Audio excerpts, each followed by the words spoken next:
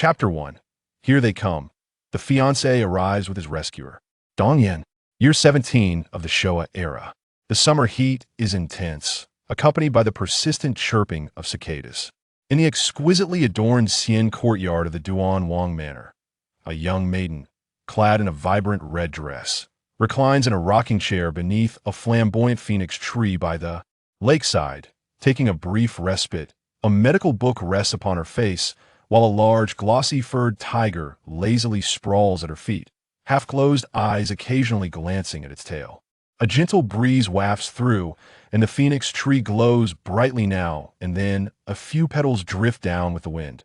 Birds perched above chirp curiously at the slumbering girl in the rocking chair, then at the tiger below, before falling silent.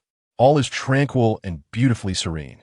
Yet this serene beauty is soon disrupted by a maid who rushes in from the courtyard entrance. Your Highness, Maid Feng Lian hurriedly approaches the phoenix tree. Noticing the young lady asleep, she treads softly, though the urgency on her face remains undiminished. The tiger, upon hearing the commotion, opens its eyes and glances at Feng Lian, then turns its head to observe its owner. Seeing her remain undisturbed, it closes its eyes once more. What has happened? Just as Feng Lian hesitates to call out again, the young lady, Gu Yuan, removes the medical book from her face and slowly opens her eyes, her clear gaze tinged with a hint of laziness. Master Rong has arrived, Feng Lian replies, taking the book from Gu Yuan's hands and noticing a few petals adorning her hair, which she gently brushes away. Master Rong? Gu Yuan furrows her delicate brows, shaking her still drowsy head as she recalls who Feng Lian is referring to. Then yawns. So what if he's here? It's not his first visit. Is it necessary to make such a fuss? Only then does she remember that Li Rongchuan had been away at the frontier for training and had just returned last night. Thus, they had not seen each other for nearly a year. Where's he now? Gu Yuan stretches and rises. In the flower hall at the front courtyard. Feng Lian steps aside to allow Gu Yuan to pass, hesitating for a moment before adding, there's also a young lady accompanying Master Rong. A young lady? Gu Yuan pauses in her tracks. Whose family does she belong to? Feng Lian shakes her head. I have not seen her. She is likely not from the capital. As a servant of the Duan Wang Manor, Gu Yuan's personal maid is well acquainted with the noble families in the capital, knowing precisely who has how many masters, young ladies, and young masters, their relationships, appearances, and so forth. That so? Gu Yuan responds lazily. If she is not from the capital, then it must be that Li Rongchuan has brought her back from elsewhere. No wonder he had not come to visit her immediately upon his return last night, and today he had dawdled until this hour to Aravia, accompanied by that young lady from outside. Suddenly, an inexplicable sense of anticipation washes over Gu Yuan, reminiscent of the melodramatic plots her godmother occasionally penned in her idle moments. With a newfound vigor, she unconsciously quickens her pace and could W the shadow on the ground, sensing that its master had no intention of taking it along. Let out a plaintive sound. It then stood up and strode over to her, nuzzling her with its head. I know you enjoy the excitement, so come along with me, Gu Yuan said, petting its head. But please, don't frighten anyone. The shadow nodded in understanding and followed Gu Yuan to the front courtyard. Brother Rongchuan, will the princess be angry with my sudden visit? Not all. Although Ainin is a princess, she is quite reasonable and possesses a gentle temperament. Yet I still fear. As a mere orphan, her noble status is so elevated. What she dislikes me. Do not worry, Ainin is not that kind of person. As Gu Yuan reached the entrance to the flower hall, she overheard such nauseating dialogue, causing her brows to furrow slightly. Her first thought was that Li Rongchuan must have sustained a blow to the head at the border. Otherwise, how could he have brought back such a pretentious and insipid woman, treating her like a treasure and presenting her before her? If you know you are not well liked, refrain from wandering about. Be cautious not to get hurt. Gu Yuan lightly chided, stepping into the flower hall while the shadow instinctively lay outside, waiting. Ainin, you've arrived. Upon seeing Gu Yuan, Li Rongchuan turned around joyfully. Reminiscent of their past encounters, Gu Yuan responded with a faint HM, then glanced at the girl called Schwanger behind him. What? Am I interrupting your moment? Not at all. Li Rongchuan replied with a smile. We were actually waiting for you. I merely reassured Schwanger, as she was worried you might not like her. The incessant mention of Schwanger, delivered with such familiarity, was truly nauseating. Gu Yuan felt that Li Rongchuan, her fiancé, was hardly worth keeping. Hearing Li Rongquan's words, Su Shuang'er stepped forward, casting a slightly provocative glance at Gu Yuan. Upon noticing Li Rongquan's gaze upon her, she immediately adopted a demure and pitiful demeanor. Feigning cuteness, she was nothing but overly contrived. Truly, she was unworthy of the occasion. Gu Yuan ignored her and proceeded to take her seat at the head of the table. Noticing Gu Yuan's silence, Su Shuang'er stood by Li Rongquan's side. With a light scoff, she accepted the tea poured by Feng Lian, gently adjusting the lid of the teapot with an air of nonchalance. Li Rongquan. Do the maids of the Qinjian Marquis not teach proper etiquette? Li Rongquan paused, and upon realizing, he looked somewhat embarrassed as he explained to Gu Yuan, Ainin, Shuang'er isn't. However, before Li Rongquan could finish his sentence, Su Shuang'er interjected, I'm not just any maid, I am Brother Rongquan's savior. Her tone was haughty and tinged with provocation. Truly unrefined, and with a mind that seemed unwell, how else could she dare challenge her in her own home? Did she not see Li Rongquan, the heir of the Qinjian Marquis, behaving like a quail in her presence? Did she genuinely believe that being the heir of the Qinjian Marquis granted him celestial favor? Or did she presume that, simply because Li Rongquan was her fiancé, she ought to be subservient, adhering to his every whim and embracing the antiquated virtues of obedience? What nonsense! Gu Yuan shook her head gently, setting down the teacup in her hand, her red lips parting slightly as she commanded, kneel and address the princess. Though her voice was soft, the authority in her tone brooked no dissent. In the past, when Li Rongquan had chased after her, playfully sparring, he had heard her utter those very words whenever he had displeased her. In his attempts to appease her, he had always complied willingly. Thus, upon hearing this almost instinctual command, Li Rongquan knelt without a moment's hesitation, obediently exclaiming, Princess. He even followed it with a familiar, ingratiating tone, saying, All right, Ainin, please do not be angry. I acknowledge my mistake. The entire sequence of actions was executed with practiced ease and fluidity, prompting a subtle twitch of Gu Yuan's lips. Observing Li Rongquan, who resembled a loyal hound, easily swayed by her mere words, Su Shuang'er was consumed by resentment and bitterness, her countenance darkening. Significantly, Gu Yuan's lips curled into a sardonic smile after a decade of pursuing her, and with the occasional admonitions from the Duke of Qinjian and his wife urging him to treat her well and avoid inciting her ire, certain sentiments had become ingrained in his very being. How could such deep-seated affections possibly be rivaled by a mere, no, a little wild chick he had known for only a year and a half? Perhaps sensing Gu Yuan's gaze upon her, Su Shuang'er lowered her head, concealing her discontent and ire beneath her bangs. Chapter 2. This fiancé should not be desired. I did not call for you. I call for her, Gu Yuan gently reminded with a light laugh.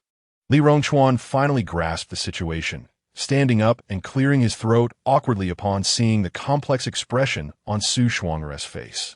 Su Shuang'er had initially expected Li Rongquan to refuse Gu Yuan's request for her to pay her respects, but to her dismay, he offered no protest as he rose. She thought perhaps he was simply taken aback and gazed at him with a sense of grievance. This bemusement amused Gu Yuan, who amused how someone so oblivious and dim-witted had become Li Rongquan as savior. How is it that a commoner, devoid of any rank or title, is being asked to pay respects to me, a princess of the second rank? Upon hearing this, Li Rongquan glanced at the aggrieved Su Shuang'er and then at Gu Yuan. Responding, Ainin, Shuang'er hails from the martial world and is unfamiliar with the intricate customs of the capital. Perhaps we should let this matter slide this time. At that moment, Gu Yuan was resolute. This fiancé of hers, even if polished, was no longer desirable. Before he could finish, she interjected, Feng Lian, what should be the punishment for disrespecting a princess? The lightest would be a slap, while the severest could be death by the rod. Feng Lian's cold voice resonated as she glanced at Su Shuang. Gu Yuan delicately lifted her teacup, blowing lightly on its surface, and stated with a composed tone, You ought to teach this young lady Shuang'er the proper etiquette. Our duke's residence maintains strict decorum that cannot be disrupted, lest my grandfather be displeased. Understood, Feng Lian replied, stepping forth from behind Gu Yuan. Having undergone rigorous selection and training, Feng Lian was Gu Yuan's trusted maid, possessing skills comparable to those of martial arts masters. Thus, before Li Rongchuan and Su Shuang'er could react, Feng Lian's palm struck Su Shuang'er's face. The resounding slap echoed throughout the flower hall, startling Yu Ying at the entrance, who instinctively craned her neck to peer inside. Upon seeing her mistress calmly sipping tea, she returned to her original position. Su Shuang'er shrieked, covering her stinging face with rage as she glared at Feng Lian. How can you strike someone so casually? I permitted her to strike you. Did you not hear? Or do you have an objection? Gu Yuan retorted with a mocking gaze. A slap for your disrespect towards the princess should be considered lenient. Remember this lesson for the future. And then, how could you? Li Rongchuan was taken aback by Gu Yuan's actions, looking at her as if she were a stranger, his eyes reflecting disapproval and disappointment. Usually, she treated others with utmost kindness, even extending her compassion to the common folk and beggars of the outer city, personally distributing porridge and charity. She would never hold a grudge, even if they accidentally soiled her garments or damaged her belongings. After all these years, he had never witnessed her demand respect with such imperiousness. Why today? Gu Yuan replied coldly. What? Does young Master Rome believe that the esteemed Princess Yunan cannot discipline one who disrespects her? I have articulated that our Duan Wangfu upholds a strict code of conduct. Upon entering the gates of our esteemed residence, one must adhere to our established rules. Failure to comply warrants consequences. Otherwise, others may perceive our Duan Wangfu as diminished, allowing any scoundrel to act with impunity within our domain. Li Rongchuan initially intended to voice his thoughts, yet upon observing Gu Yuan's displeasure and sardonic tone, he found himself speechless. Pray, do not invoke her as your savior. Regardless of whether she truly rescued you, she is your benefactor alone. Should you wish to express gratitude, do so privately. To address me disrespectfully is deserving of reprimand. Gu Yuan's demeanor was cool and dispassionate, signaling her irritation to Li Rongchuan. As the sole princess of Duan Wangfu, with her grandfather esteemed by the emperor, a father of high standing, and a mother favored by the empress dowager, Gu Yuan had been cherished since childhood, more precious than a princess herself. Yet, she remained humble and never haughty. Her temperament was generally amiable, rarely stirred to anger. However, when she was, the repercussions could be dire. Shuang'er, this is Yunan, the princess of Yunan, bestowed by his majesty, Gu Yuan declared, prompting Li Rongchuan to have Su Shuang'er pay her respects, emphasizing the phrase bestowed by the emperor. As a princess of the second rank, Gu Yuan warranted respect, while Su Shuang'er, a commoner without title or rank, was indeed obliged to bow. If Gu Yuan chose to take offense, she would have ample grounds to reprimand Su Shuang'er, potentially preventing her from exiting the gates of Duan Wangfu. Regrettably, Su Shuang'er, emboldened by her 21st century perspective, viewed the ancients as antiquated and ignorant, her mind muddled further by Feng Lian's earlier slap. Thus, despite Li Rongchuan's subtle reminder, she remained oblivious. Li Rongchuan, compelled to reiterate quietly, urged Shuang'er, pay your respects to the princess. Su Shuang'er, as if struck by astonishment, gazed incredulously at Li Rongchuan, noticing no signs of leniency from him. She pouted in discontent and turned to Gu Yuan, awkwardly bending her knee in a half-hearted curtsy. Greetings, sister. I hope you're well. Her movements were evidently clumsy, a last-minute attempt devoid of sincerity, her tone imbued with a sense of grievance, as though she had suffered a great injustice. Sister? Gu Yuan clicked her tongue, turning to Feng Lian. Did my mother give birth to a sister for me? Replying to the princess, the lady bore only you, the prince, and the young master. Feng Lian replied respectfully. Did you hear that, Miss Shuang? One may indulge in whimsical dining, but one must not speak carelessly, especially regarding family ties, Gu Yuan remarked, her gaze laced with sarcasm as she regarded Su Shuang. To call me sister, one might assume you are an illegitimate offspring of my father's dalliance. If my mother were to learn of this, her wrath would be unfathomable. As Gu Yuan envisioned the potential fallout, the thought struck her as too brutal, prompting her to shake her head and cease the contemplation. Upon hearing these words, Su Shuang'er mistakenly believed that Gu Yuan was deliberately flaunting her superiority in front of her. Disdainfully rolling her eyes internally, she could not help but murmur, "What is there to dread? She is merely a woman brainwashed by the teachings of propriety since childhood. What could she possibly achieve? At most, it would lead your father to sleep in the study, and that would depend on whether he is willing to indulge your mother." Su Shuang'er spoke in a hushed tone, her head lowered. Unless one was close by, her words were nearly inaudible. Unfortunately, Gu Yuan was skilled in martial arts. Having been trained by the greatest master in the realm, indulged with rare treasures since childhood, and having practiced numerous martial arts techniques, her abilities surpassed even Feng Lian's. Thus, Su Shuang'er's remarks reached her ears distinctly. Rising gracefully, she approached Su Shuang'er and smiled gently. "Then what shall we do? My father indeed dotes on my mother. Even if you were to envy her to the point of anguish, your envy would remain unrequited." Pausing for effect, she added, "As for whether my father sleeps in the study, I cannot say, but I can assure you that should my mother become displeased, even the dog at your door would receive a couple of slaps." Outside, drawn by the spectacle, were Song Chongting and Lu Wanshao, there to support their own daughter. To clarify for those who may be confused, I shall briefly explain why the female protagonist does not bear her father's surname. The Duke Wang is a royal prince, bearing the surname Huang and Gu. Song Chongting is the only son of Duke Wang, who, having been lost in his youth and adopted by the Song family, has always carried the surname Song. However, his children have returned to the Gu name. The story of Anan's parents is detailed in the previous book. Oh no, I was discovered by a disabled husband right after time travel. Those who are interested may wish to read it. However, it is not essential for understanding this book, as I have summarized some character relationships in this chapter's notes. Chapter 3. So, she is an orphan. Am I truly that formidable? Lu Wanshao whispered to Song Chongting, observing his smirk and giving him a sharp glare. How could that be? Song Chongting quickly suppressed his amusement, attributing it to the brutality of her husband. Noticing Lu Wanshao craning her neck to peer into the flower hall, he sighed in resignation. "Come now, let us not hinder our daughter's performance." Su Shuang'er, in a moment of confusion, muttered in response to Gu Yuan's words, "I do not even have family. How could there be a guard dog?" Upon hearing this, Gu Yuan could not contain herself any longer and let out a laugh. "So you are an orphan, I understand." Her mockery was unabashed, causing Su Shuang'er's countenance to darken further, her heart swelling with indignation. Yet, judging by recent events, it appeared that Li Rongchuan had not yet reached the point of confronting Gu Yuan on her behalf, and in his heart, Gu Yuan still held greater significance than Su Shuang'er. Most importantly, Li Rongchuan seemed to behave like a subordinate before Gu Yuan, a far cry from the noble heir of a prominent family with a royal aunt.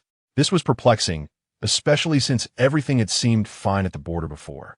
She found it utterly incomprehensible. Moreover, Gu Yuan was not at all what she had envisioned. It seems that certain matters require her to reconsider her strategy, particularly concerning Li Rongchuan. Shuang'er yearns for the affection of parents, much like the princess, yet her own mother and father succumbed to famine during her childhood, growing up on the kindness of others. Had it not been for brother Rongchuan's compassion, Shuang'er would have never set foot in this splendid capital city, teeming with nobility. Biting her lip, Shuang'er timidly spoke, entirely devoid of the earlier pride she had displayed in proclaiming herself not a maid but a savior to Li Rongchuan. With gratitude and admiration, she cast a glance at him. "However, if my presence brings any discontent to the princess, Shuang'er would willingly withdraw, only wishing for the princess and brother Rongchuan to remain well. I would feel immense guilt should I cause any discord." The tea was fragrant, and her demeanor was pitiable, with a hint of guilt painting her features, her eyes slightly reddened, as if on the verge of tears. Alas, it was truly heart-wrenching to behold. Li Rongchuan furrowed his brows, and it is not Shuang'er's fault that her parents are deceased, nor is it her desire. Is it truly appropriate for you to speak of her so? Gu Yuan tugged at the corner of her mouth, unable to suppress a mocking retort. Li Rongchuan, have you been kicked by a horse on the battlefield, injuring your eyes and brain? What? Li Rongchuan momentarily failed to grasp the implication of Gu Yuan's words, appearing rather perplexed. It's nothing. Gu Yuan, wishing to avoid further discussion, brushed her sleeve and inquired, "What brings you here today?" "Oh, nothing much. Just came to see you." "To see me?" Gu Yuan scoffed lightly, casting a sidelong glance at Su Shuang. "What? Are you afraid to come alone? Or did you forget the way after stepping out and require someone to guide you?" "No. Schwanger has heard me mention you several times while at the border and has long wished to meet you. Moreover, she is my savior and possesses considerable knowledge. I thought it prudent for you to become acquainted.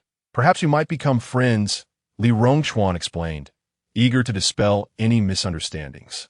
"That is quite unnecessary." Gu Yuan scoffed internally, her tone indifferent. "I have no interest in your affairs, and if there is nothing else, you may take your leave." Gu Yuan initially sought to embarrass Su Shuanger and subsequently turned coldly dismissive towards him, now unreservedly issuing an eviction order. Li Rongchuan felt a sting to his pride, his demeanor cooling in response. "Then I shall visit you another day." With that, he turned to leave, and Su Shuanger hurriedly followed.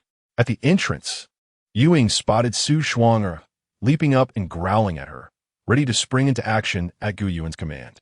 Su Shuanger, startled, fell to the ground, screaming, "Ewing, do not frighten her." Li Rongchuan turned back to assist Su Shuanger, who seized the opportunity to plunge into his embrace, her face a portrait of fear as she stammered, "Brother Rongchuan, why is there a tiger here? You frightened me to death." With Gu Yuan present, Su Shuanger clinging to him made Li Rongchuan somewhat awkward.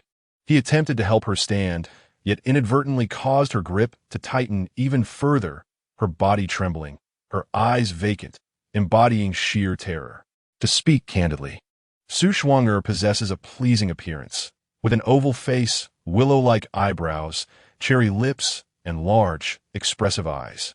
Dressed in simple attire, her tearful expression resembles that of a delicate white flower, evoking a strong protective instinct in men. This stands in stark contrast to Gu Yuan's vibrant red outfit, which exudes brightness. Onlookers might mistakenly believe that Gu Yuan is bullying her. "Fear not, Shuanger. Ewing would never harm you," Li Rongchuan said, casting a helpless glance towards Gu Yuan and offering gentle comfort. Su Shuanger remained silent, burying her face in Li Rongchuan's embrace, her grip on his clothing transforming into a loving hold around his waist. Li Rongchuan, however, merely furrowed his brow and shifted Su Shuanger's hand slightly, feeling awkward as he stood there, caught in a dilemma, unwilling yet unable to extricate himself from the situation. Gu Yuan nearly lost her lunch at the sight. "Dear sirs, if you wish to indulge in affection and intimacy, might I suggest you retreat to your own abode? Otherwise, if you soil the floors of our Duke's residence, the expense of replacing them will fall upon you," she interjected. "Anan, you misunderstand. Shuanger and I share nothing beyond this moment," Li Rongchuan hurriedly clarified, pushing Shuanger away. Yet, Gu Yuan lacked the patience to listen, interrupting him before he could continue. "There is no misunderstanding, no need for explanations. I comprehend entirely. She is your savior, after all, and appears quite frightened. Poor thing. Do take her home and procure a physician for her. It would be unfortunate if such a delicate beauty were truly traumatized." Gu Yuan's gaze was clear, her smile sincere, reminiscent of a gentle and virtuous wife who places her husband above all else, if one were to disregard the mockery lurking beneath her surface. After speaking, Gu Yuan departed with Feng Lian, momentarily pausing by Su Shuanger to whisper in a tone only they could hear, "Ewing indeed poses no threat. But beware of other entities, dear Shuanger." Su Shuanger, incensed by Gu Yuan's insinuation of her being less than human, abandoned her facade of fragility and glared resentfully at Gu Yuan's receding figure. Fortunately, Li Rongchuan's attention was fully captured by Gu Yuan, or else her current demeanor would have shattered her delicate image before him. After Gu Yuan left the flower hall, she instructed Feng Lian to summon others to escort the two away, then proceeded to the Tingwan residence, eager to see her parents and discuss various matters with them. However, upon reaching the entrance, she was halted by the guards. "My lady, the heir has instructed that you may act as you wish without consulting them. Whatever you choose to do, they shall support you. If you must speak with them, please come back later. He and the lady are currently occupied with other pressing matters." Haikmu relayed Song Chongting's message in one breath, then stood silently beside her, awaiting her response. Understanding this, Gu Yuan deduced that her parents had indeed gone to the flower hall to witness the unfolding drama, or, to use her mother's words, to provide her with support, only to return upon seeing that she could manage on her own. If her intuition served her right, they had likely been compelled to return by her father. Without any unexpected developments, it seems that her husband's father has already taken her to another location. One unscrupulous couple, Gu Yuan silently scoffed, and with a smile, addressed Hanzhou. Please convey to my father and mother that I shall join them for dinner this evening. The matter of marriage is not to be trifled with. Both the Duanwang Manor and the Chengyan Marquisate are esteemed noble families in the capital. Should she wish to retract the engagement, it is only proper to inform her parents. Moreover, there is also her grandfather to consider. With this in mind, Gu Yuan turned and made her way to Qingfeng Pavilion. Chapter 4. Elated like a simpleton, Gu Yuan's parents and grandfather are enlightened individuals, each doting on her to an extraordinary degree. Thus, upon learning the circumstances, they wholeheartedly supported her decision to withdraw from the engagement and promptly arranged for the gifts sent by the Chengyan Marquisate to be meticulously returned overnight, along with the birth date of Li Rongchuan, the intended groom, as the cherished princess of Duanwang Manor. It is only fitting that her husband should devote himself entirely to her, pledging his life to her alone. The initial engagement with the Li family occurred because the two families were well matched, having known each other intimately. Gu Yuan and Li Rongchuan were childhood sweethearts, and the Chengyan Marquis and his wife were known for their kindness and generosity. They had assured Gu Yuan that Li Rongchuan would never take a concubine and would ensure she faced no grievances, which is why the engagement had been settled before Li Rongchuan's expedition to the border last year. Originally, the families had planned to formalize the union after Gu Yuan celebrated her 17th birthday in August of this year. However, who could have anticipated that after just a year, Li Rongchuan would return from the border with another woman? Whether the act of saving her was genuine or premeditated remains to be seen, but even if it were genuine, there are numerous ways to express gratitude. To knowingly bring another woman back while already having a fiancé, fostering ambiguity, is utterly unacceptable. Under such circumstances, it is evident that the engagement must be dissolved. Li Rongchuan was taken aback to discover that Gu Yuan wished to annul their engagement due to Su Shuang. The Chengyan Marquis and his wife were equally unprepared, rendered speechless as they beheld Tao Shi and He Shan, along with the Black Eagle Army, carrying the betrothal gifts. What? Annul the engagement? After a significant pause, Lady Cui finally regained her composure, her shock leading her to question her own hearing. Did you say the princess wishes to break off the engagement with Rongchuan?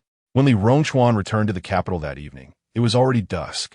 Concerned that it would be inappropriate to bring Su Shuang, a young lady, back to the manor so late, and having not previously mentioned her to his family, he opted to arrange for her stay at an inn. He had intended to introduce her to Gu Yuan before bringing her back to the Chengyan Marquisate to meet his parents. However, after being met with a cold reception at Gu Yuan's, his spirits dampened, and he forgot about this plan altogether.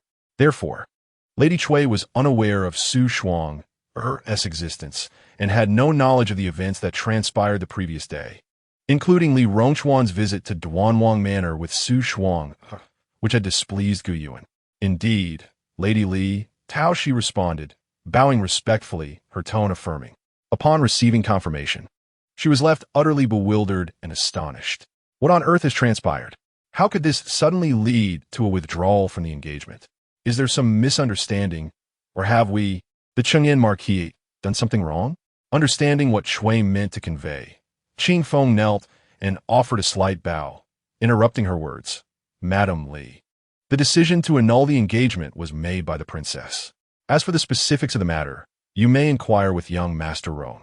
Upon hearing this, Cui realized that it was Li Rongchuan who had done something to displease Gu Yuan, yet this was not the time for questioning.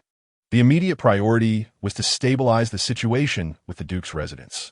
This marriage was a significant affair, dictated by parental wishes and the words of matchmakers. The annulment was a momentous issue. Should it not be discussed with the young master and young mistress?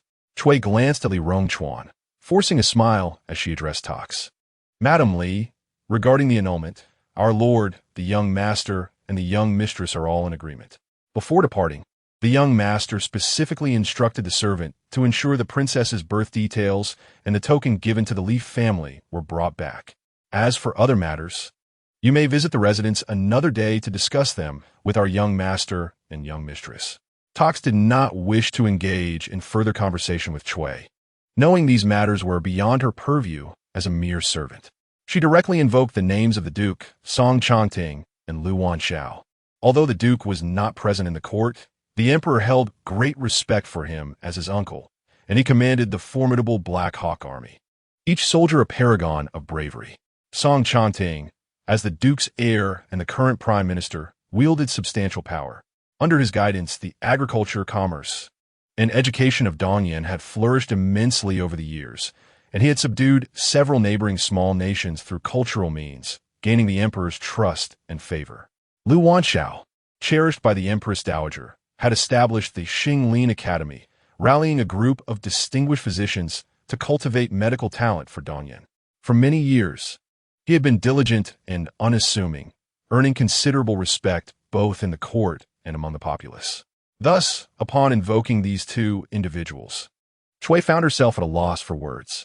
In truth, upon seeing Tox and Heishan, Chui understood that the decision to annul the engagement was also influenced by the Duke and Song Chongting.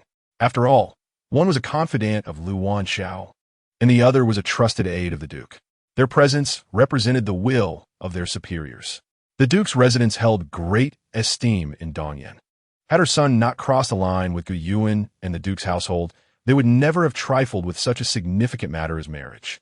Since they had sent someone to annul the engagement, it indicated there was no room for negotiation. She simply did not wish to relinquish such a favorable match and hoped to salvage it, even if only to delay, believing that perhaps another opportunity would arise. However, upon witnessing Tox and Heishan depart with their entourage and the bridal gifts piled in the courtyard, Chui felt a wave of dizziness and pain in her head. Seeing Li Rongchuan still standing there in a daze only fueled her anger, and in the end, she could not catch her breath and fainted. "Mother, madam, call for a doctor, quickly." In an instant, the entire Chengyan Marquisate was thrown into chaos. In the inn, upon hearing of Gu Yuan and Li Rongchuan's annulment, Su Shuang'er's first reaction was disbelief. How could a feudal lady like Gu Yuan so easily renounce her engagement? After all, regardless of the circumstances, a broken engagement inevitably tarnishes a woman's reputation and disrupts the cordial relations between two families.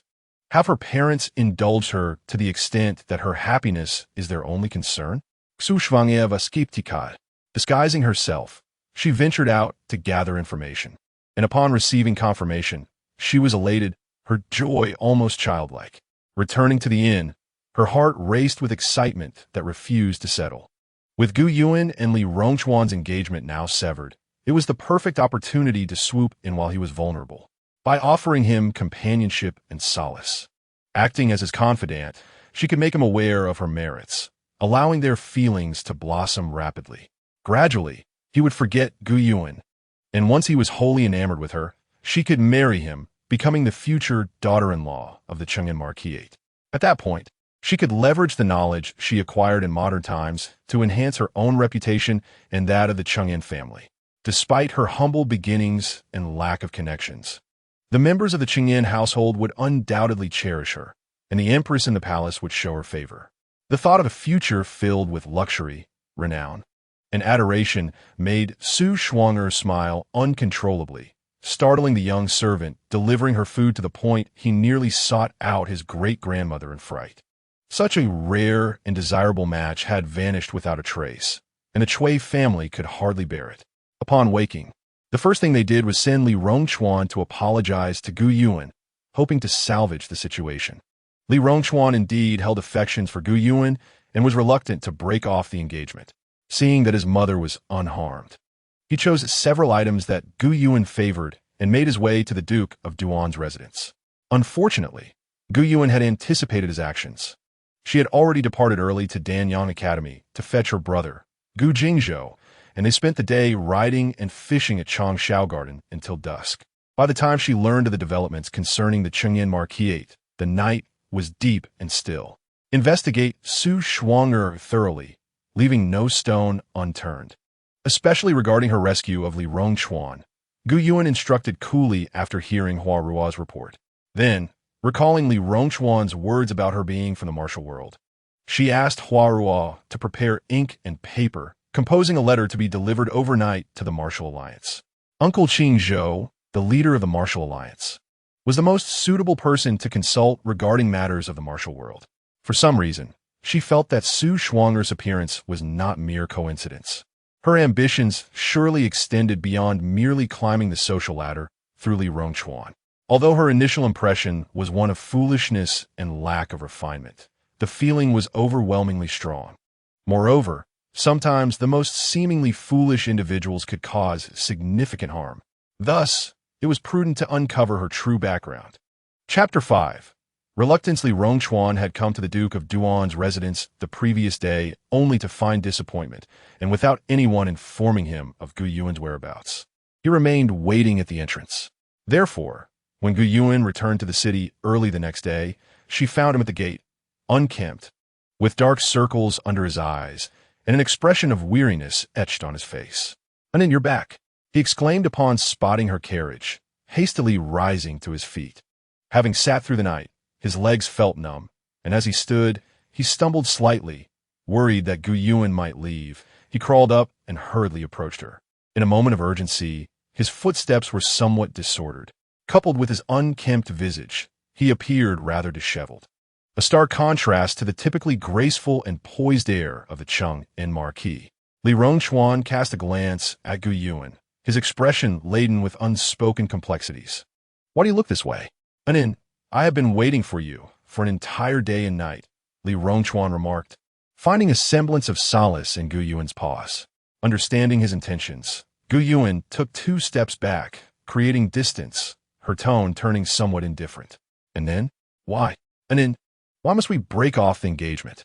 Li Rongchuan's heart sank at her frosty demeanor. "What have I done wrong? Please, tell me, and I shall amend it. Anin, can we not call off the engagement?" His voice trembled, tinged with a hint of nasal congestion, his eyes brimming with genuine sorrow. Yet, Gu Yuan merely scoffed softly, signaling Feng Lian and Hua Ruo to escort Jing Zhou into the residence before fixing her gaze upon Li Rongchuan. "You have sat here for an entire night, yet remain oblivious to your own mistakes. Is it sheer confusion or willful evasion?" Li Rongchuan found himself momentarily speechless, eventually responding with a faltering tone. "And there is nothing between Su Shuang'er and me. We are merely because she saved me, and, as an orphan with nowhere to go, I brought her home. I assure you, my affections lie solely with you. We have grown up together, and you know how deeply I cherish you, do you not?" In a flurry of desperation, he offered explanations and reassurances, yet Gu Yuan remained silent, her gaze unwavering. After a considerable pause, she finally spoke. "Li Rongchuan, we have been childhood companions, our families well-matched. When we were betrothed, it was with my consent. However, prior to our engagement, I laid down 3 non-negotiable boundaries. Should you transgress any one of them, our relationship would cease. I specifically reminded you of the second rule before my departure. If you have forgotten, I suggest you revisit our agreement, which you diligently inscribed and framed for display." Having concluded her statement, Gu Yuan turned on her heel and entered the Duke of Duan's residence, instructing the doorman to bar Li Rongchuan's entry without an invitation in the future. Li Rongchuan stood there, rooted in place, watching her retreating figure devoid of any lingering attachment until her last trailing garment vanished from sight. It was only when the guard, Shi Yin, called out to him that he slowly regained his senses.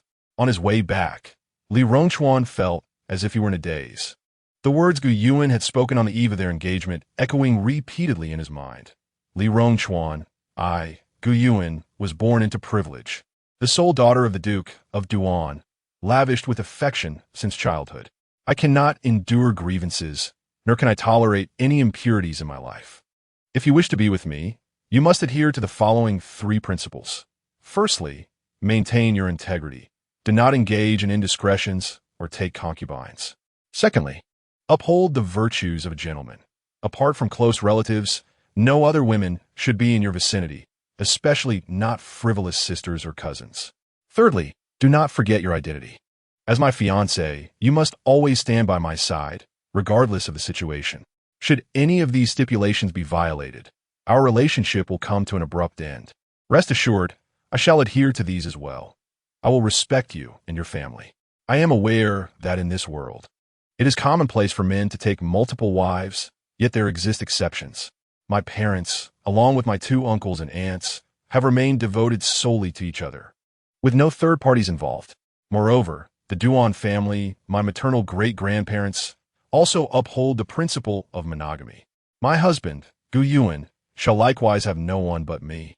When 2 individuals genuinely cherish one another and wish to share their lives, there is simply no room for others. Li Rongchuan, lost in thought, raised his hand and delivered a sharp slap to his own face. He had unwittingly violated 2 of his 3 bottom lines, and it was no wonder Gu Yuan was so resolute in severing their engagement. He had brought this calamity upon himself. As he contemplated the loss of Gu Yuan, whom he had so painstakingly pursued, he struck his face once more. Li Rongchuan, you deserve this. Ha ha ha. Li Rongchuan, you truly deserve this. As tears streamed down his face, he stumbled and fell to the ground, realizing that Gu Yuan would no longer acknowledge him. His heart ached even more, prompting him to lie on the ground, alternating between laughter and tears. By this hour, the streets were bustling with passers-by who paused to gawk and whisper at his predicament. Seeing the growing crowd, Shi Yin crouched down to assist him, but Li Rongchuan remained motionless, as if he were on the brink of death. Young master, let us return home. You have not rested all night. It would be wise to recuperate and devise a plan, Shi Yin urged. Li Rongchuan feigned ignorance, remaining still on the ground. Young master, the princess's ire is undoubtedly due to Miss Su's displeasure. If you maintain a respectful distance from Miss Su and sincerely apologize to Princess Yunan, she will surely forgive you after all these years of affection. Upon hearing this, Li Rongchuan's eyes flickered with hope, only to quickly dim again as he pessimistically shook his head. No, I am well aware of Yunan's temperament. I have breached 2 of her 3 bottom lines. She will not forgive me. Observing Li Rongchuan's despondent demeanor, Shi Yin felt an urge to slap him. When they returned to the capital, he had subtly hinted that Li Rongchuan was already betrothed, and bringing a young lady like Su Shuang'er, who had yet to be formally wed, was inappropriate. There are myriad ways to repay kindness. It is unnecessary to bring someone back, as it may lead to misunderstandings. Initially hesitant, he had been swayed by Su Shuang'er's tearful pleas, convincing himself that the debt of gratitude outweighed all else, and that others would understand his actions. Thus, he had brought her back. Not only had he done that, but he had also taken her to the Duke of Duan's residence, claiming it was to introduce her to Princess Yunan. With unclear origins and an ambiguous relationship with her fiancé, who would wish to be acquainted with such a woman? Especially not Princess Yunan. One could only wonder what he was thinking. Fortunately, the princess's brother, Gu Yin, was not present. Otherwise, Li Rongchuan's best outcome would have been recuperating in bed. Shi Yin let out a sigh and said, Your Highness, the situation has not yet reached an irreparable point. As long as Princess Yunan remains unmarried, there is still a chance for you. Everyone makes mistakes, as the old saying goes. Acknowledging one's faults and striving for improvement is of great significance. If you can assure that you will not repeat your mistakes, Princess Yunan will surely forgive you. Yet, deep down, Shi Yin was not entirely convinced by his own words. Over the years, he had come to understand Princess Yunan's temperament quite well. A proud woman like her, with suitors lining up from the palace gates to the city walls, would surely not entertain the notion of returning to someone who had spurned her. However, he felt compelled to say something to prevent their esteemed heir from languishing in despair, as he detested being the subject of public scrutiny and gossip. Indeed, upon hearing Shi Yin's words, Li Rongchuan's eyes sparkled with renewed vitality, and a sense of determination washed over him. Yes, my years of affection for Yunnan cannot simply be discarded. With that, Li Rongchuan swiftly rose from the ground and made his way toward the Duke of Cheng'an's residence. Meanwhile, hidden within the crowd, Su Shuang'er seethed with anger at the sight of Li Rongchuan's despondency over Gu Yuan. Her nails almost broke from the force of her grip. Chapter 6. Su Shuang'er's System. Gu Yuan was the bane of her existence. Even with their engagement, she felt overshadowed, and now, without the engagement, Li Rongchuan's heart still seemed to belong to Gu Yuan, particularly as he wallowed in despair because of her. Why was this so? Gu Yuan had audaciously severed their engagement and now barred him from entering the Duke's residence, leaving him with neither dignity nor face. Why did he still cling to Gu Yuan? What was so remarkable about her? In what way did she fall short compared to Gu Yuan? Why must the heir of a noble family stoop to such levels? Filled with rage and resentment, Su Shuang'er stormed toward the inn, cursing Gu Yuan under her breath. They had originally agreed that after visiting Gu Yuan together, he would escort her to meet his parents at the Duke of Chengyan's residence. Yet, Gu Yuan had treated him coldly, causing him to forget their plans in his frustration, and now, with the engagement annulled, she had completely cast her aside. If Li Rongchuan chose to send her away to please Gu Yuan, all her efforts over the past months would have been in vain. Cursed Gu Yuan. She would not allow such a thing to transpire. Foolish creature, do you only know how to rage impotently in the face of adversity? As Su Shuang'er continued her tirade, a distant, mysterious, yet somewhat arrogant voice echoed in her mind. Although she had only heard this voice once before, it left a profound impression, and she eagerly awaited its return each day. System, have you finally awakened? Su Shuang'er's tone betrayed her uncontainable delight, and all her frustrations and resentments vanished, prompting her to quicken her pace back to the inn. The system had facilitated her journey here, created opportunities for her to become Li Rongchuan's savior, and influenced him. Surely, it would possess the means to help her completely supplant Gu Yuan. If I do not awaken soon, you foolish girl will be the architect of your own demise. The system scoffed, its tone dripping with disdain. Before your arrival, did I not inform you that our objective is Gu Yuan? Li Rongchuan is Gu Yuan's fiancé. You must engage with him more frequently so that your influence over him will grow, allowing you to infiltrate their circle and ultimately gain access to Gu Yuan. The more you interact with Gu Yuan, the greater your chances of seizing her fortune. Have you forgotten? Upon hearing these words, Su Shuang'er suddenly felt a jolt. Had the system not intervened, she might have almost forgotten her mission. Shuang'er hadn't forgotten, but after returning to the capital, Li Rongchuan had devoted all his attention to Gu Yuan, leaving her to stay in an inn, without even taking her to the Chengyan marquisate. Overwhelmed by her own thoughts and fears, Su Shuang'er bowed her head low, her voice dwindling to a whisper until it faded entirely. She harbored a deep-seated fear of this mysterious system, worried it might torment her as it had when she initially paid for its services, and was even more terrified that it might, in a fit of displeasure, send her back to the modern world or end her life altogether. She did not wish to endure such humiliating torment again, nor did she desire to return to the bleak and miserable existence she had led in the modern era. If you encounter difficulties, can't you devise a solution? Are you a fool? Is that trinket around your neck merely for decoration? If Li Rongchuan would not take her along, should she just meekly remain at the inn? Why would you willingly accept your fate while paying such a hefty price for my assistance in your journey?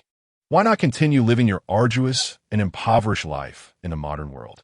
Perhaps incensed by Su Shuang'er's demeanor, the system unleashed a torrent of scorn, berating her mercilessly. Naturally, Su Shuang'er felt a surge of discontent, yet she dared not voice her feelings, even refraining from displaying the slightest hint of displeasure. Instead, she bowed her head in respectful acknowledgement of her faults. Recognizing her submissive disposition, the system found her utterly ineffectual and began to regret assisting her in her transition. However, the die had been cast, and now that it had not yet regained its strength, it lacked the capacity to seek out another traveler. Noticing its prolonged silence, Su Shuang'er realized it was angry. She hastily rose from her seat and knelt down, imploring, "Please do not be upset, esteemed system. It is entirely my fault for not performing adequately. I beseech you for another chance. I will find a way." The system scoffed. You think you could devise a plan? What brilliance do you believe resides in that simple mind of yours? Before Su Shuang'er could respond, it continued, "Close your eyes. I shall teach you a charm of allure. When the moment is right, use it to entice him. When emotions run high, he will be entirely captivated by you."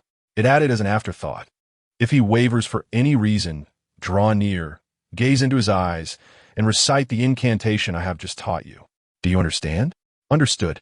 Su Shuang'e instinctively nodded, only to process the system's words moments later, exclaiming in astonishment, "Engage with Li Rongchuan intimately? Do you mean for me to share his bed? What? Do you find this approach unsatisfactory? Or do you fear it will diminish your worth in the eyes of others?" Faced with Su Shuang'e's skepticism, the system expressed its displeasure. "Surely, you do not aspire to be wed by Li Rongchuan in a grand procession, adorned in a lavish bridal gown?" Having accurately discerned my thoughts, Su Shuang'e fell silent. The grandeur of a magnificent wedding and an opulent bridal procession is a dream cherished by every girl, and she was no exception. Furthermore, with Li Rongchuan's noble lineage and striking handsomeness, marrying him would elevate her to the status of a marquise, promising a life of luxury and indulgence. Truly, she would soar to new heights. The system scoffed dismissively, its tone dripping with disdain. One ought to be more realistic in their dreams. You, an orphan, are hardly a suitable match for Li Rongchuan. Apart from your pleasing appearance, you possess no exceptional qualities. Why would the esteemed Duke of Cheng'an consider you worthy of his son? Moreover, with Gu Yuan in the picture, do you truly believe you stand chance? At that moment, the system was unaware that Gu Yuan had already broken off the engagement with Li Rongchuan. Noticing her silence, it continued earnestly, "Whether a cat is black or white, what matters is its ability to catch mice. Gaining entrance to the Duke of Cheng'an's estate and winning Li Rongchuan's heart is what truly matters. Do not concern yourself excessively with the trivialities." Indeed, fearing the system's wrath, Su Shuang'e refrained from further comment, suppressing the multitude of thoughts swirling within her mind and responding softly. Observing her obedience, the system's ire diminished. However, it reflected on Su Shuang'e's inherently lowly disposition. Without a proper understanding of her own worth, she would fail to execute her tasks effectively. Thus, it resumed its tirade. "As for being looked down upon, I trust you are indifferent, considering your ambition to ascend to your superior's bed in the 21st century, albeit unsuccessfully. Furthermore, not long ago, you were willing to sacrifice everything for my assistance in traversing realms to seize another's fortune and secure a better life. Have you already forgotten? You have merely switched locations and bodies. Nothing else has changed. You remain you, and there is no need to feign nobility or erect false standards." With a tone laced with mockery, the system laid bare Su Shuang'e's unsavory past, leaving her mortified and seething with indignation, her teeth nearly grinding to dust. "Yes, I understand," she finally managed to say, having taken considerable time to regain her composure, her demeanor sincere and respectful. Thus, the system found itself somewhat appeased, its tone softening significantly. "Perform well, for fortune awaits you. In matters of life and death, you may summon me using the methods I previously taught you." At these words, Su Shuang'e was momentarily taken aback. "Are you still going into seclusion?" The system simply acknowledged with a grunt, offering no further explanation, but imparting a final reminder: "Follow my instructions diligently." "Yes, I understand." Su Shuang'e felt undeniably like the most beleaguered system bearer and transmigrator. Enduring the system's relentless scrutiny and personal attacks was one thing. Yet since her arrival in this new realm, the system had remained in seclusion, claiming to be still recovering from severe injuries inflicted by a divine artifact over a decade ago. When it had first appeared, she had hoped it was healed and could assist her as other systems did. Little did she know, it had merely emerged to berate her. "Speak your mind. Stammering is irksome. Should you mishandle the situation, I shall not spare you." The system, noticing Su Shuang'e seemed poised to speak yet hesitated, expressed its displeasure. Startled, Su Shuang'e quickly replied, "I wish to inquire, since our objective is Gu Yuan, why do we not approach those within the Duan Wangfu directly, instead of taking a roundabout route through Li Rongchuan?" From the Duan Wangfu, the system reacted as if it had heard something ludicrous. The Duan Wangfu is as impenetrable as a fortress, let alone whether you can even enter. Do you truly believe you could survive within its walls for more than a few days with your intellect? Once again met with merciless ridicule, the carefully composed expression of Su Shuang'e shattered in an instant. Her fists, concealed within her sleeves, clenched tightly, her nails digging into her flesh. After enduring for what felt like an eternity, she finally muttered in frustration, "Are the people of the Duan Wangfu really that formidable? I am a modern individual, and with your assistance, do you not comprehend that you have already offended Gu Yuan? To venture into the Duan Wangfu would be tantamount to courting death.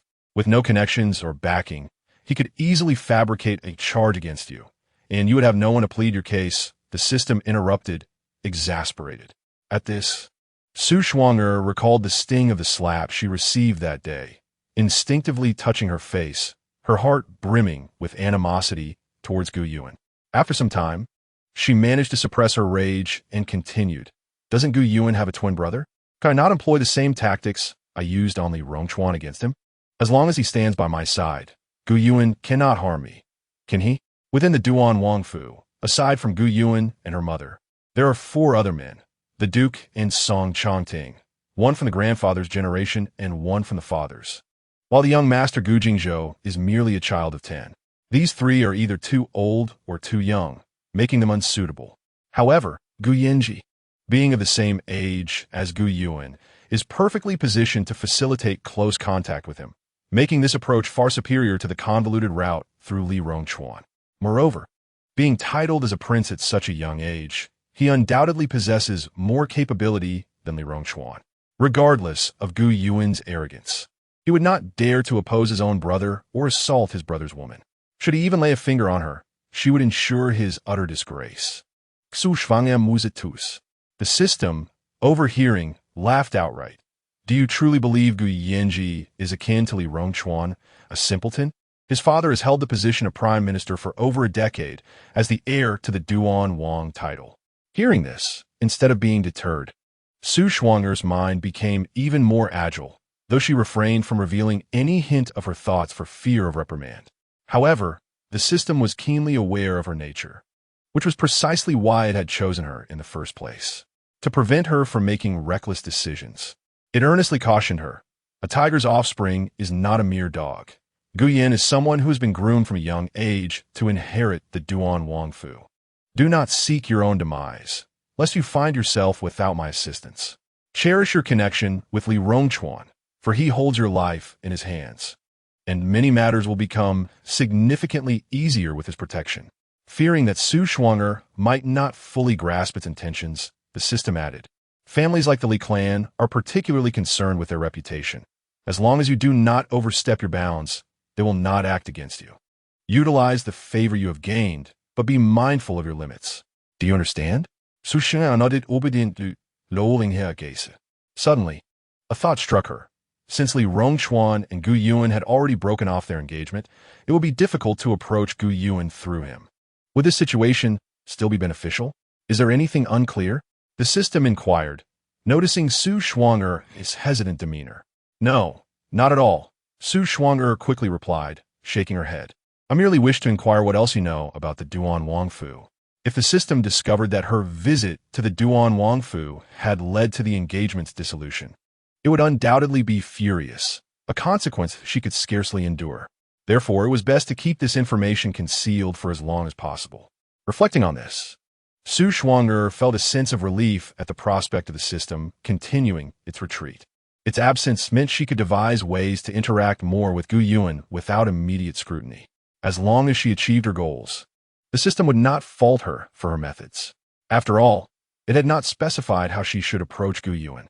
With this thought, Su Shuang'er felt considerably lighter, lifting her head from its previous position. As long as she complied with the system's directives, it would not concern itself with her inner thoughts.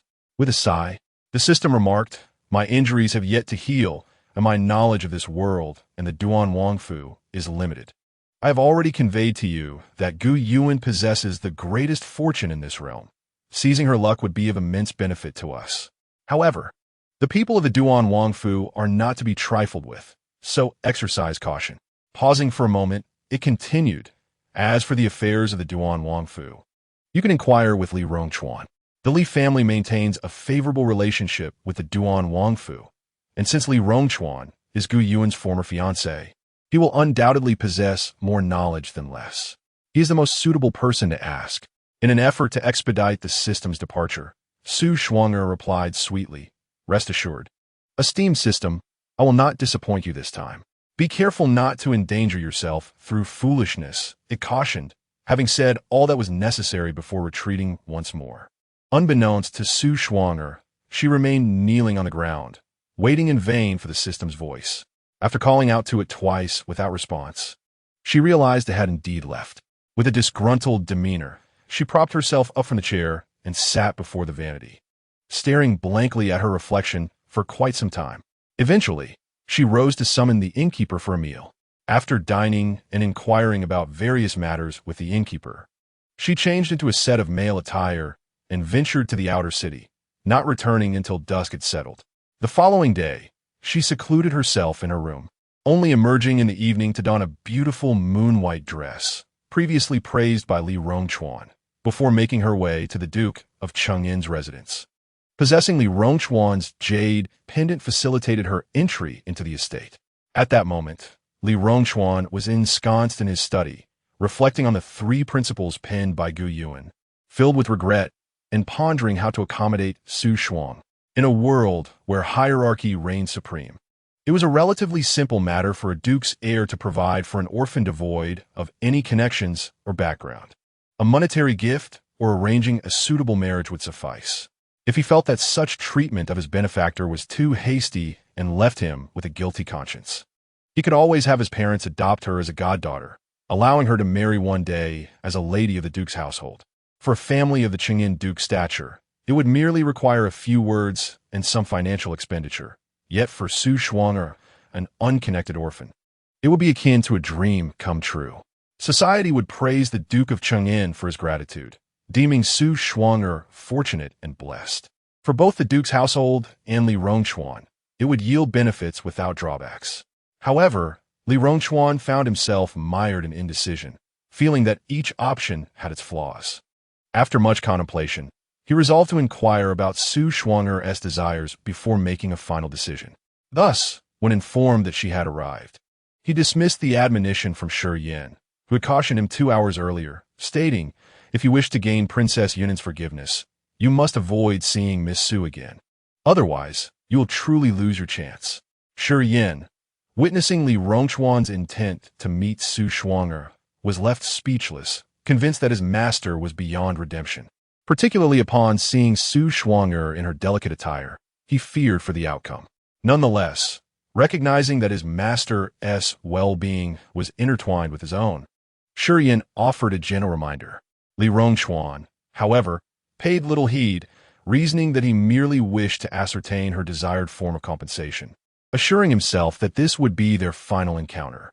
Shi Yan, seeing his resolve, refrained from further admonitions, knowing that words would be futile.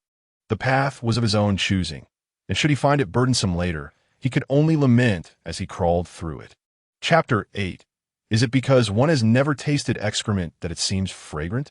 Upon hearing Li Rongchuan inquire about her desired compensation, Su Shuang'er understood that he intended to dismiss her, feeling a surge of unwillingness and indignation.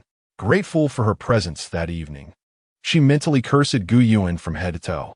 Nevertheless, she feigned understanding, expressing her comprehension of Li Rongchuan's position and symbolically requesting a modest sum of money. Ultimately, she wished him and Gu Yuan well, expressing her hopes for his happiness, embodying the epitome of thoughtfulness. Subsequently, citing the inconvenience of future meetings, she urged Li Rongchuan to share a cup with her, framing it as a farewell toast in advance. Li Rongchuan harbored a deep sense of guilt towards Su Shuang'er, for he had initially brought her back with the promise of caring for her well. Yet, only a few days after arriving in the capital, he found himself compelled to send her away. She did not weep or wail. Her only request was to share a drink, and what reason could he have to decline? Li Rongchuan even went out of his way to procure an exquisite vintage wine cherished by his father. When the fine wine arrived, Su Shuang'er proactively poured the drinks, seizing the opportunity to discreetly add the powdered aphrodisiac she had purchased at a high price from the outer city to his cup while he was distracted. Li Rongchuan, un suspecting. Drank it down. The ensuing morning unfolded chaotically. Upon rising, he heard from a servant that a young lady had come to find him the previous night, and in the midst of the commotion, Madame Chui hurried to the residence, only to discover the two of them lying together, disheveled.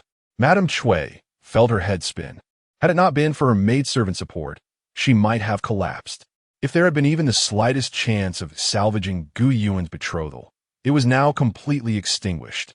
In a fit of rage, she slapped Su Shuang'er twice, and upon learning of her identity and that her involvement contributed to Gu Yuan's broken engagement, she wasted no time in ordering her immediate execution. Li Rongchuan intervened, insisting on taking responsibility for Su Shuang'er, but Madame Chui vehemently disagreed. Their heated exchange led to her fainting, overwhelmed by fury. The chaos at the Duke of Cheng'in's residence was palpable. When the news reached the Duke of Duan's manor, Gu Yuan was in the Grand Garden, fishing with her grandfather. The Duke fished while Gu Yuan tended to the fire, having inherited her mother's culinary talents, making her equally adept in both the kitchen and the parlor. Upon receiving a report from Shuang, Gu Yuan merely responded with a calm, "I understand." It appeared that Li Rongchuan's demeanor had profoundly agitated Su Shuang'er, inducing a sense of urgency that led her to ascend to his bed so hastily. Yet, one could not help but ponder whether Su Shuang'er was truly lacking in discernment or simply too indiscreet and shameless. Traditionally, a proper marriage required the full ceremonial rites, while an unmediated liaison without such rites was deemed a concubine, a woman who actively sought to present herself as a bedmate devoid of dignity, would not even be considered worthy of being a lowly concubine in respectable households. Alas, she was simply not of the caliber to be taken seriously. It was perplexing to consider what had drawn Li Rongchuan to her. Or perhaps he was merely intoxicated by the allure of a common vintage, seeking to taste the flavor of an inconsequential brew. It was astonishing that he would allow such trivial matters to so deeply distress his mother. Was that aged green tea truly so remarkable? Gu Yuan found herself at a loss, shaking her head as she turned the fish over to continue grilling. "Do not be disheartened," the Duke of Duan comforted, mistaking Gu Yuan's lowered gaze for sorrow. "Fear not, grandfather," she replied with a smile, shaking her head. "I am not saddened. It is simply not worth it." Gu Yuan was genuinely untroubled, yet Prince Duan assumed she feigned indifference to spare him concern. After all, she had always been sensible from a young age. He set aside his fishing rod and seated himself across from her, asserting, "Indeed, it is beneath us. Our inn is born of noble lineage, deserving only the finest suitors this world has to offer." He then recalled that his grandfather had instructed someone to gather portraits of suitable young gentlemen for the prestigious families in the capital, allowing her to choose at her leisure. Hishn, unable to restrain himself, interjected with a critique. Young Master Rong used to appear quite admirable, always trailing the princess and never casting a glance at another woman, prioritizing her above all else. Yet, after a mere visit to the border, he seems transformed. If Li Rongchuan had found someone superior to Gu Yuan, I might understand, but that Su Shuang'er, she reeks of mediocrity. Her family background, beauty, talent, and upbringing pale in comparison to our princess. Has he lost his senses? Or was he perhaps struck on the head by a horse at the border? Hishn was genuinely perplexed. Upon hearing this, Prince Duan scoffed, whether he was kicked by a horse or trampled by a bull. If he cannot manage his affairs, he does not deserve my inn. Do not mention him again. It is ill fortune. Fortunately, his family did not endorse early marriages, sparing them from such misfortune. His inn was a cherished treasure, nurtured in his hands since childhood, and over the years, he had never uttered a harsh word to her. Yet here she was, provoked and disgusted by those two individuals on his own territory. Were it not beneath his dignity, he would have summoned Hish in to personally teach them manners. Recognizing the genuine ire of his lord, Hish quickly nodded in agreement. "Indeed, I shall instruct my subordinates accordingly. Should they approach the prince's residence again, they will be expelled without hesitation. Do not be upset, grandfather. It is not worth your concern. I will handle this matter myself," Gu Yuan said, pouring a cup of tea and offering it to him. "I merely ponder the commotion that will inevitably arise within the Cheng'in marquisate. I doubt Lady Cheng'in will endure Li Rongchuan's temper much longer. Cui Shi would surely disapprove of Su Shuang'er, considering her lack of propriety. Even as a lowly maid, she would be deemed unworthy. Furthermore, The engagement between Li Rongchuan and her remained intact, at least in part due to Su Shuang'er. Her actions had cost the Qing'an Marquisate a splendid alliance with the prince's residence. It was a miracle that Shuitor had not flayed her alive, let alone accept her into their family. As for Su Shuang'er, having sacrificed her virtue for wealth and status, she would not quietly acquiesce. Li Rongchuan had just stripped her of her innocence. Burdened with guilt and responsibility, he would not easily relinquish her presence. He faced a dilemma between his biological mother and the so-called savior with whom he shared a physical bond. The future of the Qing'an Marquisate promises to be a spectacle of intrigue. Perhaps, when boredom strikes, one could send someone to inquire further, returning with tales to amuse and entertain. Upon hearing these words, the Prince of Duan let out a hissing sound. Li Rongchuan has only just returned from the border a few days ago, and he has already caused his mother to faint twice. One can only speculate how many more times she will be distressed in the future. Such a dutiful son, lacking a bit of fortune, seems unable to bear the consequences. I wonder if his grandfather is aware of the disheartening state his meticulously raised grandson has fallen into. Would he be so enraged as to rise from the grave? He concluded with a remark, "If your brother dares to act in such a manner, I shall break his legs." Gu Yuan observed her grandfather's disdainful expression and chuckled softly, covering her mouth. "Grandfather, you might as well set aside that thought. If my brother dares to upset our mother, you may not even be aware, for father has already taken it upon himself to teach him the ways of filial duty." Throughout the capital, it is common knowledge that their esteemed family holds significant power. Even the emperor grants them a modicum of respect. The prime minister, known for silencing the court with his sharp tongue, is, in fact, a devoted husband.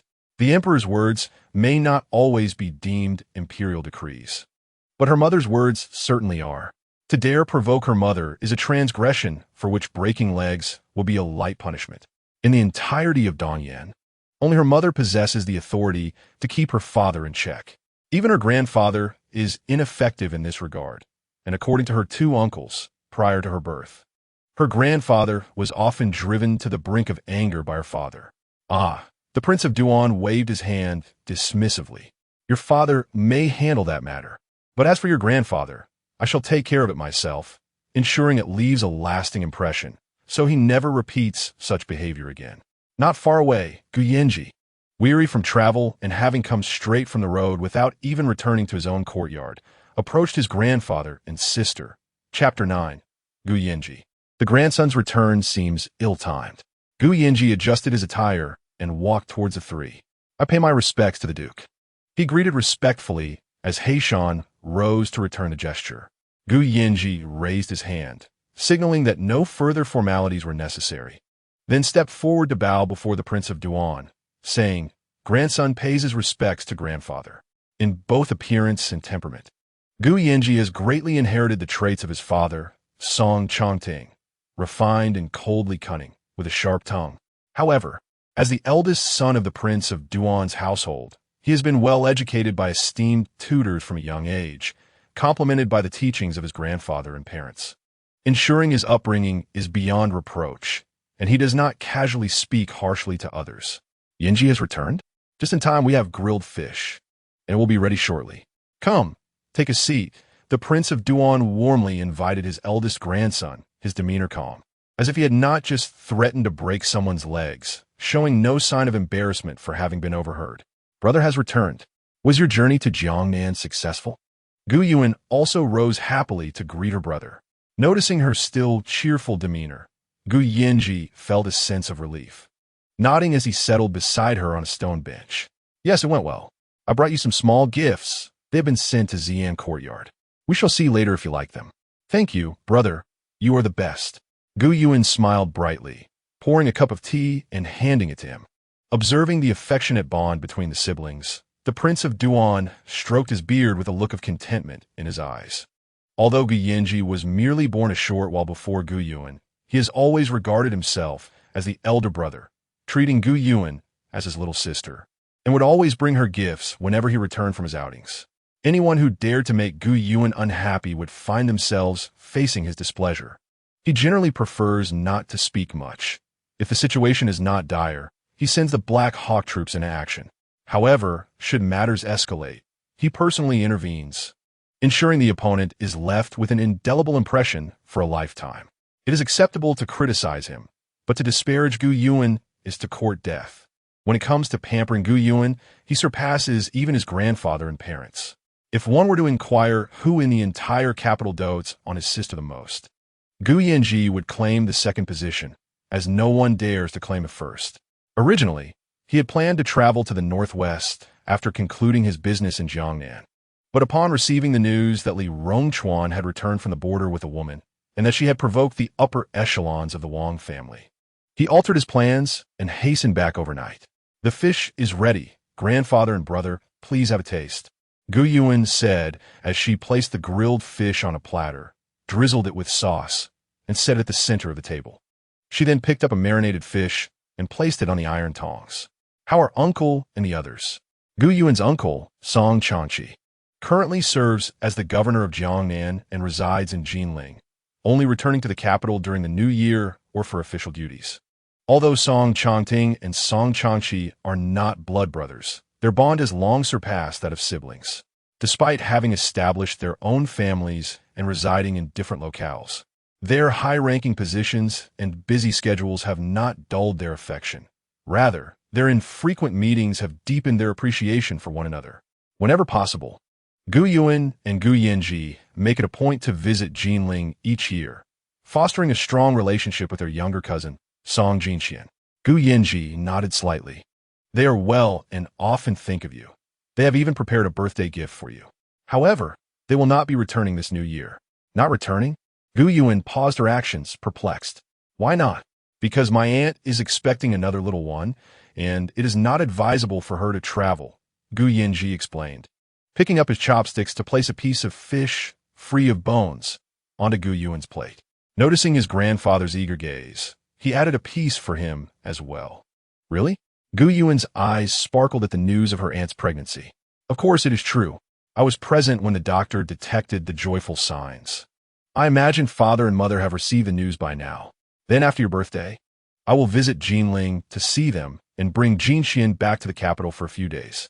With more than a month until her birthday, Gu Yuan was already looking forward to her journey to Jiangnan. "Then I shall accompany you," he offered. "No need, brother," Gu Yuan shook her head. "You have matters to attend to. It isn't my first time. With Feng Lian and the Dark Guards, I shall be fine." To avoid further entanglement in this discussion with her brother, she quickly shifted the topic. "By the way, brother, did you not mention in your last letter that you would head to the northwest after finishing your business in Jiangnan? Why did you not go?" "It was indeed the plan, but circumstances changed, prompting my early return." Though Gu Yanji did not explicitly state it, Gu Yuan understood that he had returned to the capital for her sake, filling her heart with warmth and happiness. "My dear brother, I assure you, I am perfectly fine. I am no longer a child. I can manage these matters on my own, and besides, it is hardly a significant issue. Our grandfather is here as well, so there is no need for you to alter your plans or make an extra trip for my sake. All things considered, it has only been 5 days since Li Rongchuan brought Su Shuanger to our doorstep. Given the considerable distance from Jiangnan to the capital, even if he received news en route, it would be quite a feat for him to return in such a short span, undoubtedly without much rest along the way. Relationships are reciprocal. As my brother cherishes and dotes on her, she would naturally not wish to see him toil in vain." "No trouble at all," Gu Yanji replied, shaking his head as he lifted his cup of tea to his lips. After a moment of contemplation, he said, "I see you and Li Rongchuan know what I wish to inquire about." Gu Yuan took the initiative to respond. "He has brought back a sister from the border, breaching his promise, which I cannot tolerate. The engagement is annulled. Is there truly no room for reconsideration?" Gu Yanji gazed intently at Gu Yuan, his tone and expression serious. Gu Yuan nodded earnestly. "Of course, my temper is well known to you, brother. When I say I do not want something, I mean it unequivocally. The betrothal gifts sent by the Duke of Cheng'an have all been returned, including my birth date and token." "Indeed," Gu Yanji remarked, tenderly ruffling Gu Yuan's hair. "It is as it should be. Those lacking discipline are unworthy of Aranan. Their beloved little princess of the Duke's residence ought never to compromise herself. Otherwise, what effort would these men be making?" Enough of those unfortunate souls. The Duke interjected at the opportune moment. The fish will grow cold. Let us eat. As the Duke surveyed his eldest grandson from head to toe, he stroked his beard, nodding thoughtfully.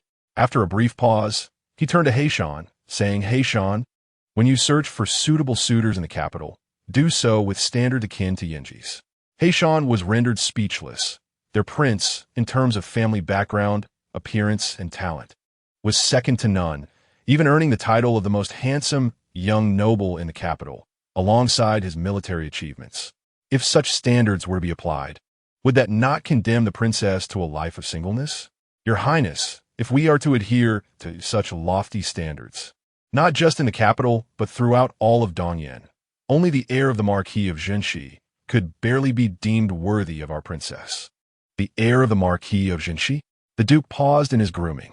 Yes, Hanzhou nodded. The heir, Hanzhou, is astute and valiant.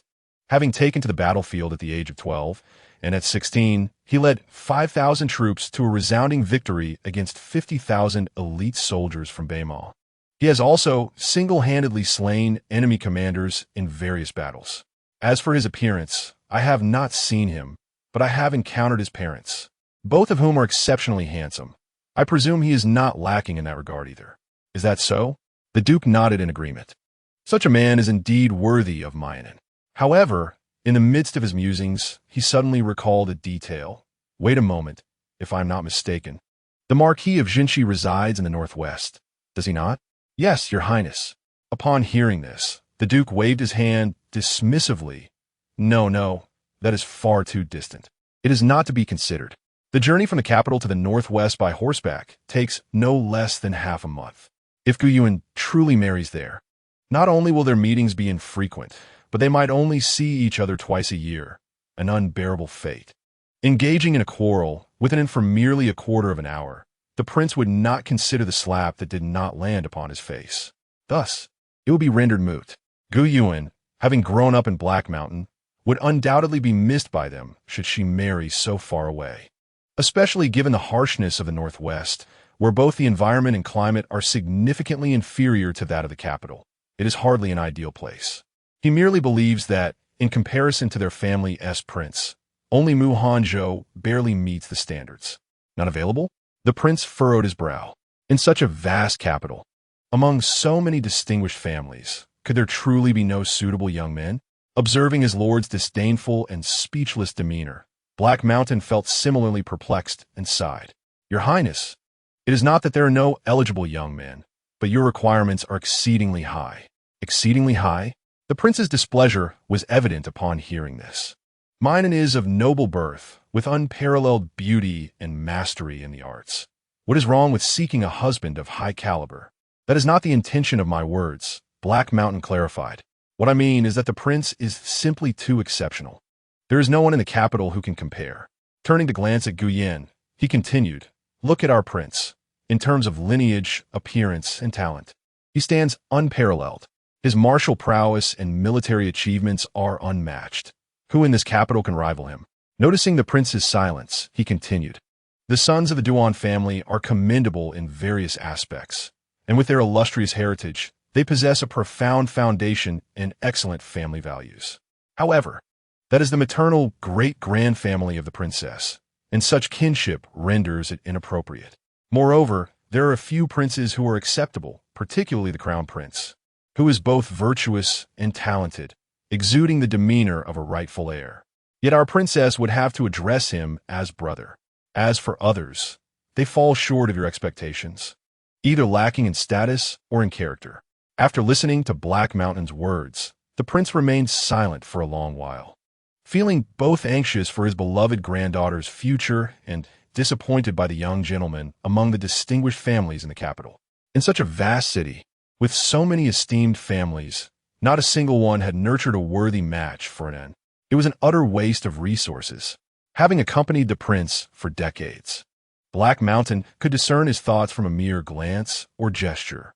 Unable to restrain himself, he spoke again, Your Highness, before dismissing others. Could we first gain a clearer understanding of our own circumstances? The prince is inherently gifted, having been personally instructed by you and the heir since childhood. with numerous scholars vying to take him as a disciple. How can anyone possibly compare? In truth, Black Mountain wished to convey that even disregarding family heritage, in terms of intellect and strategy, the court officials fall far short of their heir. In matters of intrigue, a mere collective of them could not match the prowess of their heir.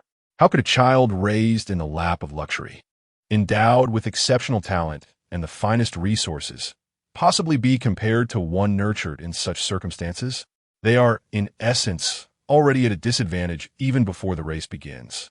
With a heavy sigh, Prince Duan reflected on his thoughts, unable to shake the feeling of despair. Was it truly destined that his beloved granddaughter, cherished beyond measure, could only be married off? The prospect weighed heavily upon the old man's heart.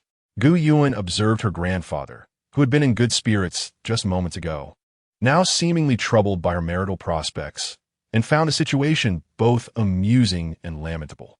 Grandfather, I have just called off my engagement, and I am not yet even 18, so there is no need for haste in this matter. Her mother, hailing from a different era, believed that marrying off a daughter at the tender age of 15 or 16 was too early, thus advocating for a marriage after the age of 18. A sentiment her father and grandfather also endorsed. Yinji, what are your thoughts on this matter? Prince Duan felt that the significant issue of marriage should be contemplated in advance, especially since Gu Yuan's 17th birthday was approaching in August, and time would swiftly pass.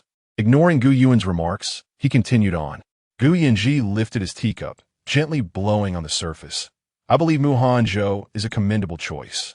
Indeed, he may be commendable, but he resides in the remote northwest. It would take nearly half a month to reach him from the capital. Do you truly wish for your sister to be wed so far away? Prince Duan found his usually reliable eldest grandson to be utterly impractical at that moment and could not help but voice his concerns further. Moreover, the Northwest is a harsh land, plagued by sandstorms and strife. Anan has been pampered since childhood. Can she endure such hardship? Would you truly allow her to suffer? Grandfather remained composed. In the face of his grandfather's impending fury, Gu Yanji calmly sipped his tea, reiterating, I merely stated that Hanzhou is a worthy candidate. Not that we should marry into him. Ultimately, this matter hinges on an N's feelings, does it not? Regardless of who it may be, if an N shows even the slightest reluctance, then the discussion is moot. Though this reasoning was sound, Prince Duan had no time to relax before new anxiety surfaced. What if an N were to develop feelings for him? Anyone whom his grandson could endorse must surely possess commendable qualities. What if his granddaughter truly fell for him? We must also consider Hanzhou's intentions. If he holds no interest in Nin, we cannot force the matter, Gu Yanji remarked calmly. Before Prince Duan could respond, he continued, if they do harbor mutual affection, we could bring Hanzhou to the capital. With his military achievements, securing a marquisate would pose no problem. His sister has been cherished since childhood, receiving only the finest in all aspects.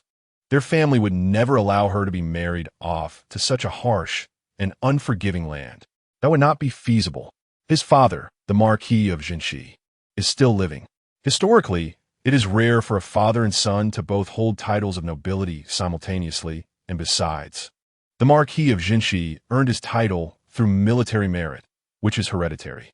Hanzhou can only inherit his father's title. There is no precedent for a new grant.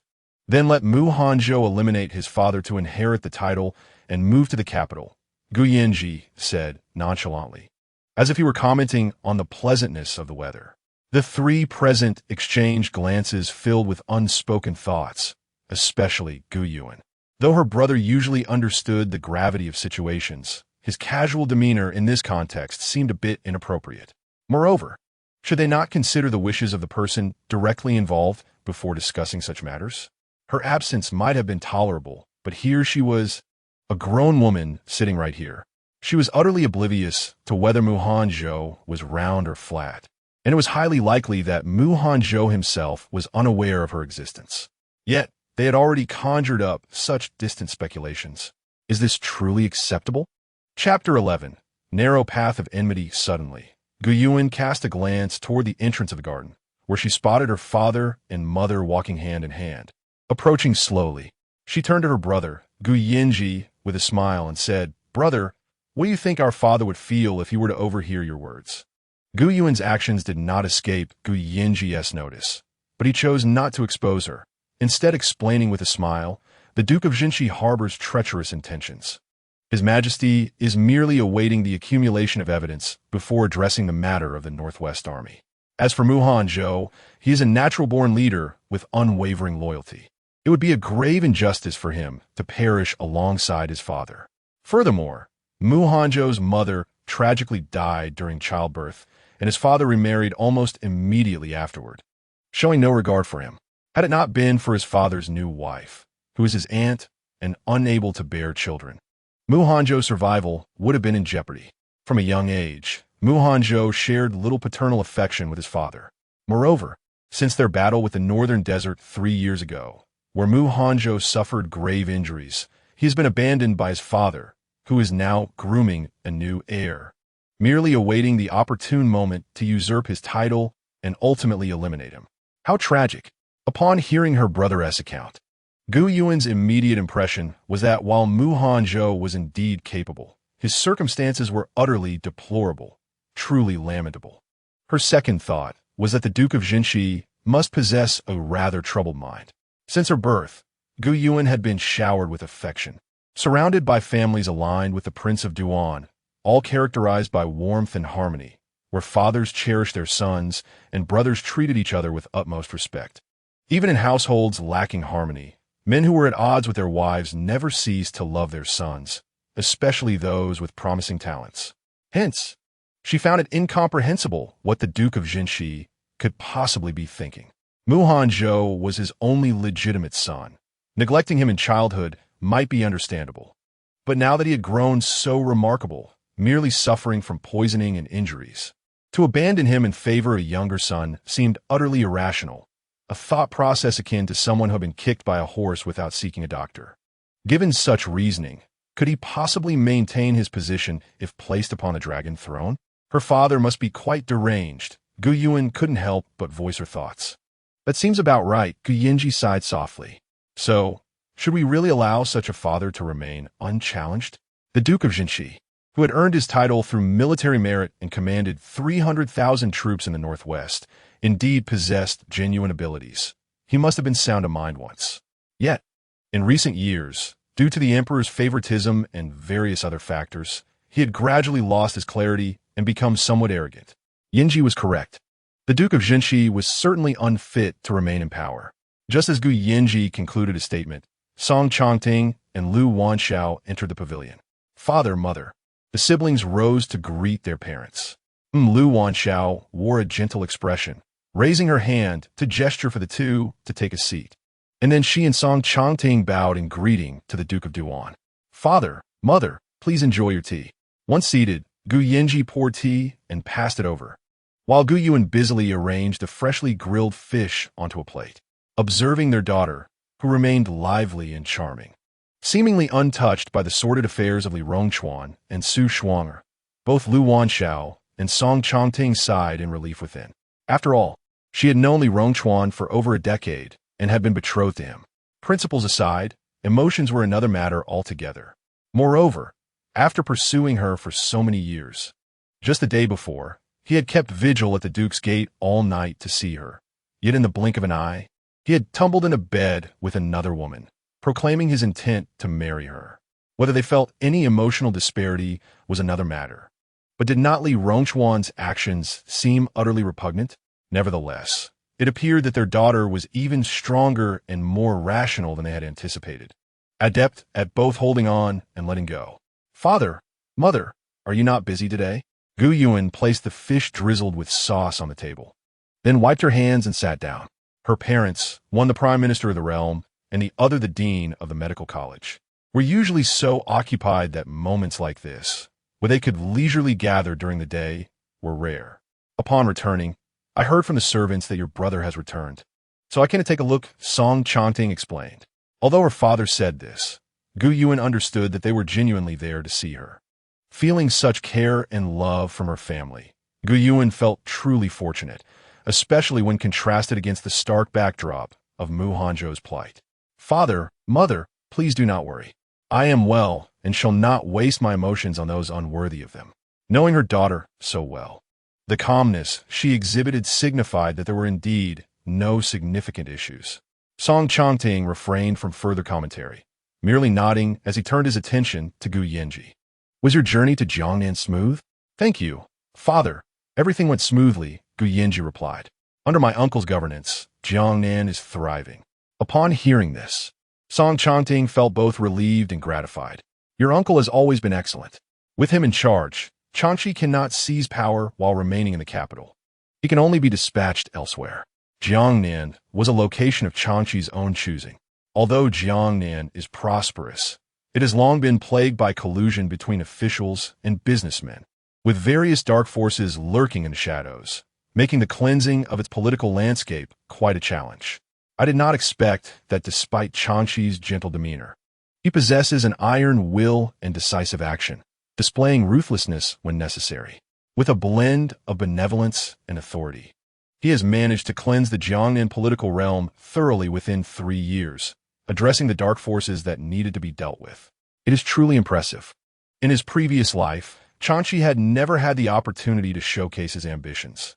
In this life, with him present, he could fully manifest his capabilities in the realm of politics. By the way, your uncle will not be returning for the new year this year. Song Changting nodded. Your father has received the news. I will have your mother prepare some supplements and medicines to send to him. Gu Yuan responded, after my brothers and my birthdays, I will deliver them, and I shall also bring brother Jin Xian to stay for a while. Certainly, it is advisable to bring along more companions. In response, both Song Changting and Lu Wanxiao expressed no objections. Moreover, allowing her to take a leisurely respite in Jiangnan at this time seemed beneficial, and they readily assented. The following day, Gu Yuan, having indulged in late-night readings, found herself rising well past the sun's ascent. After breakfast, Feng Ling noticed her intent to retreat to the apothecary once more and thoughtfully suggested, Your Highness, you have not ventured outside for several days. I have heard that, by Run, she recently received an array of fresh novelties. Might I accompany you to explore? Bai Ren Shi, a property of the Fu family, also held shares from Lu Wanxiao, and any new delightful items that arrived were presented for Gu Yuan to select first. Feng Ling's proposal was, in essence, an encouragement for her to step outside, breathe in the fresh air, and unwind, particularly during such a time. Gu Yuan, well aware of her maid's intentions, reflected on her own lack of outings in recent days and thus changed into a fresh ensemble, taking along Feng Ling, along with her other handmaids Hua Ruo, Shuang, and Yu Chan, as they departed. However, it was evident that today was not auspicious. As they approached Zhuke Street, where by Run she was located, they encountered Su Shuang'er and Li Rongchuan. Upon sighting them, Feng Ling lamented the ill fortune, wishing she had consulted the almanac before venturing out. Her initial apprehension stemmed from worrying that her mistress would be troubled by the presence of these two individuals, and now, before reaching their destination, they had already stumbled upon such unwelcome company.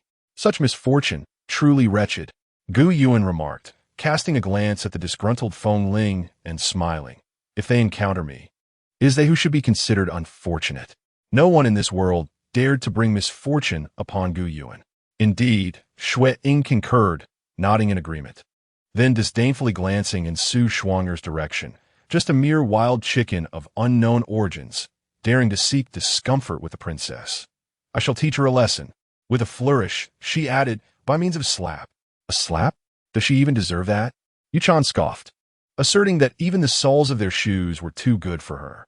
Hua Ruo agreed, noting, certainly the soles from the Duan Wangfu are of exquisite quality, far superior to that of any wild chicken.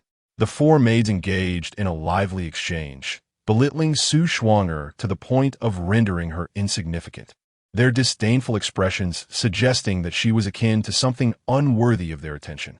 Indeed, you have all declared her merely a wild chicken of dubious origins. Why bestow upon her any regard? Some individuals possess an utter lack of self-awareness. Should one dare to spare her a glance, she would elevate herself to the status of a delicacy. Su Shuang'er is truly unworthy of such consideration. Gu Yuan had initially thought that Li Rongchuan, the previous day, had professed that she was the sole object of his affections, remaining vigil at the gates of Duan Wangfu for her, seemingly in despair. Yet, he had swiftly turned to another woman, a most palpable slap in the face. One would assume he would feel too embarrassed to face her now. As for Su Shuang'er, having finally succeeded in garnering Li Rongchuan's attention, she ought to avoid Gu Yuan, particularly given the influence she had witnessed Gu Yuan wield over him. As long as the two refrained from provoking her, she would simply pretend not to see them. For ignorance is bliss. However, the mental circuitry of these two individuals is evidently somewhat unconventional, or perhaps one could say they possess an innate penchant for mischief, finding discomfort in the absence of folly for even a single day. Upon encountering Gu Yuan, Su Shuang'er swayed her waist and approached her. Feigning a curtsy, Shuang'er pays her respects to the princess. May the princess enjoy boundless peace and prosperity. The moment she began to speak, her pretense was palpable, and coupled with her coy demeanor, it was enough to provoke a desire to deliver her a resounding slap. Yet, to react in such a manner would undoubtedly render her unreasonable and petty, causing onlookers to mistakenly believe she was venting her frustrations over Li Rongchuan's rejection upon Su Shuang'er. Such a display would be distasteful and would lower her stature significantly. Li Rongchuan remained silent, standing quietly to the side, whether out of guilt, embarrassment at facing Gu Yuan, or for some other reason. He merely cast a fleeting glance before hastily averting his gaze from her. "Stand up," Gu Yuan raised her hand, not even bestowing a glance upon Su Shuang'er or Li Rongchuan. It was abundantly clear to anyone with vision that she held Su Shuang'er in utter disdain and was equally impatient with Li Rongchuan. Anyone with a modicum of awareness would have discreetly excused themselves to a more comfortable distance. Nevertheless, Su Shuang'er, with her inherently audacious nature, having won Li Rongchuan's affections, sought to flaunt her triumph before Gu Yuan, driven by ulterior motives, thus shamelessly lingered before her. Su Shuang'er did not budge, and neither did Li Rongchuan, who merely stood by, watching her with an expression of acquiescence. "Is there something you require?" Gu Yuan lazily lifted her gaze. Gu Yuan was typically approachable, often engaging with the common folk, and relished strolling through the streets. Thus many were familiar with her, and naturally aware of the entanglements between her and Li Rongchuan. The dissolution of the engagement between the Duke of Duan's household and the Marquis of Chang'in's family had stirred considerable gossip, yet the parties involved had remained conspicuously absent. Now, with both new and old flames gathered in one place, and given the bustling foot traffic at this hour, it was only natural that a crowd would assemble to observe. However, most were courteous enough to first greet Gu Yuan respectfully, and upon noting her lack of displeasure, they stood aside to watch. Gu Yuan raised her hand to signal that no further formalities were necessary, and then, before Su Shuang'er could speak, she languidly added, "If Miss Su has a request for this princess, kneel and speak. If not, kindly do not obstruct the path, lest this princess's foot be ungovernable." Upon hearing Gu Yuan's words, Su Shuang'er had yet to utter a sound, but the assembled citizens could no longer contain themselves and began to murmur amongst each other. "Is it true that young Master Rong is engaged to this woman, leading to his split with Princess Yunan? Where did you hear such misinformation?" The engagement dissolution was clearly initiated by Princess Yunan herself. It was she who chose to part ways. Indeed, I heard that initially young Master Rong was reluctant, even standing vigil at the Duke of Duan's gate for an entire night after the engagement was broken. Yet somehow, he now clamors to marry this woman, causing his mother to faint in disbelief. What sort of judgment is this? To cast aside a gem like Princess Yunan, it's akin to discarding a watermelon to pick up a sesame seed. What kind of reasoning is that? Comparing such a person to Princess Yunan is a grave insult to her. The princess, born of noble lineage, is both beautiful and kind-hearted, while this woman possesses nothing of substance. Indeed, there is no basis for comparison. However, this woman displays an utter lack of shame, knowing full well that young Master Rong is already betrothed, yet still daring to approach him. If she were my daughter, I would not hesitate to break her legs. Such unrepentant behavior warrants more than mere punishment. I would suggest she be submerged in a pig cage and cast into a pond. I believe public humiliation would serve her well. allowing those of her ilk to witness the consequences of their shamelessness and think twice before attempting to seduce others. The onlookers, predominantly beneficiaries of Gu Yuan and the Duan prince's favor, naturally sided with Gu Yuan. A crowd gathered, pointing fingers at Su Shuang'er, hurling increasingly harsh words, with some visibly enraged. Were it not for Gu Yuan and Li Rongchuan's presence, Su Shuang'er would have been pelted with vegetables and eggs by now. Feeling the weight of the crowd's disdain, Su Shuang'er was mortified, wishing she could vanish into a crack in the ground. She knew that confronting Gu Yuan in public would draw attention, believing that the spectators would mock Gu Yuan for being inferior, unable to retain her fiancé, and thus abandoned by Li Rongchuan, evoking their curiosity instead. At most, they might envy her for her ascent from a humble sparrow to a phoenix. However, she could never have anticipated their actual reaction. Cursed be it, what kind of enchantment has Gu Yuan cast upon these people? The crowd grew increasingly vocal, and inflamed with shame and rage. Su Shuang'er's face flushed a deep shade of crimson, her tongue stumbling over her words. After a considerable time, she managed to regain some composure, glaring at the crowd. What do you all know? My love for brother Rongchuan is genuine, while Gu Yuan and he are merely involved in a familial arrangement. How dare you accuse me of seduction? Moreover, they are not yet wed. Slap. Before Su Shuang'er could finish her statement, a resounding slap landed on her face. How dare you speak the princess's name so casually? Shueting interjected coldly, twisting her wrist. You hit me? Su Shuang'er gasped in disbelief, shooting a venomous glare at Shuang. Slap. No sooner had she uttered those words than another slap struck the other side of her face. Chapter 13. A kick sent her flying Shuang'er. Li Rongchuan rushed forward upon witnessing Su Shuang'er being struck, but he was a moment too late to catch her. Such audacity! My hand aches from delivering that blow, Shuang remarked, pulling out a handkerchief to wipe her hands, as if Su Shuang'er's face were filthy. One wipe was not sufficient. She even seized Yu Chan's handkerchief, saying in a voice loud enough for all to hear, I told you, just use the sole of your shoe. Now, my hand is sore, and my handkerchief is sullied as well. Some people just don't know when to stop. Shuang remained icy, and after cleaning her hands, she neatly folded the handkerchief, promising, I shall return it to you with a new one. From the very first glance at Su Shuang'er, Shuang harbored an impulse to strike her. Yet lacking a justified reason, she endured her frustration until it reached a boiling point. Consequently, when she finally delivered those two resounding slaps, she exerted all her strength. Although devoid of internal energy, her years of martial training endowed her with considerable force. The impact not only sent Su Shuang'er sprawling to the ground, but also left her head ringing, rendering her unable to recover for quite some time while leaning against Li Rongchuan. Nevertheless, as Gu Yuan's personal bodyguard and maid, Shuang had received specialized training from an experienced matron in the palace regarding the art of striking. Despite the loud sound of the slaps, Su Shuang'er's face bore no significant marks, merely a slight flush that appeared almost like a touch of rouge, enhancing her complexion beyond its previous state. In contrast, Shuang continuously rubbed her palm and rotated her wrist, feigning great pain. Thus, the onlookers could not help but exclaim about Su Shuang'er's remarkable resilience. While others felt the sting of their actions, she appeared utterly unfazed. It was no wonder she would engage in such shameless acts. Her thick skin was indeed evident. Today was an enlightening experience. Just a few days prior, while assisting in slaughtering a pig that refused to cooperate, I had struck its rear twice, leaving it swollen and red. Unexpectedly, this observation came from a burly man, provoking a hearty laugh from the crowd. As Su Shuang'er regained her composure, she overheard the derogatory remarks directed at her.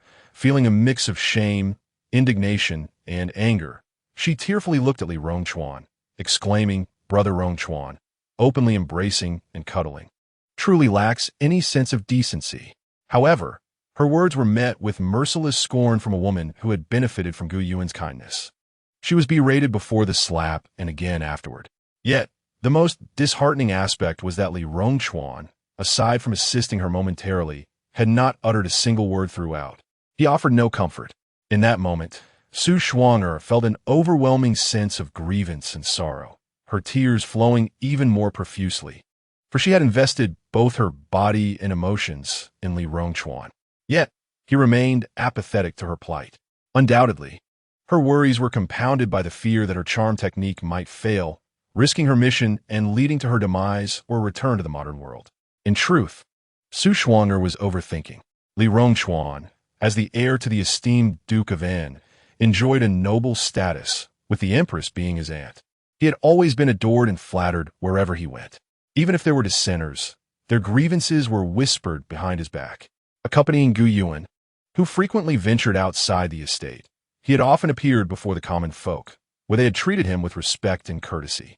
However, the humiliation of being surrounded and ridiculed by so many today was an unprecedented experience for him, leaving him both embarrassed and somewhat at a loss. Yet, more than anything, he felt anger.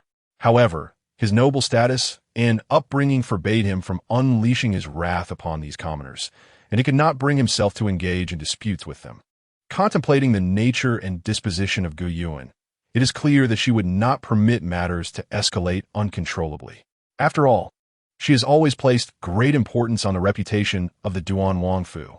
Should the situation spiral out of control, the Duan Wangfu would inevitably become fodder for gossip among the masses. Thus, she endured in silence. Little did she know that Gu Yuan remained composed, merely observing the unfolding drama, allowing events to transpire, and even encouraging her maid to strike. The ridicule and scorn from those around her, coupled with Su Shuang'er as pitiful sobs, ultimately provoked Li Rongchuan, who could no longer contain his anger. What is all this commotion? Silence, all of you. His voice boomed with palpable fury, causing an immediate hush to fall over the crowd. Eyes darted among one another, and then collectively turned toward Li Rongchuan and Su Shuang, their expressions a mix of unspoken sentiments. Though no words were exchanged, it felt as if everything had been said. Li Rongchuan's anger, already simmering, surged further. After steadying Su Shuang'er, he glared at the crowd, demanding, "Who gave you the audacity to gossip about the heir in public?" The veiled insults flew thick and fast. Gu Yuan stifled a yawn, dismissively waving her hand. "It is getting late. You all should disperse and attend to your own affairs." Although Li Rongchuan held the title of heir to an esteemed marquisate, he lacked real power. However, he was certainly capable of dealing with those who dared to insult him. Previously, he would never have acted in such a manner, but now, in a fit of rage exacerbated by Su Shuang'er's meddling, it was impossible to predict his next move. Spectators must understand that excessive indulgence in drama could lead to unforeseen consequences. Upon Gu Yuan's command, the crowd scattered like startled birds. In mere moments, only Gu Yuan, Feng Lian, Su Shuang'er, Li Rongchuan, and Shi Yan, who had been silently observing from behind Li Rongchuan, remained. Li Rongchuan glanced at the still sobbing Su Shuang'er before taking a few steps closer to Gu Yuan, locking eyes with her. "What does Princess An intend to do?" Gu Yuan found his query rather amusing and regarded him as one might a madman. "Your question is quite peculiar, young Master Rome. What do you mean by what I intend to do? I was merely walking along when you all obstructed my path. Is it not the case that even dogs know better than to block the way?" Li Rongchuan was left speechless, for indeed, they held no justification for their actions. Yet, to let the matter rest felt like a loss of face. So after a moment of contemplation, he managed to say, "But your maid cannot strike others at will." Upon hearing this, Gu Yuan laughed outright. "Strike? How can you be so certain that my maid struck a person?" With a sidelong glance at Su Shuang'er, she continued, "A being devoid of status or title daring to address me by name, merely refraining from silencing her tongue, is already a display of my benevolence. She ought to be more mindful." This was indeed a valid point. However, Su Shuang'er was now under her protection. To strike Su Shuang'er would be akin to striking at Li Rongchuan's own face. Hearing this, Gu Yuan could no longer contain her indignation. Before he could utter another word, she moved with purpose and delivered a swift kick towards Su Shuang'er. As the tumultuous scene unfolded, Su Shuang'er was forcefully kicked, soaring through the air before descending in a parabolic arc, landing harshly before a carriage. Had it not been for the slow pace of the carriage within the city and the timely intervention of the driver who reined in the horses, Su Shuang'er might have found herself with several broken ribs, or worse, meeting her ancestors prematurely. By sheer coincidence, the very occupants of that carriage were Hanzhou, who had just arrived in the capital. Thus, Gu Yuan's series of actions were observed clearly by Hanzhou from within the carriage. Chapter 14. A calculated arrival. Gu Yuan approached, and, as Su Shuang'er lifted her head, she placed her foot squarely upon it, declaring, "Snow shadow holds no worth." But what of the princess? Bathed in sunlight, the young woman donned a resplendent red garment, radiating an exquisite beauty that rendered the surroundings dull in comparison, reminiscent of a celestial being descended to earth. Li Rongchuan, your preferences and desires concerning companionship are your own affairs. I, the princess, shall not interfere, nor do I wish to. However, I kindly request that you refrain from provoking me in my presence, she asserted with an air of authority. Li Rongchuan remained silent, harboring his reluctance to let Su Shuang'er confront Gu Yuan.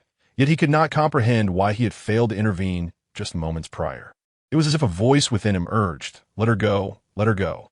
The very notion of marrying Su Shuang'er had been a previous whim. Although his heart had always yearned for Gu Yuan, he vividly recalled the efforts he had expended in pursuit of her affections.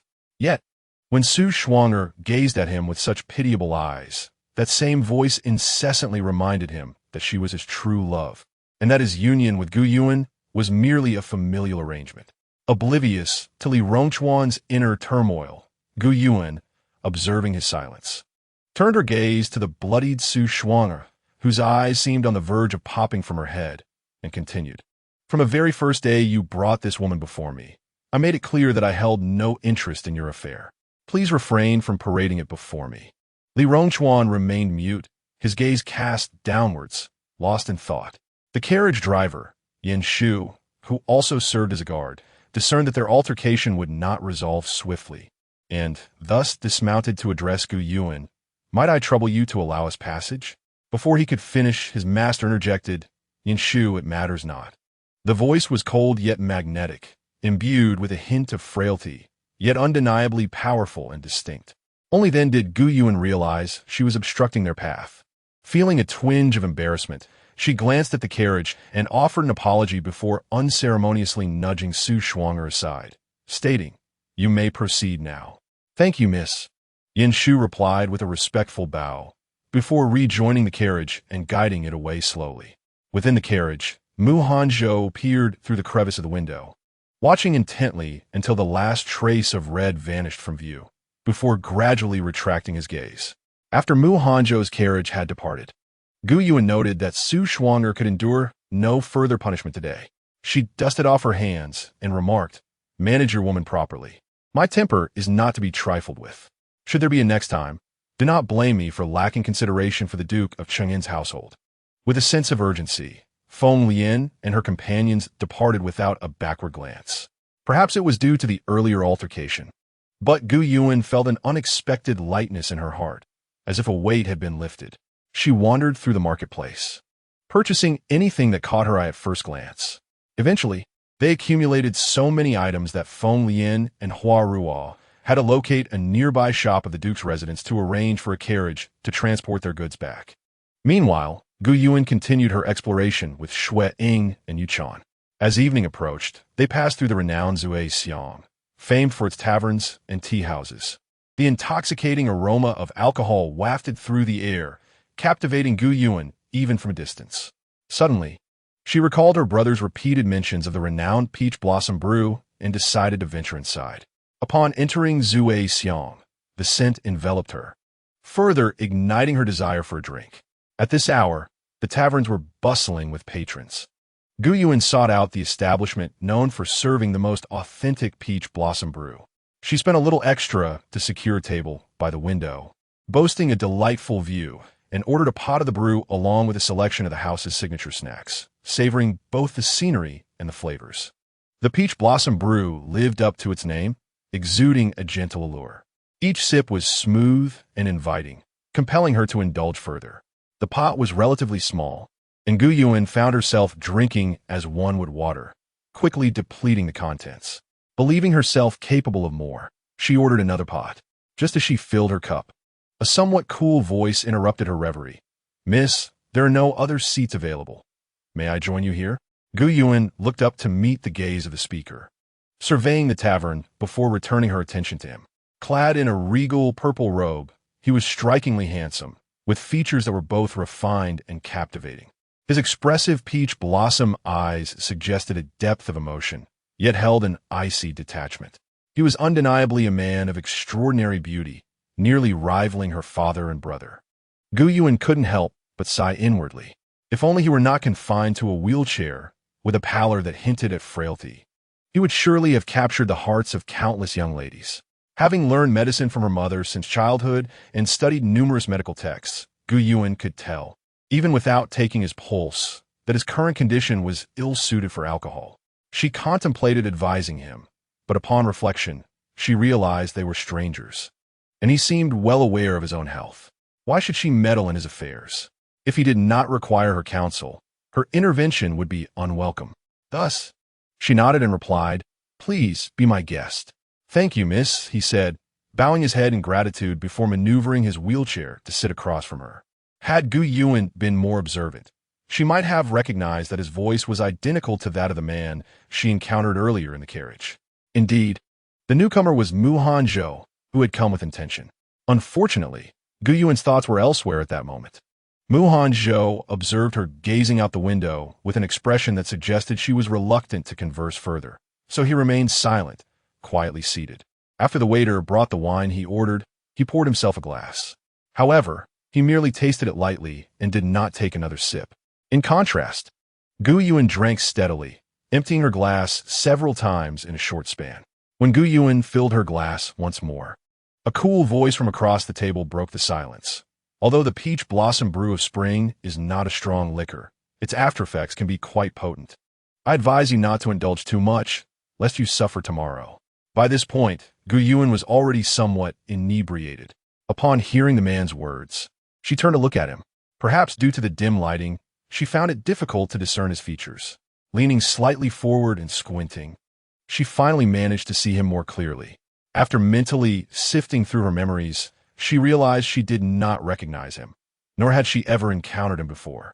Thus, with a hint of uncertainty, she inquired, "Are you speaking to me?" Hanzhou nodded. "Are you feeling unwell, miss?" Gu Yuan remained silent, furrowing her brows in contemplation before shaking her head and, in a tipsy manner, softly replied, "I do not know you." Chapter 15. The desire to return home. Hanzhou was taken aback by her response, momentarily stunned. Just as he was about to say something, Gu Yuan continued, "Father and mother advised me not to speak casually with strangers, so please do not converse with me. If my brother sees us, he might think you have ulterior motives and could strike you." With that, she squinted and scrutinized him from head to toe, then shook her head. "My brother is quite formidable. Someone like you would be easily sent flying with just one slap." At that moment, Gu Yuan, who had come to fetch her, happened to overhear her remark and looked at the already intoxicated girl with a mix of amusement and exasperation. Shaking his head, he approached and gently called out an "in." Upon hearing someone call her name, Gu Yuan instinctively turned towards the voice, and upon recognizing her brother, she smiled tipsily. "Brother, you've come?" She then turned her attention back to Hanzhou. "My brother is here. You should leave quickly, or else don't blame me for not warning you if you get hit." Hanzhou, Gu Yuan, the snow shadow and moon cicada behind them. Gu Yuan, unconcerned with others' opinions, stood up to leave, her swaying figure causing the onlookers to feel a pang of concern. Anin, Gu Yuan, quick on his feet, stepped forward to support her. "You are drunk. Let me take you home." He nodded slightly at Hanzhou. "Young Master Mu, I trust you are well." Hanzhou returned the gesture. "I am well, Prince of Nanping." "You arrived in the capital even faster than I imagined," Gu Yuan remarked, narrowing his eyes as he assessed Hanzhou and then glanced at Gu Yuan. Being an astute individual, Hanzhou understood the underlying implications of his words and cleared his throat. "Thank you for your concern, Prince. I have only just arrived today." He then glanced at Gu Yuan, recalling the peach blossom brew of spring that the prince had taken to the northwest, which he had longed to savor again. Thus, he had come today with no particular business, and, finding no available seats, arranged to share a table with the princess. "What a fortunate coincidence for you both." Gu Yuanji expressed skepticism towards Hanzhou's words. Having grown up in the heart of power, He never believed in coincidences. What is deemed a coincidence is merely the result of deliberate intentions. However, Hanzhou did indeed arrive in the capital today and had no prior acquaintance with his sister, nor any opportunity to meet her. His sister's decision to venture out was a spontaneous whim, and her choice to drink was equally impulsive. Could it truly be mere coincidence that they found themselves drinking together? Gu Yanji remained doubtful, yet at that moment, he could not uncover any evidence to support his suspicions. Unbeknownst to him, upon entering the capital, Hanzhou had encountered Gu Yuan. Even through the car window, an impure thought had taken root in his mind. It was indeed fate. Hanzhou smiled lightly, reflecting on their serendipitous meeting. The young girl was vibrant and captivating, and when she kicked out playfully, he felt his heart jolted. He yearned to experience the intoxicating allure of love again, but not at this moment.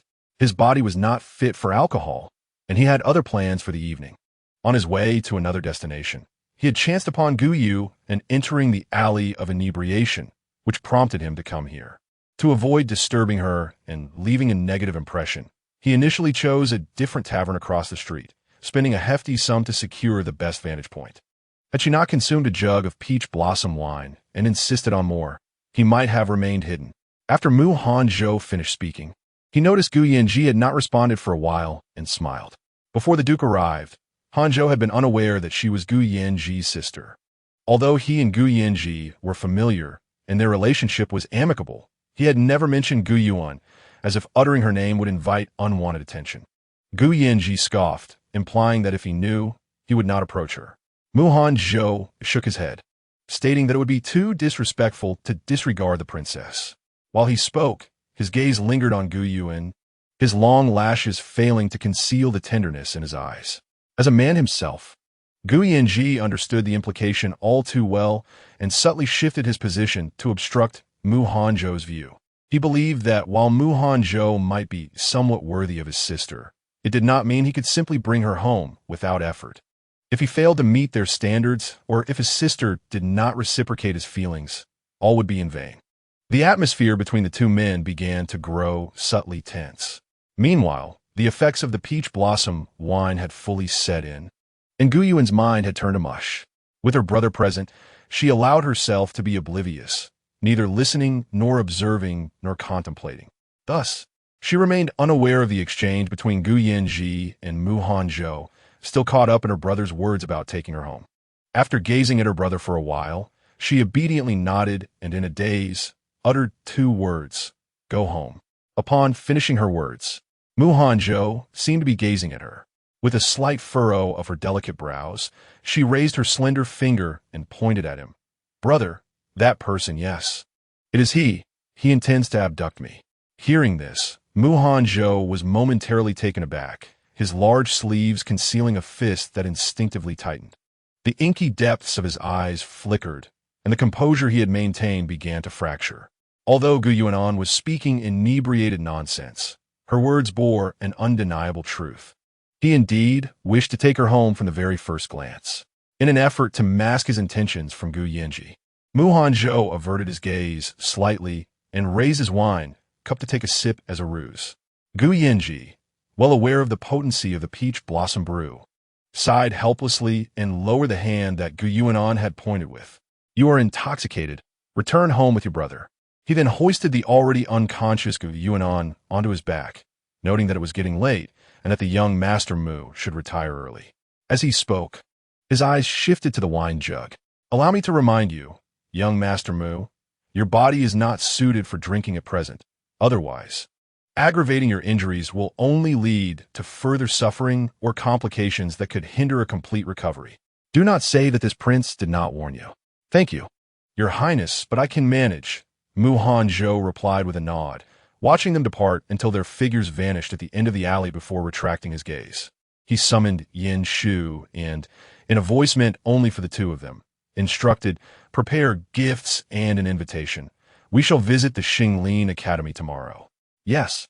My subordinate Yin Shu habitually complied, but halfway through, he realized what his master had just said and hesitated. "Huh? Are we not going to the Duke's residence?" Yin Shu was somewhat perplexed. It was clear that the Prince of Nanping had sent word for their young master to come to the capital for treatment. Now that they had arrived, it seemed odd to bypass the Duke's residence in favor of a detour to Xinglin Academy. "Do as I say," Mu Hanzhou replied coolly.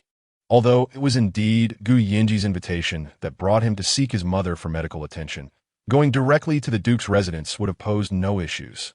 However, given the earlier incident, Gu Yinji would certainly suspect ulterior motives and be on guard against him.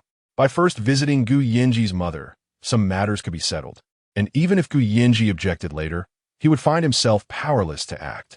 Chapter 16. Princess, we meet again. The following day, early in the morning, Mu Hanzhou, accompanied by Yin Shu and Yin Mo, visited Xinglin Academy to pay a visit to Lu Wanxiao. As the first assistant's wife, Lu Wanxiao was generally aware of Mu Hanzhou's circumstances and knew that he would be seeking her out soon. However, Mu Hanzhou's choice to visit Xinglin Academy rather than the Duke's residence surprised her a bit. After all, aside from the closer proximity of the Duke's residence, Mu Hanzhou was acquainted with her son and shared a bond forged through shared revelry and battlefield camaraderie. Nonetheless, Lu Wanxiao refrained from probing further. After arranging matters, she proceeded to examine and treat him. Mu Hanzhou bore several toxins, not to mention numerous internal injuries and a foot that required surgical intervention. His condition was quite complex and could not be remedied in a short time, nor did the Academy's facilities permit it. After consulting him, Lu Wanxiao took him back to the Duke's residence. Gu Yuan, distressed by her brother's failure to confront Mu Hanzhou, who had attempted to deceive her the previous night, caused quite a commotion upon returning home. By the time she finally fell asleep, it was already well into the night. Having consumed a calming herbal concoction before bed, she remained in slumber until nearly noon. After freshening up, she realized it was almost time for lunch. Having hardly eaten the night before, she felt ravenous and decided to head to the dining hall early. As she reached the front courtyard, Lu Wanxiao returned to the Duke's residence with Mu Hanzhou in tow. "Mother," she exclaimed joyfully upon seeing her mother. Lu Wanxiao smiled and patted her head, inquiring if she felt any discomfort. "No," Gu Yuan replied, shaking her head. "Thank you for your concern, mother." Just as she intended to playfully seek her mother's affection, her gaze fell upon Mu Hanzhou, prompting her to curiously ask, "And who might this be?" Mu Hanzhou was taken aback to see Gu Yuan so soon, his eyes lighting up with joy. However, fearing to reveal his emotions and not wishing to impose upon her, he restrained himself and gently inclined his head, saying, "Princess, it is a pleasure to see you again." "Again?" Gu Yuan furrowed her brow. "Do we know each other? Do we not meet before?" Mu Hanzhou was initially confident that she would recall him, as he had assumed that the effects of the intoxicating wine from the previous night had not completely faded. To his dismay, she seemed to have no memory of him whatsoever. Feeling a bit embarrassed and somewhat disheartened, he sighed inwardly, considering her drunken state from last night, and softly replied, "We met at the tavern in the drunken alley." Upon hearing this, Gu Yuan's memory was jogged. She slapped her forehead lightly and exclaimed, "Oh, right. I remember now. We did meet at the tavern, and you shared a table with me." At these words, Mu Hanzhou's earlier frustration dissipated instantly. However, before he could revel in the moment, Gu Yuan continued, "But how is it that you've come to my home?" Perhaps overly sensitive to her tone, Mu Hanzhou felt a hint of unwelcomeness in her words, which truly disheartened him. Lu Wanxiao, observing the exchange, gently reprimanded, and then, "Do not be rude. Young Master Mu is here seeking medical advice." "Young Master Mu?" Gu Yuan pondered for a moment, about to inquire as to his family background, when she suddenly recalled her grandfather's earlier worries regarding her marriage, specifically mentioning Mu Hanzhou, the heir of the Marquis of Jinxi. Thus, she hesitantly asked Mu Hanzhou. "That is correct," Mu Hanzhou affirmed with a slight nod, contemplating what Gu Yuan had learned about him, whether it was favorable or otherwise. With confirmation, Gu Yuan regarded Mu Hanzhou, who was seated in a wheelchair, and reflected on what her brother had shared about his background, feeling a surge of pity for him. Yet, she kept her sympathy concealed, aware that for someone like Mu Hanzhou, such feelings could be deemed insulting. With a soft sigh, Gu Yuan parted her lips to speak, but her mother interjected. "Lunch should be nearly ready. And then, please take young Master Mu to the dining hall while I change into something more appropriate." "Of course, mother." Gu Yuan nodded in acknowledgement and, after watching her mother depart, proceeded with Hanzhou towards the dining hall.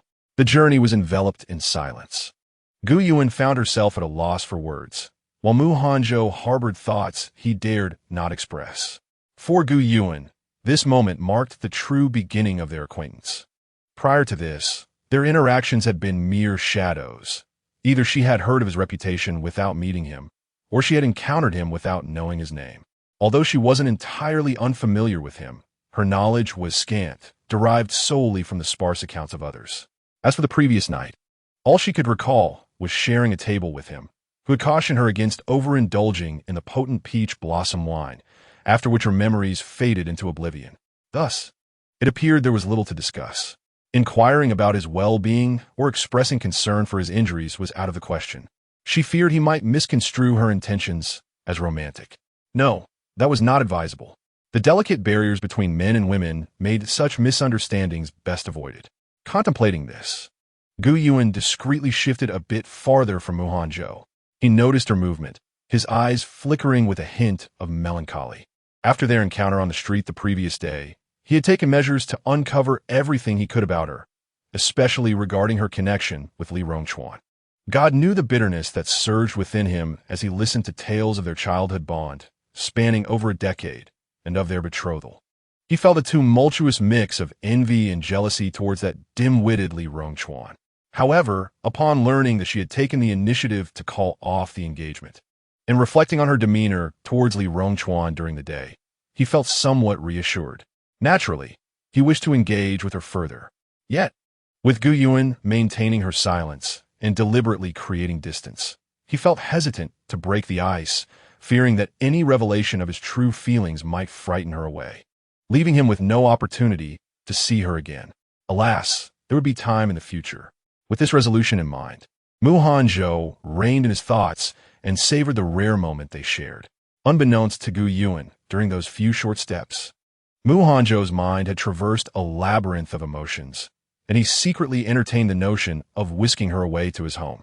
She pondered whether, after their meal, she should venture out or remain at home. Suddenly, she recalled the conversation about her brother suggesting that Hanzhou should eliminate his father and relocate to the capital, where the emperor would bestow a marquisate upon him for marrying her. Her gaze inadvertently shifted towards Hanzhou. Although it was true that his father was a nefarious character, his demise seemed inevitable. Even if Hanzhou did not take action, someone else would. Moreover, if he were to undertake this task, he could do so without implicating himself. However, intertwining this matter with the prospect of marrying her felt decidedly peculiar. Observing Gu Yuan's unwavering gaze and the oddity within her expression, Hanzhou could no longer contain himself and finally spoke. "My lady, why do you regard me so intently? Have I erred in some way?" Chapter 17. A tapestry of joys and sorrows. Gu Yuan awkwardly withdrew her gaze, feeling that her prolonged stare was indeed somewhat impolite. After a moment's contemplation, she added, "I merely found young Master Mu quite handsome, which compelled me to take a few more glances." As soon as her words faded, a light scoff emanated from behind her. "Is my brother and father not enough for your scrutiny? Brother, you've arrived?" Gu Yuan turned to see her elder brother striding towards her, a smile unconsciously gracing her features. In that instant, Hanzhou felt momentarily dazzled by her smile and, for the first time, experienced a twinge of envy and jealousy towards Gu Yenji. Despite knowing that Gu Yenji enjoyed a loving upbringing in a harmonious family, an existence he had to strive for, Gu Yenji could effortlessly command the attention and affection that Hanzhou yearned for. He had never felt this degree of envy before. Although he understood that Gu Yenji was Gu Yuan's brother, having shared the same womb and grown up together for many years, their bond was so profound that he found himself utterly incomparable. His jealousy felt somewhat irrational, even absurd. Yet, such emotions seemed uncontrollable. Since their first encounter on the street yesterday, he had harbored a desire to whisk her away and hide her from the world. Hanzhou concealed his feelings adeptly. But Gu Yenji, having been raised by two cunning foxes, could easily see through the fade. Not to mention the events of the previous night still lingered in the air. With a slight smile, He approached and inquired, "Is your brother more handsome than me?" Mu Hanzhou, Gu Yuan honestly shook her head no. This was the truth. After all, both their parents were strikingly attractive individuals, particularly their father. Once hailed as the most handsome man in the capital, Gu Yinji had inherited the best traits from both, making it impossible for him to be anything less than appealing. Gu Yinji felt a surge of satisfaction at his sister's honesty, especially upon witnessing the fleeting shadow of despondency in Mu Hanzhou's eyes, which only heightened his contentment. "Then I shall make a point to observe my brother more often," he said, reaching out to ruffle Gu Yuan's hair. "Keep your distance from those who wish to ensnare you." Mu Hanzhou's expression froze at this remark, realizing for the first time that while Gu Yinji was indeed admirable, he could also be infuriating. Meanwhile, Gu Yuan was momentarily bewildered. Who wishes to ensnare me? A glance from Gu Yinji towards Mu Hanzhou made the implication unmistakable. Gu Yuan was even more perplexed. Did she not just meet Mu Hanzhou? Counting yesterday, they had only crossed paths twice. How did this become a matter of such significance? "That was your own assertion," Gu Yinji remarked, raising an eyebrow with a playful demeanor at the sight of his sister's confusion. "My own assertion?" Gu Yuan furrowed her brow, struggling to recall when she might have uttered such a thing. She suspected her brother was teasing her, taking advantage of her inebriated state from the previous night. However, Mu Hanzhou's strange expression made her wonder why he did not contest the accusation. Had she truly said something of the sort? Turning to Shuiying, she inquired, "Did I really say that?" Yuchan nodded. "Yes, Your Grace, those were your very words to the Duke." In order to aid her esteemed princess in recalling the events of the previous night, Yuchan vividly recounted the scene to her. Gu Yuan, feeling a wave of embarrassment wash over her, discreetly glanced at Mu Hanzhou, and upon noticing his composed demeanor, was just about to exhale in relief. Yet, she heard Yuchan continue, "But that's not all. After your return, because the Duke did not reprimand young Master Mu, there was quite a commotion. The Duke spent a considerable time trying to console you, but to no avail, and as a result, he faced a scolding from both the prince and the young master." Was this truly her doing? How could she be so incredulous? "Are you certain the person you are referring to is me?" Gu Yuan thought that Yuchan was teasing her for having been so inebriated that she had no recollection. Yuchan nodded affirmatively. Still unconvinced, Gu Yuan turned to Shuiying, hoping to glean a different perspective from her. However, disappointment awaited her, as Shuiying, under her expectant gaze, solemnly nodded in agreement. "Moreover," she added, "this incident has become common knowledge throughout the entire manor. The young master has specifically instructed the maids to ensure that you're never allowed to go out for drinks again. To return from a drinking spree with thoughts of a man you have barely met, what father could tolerate that?" Oh, how mortifying this all was. Casting a glance at Mu Hanzhou beside her, Gu Yuan felt an embarrassment unlike any she had ever experienced. To act so childishly while intoxicated was one thing, but to have her brother and maid discuss it in the presence of the very person involved was utterly humiliating. It was as if embarrassment itself had opened the door and walked right in. As for Mu Hanzhou, upon hearing Gu Yuan's lingering thoughts of him, he found himself torn between joy and sorrow. Joy, for the fact that despite her drunken state, she still remembered him. Sorrow, for the knowledge that she intended to confront him. Was this what they referred to as a bittersweet predicament? How about it? Should brother give Mu Hanzhou a good beating now, to spare you from constantly thinking about it? Gu Yinji remarked with a teasing tone, although spoken in jest. Should Gu Yuan have nodded or uttered any agreement, Gu Yinji would not have hesitated to act. After all, if their grandfather were to learn that he could not even fulfill such a minor wish of his sister, he would surely reprimand him and send him to the ancestral hall to transcribe family rules. In any case, Mu Hanzhou harbored inappropriate feelings for his sister, though she remained blissfully unaware. Receiving a beating would hardly be unjust. Observing her brother's readiness to spring into action, Gu Yuan placed a hand on her forehead in exasperation, managing a few awkward chuckles. "Thank you, brother, but that's unnecessary. I have no lingering thoughts. I was merely intoxicated last night." Turning to Mu Hanzhou, she shyly added, Please don't take it to heart. I was drunk and rambling." Just as her words left her lips, She suddenly realized that the guard behind Hanzhou was none other than the driver of the carriage that she had confronted on the street while dealing with Su Shuang. So, Hanzhou had witnessed her handling of Su Shuanger in its entirety, and now, due to a few exchanged words, she had declared her intention to strike him. Although she had been muddled by drink, the actions were indeed hers, and so were the words. "Do not fret. I harbor no grievances against you, and I assure you, I shall not strike you without cause." Hanzhou smiled gently, acknowledging the kindness and reasonableness of the lord of the county, who would never resort to violence without justification. Hanzhou's praise was sincere.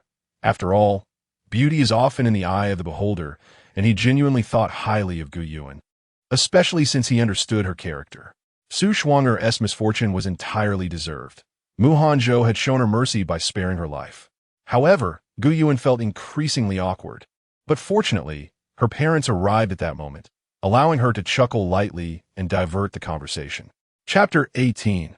Li Rongchuan was beaten after lunch. Lu Wanxiao mentioned that Hanzhou's injuries were quite intricate, suggesting that Gu Yuan assist her after a brief nap, thereby also gaining some knowledge. One must recognize that theoretical knowledge alone is insufficient. As a healer, one must observe, learn, and practice extensively to attain true mastery. Gu Yuan nodded in agreement, ready to acquiesce, but before she could speak, Gu Yinji interjected. "Mother, allow me to assist you this time. I happen to have no engagements today, and since my sister was intoxicated yesterday, she surely needs to rest." Lu Wanxiao, unaware that her son was intentionally causing trouble for Hanzhou, assumed her daughter was still unwell and replied, "Very well, then you shall assist." She then turned to Gu Yuan, advising her to rest well and to summon a servant if she felt unwell, concluding with a reminder, "Do not drink excessively next time." Gu Yuan wished to assert that she was perfectly fine now. She was more than capable of facing a tiger on a mountain or catching a turtle in the sea. Just as she was about to speak, her brother interrupted again. "Sister, do not worry. Although my medical skills may not match yours, I have diligently learned from Mother, and I can certainly lend a hand. Just heed Mother's advice and rest well. As for your studies, I will take thorough notes for you." Gu Yuan sensed that her brother was behaving oddly today, seemingly targeting Hanzhou for no apparent reason. After all, they had fought side by side in battle, and her brother had previously sought to bring her and Hanzhou together. Yet now, perhaps it was best to let it be. If she was not permitted to go, then so be it. Considering Hanzhou's condition, healing would take time, and there would be ample opportunities in the future.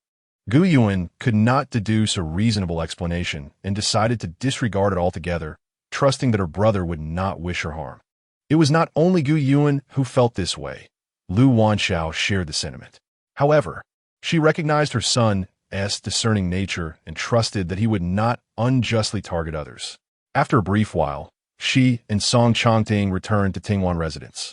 "Do you sense that Yinji seems to be targeting Hanzhou?" Lu Wanxiao could not contain herself and brought up the matter to Song Chongting midway. Indeed, Song Chongting nodded. "Why is that?" Lu Wanxiao inquired, puzzled, wondering why her son, who was friends with him, would act this way. "To shield Anin from romantic entanglements." Song Chongting replied with a light chuckle. "Shielding Anin from romantic entanglements?" Lu Wanxiao glanced back towards the dining hall and inquired, "Are you suggesting that Hanzhou has taken an interest in our Anin?"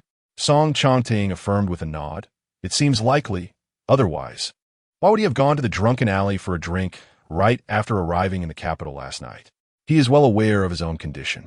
Moreover, it is quite a coincidence that he chose the same tavern as Anin, only to find no available seats and subsequently opted to share a table with her." Upon hearing this, Lu Wanxiao lightly furrowed her brows. "Are you implying that Hanzhou deliberately approached Anin? But didn't you say he only arrived in the capital yesterday? He must not have known Anin before, right?" Song Chongting shook his head at most. He may have heard of her from Yinji. However, upon entering the city yesterday, he happened to encounter Anin in a rather tumultuous situation on the streets. Later, he followed her to the drunken alley after noticing her presence there. Last night, after learning that Hanzhou was drinking with his daughter, Song Chongting promptly dispatched someone to investigate all of Hanzhou's activities since his arrival in the capital. After years of operation, The intelligence network of the Duke's residence had become exceptionally refined. Within the capital, as long as matters weren't overly intricate and the other party was not intent on concealment, the truth could be uncovered within half a day. Moreover, Hanzhou had not been secretive, aside from inquiring about Gu Yuan. All his actions since entering the capital had been rather straightforward, including his visit to the drunken alley. Thus, it was easy for Song Changting to ascertain his whereabouts. While dining, Hanzhou appeared engrossed in his meal, yet he would glance at Gu Yuan each time she picked up a dish, silently taking note. As a man himself, Song Changting understood precisely what this signified, having once behaved similarly. So, is this love at first sight for him? Lu Wanxiao concluded after considering Song Changting's words. Who knows? Song Changting sighed lightly. Whether it is love at first sight or a long-conceived plan, as long as he fulfills our expectations and is wholeheartedly devoted to an end, that is all that matters. Lu Wanxiao replied, but she seems not to have considered such matters deeply yet. This situation hasn't even begun to unfold, has it? And shouldn't we consult the two directly involved? After all, matters of the heart must be mutual. A forcibly twisted fruit is not sweet, and she does not favor arranged marriages. Seeing Lu Wanxiao's expression filled with unspoken thoughts, Song Changting smiled silently, understanding her concerns. Certainly, an An's happiness is paramount. If an is indifferent to him, there is little to discuss. His daughter must wed someone with whom there is mutual affection. Life is fleeting, and some matters cannot be settled for the sake of convenience. Moreover, his daughter was born into this world with the finest of everything. So settling for anything less is out of the question. Meanwhile, Gu Yuan returned to her courtyard after her parents departed. She had just found a cool spot to sit down, the chilled sour plum soup still untouched, when Feng Lian's excited voice reached her ears. Princess, princess! Before she arrived, her voice was already present. What is it? Gu Yuan raised the sour plum soup to her lips. Have you gone out to collect silver? Not at all. Feng Lian exhaled sharply. It's about young Master Rong. He has been assaulted. Li Rongchuan has been attacked? Gu Yuan raised an eyebrow. When did this happen? It was reported that last night, someone was ensnared in a sack and beaten to the point of having a swollen face and bruised eyes. Upon hearing this, Feng Lian silently added in her heart, serve him right. Gu Yuan, upon hearing this, clicked her tongue, wondering if his limbs had been broken. Apparently not. The absence of serious injury indicated that the assailant bore no personal grudge against him and did not wish to escalate the matter. The beating was likely merely an outlet for frustration. Did she know who was responsible? Gu Yuan yawned and pondered those who might have had a motive. It wasn't that she was particularly concerned for Li Rongchuan, but the incident occurred after he and Su Shuanger had sought her out for trouble, making it difficult not to connect the two events. After all, Li Rongchuan had been well until that point. Moreover, as the heir of the Qingyan Marquisate with an aunt who was the empress, most would hesitate to lay a hand on him. Uncertain for now, Feng Lian shook her head. Strangely, it seemed the Qingyan Marquisate had not pursued the culprit. No pursuit of the assailant? Why not?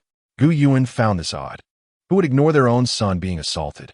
It should be noted that Li Rongchuan was the only son of the Li family, and the Qingyan Marquisate was not a family to be trifled with. Why then did they not take action? Were they not concerned that the assailant might next inflict even greater harm upon Li Rongchuan? At that point, it would be too late for regrets. After all, should anyone dare to strike them, that person's ancestral grave would surely be desecrated by her grandfather's own hands. Feng Lian remarked, it seems the Marquis and his wife suspect this was the work of a prince, which is why they have not pursued the matter. What? Gu Yuan, who had been sipping a sour plum drink, nearly choked upon hearing Feng Lian's words. Startled, Feng Lian quickly stepped forward to pat her back and help her regain her composure. After a moment, Gu Yuan managed to speak, albeit with great difficulty. The Marquis and his wife suspect it was my brother's doing? How highly do they think of him? Or do they believe him to be a person of good temperament? If my brother were to take action, how could Li Rongchuan merely end up with a bruised face? If he were in a good mood, Li Rongchuan would be lucky to escape with just that. Otherwise, he would be bedridden for 10 days or half a month. Shi Yin said so. Shi Yin? You ran into him? The mention of Shi Yin brought to Gu Yuan's mind the previous day. when Su Shuang'er and Li Rongchuan were embroiled in trouble, one being beaten and the other scolded, while he stood silently behind Li Rongchuan, watching the spectacle with an expression that was difficult to interpret. Now that matters had escalated between her and Li Rongchuan, he had shared these details with Feng Lian. Yes, he is quite an interesting character. I wonder what he was doing when Li Rongchuan was attacked last night. Feng Lian nodded when the servant left. He happened to be out fulfilling a task for His Highness, the heir apparent. He took the initiative to greet the servant and exchanged a few words. Intrigued, Gu Yuan inquired, what did they discuss? He mentioned that the Marquis and his wife were quite displeased with Su Shuang'er, considering her unfit for their social circle and unlucky, and they wished to deal with her. However, the heir apparent was very protective, leaving them with no choice. Feng Lian remarked as she noticed Gu Yuan's bowl of sour plum soup had been drained. She picked up a spoon to refill it and continued. Now that young Master Rong has been beaten to a pulp, it only amplifies the notion that she is a harbinger of misfortune. Thus, they plan to eliminate her while young Master Rong sleeps. However, just as they were about to act, he awoke, fiercely protecting her and threatening Madame Chang'an, declaring that if anything were to happen to Su Shuang'er, he would ensure the Li family faced utter extinction. This infuriated Madame Chang'an to the point of nearly suffering a heart attack. Goodness, this Su Shuang'er must be intoxicating, the kind that ensnares one's very soul. How else could it drive Li Rongchuan to such madness? It is worth noting that Li Rongchuan was once renowned for his filial piety and amiable disposition. Yet now, for a woman of dubious standing like Su Shuang'er, he has repeatedly defied his own mother and uttered such fierce threats regarding his family's lineage. Something is amiss. Something is terribly amiss. Gu Yuan set down her glass bowl and rose. Is there more to discuss, Shi Yin? Nothing further. Feng Lian shook her head. Shi Yin appeared eager to return, exchanging a few brief words with the maid before taking his leave. Noting Gu Yuan's silence, Feng Lian added, Princess, if you wish to know more, I can arrange for someone to inquire immediately. Not for the time being, Gu Yuan waved her hand. She had almost inquired about the progress of the investigation into Su Shuang'er, but then she remembered that Li Rongchuan had only returned a few days ago. The journey from the capital to the border was long and arduous, requiring considerable time. Thus, she decided against it. After a moment's contemplation, she instructed, send someone to keep an eye on Su Shuang. Also, seek an opportunity to converse further with Shi Yin. Shi Yin, being Li Rongchuan's bodyguard, was the most suitable person to question regarding Li Rongchuan's affairs. Understood. Feng Lian responded respectfully. Exercise caution. Do not raise any suspicion, Gu Yuan advised. Shi Yin, despite his intriguing nature, was still a servant of the Chengyan Marquis, and Li Rongchuan held dominion over his fate. The Li Rongchuan of old would never mistreat his subordinates nor resort to indiscriminate violence against them. However, the current Li Rongchuan seemed unhinged, influenced by the troublemaker Su Shuang'er, who had caused his own mother to faint on several occasions. Who could predict his next actions? Shi Yin was a good man. He had brought her much joy in the past, and had proven to be quite loyal. It would be a great pity if he were to be harmed by Li Rongchuan and Su Shuang'er. Rest assured, my lady, I understand, Feng Lian replied. In the courtyard of the Tang Wang mansion, Hanzhou sat by the window with a scroll in hand. One hand holding the book while the other rested on the windowsill, his pale, slender fingers tapping rhythmically against the frame. His gaze lingered on the phoenix tree outside, the book remaining unopened for quite some time. Young master, Yin Shu approached silently from behind. What news? Hanzhou did not turn, his eyes still fixed on the vibrant phoenix blossoms, a flicker of warmth unexpectedly brightening his otherwise cold gaze. Yin Shu clasped his fists, reporting to young master. There have been no movements from the Chengyan Marquis. Oh, Hanzhou's hand paused its tapping. The fact that his son had been beaten so severely without any response from the Chengyan household was perplexing. Had the Marquis fallen into decline, or did they believe their son deserved such treatment? If his own son were to be so brutally harmed, he would not rest until he had raised the ancestral graves of those responsible, or else he would write Hanzhou in reverse. Suddenly, Hanzhou turned his head, furrowing his brow as he gazed at Yin Shu. Could it be that you did not utilize your full strength during the altercation? Is it merely a fabrication that Li Rongchuan was beaten to a pulp? How could that be plausible? Yan Shu protested vehemently, asserting his innocence. Yes, you. I wielded my Shu's soul with considerable force. The sound was so loud it startled the birds from the trees. Furthermore, the burlap sacks were specifically procured to carry horse manure. Noticing that his master remained silent, he continued. The reason for the investigation's halt was that the couple from the Chengyan Marquisate believed it was the Nanjing prince who had instigated the conflict. Thus they chose to endure this silent humiliation. Hanzhou was taken aback by this revelation, momentarily stunned, before a pleased smile graced his lips. This misunderstanding was quite fortuitous. Reflecting on Gu Yinji's behavior during lunch, his eyes glimmered with mischief as he commanded. Once Li Rongchuan has sufficiently recovered, ensure he receives another thorough thrashing. Remember to strike with greater intensity. If necessary, a limb may be sacrificed. Gu Yinji was known for his ruthlessness, and given his affection for Gu Yuan, a lenient approach would lead others to doubt his involvement. Yan Shu remained oblivious to his master's ulterior motive of wanting Gu Yinji to shoulder the blame multiple times, believing instead that it was simply an act of retribution for Gu Yuan. Suddenly, a thought struck him. My lord, what if the Nanjing prince discovers this? The capital was Gu Yinji's domain, and they currently resided within the duke's residence. It would be exceedingly easy for him to uncover their actions, especially in matters of framing others. Hanzhou waved his hand dismissively. It matters not, as long as the Chengyan Marquisate believes it to be Gu Yinji's doing. After all, Gu Yinji would not approach them to declare his innocence. Moreover, this serves to vindicate Gu Yuan. Thus, whether he bears the blame or not, he shall bear it. Listening in the bamboo pavilion, Gu Yinji had also received word of Li Rongchuan's beating. After muttering a deserved curse, he heard Sun Yue mention that the couple from the Chengyan Marquisate suspected him of the assault and thus chose to remain silent. Is there truly anyone bold enough to frame me? He scoffed. Do they seek to shorten their lives? Or are they simply foolish? Who is responsible for this? Return to the Duke. It is Hanzhou, Sun Yue respectfully reported. Hanzhou. Gu Yinji paused mid-sip of his tea. What grievance could there possibly be between him and Li Rongchuan? Nothing has been uncovered, Sun Yue replied. If the information is accurate, Hanzhou was likely avenging the princess, as he happened to witness Li Rongchuan and Su Shuang'er making a scene in the streets yesterday. Avenging an? Gu Yinji chuckled. When did my sister, the esteemed princess of the duke's residence, require an outsider's assistance for retribution? Yet, despite his words, he secretly admired Hanzhou's sense of justice and astute mind. Yesterday, his sister had nearly beaten Su Shuang'er to death, while Li Rongchuan had been verbally assaulted.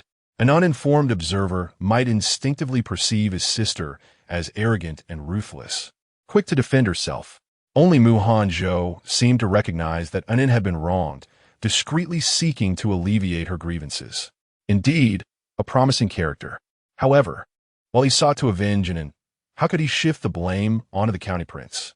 Gu Yinji felt that Hanzhou was clever, yet utterly lacking in decency. How could a grown man engage in such underhanded behavior?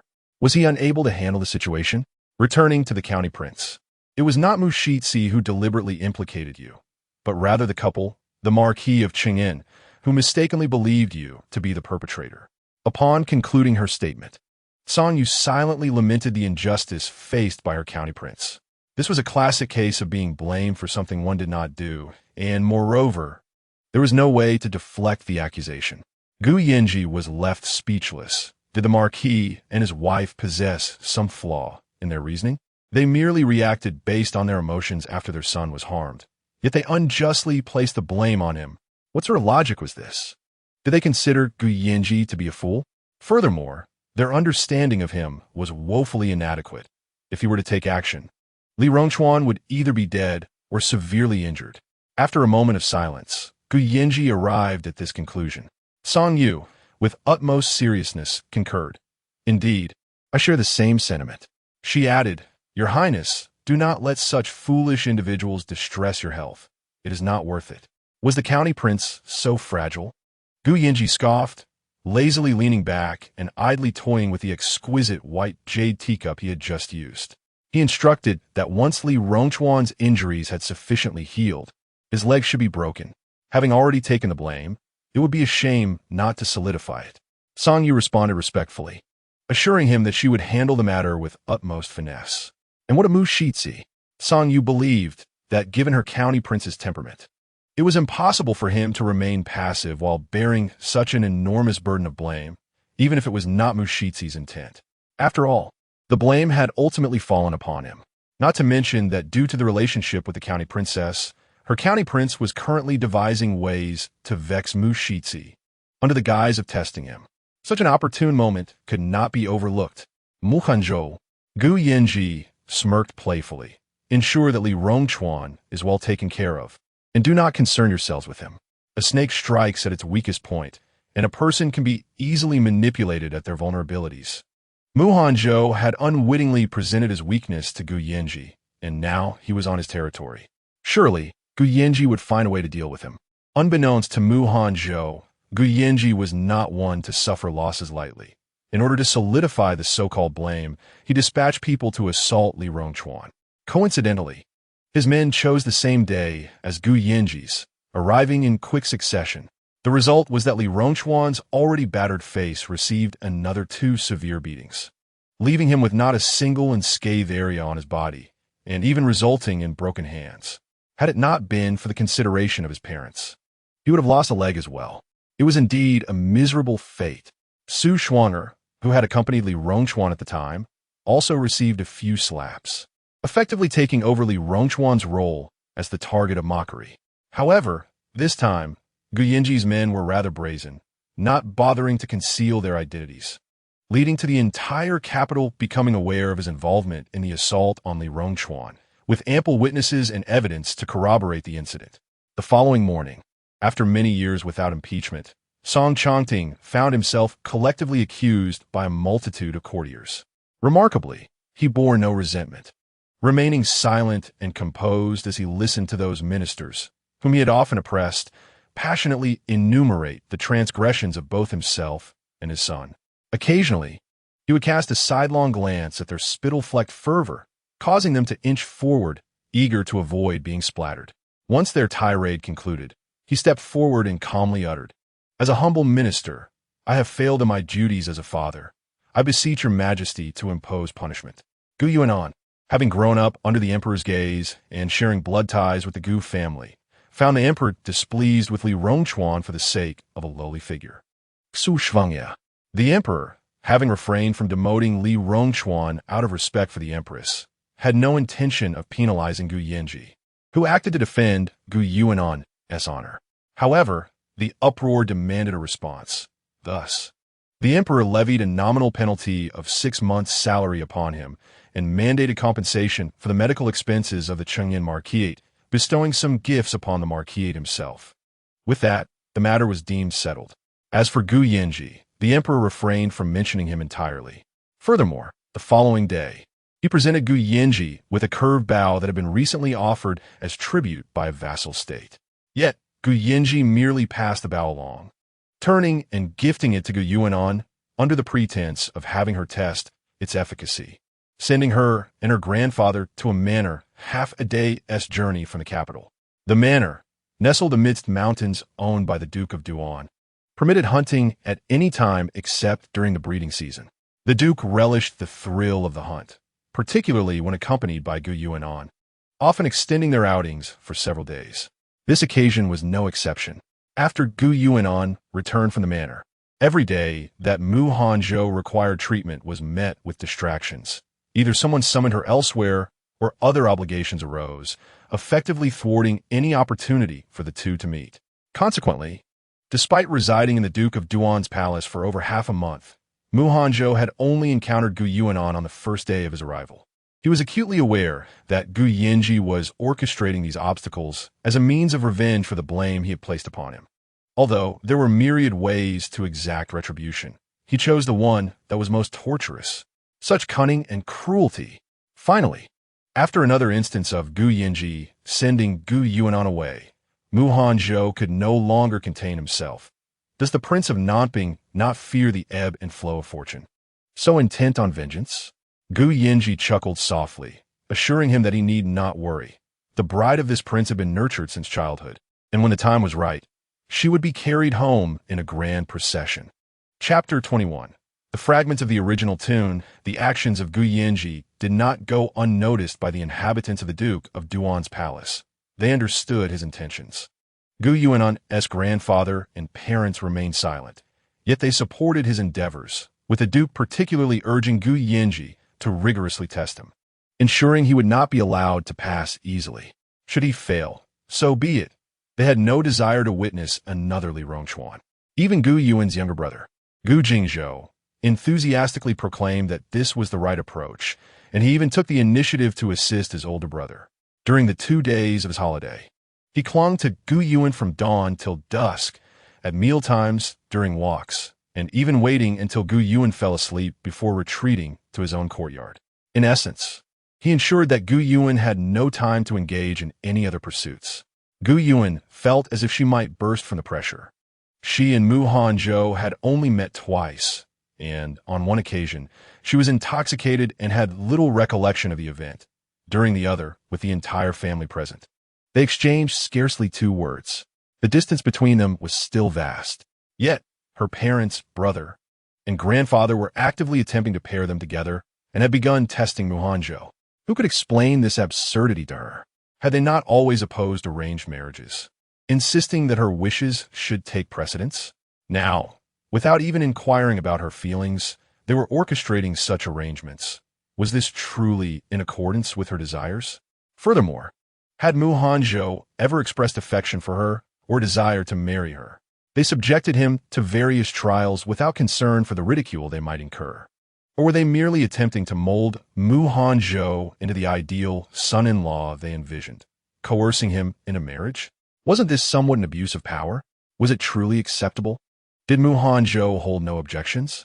Despite her esteemed lineage and beauty, making her a sought-after match among the elite, Hanzhou was no less remarkable. Though he had lost his mother at a young age, and his father was unworthy, with a stepmother who exploited him, he nevertheless excelled, achieving significant military accomplishments at a tender age. He was handsome, and his merits were sufficient to earn him a noble title. Marrying him would ensure her status as at least a marchioness.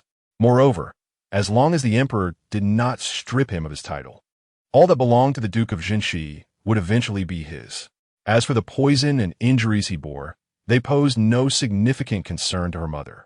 Did the wishes of the two involved parties hold so little weight in their eyes?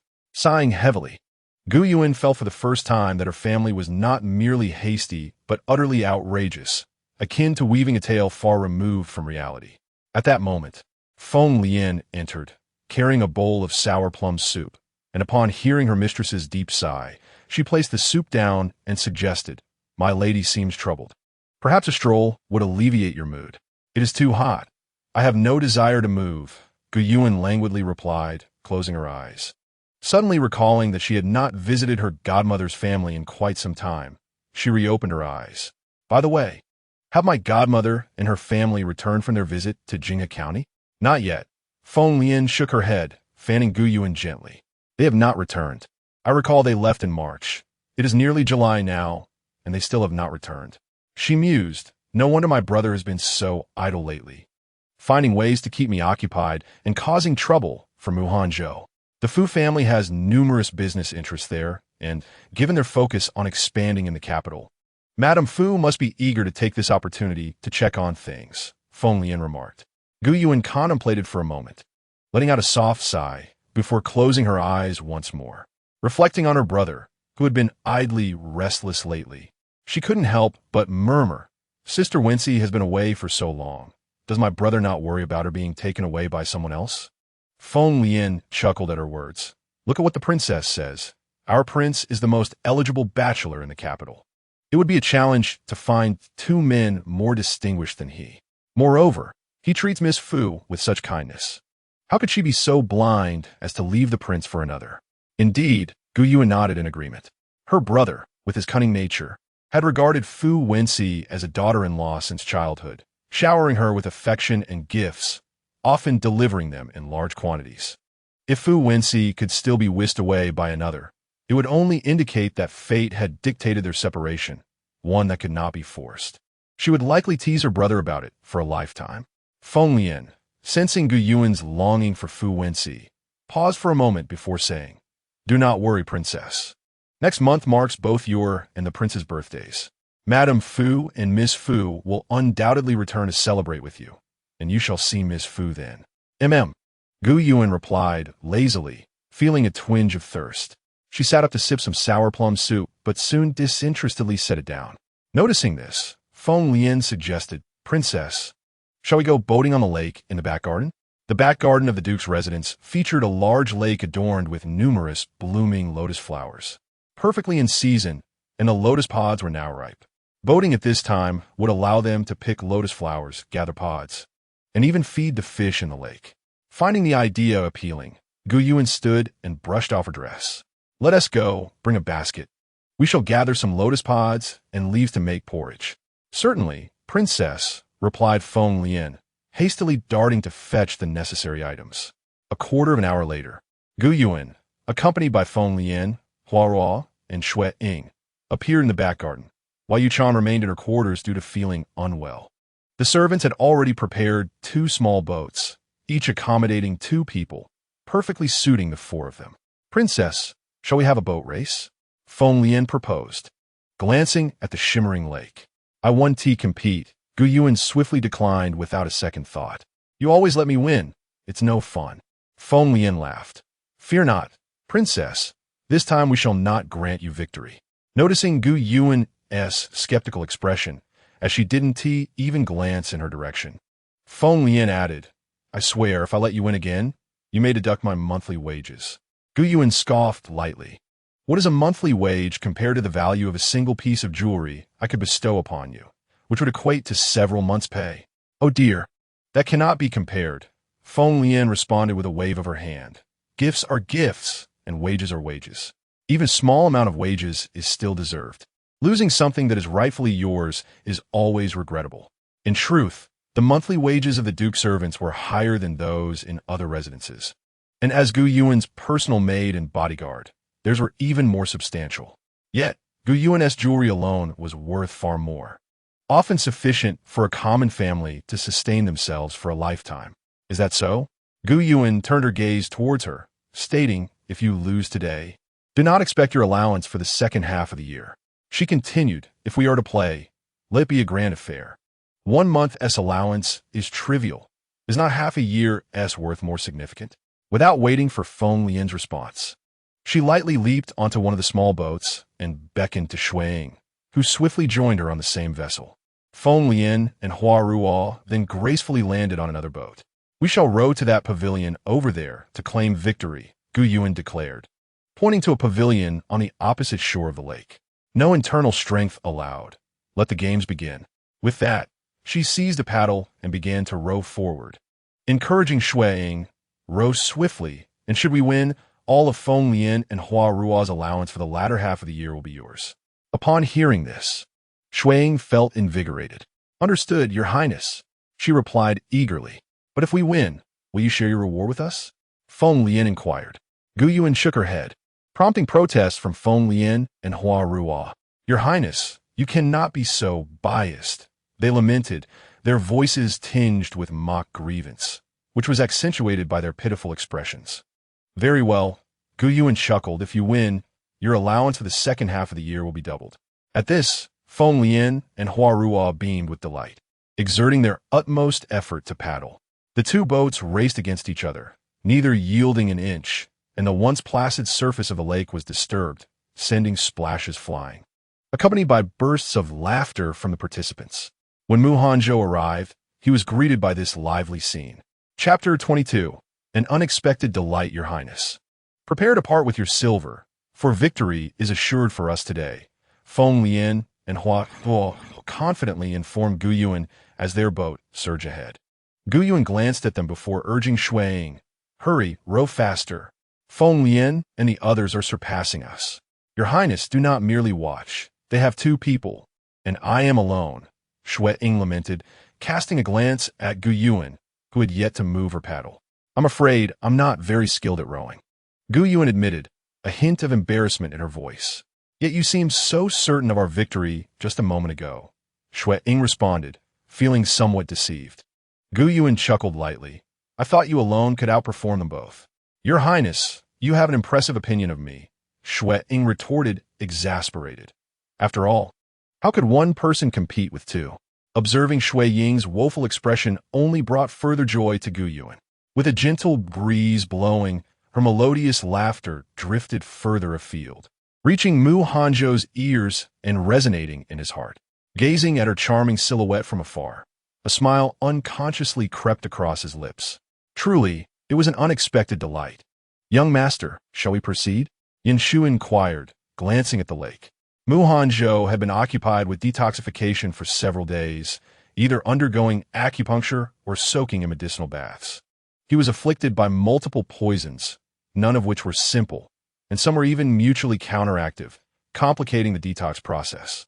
The challenge of overcoming these toxins had taken a toll on him, and after half a month of such trials, he was nearing his limit. It was only then that Lu Wanxiao permitted him a brief respite.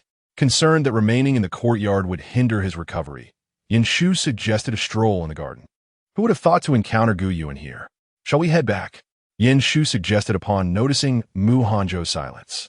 He was aware that his master was eager to meet Princess Yunan, yet this situation seemed rather inappropriate. If outsiders were to learn of it, they could inadvertently be accused of engaging in clandestine dealings.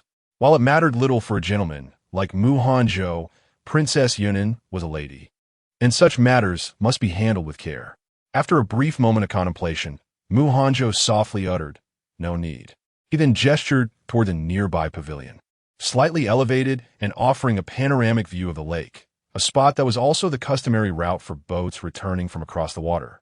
Yin Shu, understanding his thoughts, recognized that his concerns were unfounded. The Duke's residence was as secure as a fortress. All guards, even the doormen, were handpicked from the Black Hawk Army, and the maids underwent rigorous background checks spanning 3 generations, followed by strict training before being deemed fit to serve in the estate. Furthermore, all had signed binding contracts, their fates dictated by the Duke's household. Thus, unless the master of the Duke's estate took the initiative, no news, be it good or bad, would escape its walls. Moreover, he would ensure that nothing that transpired here would be leaked. If he could not protect her reputation, what right did he have to discuss other matters? Indeed, Yin Shu replied, acknowledging Mu Hanzhou's resolute decision. He guided him towards the pavilion and, after serving tea, discreetly withdrew. On the lake, Gu Yuan and her 3 maids rowed to the aforementioned pavilion, resting momentarily before embarking once more to the lake's center to gather lotus flowers in pods. Once their 2 baskets were filled, they leisurely paddled back. Shuang handled the oars while Gu Yuan sat at the bow, peeling a lotus pod. The cool breeze enveloped her, prompting Gu Yuan to blissfully close her eyes. Suddenly, a carp leaped from the water, splashing droplets on her face.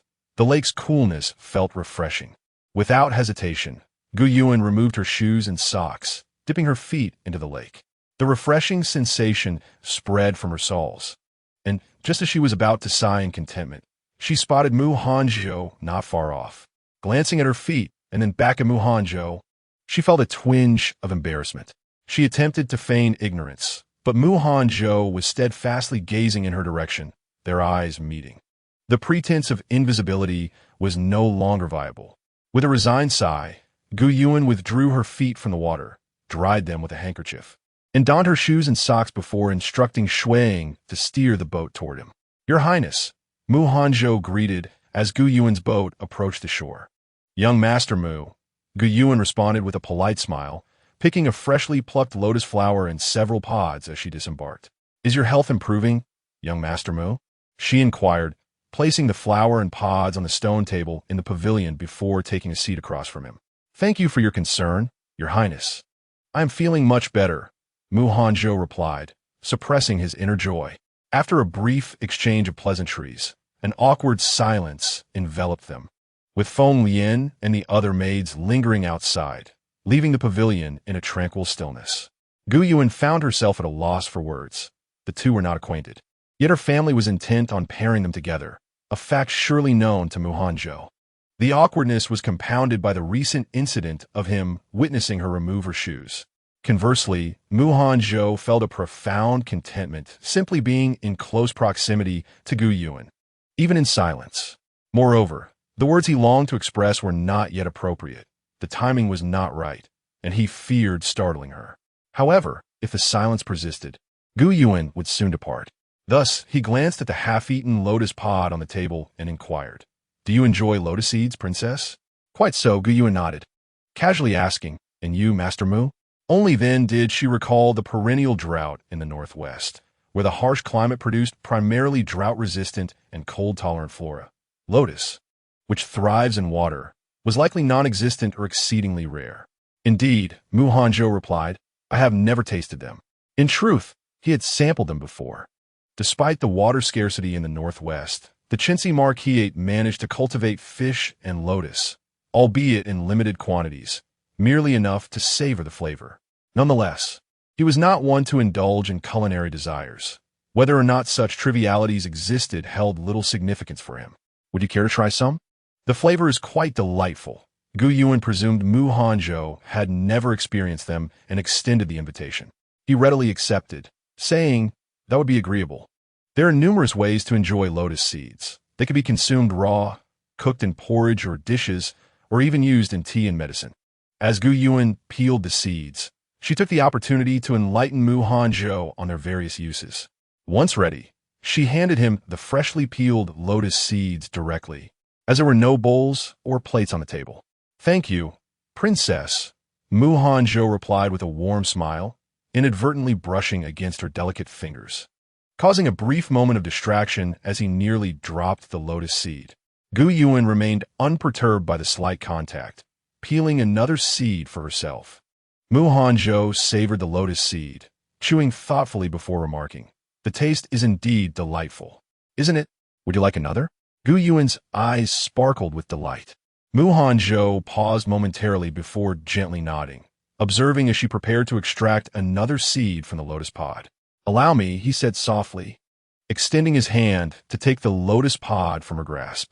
This scene was fortuitously witnessed by Gu Yan, who arrived upon receiving news of the situation. Chapter 23. The cabbage ransacked by pigs. The lake stretched endlessly, the breeze refreshing as flowers bloomed under the radiant sun. The lotus blossoms emerged gracefully from the water's surface, their vibrant hues coloring the clear waters, while a gentle wind caressed the lake, creating ripples. In the pavilion by the lakeside, a talented pair sat across from one another, one resplendent in red, exuding vivacity, and the other clad in blue, embodying calm reserve. They were truly a picturesque match. Even weather seemed to have tempered its heat. Within the pavilion, the man received a lotus pod from the lady's hand, selecting a plump one, meticulously peeling away the green exterior and the inner white layer before presenting it to her. The young woman smiled radiantly, accepting the lotus seed and placing it in her mouth, crunching it delightfully, and she did not forget to give him a thumbs up in approval. As the man observed her enjoying her meal, a subtle smile graced his lips, and the once cold furrow of his brow softened with warmth. While he watched her savoring her food, he delicately peeled a lotus seed in his hand. Anyone witnessing this scene would undoubtedly exclaim that life was tranquil and delightful, urging their breaths to soften for fear of disturbing such a picturesque moment. However, it was evident that Gu Yanji was an exception to this sentiment. He acknowledged that the sight of his sister and Mu Hanzhou seated in the pavilion, peeling lotus seeds together, was indeed pleasing to the eye, and they appeared well matched. Yet, pleasant as it was, and harmonious as they seemed, he could not fathom how they had come to meet in such a poetic setting while he had merely stepped out to attend to some matters. It was clear that Mu Hanzhou, that foolish swine, had seized the opportunity to approach his precious sister in his absence. "Oomph!" With a disdainful snort, Gu Yanji flicked his sleeves and strode toward them. Upon his arrival, the attendants outside the pavilion bowed in respect. Gu Yanji raised a hand dismissively and entered the pavilion, allowing his once stern countenance to adopt a more genial expression. And then he greeted warmly, "Brother, you've come." Gu Yuan looked up, sweetly calling out to him. Mu Hanzhou, upon seeing Gu Yanji, furrowed his brow slightly. Did this man hold a grudge against him? Or had he borrowed a couple of coins without repaying? Why was he constantly interrupting him and causing him distress? Gu Yanji noticed the expression on Mu Hanzhou's face and in a good mood. settled himself on the bench between them, casually snatching the lotus seeds that Mu Hanzhou had prepared for Gu Yuan. After finishing, he couldn't help but compliment, "Not bad. Not bad. I never imagined that the rough hands of young Master Mu could peel lotus seeds so well." Such words were undeniably provoking, almost inviting a confrontation. Gu Yuan, exasperated, shot him a disdainful glance. "Brother, do you realize how you appear right now?" "What?" Gu Yanji raised an eyebrow, and, taking advantage of Gu Yuan's distraction, threw a teasing glance at Mu Hanzhou. Mu Hanzhou silently replied, "Childish." Gu Yanji shrugged, as if to say, "What can you do about it?" Unaware of the silent exchange between the two men, Gu Yuan examined the lotus pod in her hands, then glanced at Gu Yanji from head to toe before softly declaring, "Childish and deserving of a beating." "You ungrateful one," Gu Yanji retorted, tapping her forehead lightly. "After all these years, and you've turned against me so quickly." Unable to hold back, Gu Yuan rolled her eyes dramatically. "What do you mean by turning against you? You're eating the lotus seeds that he peeled and still complaining about his roughness? Do you even have a leg to stand on?" If she were Mu Hanzhou, she would have given him a couple of solid punches. Moreover, how could one say that Mu Hanzhou's hands were rough? They merely bore some calluses from years of martial practice. Despite his somewhat pallid complexion due to health reasons, his fingers were long and strong, with well-defined joints, particularly striking when he focused intently on peeling lotus seeds. Mu Hanzhou was taken aback by Gu Yuan's unexpected defense of him.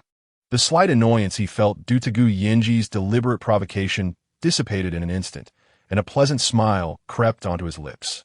What the princess says is indeed true. Observing the harmonious banter between the two, Gu Yanji suddenly felt as though he were being bullied by a couple. This inevitably led him to contemplate how much his sister might come to resent him if Mu Hanzhou were to marry her. If Mu Hanzhou were to lodge complaint against him, wouldn't it be akin to inviting a pig into his home, making it all too convenient for it to root around his own cabbage patch?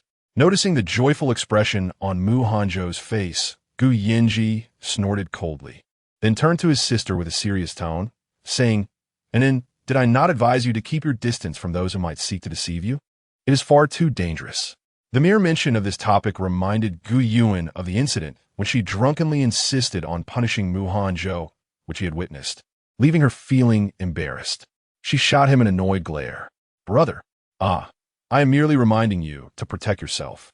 Seeing him persist, Gu Yuan quickly peeled a lotus seed and tossed it into his mouth, urging, "The weather is hot. You should eat more lotus seeds and refrain from speaking." As Gu Yanji found himself at a loss for words, Mu Hanzhou chuckled with delight, his gaze towards Gu Yuan unconsciously softening compared to before. Upon hearing his laughter, Gu Yuan instinctively glanced in his direction, only to meet his tender gaze, which left her momentarily stunned. Had she truly just seen Mu Hanzhou look at her with the same affection her father held for her mother, or her brother for when she, or that which Li Rongchuan once bore for her? Could it be that Mu Hanzhou, as her brother suggested, harbored impure intentions towards her, wishing to take her home? Yet, she and Mu Hanzhou were hardly familiar with one another. They had exchanged only a handful of words and had met merely a few times. She could easily count them on one hand, and they hardly knew each other at all. She acknowledged her own beauty. But could a young general renowned for his military exploits be so easily swayed by mere appearances? If that were the case, he would have long since found himself buried beneath 3 feet of grass by now. Or was it that he had fallen for her at first sight? But isn't that merely lust at first glance? Moreover, Mu Hanzhou did not strike her as a hasty individual. If he were so impulsive, how could he command troops in battle? No, she must have misinterpreted his gaze. Gu Yuan thought to herself, lifting her hand to rub her eyes vigorously. Upon reopening them, Mu Hanzhou's expression appeared entirely normal, devoid of any tenderness or ardor she had imagined.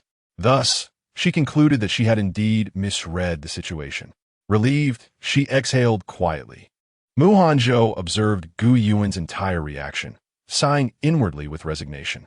It was all right, there was ample time ahead, and he resolved to take things slowly.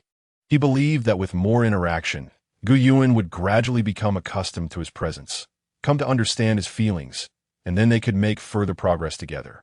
However, It remains uncertain whether it was Gu Yinji's increased vigilance or if Gu Yuan was simply frightened by him that day, leading her to consistently avoid him. Since that incident, he had not encountered Gu Yuan again. On the rare occasions they crossed paths, she always appeared to be in a hurry, departing swiftly after a mere greeting. This pattern persisted throughout July. Finally, unable to endure any longer, Hanzhou, on the eve of Gu Yuan's birthday, August 7th, inquired about her whereabouts and awaited her on her usual path.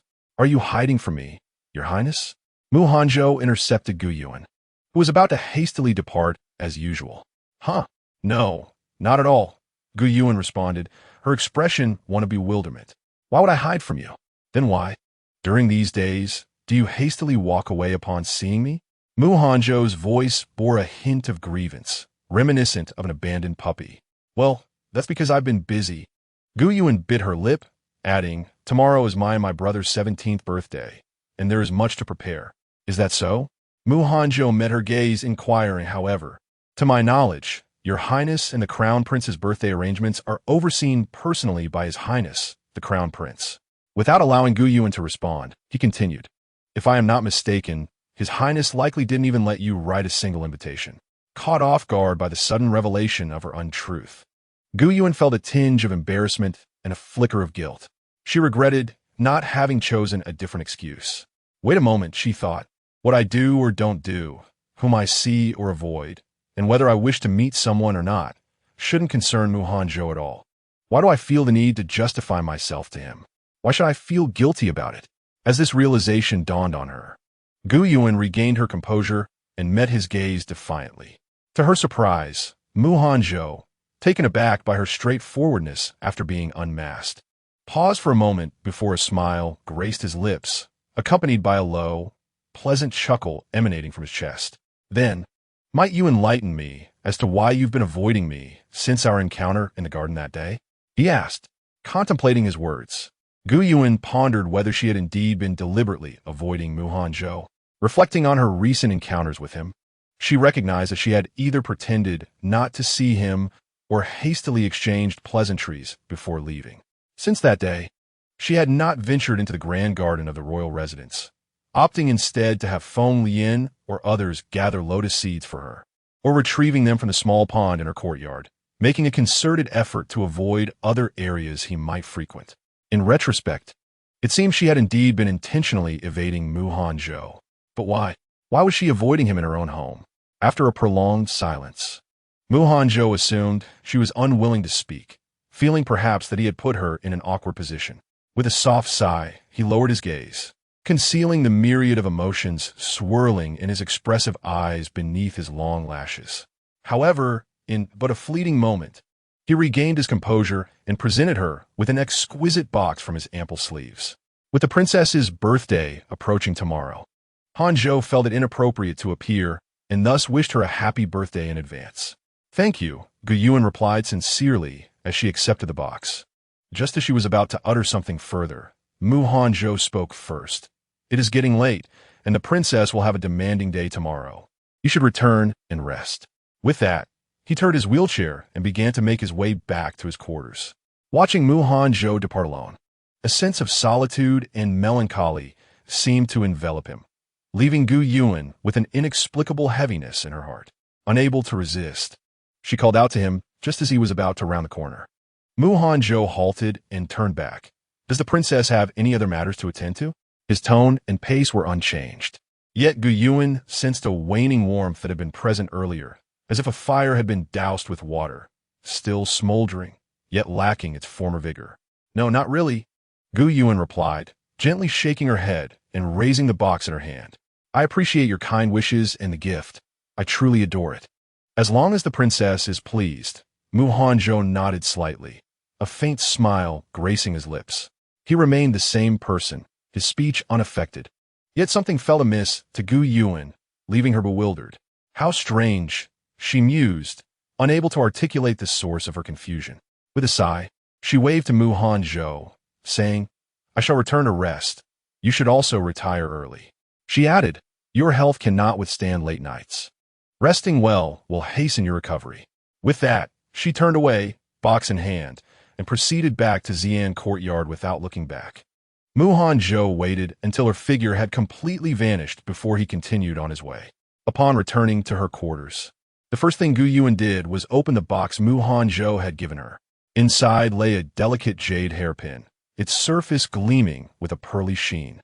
Crafted from the finest mutton fat jade, it was intricately adorned with a carving of two rabbits gazing at the moon.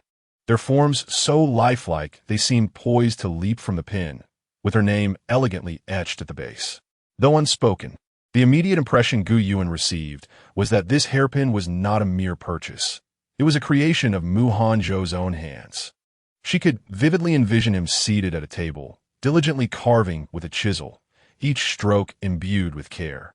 The rabbit represented her zodiac, and the jade rabbit symbolized the moon, embodying both a longing for beautiful love and the yearning for a beloved.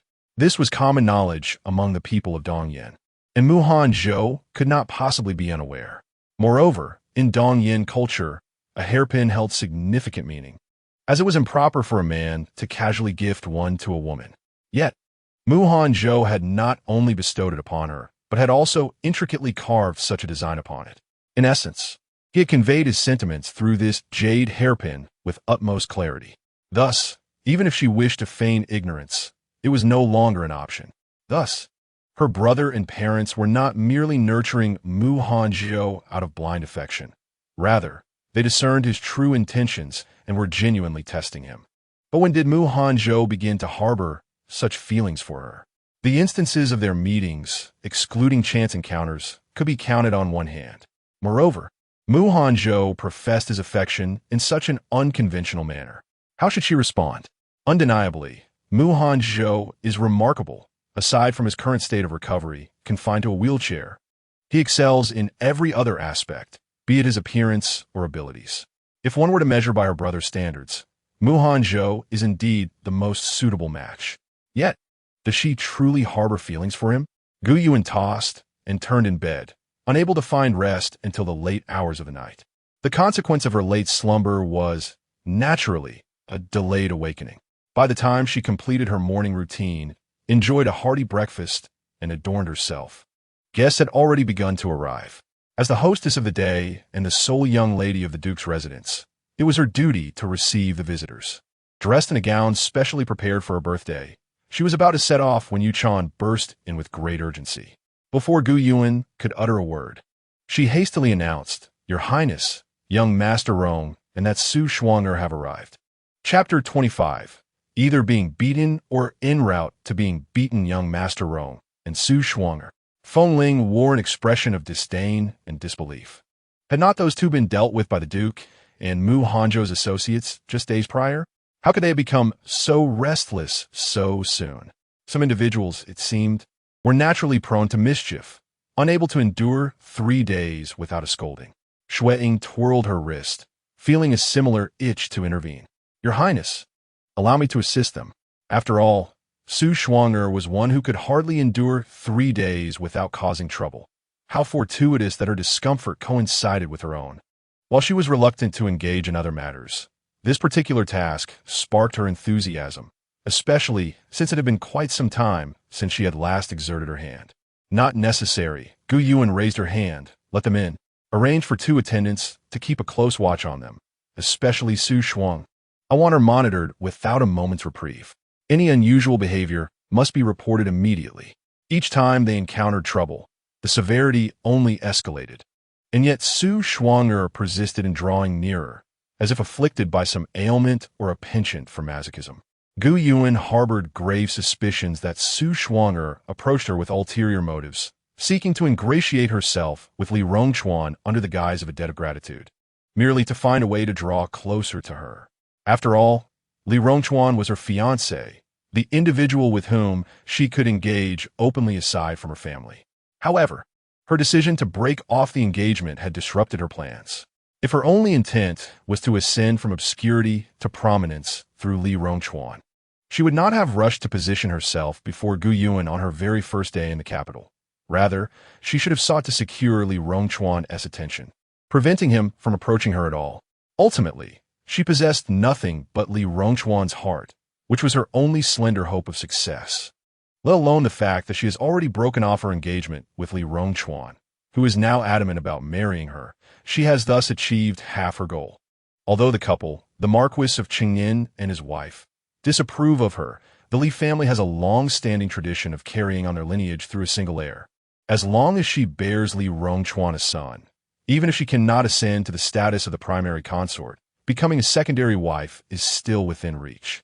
Therefore, her priority should be to seize the moment and entice Li Rongchuan into producing an heir, rather than allowing him to linger aimlessly before her. Is it truly the case that she possesses an innate propensity for self-deprecation, unable to endure even 3 days without conflict? Does she not fear the repercussions of her actions? Even if Gu Yuan were to strike her down, it would amount to nothing more than the demise of a mere servant who dared to offend her. A death that would evoke no significant consequences. At worst, her father might face a few reprimands from the censors and incur a minor penalty on his salary. Regardless, her father has never served in his official capacity for monetary gain, nor has he relied on that meager stipend for sustenance. Thus, the absence of it in the future would be inconsequential. Surely, Su Shuang'er, despite her perceived foolishness, must possess some awareness of this, especially given that her initial encounter at the Duke of Duan's residence resulted in punishment due to her status, and her last experience in the streets left her severely battered. Yet, what could be her ulterior motive for approaching her? Based on prior investigations, Su Shuang'er appears to be a nondescript maidservant from a modest sect in the martial world, who was expelled 6 months ago for damaging the attire of the sect's young mistress. According to the timeline of her acquaintance with Li Rongchuan, it seems she arrived at the border soon after her expulsion and subsequently rescued Li Rongchuan from a perilous fall. As per Shurian's account, Li Rongchuan had initially no intention of bringing her to the Duke of Duan's residence. It was Su Shuang'er's feigned tears and pleas that persuaded him. Shurian also mentioned that during their return to the capital, Li Rongchuan wavered in his decision to bring her back due to his earlier advice. But after yet another display of her tears and entreaties, he relented once more. Su Shuang'er's beguiling demeanor and sorrowful appeals seemed to possess an enchanting quality that Li Rongchuan finds irresistible. Of course, it is also plausible that Li Rongchuan himself harbors an unspoken desire to embrace such dependence and admiration. From the information she has gathered and the insights gleaned from Shurian, it is indeed true that Su Shuang'er saved Li Rongchuan, yet the circumstances surrounding it are rather coincidental. On that fateful day, he was not the only one to venture out. Curiously, it was only Li Rongchuan's steed that went berserk, casting off its rider and plunging down the cliff, fortuitously landing near Su Shuang, who was foraging for herbs at the base. Furthermore, it is worth noting that prior to their departure, all the horses were meticulously inspected, especially Li Rongchuan's, which Shurian had checked multiple times without discovering any issues. Cast out by her sect and devoid of parental support, Su Shuang'er scavenged for herbs to make a meager living, often traveling to remote locations to gather more. Each day was fraught with anxiety, reflective of her pitiable circumstances, compounded by the debt of gratitude she owed for saving a life, which ultimately secured her place by Li Rongchuan's side as they journeyed to the capital. However, once in the capital, all subsequent events spiraled beyond her control, leaving her to endure continuous beatings or the threat thereof. Yet, despite these adversities, she remains undeterred. Her curiosity grew increasingly piqued. What could her true intentions be? And who was the shadowy figure behind her? Thus far, whether from her own sources or those affiliated with Uncle Qingzhou, Su Shuang'er appeared to be a solitary entity, devoid of allies or masters. The individuals dispatched to observe her had uncovered no connections or interactions with others. Yet, an instinct whispered to her that Su Shuang'er was not alone. Surely, there was someone orchestrating her actions. After all, how could someone with a mind so thoroughly muddled, akin to a pigsty, possibly devise such a meticulously crafted scheme of salvation? Executing it flawlessly? It seemed that the puppeteer remained hidden too deeply for the time being. With this in mind, she resolved to grant them an opportunity to reveal their intentions and to uncover the nefarious forces lurking behind Su Shuang'er. Yes, Your Highness. Feng Lian responded with a respectful bow. I shall make the necessary arrangements at once. Moreover, Gu Yuan continued thoughtfully. Increase the number of personnel at the porridge stall in the outer city. Exercise caution. We must not allow any loopholes for them to exploit. In order to bestow blessings upon the three siblings, it had become a tradition for her grandfather and parents to distribute porridge in their names every year on their birthdays, allowing all to partake. This practice had been upheld since they were 1 year old and would continue this year as well. Given that Su Shuang'er and her cohorts had set their sights on her, it was highly plausible they would target the porridge stall. The most effective and expedient method to ruin her through the stall would be to poison the porridge, resulting in tragic consequences. Though perhaps she was being overly cautious, it was always wise to err on the side of vigilance. The recipients of the porridge were common folk. No mistakes could be permitted. Indeed, I shall seek out the leader of Heishan and request additional personnel, she affirmed. Gu Yuan waved her hand, signaling Feng Lian to depart, and then turned to Hua Ruo and Yu Chan with a cautionary reminder. Today's guests are prominent families from the capital. Please be extra vigilant to avoid any missteps. And keep a watchful eye on the young ladies and gentlemen. We must not allow any disturbances to arise within the royal residence. Given the nature of societal interactions, banquets became opportunities for the elite youth to engage, and those harboring ulterior motives would seize such chances without hesitation. While the average person would not dare to misbehave within the Duke's residence, one could never discount the folly of those reckless enough to jeopardize their futures. It would be an affront to sully the grounds of the Duke's estate. Understood, Your Highness, Hua Ruo and Yu Chan acknowledged, departing to fulfill their duties. Gu Yuan pondered once more, ensuring she had overlooked nothing, before proceeding with Shui Ying toward the front courtyard. Chapter 26. The Spring. Gu Yuan and Gu Yanji, one a princess and the other a prince, both enjoyed the favor of the Empress Dowager and the Emperor. The Duke's residence, now at the pinnacle of power and prestige, attracted the attention of nearly every notable family in the capital, who arrived bearing lavish gifts for what was, in essence, a rather ordinary birthday celebration. The Chung en Marquis, being the maternal home of the Empress, was naturally among the invitees. As Gu Yuan stepped out, she fortuitously encountered Madame Chui of the Chung en Marquis, accompanied by her daughter Li Yuro, entering the premises. Perhaps due to the recent bouts of vexation caused by Li Rongchuan, the Chui matriarch appeared significantly more gaunt. Her visage, despite the application of powder, could not conceal the weariness and desolation etched upon her features.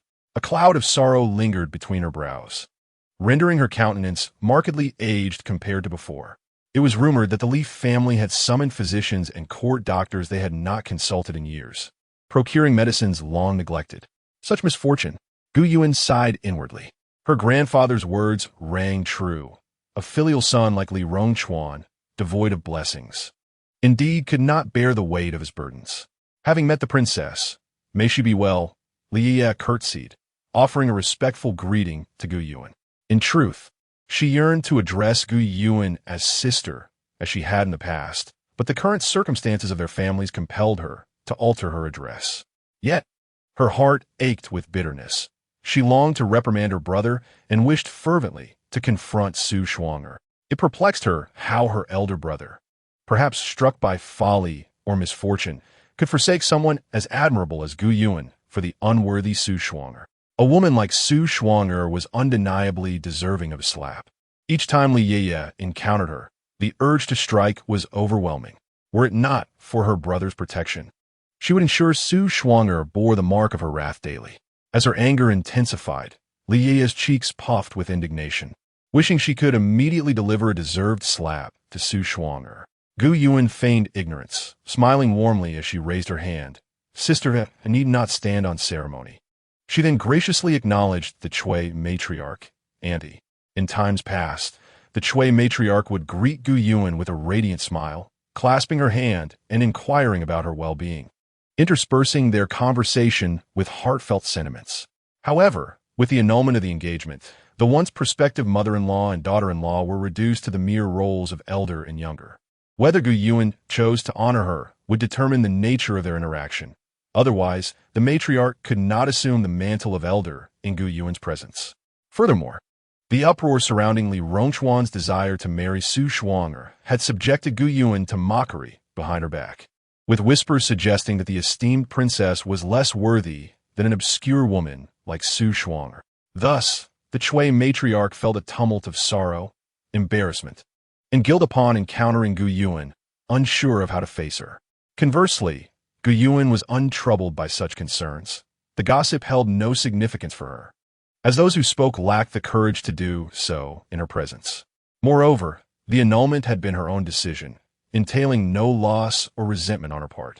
The cordial relations between the Duke of Yuan and the Marquis of Qingyan further complicated matters, and given the Chui matriarch's previous kindness towards her, Gu Yuan felt no animosity towards her.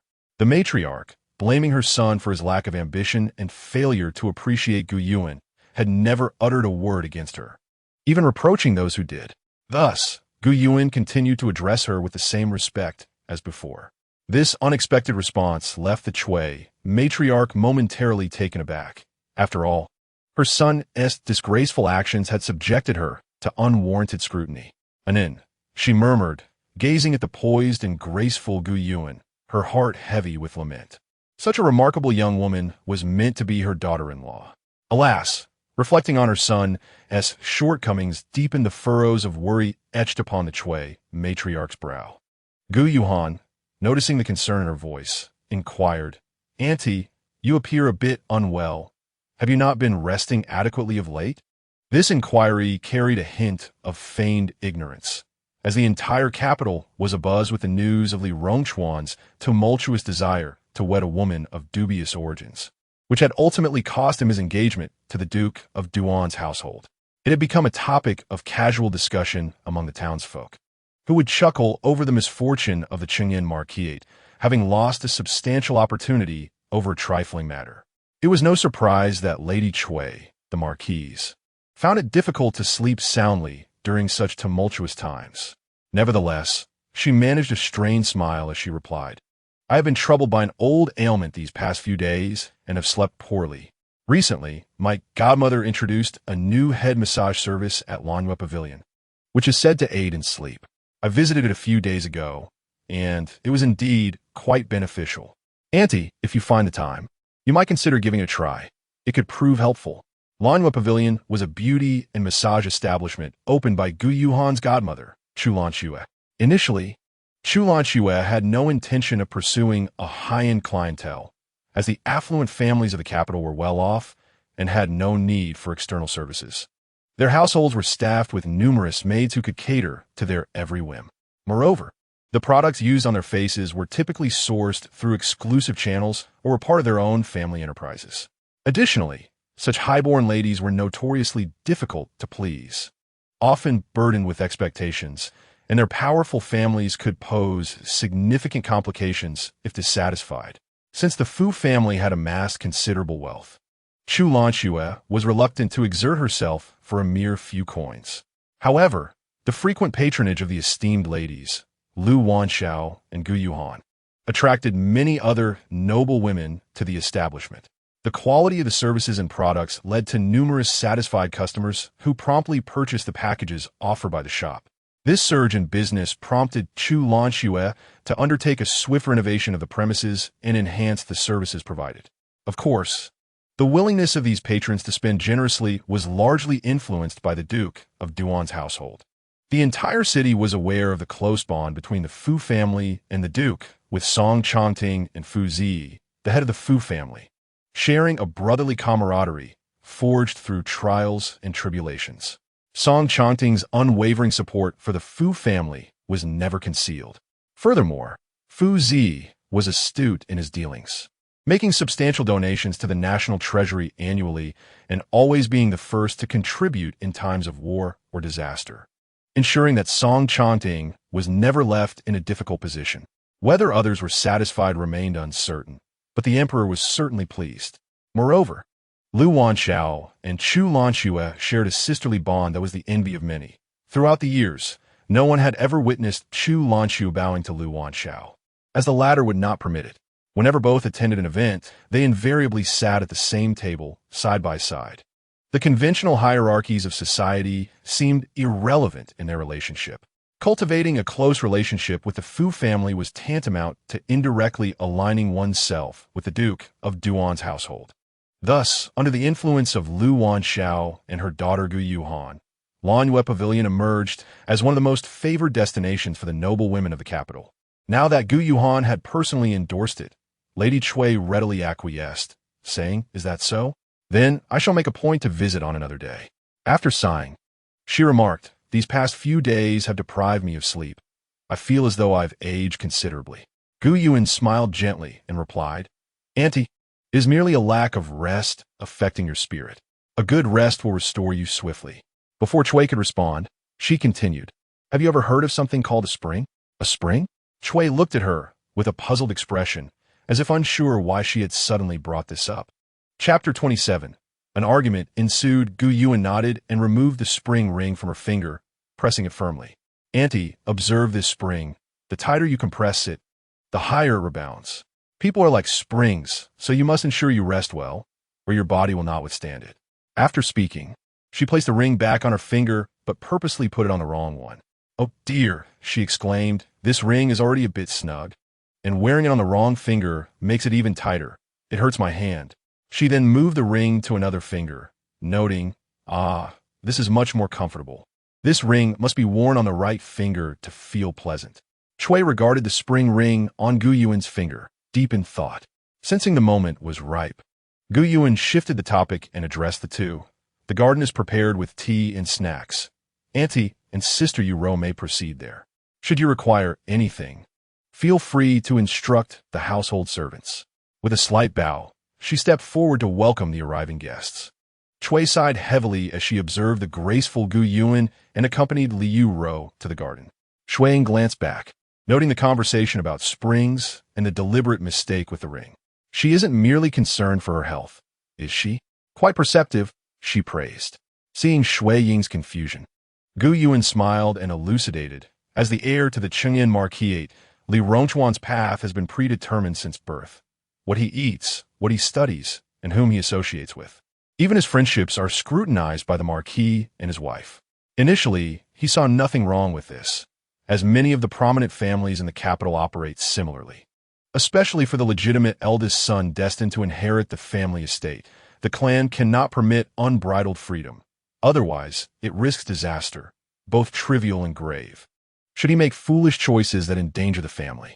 However, he encountered Su Shuang'e, a rebellious and pretentious tea girl. Is it that the young master has begun to rebel against the constraints placed upon him? Shueting pondered, believing Li Rongchuan was unwell, perhaps gravely so. Gu Yuan shook her head, not entirely. The crux lies in his genuine infatuation with Su Shuang'e, compounded by the fact that the Marquis and his wife no longer support him as they once did, nor acquiesce to his wishes.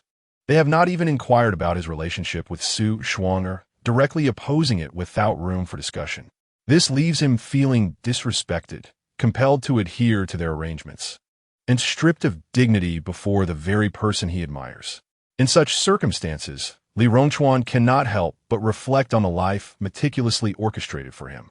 And if Su Shuang'e were to incite him further, his discontent would surely deepen. The more the Duke and Duchess of Chengyan oppose him, the greater his dissatisfaction grows. Thus, the matter at hand has transcended the simple question of whether he should marry Su Shuang'e. It has evolved into a contest of wills against the Duke and Duchess, and he is determined to prevail and prove his worth. In this scenario, relentless pressure would only yield counterproductive results. Perhaps a shift in perspective might lead to unexpected outcomes. Shui Ying, upon hearing this, found Li Rongchuan to be a perplexing figure. He revels in the privileges and opulence afforded by his family, yet now feels compelled to prove himself. If he truly wishes to demonstrate his independence, he ought to move out and live on his own rather than coercing his parents into submission. What sort of proof is that? Indeed, it seems that a lack of wisdom can be infectious. Gu Yuan also felt a pang of sentimentality regarding Li Rongchuan's present condition. As the sole heir of the Duke of Chengyan, he was personally tutored by his grandfather, the esteemed Li Golao. Although the Duke and Duchess indulged him, they maintained a strict regimen of education, insisting that he associate only with reputable young gentlemen of noble lineage. Possessing good looks, commendable scholarship, and a dutiful disposition, he was often compared to the exemplary children of other families. Therefore, while Li Rongchuan may not have achieved the same heights as her brother or Hanzhou, he was still regarded favorably, particularly in terms of preserving the family legacy. Otherwise, her family would not have consented to the marriage proposal. However, no one anticipated that Li Rongchuan would undergo such a transformation in just a few months, solely due to Su Shuang'er. The princess advised the duchess not to pressure the young heir too harshly, which seemed to indirectly suggest their approval of the union with Su Shuang. Shui Ying was perplexed. Even if the Chui family opposed Su Shuang'er as a legitimate wife, relegating her to the status of a concubine, someone as coarse as her, who even found the role of a lowly maid beneath her, was certainly unworthy. Gu Yuan cast her a knowing glance. Do you truly think the duchess lacks discernment? An unworthy wife can bring misfortune for 3 generations. A home fraught with discord cannot hope for success. Su Shuang'er is clearly not a woman of decorum, and given her dubious background, it would be a miracle if the Chui family merely disregarded her, let alone allowed her to enter their household. Moreover, the duchess, despite her noble birth and status as a legitimate daughter, had suffered greatly due to her father's favoritism toward the concubine he brought from outside. This experience cultivated a deep disdain for concubines, especially for those of dubious origin like Su Shuang'er. What does the princess truly intend? Shui Ying pondered, unable to fathom that the duchess would actually cast her son out. Why not? Gu Yuan raised an eyebrow, clarifying that it was not a matter of banishing Li Rongchuan from their lives, but rather allowing him to experience hardship. Romance may be filled with the charm of fleeting moments, yet life is composed of mundane realities: rice, oil, salt, soy sauce, vinegar, and tea. Presently, Li Rongchuan enjoys the status of heir to the Duke of Chang'an, surrounded by servants and luxuries, free from the burdens of daily life. He and Su Shuang'er have ample time and energy to celebrate their love and revel in its name. However, once he steps outside the protection of the Duke's household, stripped of financial support, and faced with the challenges of survival, what will sustain their romantic ideals? The notion that love alone can provide sustenance is but an impractical fantasy. The truth is that poverty and hardship bring sorrow to couples. Even if Li Rongchuan were willing to endure hardship, would Su Shuang'er be equally inclined? When Li Rongchuan ultimately sees Su Shuang'er's true character, he will inevitably return to his parents to acknowledge his mistakes. Cui Shi, being a perceptive individual, must be able to consider this aspect. The remaining question lies in whether she can muster the resolve to make sacrifices. Is it not Su Shuang'er's ambition to lead a prosperous life by associating with influential figures? I shall not grant her that wish. After all, she has been audacious enough to provoke me. I am eager to witness how long she can endure a life of hardship with Li Rongchuan, when their relationship inevitably deteriorates. What will her next move be? Will she retreat in disgrace, or seek out another gullible fool akin to Li Rongchuan? Or perhaps she will resort to leveraging her appealing exterior to exchange for wealth. I am most curious to see. Your Highness, that young lady brought by young Master Rong has gotten into a quarrel with Miss Zhou from the Ministry of Revenue's family in the garden. Gu Yuan was just about to check if her adoptive mother's family had arrived when a maid hurriedly approached her. Ah, the weekend is upon us, dear readers. The weather has fluctuated greatly these past few days, so please be mindful of your clothing to avoid catching a chill. Much love. Chapter 28. A confrontation, a quarrel? What prompted it? The young maid replied. It seems that Miss Zhou and several other young ladies were seated enjoying tea and admiring the flowers when Miss Su attempted to join them. However, Miss Zhou and the others did not greet her warmly and even mocked her. In her displeasure, she engaged in a dispute with them. Li Rongchuan. Gu Yuan furrowed her brow. Did he not realize the nature of the company he was keeping? Why did he fail to supervise her? Young Master Rong was entertaining male guests in another courtyard, but by the time the maid arrived, someone had already gone to fetch him. As soon as the maid finished speaking, a haughty voice interjected, "Are these two not of sound mind? One brings along an unrefined individual who cannot comport herself, while the other seeks out ridicule and then complains when it is not delivered to her satisfaction. Has Sister Ruoyan awakened?" Gu Yuan smiled upon seeing the newcomer. How do you find the bed at the estate? Are you comfortable? The arrival was Song Riyun, the daughter of Song Qingzhou, the leader of the Martial Arts Alliance. 4 years younger than Gu Yuan, and here specifically to celebrate her birthday. As the young mistress of the Martial Arts Alliance, she had been doted upon by numerous figures in the community since childhood. With her father and brother indulging her, she was lively, candid, and fiercely opposed to injustice. She was even more audacious than her father had been in his youth, a veritable tempest of mischief, had it not been for her mother's presence. The Martial Arts Alliance would scarcely contain her. Song Riyun loathed pretentious individuals, especially those like Su Shuang'er, who not only feigned sophistication but also sought to entangle themselves with others' betrothed. Were it not for Gu Yuan's assurance that she had matters in hand, she would have arrived with a blade to deal with Su Shuang'er upon receiving the news. I slept quite well, Song Riyun nodded. Sister Nin, shall I assist you in dealing with that troublesome individual? Certainly, Gu Yuan replied with a smile, offering a few instructions to Xue Ying before leading her toward the garden. Along the way, Song Riyun chattered animatedly about how she planned to confront Su Shuang, only to suddenly turn her attention back to the maid who had just delivered the news. Pray tell, how did the daughters of the Shangshu family insult that Su Shuang'er? The young maid, pursing her lips in contemplation, replied, in response to Miss Song, it seems they claim she is of lowly birth and lacks virtue, shamelessly engaging in promiscuity, akin to a wild hen foolishly aspiring to compare herself to a phoenix, unworthy even to serve our princess, and remarked upon the blindness of young Master Rong. Upon hearing this, Song Riyun clicked her tongue in disbelief. Isn't that the truth? Why should anyone be forbidden from speaking it? The truth can be harsh. Gu Yuanan remarked with a smile. She initially believed that Su Shuang'er, being unfamiliar with anyone here and having such a disagreeable nature, would cling to Li Rongchuan upon her arrival. Although male and female guests were to be housed in separate courtyards, her shamelessness and disregard for propriety were evident, weren't they? After all, everyone was already aware of her entanglement with Li Rongchuan. What difference did it make if it was mentioned again? However, she underestimated Su Shuang'er's audacity and lack of self-awareness.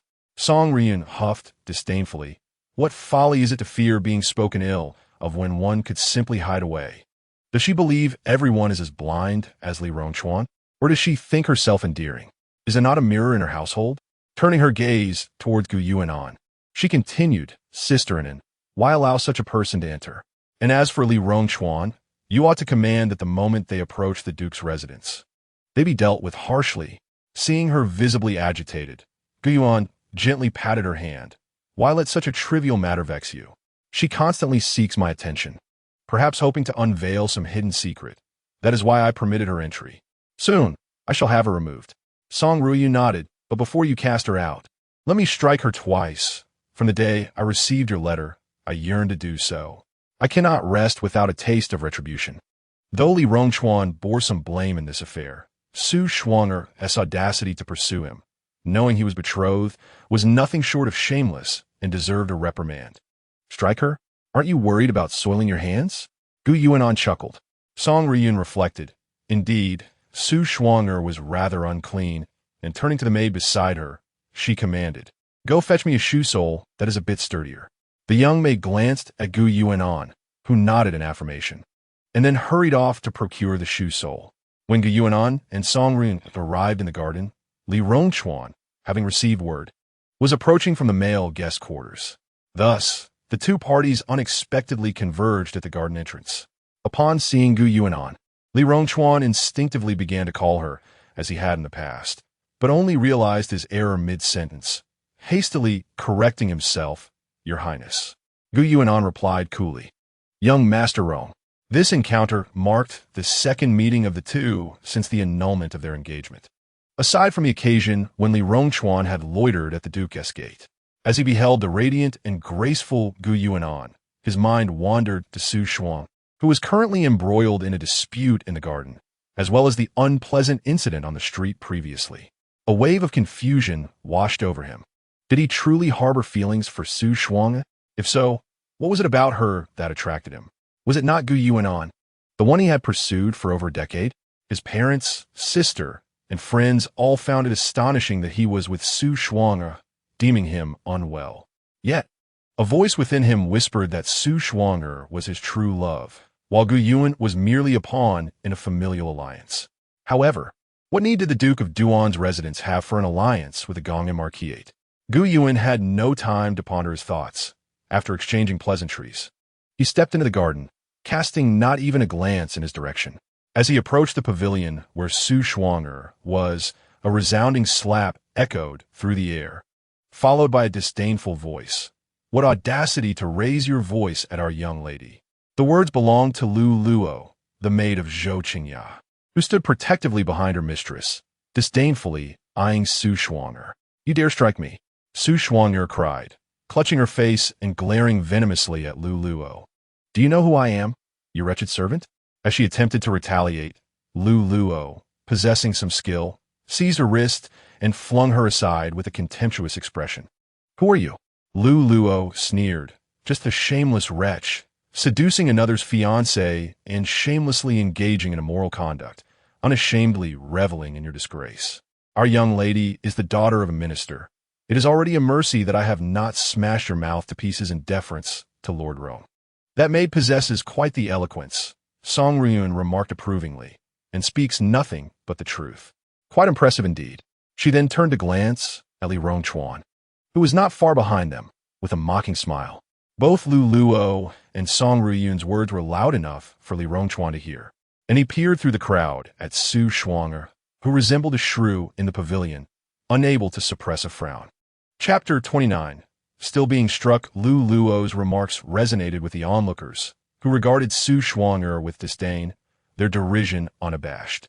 They were all esteemed daughters of noble families, destined to become proper wives, and they detested and looked down upon individuals like Su Shuang'er, who devalued themselves to entice men. They could not fathom how she had the audacity to attend the birthday celebration of Princess Yunan, seducing someone else's fiancé without the slightest hint of shame, brazenly flaunting herself before them. Such a thick skin. I heard she stirred trouble for Princess Yunan on the street and got struck by Miss Shuiying. Yet guess what? It was Miss Shuiying who returned with a sore hand, while Su Shuang'er's pride remained untouched. Really? So thick-skinned? Indeed, I heard that after Miss Shuiying returned. She applied medicine to her hand. Goodness! Gu Yuan interjected. What absurd rumors are being spun? Is Miss Shuiying truly so delicate? She could effortlessly twist Su Shuang'er's head off. The ridicule and mockery continued unabated, leaving Su Shuang'er feeling humiliated and furious, her face alternating between shades of blue and red as she twisted her features and shouted at the crowd. What do you know? A bunch poisoned by the 3 obediences and 4 virtues, who can only flatter and cannot choose for themselves. Fools! If it weren't for your fortunate births, you would be worse off than I am. What right do you have to mock me? The scene was reminiscent of a crazed woman from the streets, eliciting disdain from the onlookers. Yet, she remained blissfully unaware of her own absurdity. Gu Yuan glanced back at the visibly displeased Li Rongchuan and remarked lightly, "So, it appears that young Master Rong has a penchant for such theatrics." With that, she gracefully stepped into the pavilion, leaving Li Rongchuan feeling awkward and utterly ashamed. Having encountered Princess Yunan, the assembly greeted her with respectful bows. "There is no need for excessive formalities," Gu Yuan said, raising her hand with an elegant smile that radiated nobility. In her presence, Su Shuang'er, sprawled on the ground with an expression of envy, appeared even more disheveled and unrefined. The crowd once again questioned Li Rongchuan's poor judgment. How could he choose between Gu Yuan, a true gem, and Su Shuang'er, a mere imitation? Anyone with discernment would know which to prefer. Yet, Li Rongchuan had carelessly discarded the phoenix for a chicken, demonstrating not just poor vision, but a lack of sound judgment. "Ah, Gu Yuan, is this all a deliberate act on your part?" Su Shuang'er glared at her with resentment. "You clearly despise me for taking Li Rongchuan away, yet you allow me to enter, merely to humiliate me, aren't you?" A sharp slap echoed through the air immediately following Su Shuang'er's words. "Shuang'er!" Li Rongchuan rushed into the pavilion, shielding her behind him, then turned to Feng Lian with an impassive expression. "Is this how the servants of the Duke's residence treat their guests?" Without even sparing Li Rongchuan a glance, Feng Lian coldly replied, "Calling the princess by her given name warrants 20 slaps." She raised her hand again, preparing to strike Su Shuang'er a few more times. But Gu Yuan intervened with a gentle laugh, raising her gaze to Li Rongchuan. "Young Master Rong, as a man of education and propriety, you must understand that being invited makes one a guest, while intruding uninvited likens one to a thief." Li Rongchuan found himself momentarily speechless, taken aback by Gu Yuan's words. Indeed, she had not invited Su Shuang'er. The invitation from the Duke's residence was meant solely for the house of Chang'an. As Su Shuang'er had not yet formally entered the house of Chang'an, she was not truly considered one of them, and no one acknowledged her except for him. He had initially not intended to attend, but Su Shuang'er had insisted on coming to see the event, and he had reluctantly acquiesced. Feeling the weight of his own shame, Li Rongchuan fell silent.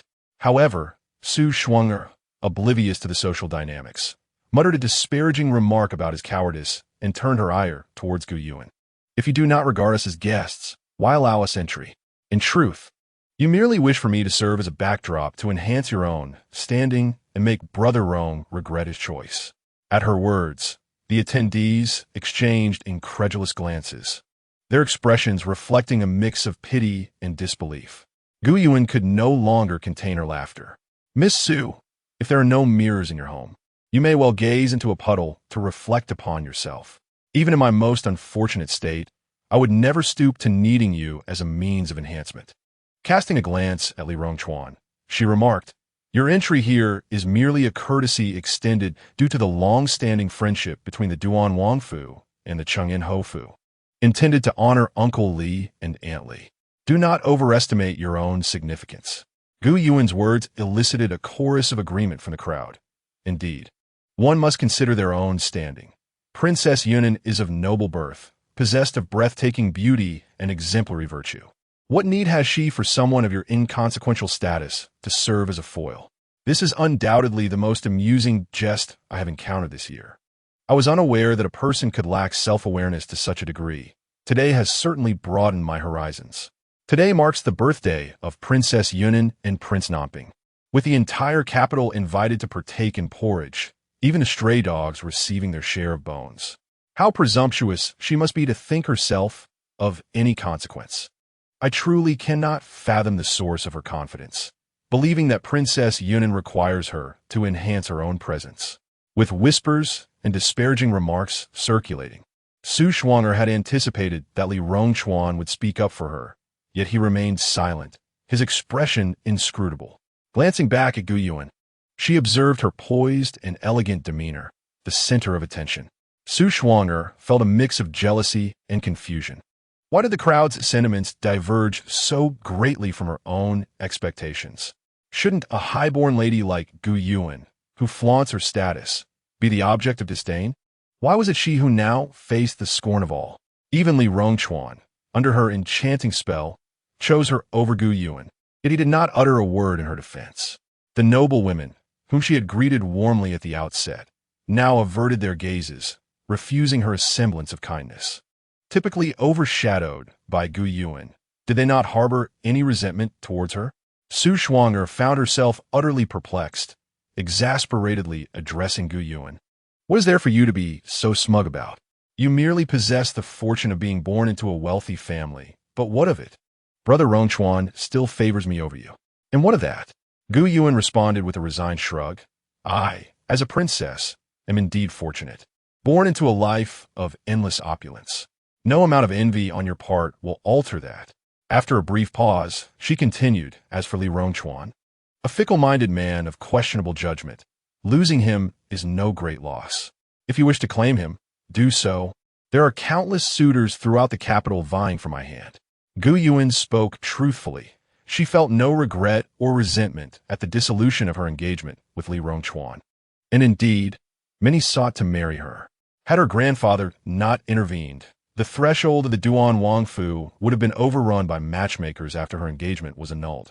Nevertheless, Su Shuang'er misread her confidence, scoffing, "What a farce! Do you dare claim that you are unaffected by Brother Rongchuan's choice to be with me?" Realizing some newfound clarity, she stood tall, a triumphant smile gracing her face as she declared, "Let me assure you, Brother Rongchuan and I share a genuine love. No matter what schemes you employ, they will be in vain." With that proclamation, she was met with a resounding slap across the face. "Ah!" Su Shuang'er shrieked, clutching her cheek in shock. Once she regained her composure and prepared to unleash her fury upon her assailant, she looked up to find it was none other than Madame Cheng'an, Li Rongchuan's mother. Chapter 30. A solemn confrontation. Su Shuang'er gazed at Madame Cui, her expression one of sheer astonishment. She was well aware of Madame Cui's disdain for her. Their first encounter had nearly led to her being struck down, and throughout this period, Madame Cui had never bestowed upon her even a semblance of kindness. Yet, she had never resorted to physical aggression, nor had she even deemed it worthy to scorn her with words. In Su Shuang'er's eyes, Madame Cui had always embodied the grace and poise of a distinguished lady of high society. However, today, in front of so many witnesses, she had cast aside her dignified facade to strike her, disregarding her own reputation. "Do not address me in such a manner. You are unworthy," Madame Cui exclaimed, her voice cutting through the tension. Although she had endured hardships in her youth, since her marriage, she had been cherished by the Duke of Chang'an, who had gone so far as to dismiss her previous concubines and maidservants. Within the household, there were no troublesome secondary wives or illegitimate children. She had a harmonious family, and her children were both obedient and filial, allowing her life to unfold in comfort and beauty. Thus, her temperament was generally amiable, and her speech gentle. Nevertheless, as the matriarch of the household, she still commanded a certain authority. Her stern countenance and sharp rebuke left Su Shuang'er momentarily speechless, tears brimming in her eyes as she turned to Li Rongchuan, calling out pitifully, "Brother Rongchuan." Before she could finish her plea, Madame Cui's voice rose in anger once more. "As a woman, it is one thing to utter a man's name, but to speak of love so freely, without a shred of decorum or shame, is utterly disgraceful. In the presence of so many, your coyness and reckless words are simply intolerable." Madame Cui, thoroughly exasperated, unleashed a torrent of reprimands directed at Su Shuang'er. After her tirade, she noticed Li Rongchuan standing there, his brow furrowed in contemplation. Taking a deep breath, she admonished, "What are you still doing there? Hurry and take her away. You have completely tarnished the Duke of Chang'an's reputation." "Mother, please do not be angry. Take care not to harm your health," Liu Ro interjected, fearing her mother might suffer another fit of rage. She hurried to support her mother, helping her to sit down while gently patting her back to soothe her. Observing that Madame Cui had been in a constant state of agitation lately, Gu Yuan poured a cup of tea and offered it to her, saying, "Aunt, please have some tea to calm your nerves. It is not worth compromising your health over such matters." Madame Cui accepted the tea, took a sip, and cast a wistful, pained glance at Gu Yuan, her lips moving as if to speak, yet ultimately she remained silent. Gu Yuan understood the sentiment behind her gaze and offered a faint smile. Choosing not to pursue the conversation further, Li Rongchuan lowered his eyes to Gu Yuan, his emotions a tumultuous blend. Noticing that he still stood there like a statue, Liu Ro expressed her dissatisfaction, saying, "Brother, why do you not hasten to leave with your companion? Do you wish to provoke our mother to the brink of despair?" At her words, Li Rongchuan glanced at his mother, then deeply regarded Gu Yuan before taking Su Shuang'er by the hand and leading her away. However, after only a few steps, they were halted by the voice of Song Ruyan. "Wait a moment." Su Shuang'er was unfamiliar with Song Ruyan, but Li Rongchuan recognized her and halted in his tracks. "Miss Song, what is the matter?" "It is nothing of great import," Song Ruyan replied, stepping forward with an air of nonchalance. "It is merely about this young lady beside you. I have long wished to strike her. If I do not get the chance today, I shall be quite discontent. The young master of Rome has always been understanding. Surely, you would be more than willing to assist in this endeavor, would you not?" Upon hearing this, Li Rongchuan's brow furrowed in irritation. "Miss Song, some jests should not be taken lightly. I am not jesting. I speak with utmost sincerity." Song Riyun smiled faintly, genuinely wishing to strike Su Shuang'er. Naturally, she harbored similar sentiments towards Li Rongchuan, but with his mother present, she refrained. The Cui family was rather respectable, so she decided to spare them. Upon hearing Song Ruyun's words, Su Shuang'er flushed with rage, her chest heaving uncontrollably, resembling a tempest ready to erupt. Shaking her trembling finger at Song Ruyun, she stammered for a considerable time before finally exclaiming in exasperation, "You! How dare you? How dare I?" Song Ruyun scoffed, "Today, I shall indeed act with impudence. What of it?" With that, she swiftly bent Su Shuang'er's finger, causing her to emit a scream akin to that of a slaughtered pig. Annoyed by the noise, Song Ruyun silenced her with a deft touch to her pressure point. In a whirlwind motion, she snatched the shoe sole from the hand of a handmaiden who had just delivered it, unleashing a barrage of slaps upon Su Shuang'er's face. Once she had finished, discarding the shoe sole disdainfully to the side, the onlookers finally grasped the situation. Song Ruyun's slaps were haphazard, fueled by lingering resentment, thus exerting considerable force. Consequently, Su Shuang'er's face began to swell visibly. "On what grounds do you strike me?" Su Shuang'er winced with pain, her lips bleeding, her words slurred, glaring at Song Ruyun with venomous hatred. In that moment, she was enveloped in pain and resentment, humiliated and distressed, harboring deep grievances against Li Rongchuan. The insults from Gu Yuan and the young lady of the Ministry of Revenue, coupled with her mother's chastisement, were bearable, but Li Rongchuan's lack of support was intolerable. Now, a seemingly insignificant girl had struck her, and he had only offered a feeble comment at the outset, failing to intervene thereafter. "As if I cared," Song Ruyun declared, brushing her hands together as she appraised Su Shuang'er from head to toe. "I hear you hail from the martial world. How fortuitous, for my father governs the entire realm of martial arts. The emergence of scoundrels like you is a dereliction of his duties. Thus it falls upon me, as his daughter, to rid him of such refuse." With that, she turned to Li Rongchuan, adding, "Young Master Rong, if you have a penchant for rubbish, kindly keep it concealed and refrain from parading it about, lest you invite disdain."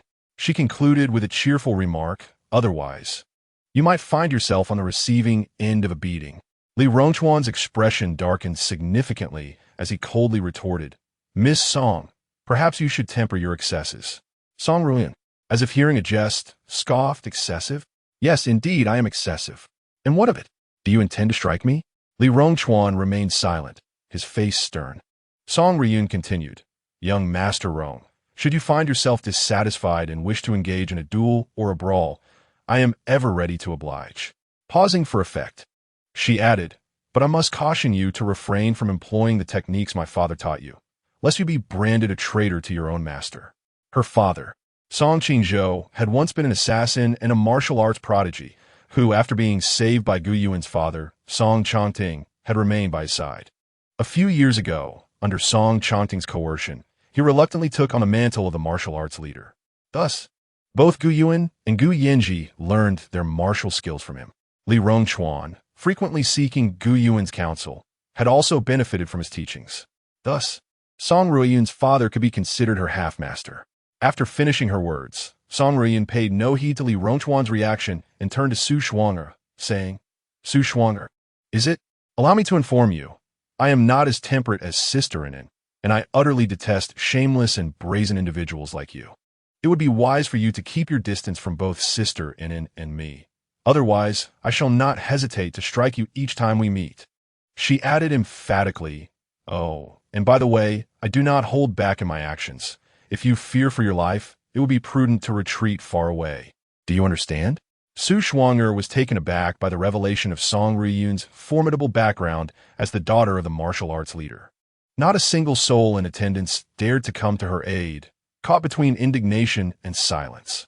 Satisfied, Song Ruyun returned to Gu Yuan's side, bestowing upon her a sweet smile. "All right, Sister Inen, you may let them depart now." Li Rongchuan snorted coldly and swept away, while Su Shuang'er hurriedly followed. Observing their departing figures, Chui sighed and solidified her resolve. Chapter 31. It might be time to find an opportunity to eliminate Su Shuang'er. After leaving the garden, Li Rongchuan strode directly out of the gates of the Duke's residence, walking briskly, while Su Shuang'er struggled to keep pace. Brother Rongchuan, she called, her efforts to catch up proving futile. The recent gossip surrounding the Duke of Qing'an and Li Rongchuan had captivated the city. And with Su Shuang'er bearing the mark of disgrace upon her face, she quickly drew the attention of onlookers.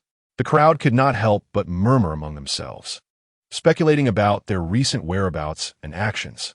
Moreover, they revisited the incident when Gu Yuan had struck Su Shuang'er in the street, unleashing a torrent of ridicule and derision, each remark harsher than the last. Enduring mockery from a group of noble ladies and their maids within the duke's residence, and then being laughed at by commoners outside. Su Shuang'er could no longer tolerate it, and began to shout angrily at the surrounding populace. "You wretched commoners, you, Su Shuang'er, have you not caused enough commotion? Come with me." Li Rongchuan, feeling embarrassed, turned sharply to chastise her, then quickly approached her to take her hand and lead her away. In a flurry of frustration, his thoughts jumbled and head throbbing, he walked briskly, oblivious to Su Shuang'er stumbling several times as he dragged her along. They continued until they reached a secluded alley where he finally halted. Su Shuang'er, her face and hands throbbing with pain, glanced at her bruised wrist, poised to question Li Rongchuan, but before she could utter a word, his impatient voice interrupted her. "Su Shuang'er, can you not behave more appropriately? Why must you always stir up trouble whenever you go out?" "What?" Su Shuang'er could hardly believe Li Rongchuan's accusation. Her eyes widened in disbelief as she replied. "You just said what? You claim I am unruly and cause trouble?" Tears welled in her eyes, her heart shattered. Observing her distress, Li Rongchuan felt his headache intensify, pinching the bridge of his nose in silence. As Su Shuang'er recalled the system's earlier words, she inched closer to him, raising her gaze to meet his eyes, tears streaming down her cheeks as she pointed at him. "Li Rongchuan, do you even comprehend what you're saying? What do you mean by me being restless and causing trouble? I merely wished to befriend those noble ladies. I approached them amicably, yet they ignored me and even mocked and humiliated me. They compared me to Gu Yuan, claiming she is a phoenix while I am but a wild chicken, saying I picked up sesame seeds while discarding watermelons. They can extol Gu Yuan as they please. But why must they trample upon me?" Su Shuang'er was genuinely heartbroken this time, her sorrow deepening with every word until she could no longer contain her tears. "Li Rongchuan, you promised to protect me, yet today those people insulted and humiliated me, even struck me, and you did not stand up for me, not even uttering a single word in my defense." As she berated him, she subtly observed Li Rongchuan's reaction, noticing his discomfort as he pinched his brow. She felt a slight sense of relief. Wiping her tears, she continued, "Is this what you call protection? Had I known, I would not have come to the capital with you. I could have survived on my own in the mountains gathering herbs. Although the life there would be hard, at least I wouldn't have to endure humiliation." Upon hearing this, Li Rongchuan reminisced about his promises made at the border and before returning to the capital. Looking at the disheveled Su Shuang'er before him, he sighed heavily, softening his tone. "Let's return for now." Su Shuang'er recognized this as a victory, secretly exhaling in relief, and, sensing the moment was ripe, nodded obediently and followed him back to the Duke of Cheng'an's residence. In the Haidang courtyard, Hanzhou, having soaked in medicinal baths all day, was on the second floor observing the scenery while playing chess and listening to Yanshu report the day's events outside. Upon hearing that Li Rongchuan had returned with Su Shuang'er, his eyes turned icy. Is Li Rongchuan's leg unceasingly restless, or must it be buried in the ground to find peace? Yanshu, fearing that his lord might truly send him to assassinate Li Rongchuan, quickly interjected, "My lord, according to my inquiries, young Master Rong initially had no intention of coming. It was that Su Shuang'er who insisted on coming. Thus he brought her along. After all, Li Rongchuan was the only heir of the esteemed Duke of Cheng'an, the emperor's nephew, with the Li family having passed down through 3 generations. While it might be acceptable to engage in a few secret scuffles, should anything serious happen to him, neither the duke's residence nor the empress in the palace would let it slide. The last time they broke Li Rongchuan's hand, if not for the emperor's tacit approval and song-chanting support, it could not have been so easily resolved. Yanshu could contemplate this, and naturally Hanzhou could as well. Observing Yanshu's anxious expression, he chuckled lightly. "I never suggested you should kill Li Rongchuan. Why are you so tense? You haven't said it, but your gaze has already conveyed your desire to eliminate Li Rongchuan." Yanshu muttered softly. Mu Hanzhou snorted coldly, a dignified heir of the Duke of Cheng, schooled by esteemed masters and having read countless tomes, yet ultimately led around by the nose by a mere woman. It is a waste of life. It would be better to depart early and confess to the ancestral spirits of the Leaf family. Does Su Shuang'er evoke disdain? Indeed.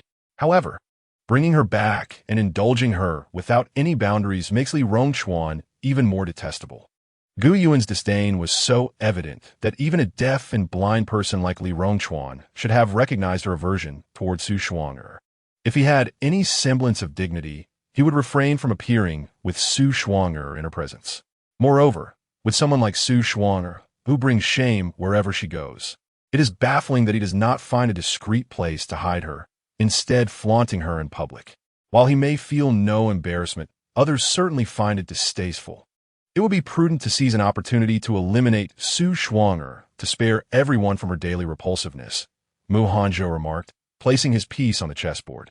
He could not yet eliminate Li Rongchuan, nor could he strike down Su Shuang'er. Once a life is extinguished, it no longer has the capacity to flit about. Indeed, Yan Shu clasped his fists. I shall make arrangements immediately.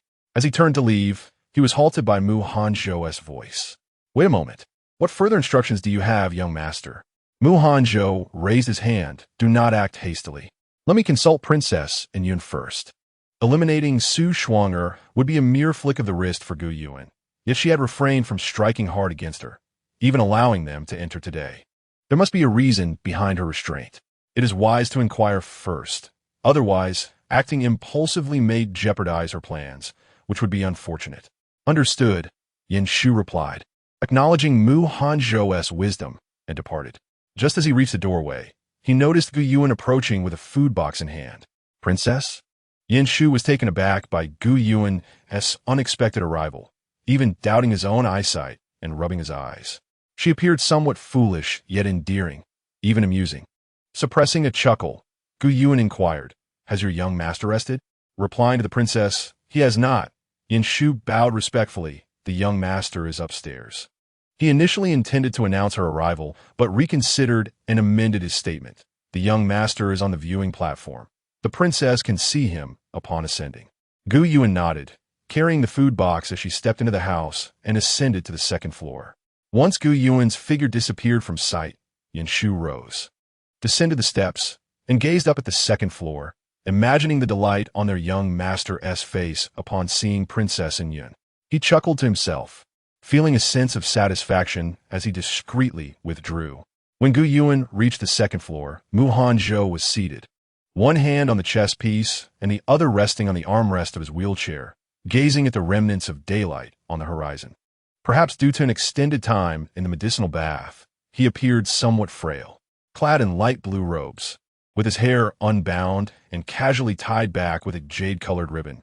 He exuded an aura reminiscent of delicate beauty. Hearing her footsteps, Mu Hanzhou turned, initially incredulous. Then his face illuminated with joy. Princessin? Although his demeanor was flawless, Gu Yuan sensed an air of pretense. Despite his seemingly weakened state, his martial prowess was on par with her brother's, and his vigilance honed from years of military service was acute. She had just spoken with Yan Shu below, without deliberately lowering her voice. How could he possibly have only recognized her presence now? To the surprise of many, young Master Mu not only excels in military affairs, but also possesses remarkable skills in acting.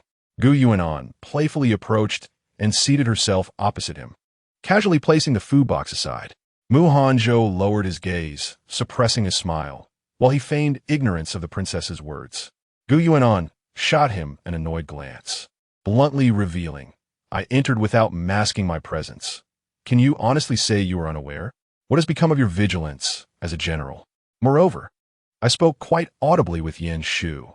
Do you dare claim you didn't hear me? No, Mu Hanzhou replied, earnestly shaking his head. With his injuries still fresh and having soaked in medicinal baths all day, he felt quite weak.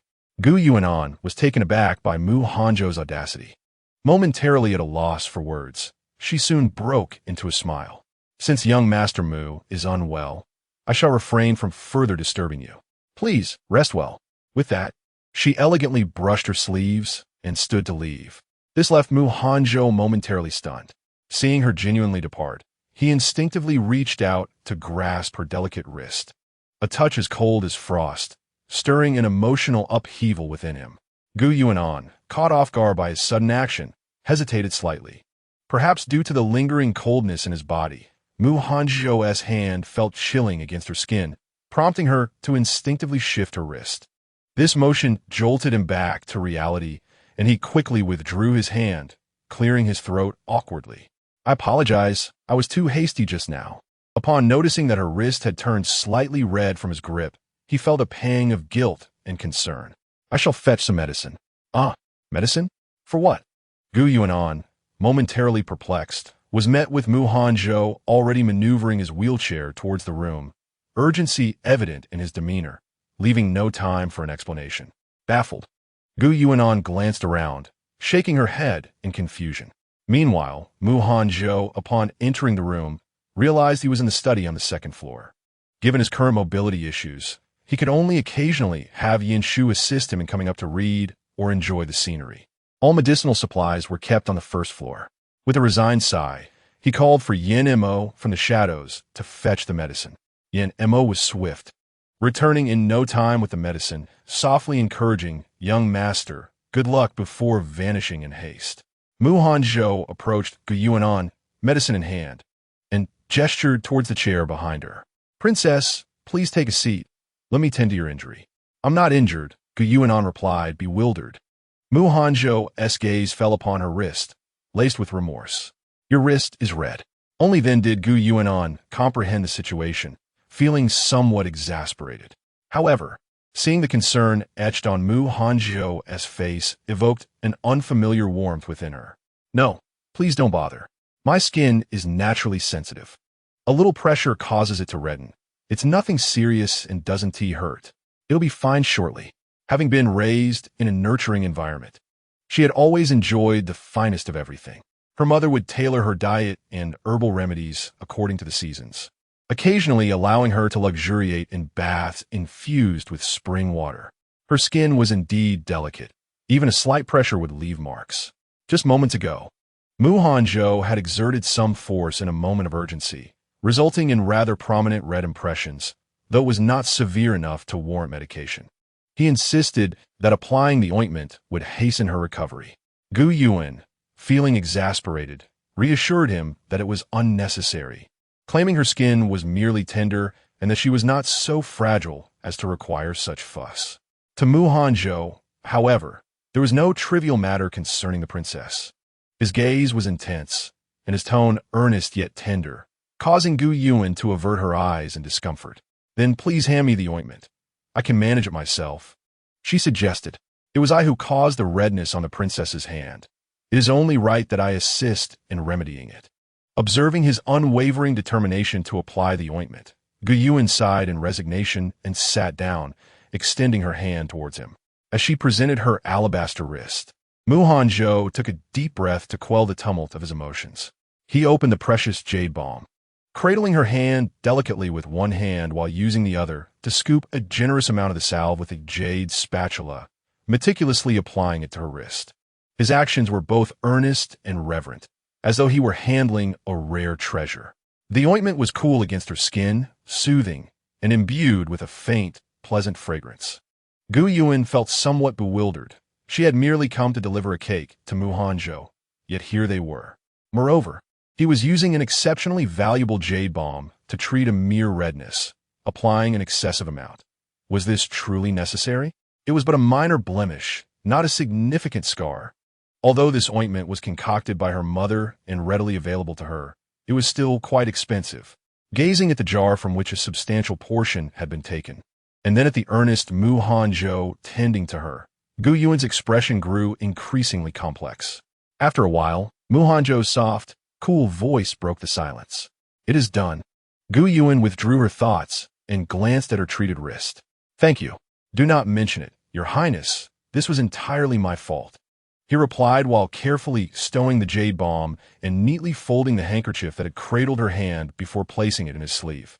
His gentle and attentive demeanor added a layer of ambiguity to the already peculiar atmosphere, prompting Gu Yuan to consider leaving. Lingering any longer might lead to unforeseen complications. Clearing her throat softly, she said, "Well, you should rest early. My parents are waiting for me to set off fireworks. I must return now and will visit you another day." Upon hearing her mention a future visit, Hanzhou felt elated, yet he was reluctant to let her depart. This was her first visit, and with Gu Yan's absence today, they had scarcely exchanged a few words. How could she leave so soon? Hanzhou lowered his gaze slightly, clearing his throat repeatedly. "It is still early, and since the princess seldom comes, might you stay for a cup of tea before departing?" He continued, "Are you feeling all right?" Noticing his persistent cough, Gu Yuan silently retracted the foot she had lifted. Although she did not aspire to treat the ailments of others, her family did not require her to do so either. However, after years of studying medicine alongside my mother and treating numerous patients together, I have reluctantly become something of a healer myself.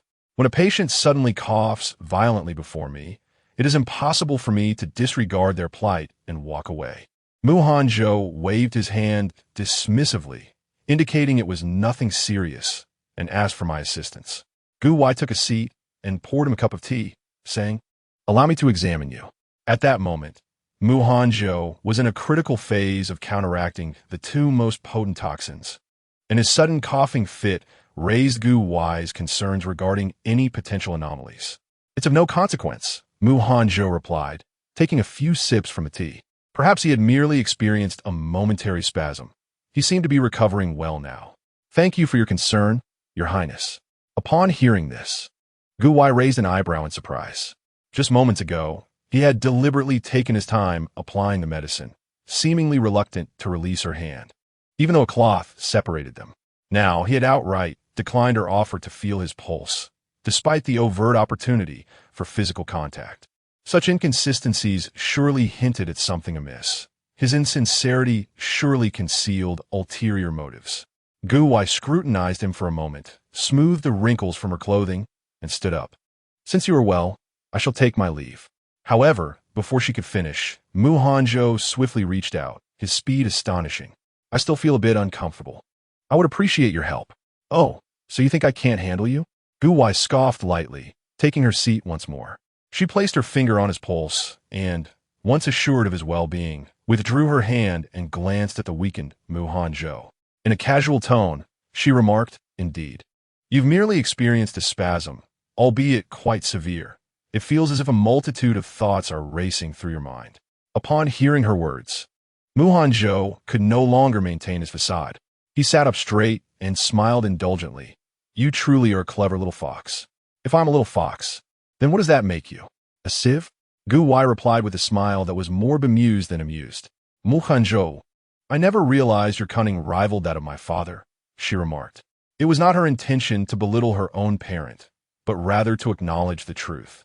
Her father was indeed quite astute. When it came to scheming, manipulating hearts, and wielding power, he was second to none in the entire Dongyan realm. No one dared to claim a top spot. Anyone who crossed him would find themselves sold out while still counting their own losses. Of course, her father possessed genuine talent and capability, which explained his enduring tenure as the Prime Minister. The Prime Minister's intellect is unparalleled. You cannot compare to him. Hanzhou smiled gently. "However, if the princess were to spend more time with me, she would naturally come to know me better. I have no desire to," Gu Wai replied without hesitation. "But I do," Hanzhou insisted earnestly. His intentions were laid bare, as if he were on the verge of directly asking her to be together. Gu Wai felt it prudent to steer the conversation away from such matters. She took a sip of her tea and changed the subject. "Was that violent coughing fit your way of persuading me to stay? Was it uncomfortable?" "A little," Hanzhou admitted honestly, "but if it brings you to remain, then the discomfort is worth it." "You are quite candid," Gu Wai shot him a sidelong glance. "Aren't you afraid I might leave in anger?" "Not at all." Hanzhou poured a cup of tea and handed it to her. "The princess, known for her kind heart, would never abandon a patient like me in solitude." Gu Yuan accepted the tea with a chuckle, feeling that such flattery lacked finesse. Moreover, the Duke's residence was not in want of physicians or servants. There was no need for me to personally attend to you. This was not mere flattery, but an honest truth, The entire capital was aware that Princess Yunan was beautiful and benevolent, akin to a living bodhisattva. Hanzhou, with keen perception, shared this sentiment. Is that so? When did this occur? He inquired, genuinely curious. Upon first seeing me, Gu Yuan replied casually, not expecting a response. However, he answered earnestly. Upon your first glance at me? Gu Yuan lifted her gaze to him. If memory serves, you encountered me while I was engaged in a scuffle on the street. Did you not? At that moment, Su Shuang'er was nearly on the brink of death by my hand, and yet you still perceived her as kind-hearted. It was one thing if he had known her, but at that time, he was unaware of her true nature and the events that had transpired. A smile danced at the corners of Mu Hanzhou's eyes. They deserved it. Two of them bullied you alone. Gu Yuan replied, that interpretation is a first for me. Quite unique, indeed. I wonder if Li Rongchuan and Su Shuang'er would shed tears upon hearing it. Recalling that day, Mu Hanzhou's thoughts drifted to the loathsome Su Shuang'er and his previous contemplation of sending Yin Shu to eliminate her. Tentatively, he suggested, someone as oblivious as Su Shuang'er would likely find peace only when buried underground. Perhaps I should send Yin Shu to escort her on her journey? I appreciate the sentiment. Gu Yuan shook her head, but I have my own arrangements for that individual. She did not elaborate, and Mu Hanzhou did not press for details, merely acknowledging her words with a hum and allowing the topic to dissipate. Such a beautiful day should not be marred by excessive discussion of unpleasant matters. As the atmosphere grew silent and the sky darkened, suddenly a loud bang resounded. A firework erupted in the night sky, dazzling and resplendent, illuminating the entire expanse above. Simultaneously, the two sitting on the viewing platform spoke in unison. Princess, Mu Hanzhou, you go first. They echoed each other once more, a remarkable synchrony that was rare to find. An old adage states that those with a shared understanding can communicate effortlessly. Such harmony is not easily achieved with just anyone. Mu Hanzhou considered this an excellent phenomenon, suppressing his joy and clearing his throat to mask his delight. Perhaps the princess should speak first. Very well, Gu Yuan responded with a hint of resignation, spreading her hands before retrieving a delicately crafted food box she had set aside. Opening it, she extracted a small, exquisite cake, placing it before him, and extended a spoon, saying, "Here, this is specially reserved for you. Do taste it." The earlier distraction had nearly caused her to forget the primary purpose of her visit. It was entirely Mu Hanzhou's fault for acting unpredictably. All right then, she thought, as Mu Hanzhou obediently accepted the cake and spoon, scooping a piece into his mouth. It was soft, sweet, and carried a subtle hint of cream. What is this? Mu Hanzhou swallowed the morsel in his mouth and inquired. Previously, he had assumed she had brought him soup or a snack, only to discover it was something he had never encountered before, a birthday cake. Gu Yuan remarked that since she could remember, her mother had always made cakes for their birthdays, but in the past 2 years, due to the demands of medical school, they had been sourced from her godmother's pastry shop. Although her mother and godmother hailed from distant lands, they had forged a deep friendship there, which serendipitously continued upon their reunion here. Such a bond, such affection, was indeed enviable. However, despite their camaraderie, their temperaments and preferences were quite distinct. Her godmother thrived in business, relished making money, and enjoyed mingling with various people with remarkable ease. In contrast, her mother favored the pursuit of medical knowledge, imparting education, and had little inclination to engage in trivial conversations with affluent ladies. Naturally, the Duke's residence lacked for nothing. Her mother possessed considerable wealth, with ample shops and lands ensuring their family's sustenance for generations. Thus, the businesses they had brought from their homeland, hot pot, cakes, beauty salons, were all managed by her godmother and her godfather, while her mother remained uninvolved. She frequently patronized the shops, encouraging the noble women of the capital to frequent her godmother's establishments. Madame Song was truly astute in her endeavors. After hearing Gu Yuan's words, Mu Hanzhou sincerely praised her. Through their recent interactions, he had come to recognize that Gu Yuan and Gu Yinji's mother, Lu Wanxiao, was an extraordinary and visionary woman. Having endured a harsh upbringing, she had mastered the art of medicine and, in her youth, accompanied Gu Yuan's father in seeking vengeance during the imperial examinations. Once Gu Yuan's father secured a firm position in the court, wielding significant power, she turned her focus to establishing a medical school. Standing on the dais of education as a woman, she remained unfazed by the opinions of others. She aspired to disseminate her medical knowledge, enabling more individuals to benefit, to possess some medical understanding, so they could save others in emergencies and, in turn, save themselves. In her spare time, she wrote books, subtly advocating for women to cultivate independence and not stake their entire lives on men, emphasizing that life holds many meaningful pursuits beyond the realm of romantic entanglements. Interestingly, he noticed that the handwriting in those books bore an uncanny resemblance to Gu Yuan's father's. He vividly recalled how, at the border, when Gu Yanji spoke of his mother, his eyes sparkled with admiration and joy. Gu Yanji claimed his mother was the most special and remarkable mother in the world. Initially, he thought Gu Yanji's sentiments stemmed from filial piety and respect, a typical mother-son relationship. It was only upon arriving in the capital that he realized just how exceptional his mother truly was. Of course, my mother is the best mother in the world, Gu Yuan affirmed, fully agreeing with Mu Hanzhou's praise, as she had always taken pride in her mother. Observing the gentle curve of the person's smile before him, Mu Hanzhou couldn't help but allow a smile to grace his own lips. Your brother has said something similar before. My brother? Gu Yuan replied, a look of confusion crossing her face, before suddenly tapping her head. Oh, right, he did go to the northwest. Aside from your mother, what else has he mentioned? Gu Yuan was genuinely curious about how her brother spoke of her to Mu Hanzhou. Mu Hanzhou, perceptive of her subtle intentions, lowered his gaze and chuckled softly, mentioning that he had also spoken of your father and grandfather, praising them as formidable individuals. And what else? After a moment's contemplation, Mu Hanzhou remarked that your younger brother, Gu Jingzhou, is quite clever but also rather mischievous, a little imp with a lot of spirit. Indeed, Jingzhou was quite the handful. Gu Yuan nodded, prompting further inquiry. Is there nothing more? Mu Hanzhou gently shook his head. Nothing at all? Gu Yuan was skeptical. How could her brother, with whom she shared such a close bond, have said not a single word about her? She suspected Mu Hanzhou might be deceiving her, casting a look that seemed to question her trust in him. I assure you, why would I lie? Your brother has truly never mentioned you to me, Mu Hanzhou said with a hint of exasperation, raising his hands in surrender. Seeing Gu Yuan still unconvinced, he added, I genuinely have not deceived you. You may ask your brother yourself. Pausing momentarily, he continued, perhaps he fears that someone might take an interest in you. Hence he has never spoken of you. It must be noted that Gu Yanji is indeed quite cunning, keeping his sister hidden away.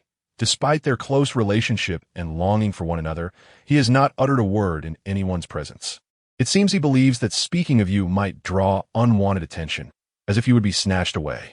He ought to consider how far it is from the northwest to the capital. Barring any significant incidents, those soldiers are unlikely to ever reach the city. He knew that Gu Yuan's whereabouts were only discovered through his own inquiries. Very well. Gu Yuan sighed in disappointment, realizing this was indeed characteristic of her brother. Mu Hanzhou observed her rare display of cuteness, his dark eyes shimmering with mirth, a softness settling upon his brow. When Gu Yuan glanced up, she found herself captivated by his warm, gentle gaze. Their eyes met, and an electric current surged through her heart, a delightful rush that was both exhilarating and unsettling, causing her to avert her gaze in slight discomfort. Cleared her throat, she stammered, I've finished what I wanted to say. What were you about to say? Has the princess concluded? Mu Hanzhou returned to the moment, pouring tea for both of them. Gu Yuan nodded affirmatively. Yes, all said. So, the princess merely wished for me to sample this cake? His tone inadvertently revealed a hint of disappointment, contrasting with her expectations. Gu Yuan feigned ignorance, a sly glint flashing in her eyes. Well, otherwise, I came here tonight to deliver the cake to you. Mu Hanzhou's gaze remained fixed on her, undoubtedly noticing the mischief dancing in her eyes. His mood instantly lifted. He playfully remarked, little fox. A sieve. Gu Yuan retorted without hesitation, then took a sip of her tea. Well, I've said all I needed to. Now it's your turn. I have feelings for you. Chapter 35. A Confession and 3 Rules. I have feelings for you. Mu Hanzhou gazed earnestly at Gu Yuan, his eyes brimming with tenderness. Just as a magnificent firework burst in the sky with a resounding boom. The explosive sound rendered his voice somewhat indistinct, and without any prior context for his confession. Gu Yuan doubted her own hearing. What? Anin, I have feelings for you. Mu Hanzhou gazed intently into her eyes and reiterated his words earnestly. Gu Yuan paused slightly, then lifted her gaze to meet his, responding with a simple, Mu Hanzhou had anticipated that Gu Yuan might be shy, politely decline, or even walk away altogether. However, this calm was utterly unexpected. What did it signify? Had she not heard him clearly? Convinced that she had indeed misheard. He waited for a moment of quiet before solemnly stating once more, I have feelings for you. He added at the end, this is no jest. I have liked you since the very first moment I beheld you. Gu Yuan nodded and replied, Mem, I understand. At this, Mu Hanzhou found himself at a loss, silent for a moment before inquiring, and then Gu Yuan perceived a certain foolishness in Mu Hanzhou at that moment, finding him somewhat endearing, and decided to tease him by feigning ignorance of his meaning. And then, there's nothing more. What else could there be? Mu Hanzhou felt a pang in his heart and took a deep breath, asking, what are your thoughts regarding me, the princess? Gu Yuan shook her head, and under Mu Hanzhou's expectant gaze, she articulated deliberately, I have no thoughts. Upon hearing this, Mu Hanzhou felt as though his heart had been mercilessly struck. Yet before he could fully succumb to sadness, he noticed a glint of mischief in her eyes, prompting him to exhale in relief. He called her name with a hint of resignation, you are truly foolish. Gu Yuan smiled playfully at him and said, you call me and I do not object. You profess your feelings for me, and I do not outright reject you. That signifies my consent to your pursuit. Observing that Mu Hanzhou appeared somewhat taken aback, she continued, what? Do you think that such a hasty confession would suffice for me to agree to marry you? We have known each other for only a few days, exchanged but a handful of words, and possess no emotional foundation whatsoever. In their social stratum, marriages cannot be based solely on affection. Numerous external factors must be considered, and familial alliances are common. However, the Duan Wangfu currently wields considerable power and does not require such unions. In truth, even if the Duan Wangfu were not powerful, her parents would never allow her to be treated as a mere tool for marital alliance. Thus, the man she would eventually marry must undoubtedly be someone with whom she shares genuine feelings. Mutual affection and compatibility are essential for a harmonious union.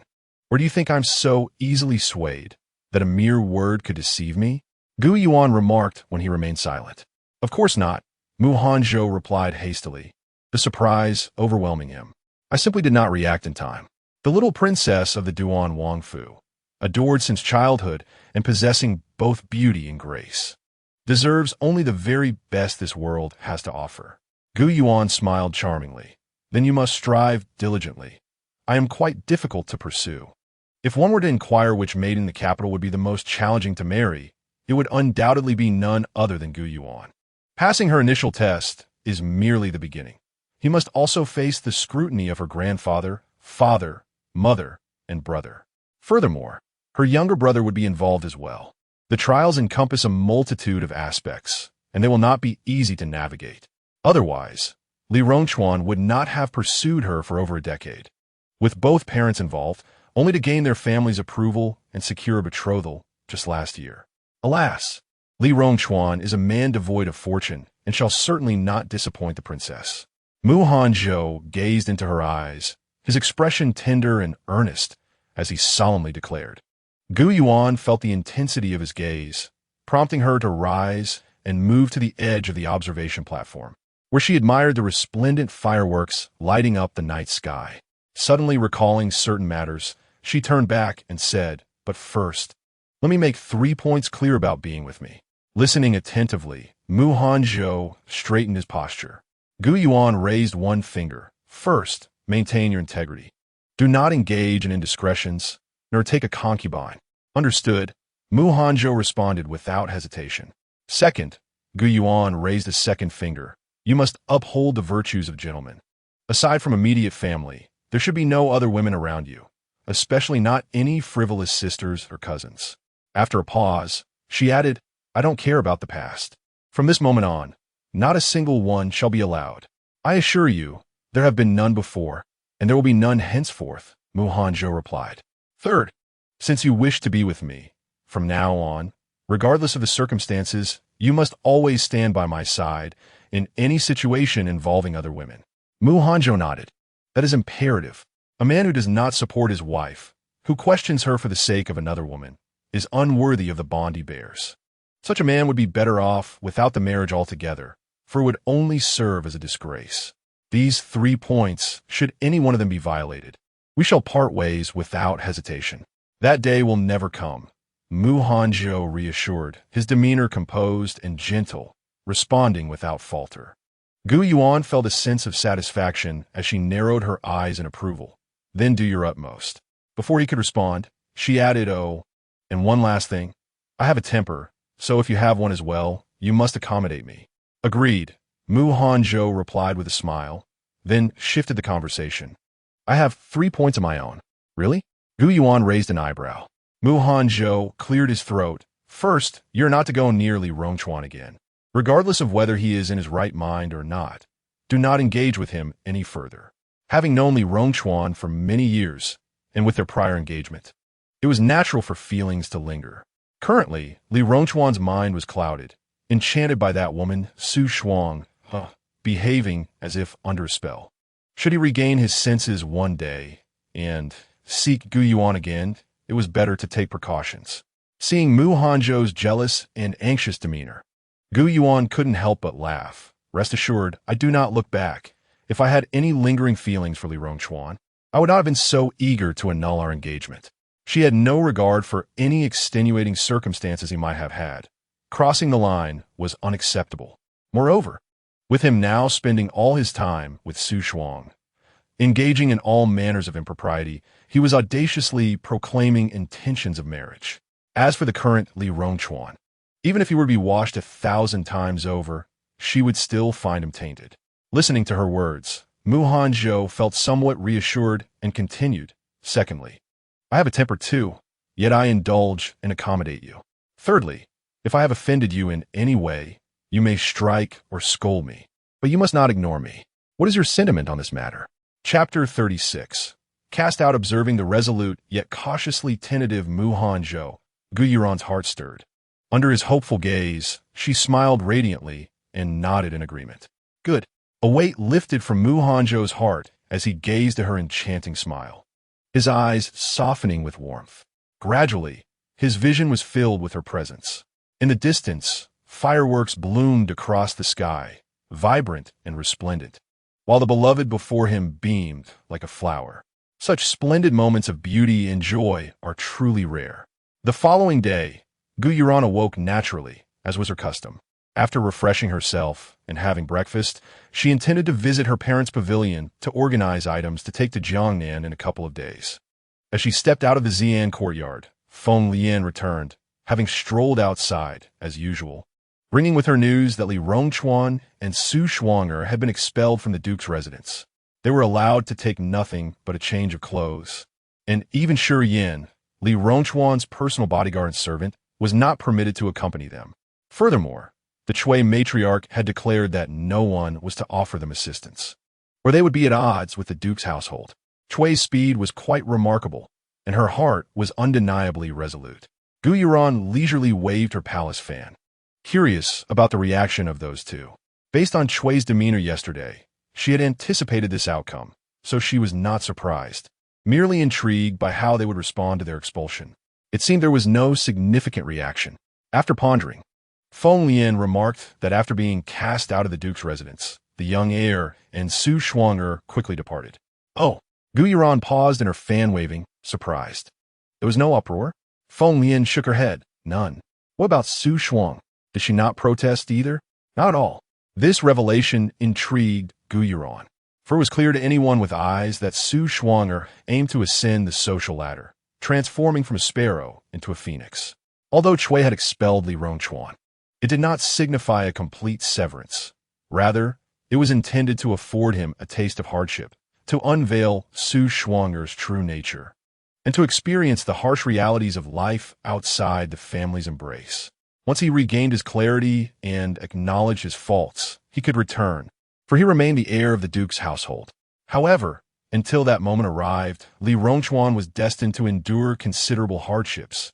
Indeed, it would be no exaggeration to say that mere sustenance would be a considerable achievement. The duration of this trial was uncertain. It could last 3 to 5 months, or perhaps 3 to 5 years.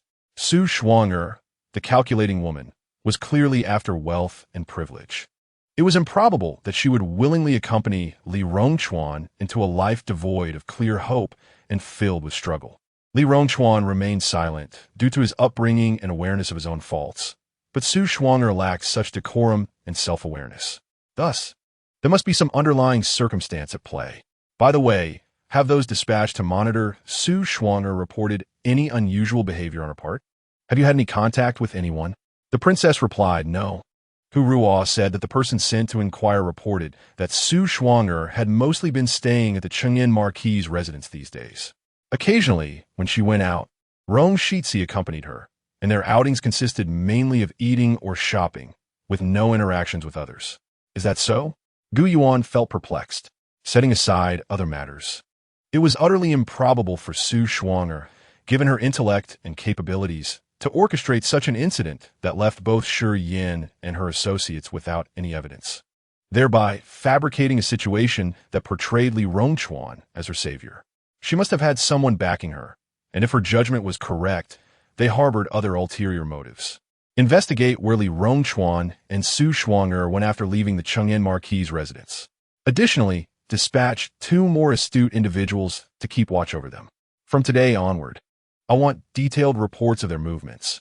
Gu Yuan pondered for a moment and instructed. As you wish, my lady. I shall make the arrangements, Hu Ruo replied, bowing before departing to fulfill her task. After Hu Ruo left, Gu Yuan briefed Feng Lian and Yu Chan on several matters before proceeding to Ting Wanju with Shuang. Upon her arrival, she found her mother just finishing a needle treatment for Mu Hanzhou and preparing today's medicinal bath prescription. Hearing someone call her, she did not look up but gestured with her pen, saying, young Master Mu is inside, but he cannot move as he is being treated. This room is specially designated for Mu Hanzhou's treatment, divided into an inner and outer chamber. The inner chamber is for treatment, while the outer is for rest. Gu Yuan thought to herself, has my mother become so overwhelmed? Otherwise, how could she utter such words? Asking her daughter to seek out a man. Was she serious? Mother, Gu Yuan said as she seated herself opposite her, I came to retrieve some items to take to uncle and aunt in a couple of days. Not to find Mu Hanzhou. Upon hearing this, Lu Shi looked up briefly before yawning and saying, oh, it's an inn. I thought it was your brother. Noticing her mother's fatigued demeanor, Gu Yuan stood and moved behind her to massage her shoulders. Expressing concern, Mother, have you been overworking yourself lately? I'm fine, Lu Shi chuckled, shaking her head. I just haven't slept well. Once I remove young Master Mu's needles, I will take a nap and be perfectly fine, so do not worry. As she spoke, she set down her pen, picked up the prescription she had written, and gently blew on the ink to dry it before calling Tao Shi to fetch the medicine. Gu Yuan intended to say more, but inadvertently caught sight of the red marks beneath her mother's collar, realizing what had transpired, and her cheeks flushed. Consequently, the words that came to her lips transformed into, Mother, you should rest now. I will remove young Master Mu's needles in a bit. After a moment's thought, she added, and do not go to the academy today. After lunch, I will go in your stead. Her mother, like her, cherished the luxury of waking naturally. Otherwise, she would feel quite uncomfortable and drained throughout the day. Given her mother's drowsy appearance, it was evident that she had slept very late the previous night. Had it not been for the treatment for Mu Hanzhou, her mother would probably still be asleep at this hour. The daughter, so considerate, brought immense comfort to Mrs. Liu. She gently patted her hand and said, you should attend to your own affairs. There is no need to worry about me. There is nothing pressing at the academy, and I have no classes these days, so there is no need for you to go. She added, if there is something urgent, your brother can manage it. Very well, Gu Yuanin replied, acknowledging that such errands were indeed more suited for her brother. Speaking of her brother reminded her that he had been assisting their mother during this time, to prevent her from interacting with Mu Hanzhou. She glanced around the room and outside, noticing no one was present. Turning to her mother, she inquired, "By the way, where is brother? Has he not come today?" "No," Mrs. Liu replied while lifting her teacup and blowing gently on it. "I heard from the servants that he seems to have gone to your godmother's house."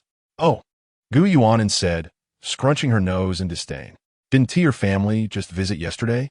Moreover, I recall that brother spent the entire day with Miss Wency, only sending her home when it was nearly dark. After just one night apart, he has rushed off to find her again. TSK.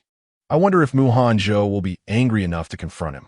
It's quite excessive for him to visit his fiancée so often, especially when Mu Hanzhou has only had a rare chance to see her, and here he is causing a disturbance." "Oh, right, Mu Hanzhou is in the adjacent room, preparing needles. Given the proximity, you must have heard their conversation." Gu Yuanan suddenly felt inclined to check if Mu Hanzhou was upset. Chapter 37.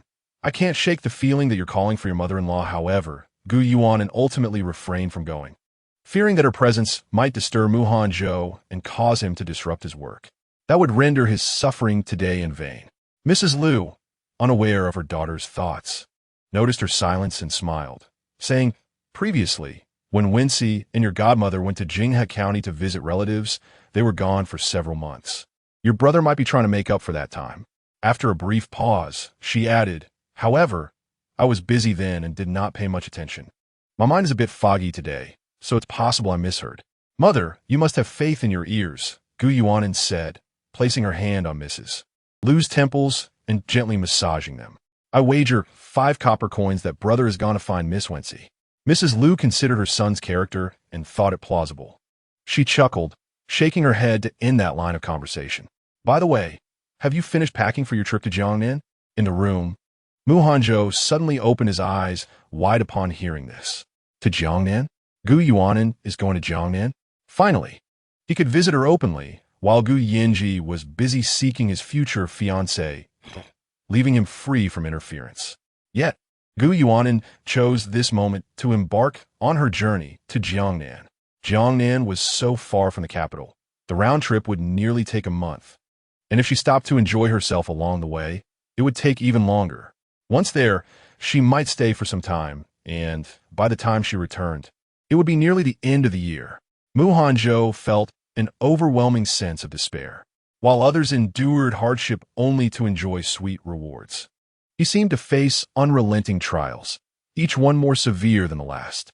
Oblivious to Mu Hanzhou's lamentations, Gu Yuanan nodded gently in response to her mother's inquiry. "Everything is packed. I just need to finish up here with you. Mother has long been prepared for this. Shortly, I shall take you to see it and explain its purpose." "All right, Mother," Gu Yuan replied with a sweet smile. Liu Si gently patted her hand and rose, gazing at her daughter, who stood gracefully with bright eyes and a radiant smile. Lu Wanshao felt a swell of pride and contentment, yet could not help but lament how swiftly time had passed. The vivid memories of her arrival in this world were still fresh, and now her daughter had reached the age of marriage. Speaking of marriage, Lu Wanshao recalled the words spoken by Mu Hanzhou when she had just administered his acupuncture, and she beckoned Gu Yuan to sit beside her on the sofa. "I heard you agreed to be with young Master Mu?" "Huh?" The abruptness of the topic left Gu Yuan momentarily bewildered, and she shook her head. "No, I haven't." Mu Hanzhou, still reeling from Gu Yuan's news of going to Jiangnan, had barely collected himself before hearing her deny their relationship. A pang of disappointment struck him, nearly unsettled by the needles in his body. "Not all." Liu Si looked at her quizzically. "Then why did young Master Mu assure me that he would treat you well and never let you suffer any grievances?" Gu Yuan was taken aback by how quickly Mu Hanzhou had pledged his intentions to her mother, leaving her speechless. "It's only been a few hours. Does he intend to proclaim it throughout the capital?" She mused, finding that possibility rather likely. Recalling Mu Hanzhou's almost drowning gaze from the previous evening caused her cheeks to flush, and she coughed awkwardly. "Last night, he confessed his affections for me, and I agreed to allow him to pursue me, but if he does not meet my expectations, it won't work." With a glance towards the inner room, she added with a smile, "If he doesn't pass your tests, it won't do." As a woman of experience, Liu Si understood her daughter's reactions all too well and smiled gently. Young Master Mu is a fine individual. If you both share mutual affection, consider spending time together. If it feels right, continue. If not, then let it be. Marriage is a lifelong commitment, and the person by your side must know your joys and sorrows, or life can become quite arduous. Yes, Gu Yuan nodded obediently. I understand, mother. Our family is already powerful and influential. We do not require anyone to make sacrifices to fortify our position, even if such a need arose. It would not be you. Lu Si patted her hand, speaking earnestly. And then, remember, you are the little princess of the Duanwang Manor, the only daughter of your father and me. In this family, you have your father, mother, and brother. If need be, your grandfather and younger brother are also here. You need only to live freely, seeking happiness and joy. I know. Gu Yuan embraced Lu Si, her voice choked with emotion. I don't know how many lifetimes of blessings I must have accumulated to be your daughter. With a prosperous family background, esteemed status, open-minded parents, and a family that cherished her, even her younger brother, still in school, protected and indulged her. Besides her doting family, she was blessed with friends who shared her aspirations and loyalties. She was perhaps the happiest person in all of Dongyan. Silly girl, Lu Si gently patted her back. Her eyes filled with affection. Blessed with a clever and beautiful daughter, dutiful and filial, and a son who is equally obedient and talented. She must indeed have accumulated several lifetimes of fortune. It is often said that children can be categorized into two types, those who come to repay kindness and those who seek vengeance. She is fortunate that all three of her children are of the former kind. Even a fool is still a daughter of her mother. Gu Yuan playfully shook Lu's hand, indulging in her affection. Of course, Lu, with a fond smile, patted her hand. Even if your hair turns white, you will always be my daughter. Casting a glance at the hourglass on the table, she noted that Mu Shizhi was due for his acupuncture. Sit here for a moment. I shall return shortly. With that, she rose and went to the inner chamber. The retrieval of the needles was swift. Only a brief moment passed before Lu emerged, holding the silver needles she had just taken from Mu Hanzhou. After sterilizing and storing the needles, Mu Hanzhou emerged, having tidied himself. Upon seeing Gu Yuan, he softly called out, and in. The process of acupuncture was not without its challenges, and Mu Hanzhou's pallor conveyed a certain discomfort that tugged at one as heartstrings. Gu Yuan approached him, concern evident in her voice. Are you all right? Hearing her words of care, Mu Hanzhou felt a wave of relief wash over him and gently shook his head, indicating he was fine. Lu observed their interaction quietly, feeling a sense of relief that her daughter had not been deterred from love due to Li Rongchuan. Handing Mu Hanzhou the medicinal herbs that Tao she had just gathered, she instructed, "This is the final medicinal bath. You may soak for half the time of yesterday's session after lunch, and if you feel any discomfort, do not hesitate to send for me." "Thank you," Aunt Mu Hanzhou replied, bowing slightly in gratitude. For some reason, Gu Yuan felt he wished to address her as mother-in-law rather than aunt. Observing Mu Hanzhou's gentle demeanor and affectionate gaze, Gu Yuan couldn't help but mutter, "You seem inclined to call me mother-in-law." Mu Hanzhou smiled and replied, "Only someone who knows me well, like you, and in, would understand." Unbeknownst to them, their exchange was overheard by Song Chongting, who had just returned from court, and Gu Yenji, who was searching for a wife. "Greetings, uncle." Mu Hanzhou bowed respectfully to Song Chongting and then nodded slightly to Gu Yenji, addressing him as Prince of Nanping. Song Chongting acknowledged him with a subtle nod. However, Gu Yenji scrutinized him from head to toe before clicking his tongue. "Weren't you eager to call me father-in-law? Why revert to uncle? What's wrong? Feeling timid?" Mu Hanzhou chuckled lightly. "If the prince has no objections, I could address you as elder brother." Given that Gu Yenji was 2 years younger than Mu Hanzhou, this would mean acknowledging him as such in relation to Gu Yuan. By calling him elder brother, it would affirm Mu Hanzhou's standing. Such wishful thinking, Gu Yenji snorted. "Though Anan has granted you a chance, it does not mean you can rest easy. Unless you pass my scrutiny, all else is off the table." Mu Hanzhou merely smiled, shifting his gaze back to Gu Yuan, his enchanting eyes brimming with affection. Suddenly, Song Chongting, while his wife spoke, turned to fix his eyes on Mu Hanzhou. After a moment, he solemnly inquired, "Do you wish to call me father-in-law?" "Yes." Mu Hanzhou calmly admitted without hesitation. He raised his gaze to meet Song Changting's.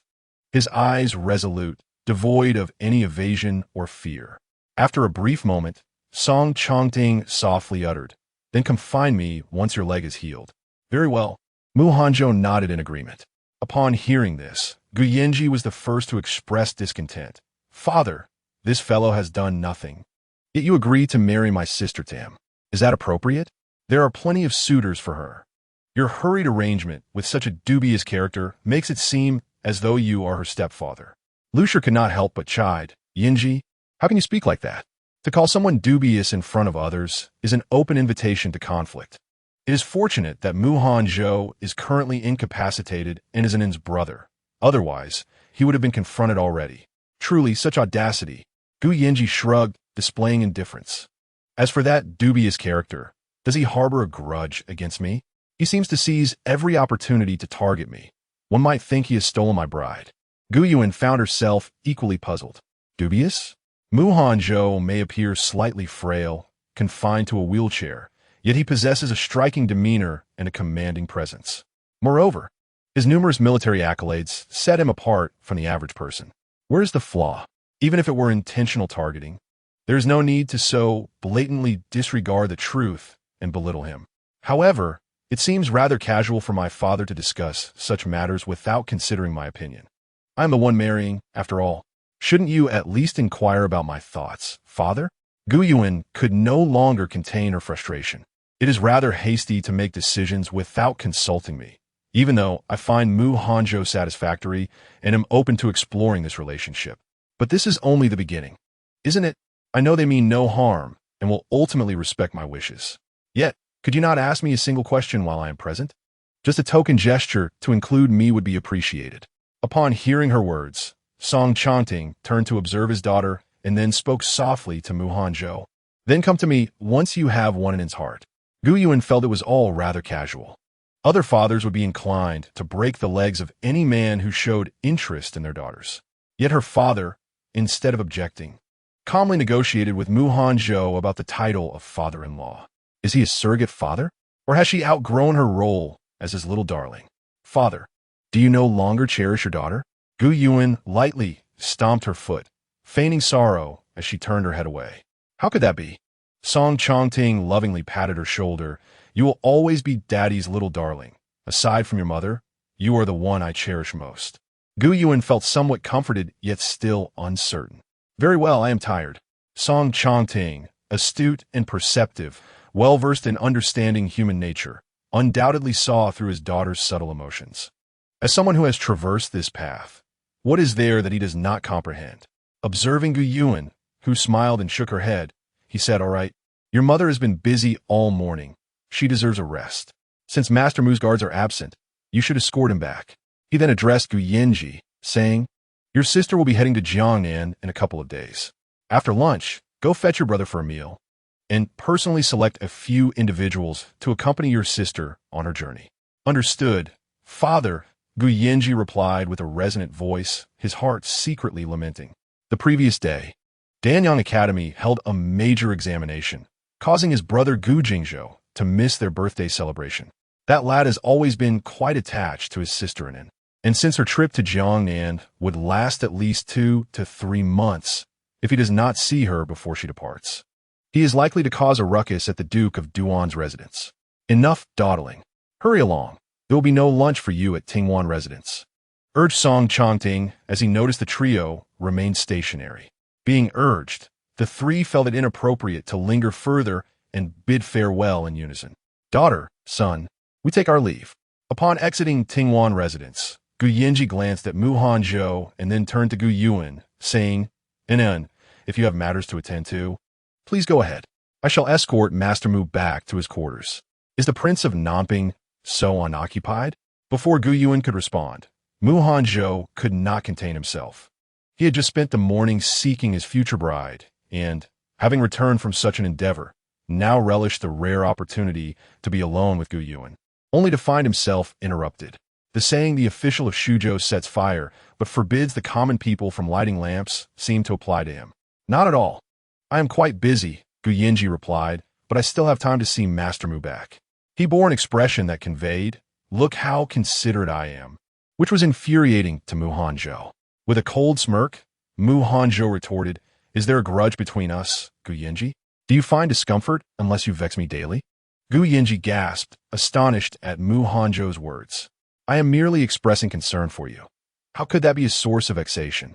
The way Master Mu framed it was rather disheartening. He shook his head in disappointment, adopting an air of "You truly do not appreciate kindness.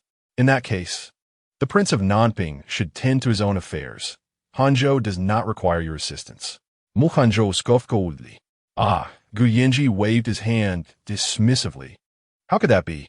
Master Mu, mobility is a challenge for you, and with your guards absent. It is my duty as part of the Duke of Duan's household to escort you home. Otherwise, if anything were to happen to you along the way and your guards sought me for assistance, how would I manage such a large individual?" At this, even Gu Yuan could no longer hold her tongue. "Brother, you have truly gone too far. If you wish to irritate Mu Hanzhou, at least choose a more reasonable excuse. Just listen to what you just said. Do you not find it absurd?" "How can it be absurd?" Gu Yinji raised his hand and gently tapped Gu Yuan's forehead. "Is this how one speaks to their brother?" Gu Yuan gently rubbed his aching forehead, exclaiming that his brother should at least find a more plausible excuse. The words he uttered seemed as if they were portraying their residence, the Duke's manor, as a perilous lair. He ought not to fear their grandfather overhearing and stirring trouble for Uncle Heishan and his men. The Duke's manor was far more secure than the imperial palace, with guards, patrolling sentinels, and even the doorman being part of the Black Eagle army. All the servants had been meticulously vetted, with contracts signed for 3 generations. The household comprised only their family, unlike other manors that harbored numerous branches or concubines. One could assert that not a single disloyal heart existed within, making it impossible to find a cleaner estate in the entire capital than the Duke's manor. "You ungrateful wretch, for whom do you think your brother toils so hard?" Gu Yinji feigned sorrow, casting a discontented glance at Gu Yuan as he lamented. He shook his head repeatedly, sighing, "Sister, you have grown too big to retain." Gu Yuan, uninterested, shot him an irritated look and remained silent. Mu Hanzhou, witnessing this, felt quite pleased and cast a sidelong glance at Gu Yinji. "Aren't you leaving, Your Highness?"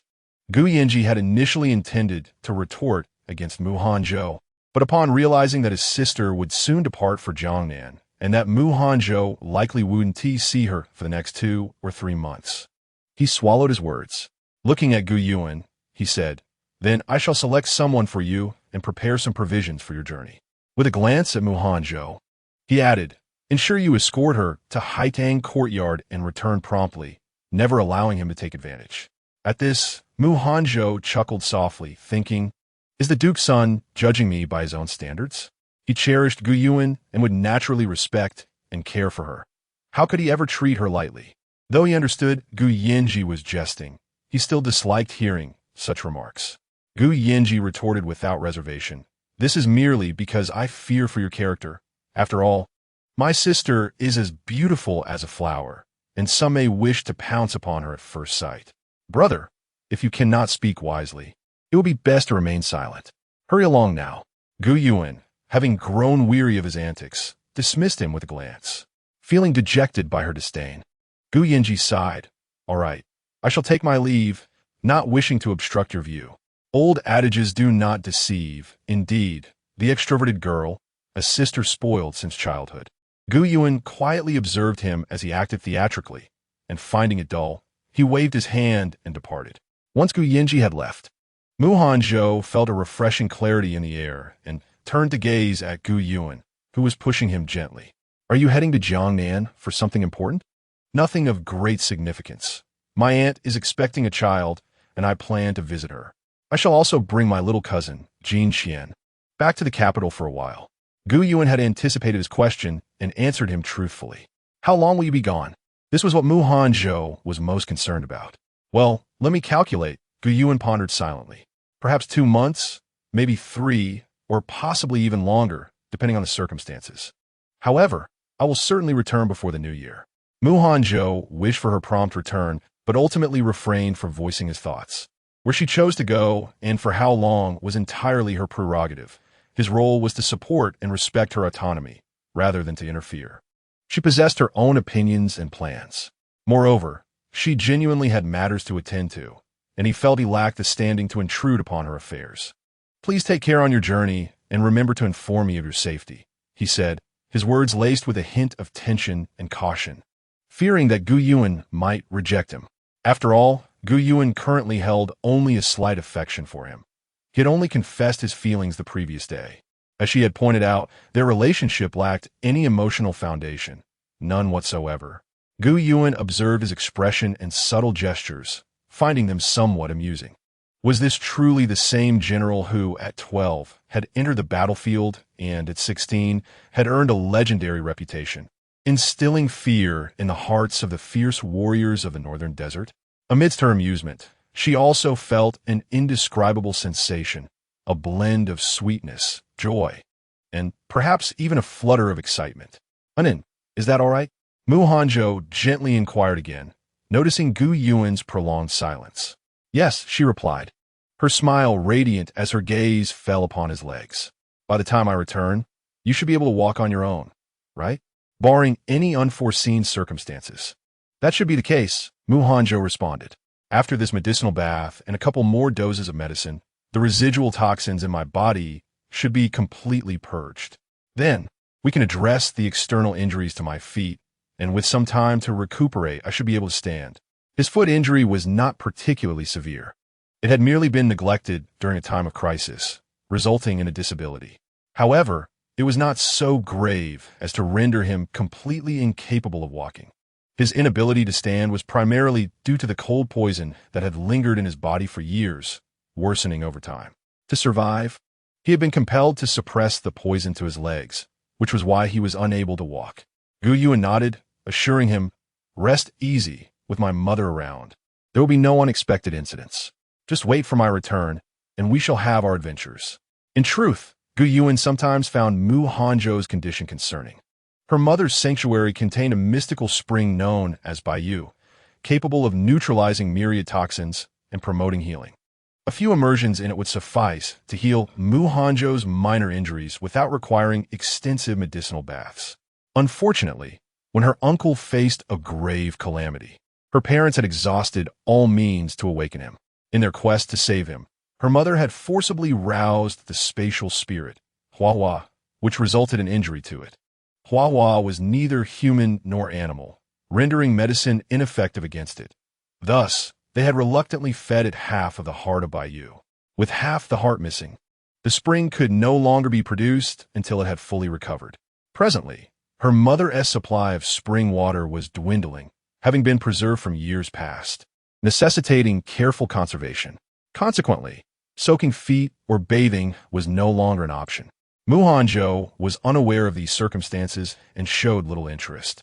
Hearing Gu Yuan mention her plans to take him out upon her return lifted his spirits further. Even the impending farewell seemed less painful. "It's settled then," he affirmed. "It is settled." The two exchanged a knowing smile, akin to a gentle spring breeze dissipating the oppressive heat of summer. The following day, Gu Yuan was dragged out early in the morning by the ever-restless Song Ruyun for a shopping spree. It seemed as though Song Ruyun had consumed an endless supply of energy, as her enthusiasm showed no signs of waning even after their tour of the inner city.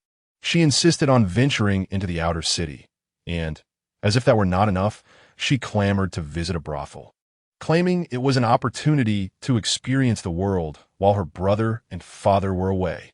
Gu Yuan, with no other option, reluctantly changed into a set of male attire from a tailor shop to accompany her, initially intending only to take a brief look around. They unexpectedly encountered the scheming Su Shuanger within those walls. Chapter 40. Song Ruyun also spotted Su Shuanger and instantly displayed a look of disdain and revulsion. "Isn't that the so-called little green tea? What's she doing here? Truly a lingering ghost," she exclaimed, suddenly covering her mouth in astonishment. "Heaven forbid. She is not here to sell herself, is she?" "Surely not." Gu Yuan shook her head, asserting her confidence. "How could she not be?" Song Ruyun questioned, skeptical. "That woman is so vain and materialistic. Now that she has been cast out from the Qingyan Marquis household, her days of luxury have vanished. With no other skills to her name, wouldn't she resort to selling her body? After all, isn't that what she is accustomed to? Song Ryun firmly believed that such a shameless act was precisely within Su Shuang'er's character. Previously, she had employed underhanded tactics to climb into Li Rongchuan's bed for a better life. Now, resorting to selling herself was merely a different means to avoid hardship. Seeing Song Ryun wrinkle her nose in disgust, Gu Yuan couldn't help but chuckle, pinching her cheek playfully. But it's rather unlikely she would resort to selling herself just a day after being cast out. Though it was true that when Su Shuang'er and Li Rongchuan were expelled, the Chui family only allowed them to take a few changes of clothing. It was implausible that Li Rongchuan had no private savings. Furthermore, someone like Su Shuang'er would not obediently comply with merely taking a few garments. During this time, Li Rongchuan had undoubtedly lavished her with gifts, and they were certainly valuable. A few items could easily be concealed and sold without being imprudent, providing them with sustenance for several days. Even if they had truly left without any money or hidden jewelry, the garments were made of fine silk, which could fetch a decent price if sold. Regardless of the circumstances, it was hard to believe they would be reduced to selling themselves just 2 days after leaving. Noting Song Ryun's continued skepticism, Gu Yuan shifted aside. Look at her attire. When have you seen anyone selling themselves in men's clothing, with a face so deliberately made unattractive? A brothel is a place for men to seek pleasure, and those who enter are typically there for enjoyment, even if it is merely to feast their eyes. Thus, the more beautiful the maiden, the more desirable she becomes. To fetch a good price, one must enhance their appearance. Upon hearing Gu Yuan's words, Song Ryun finally recognized that Su Shuang'er's attire did not suggest she was there for such purposes.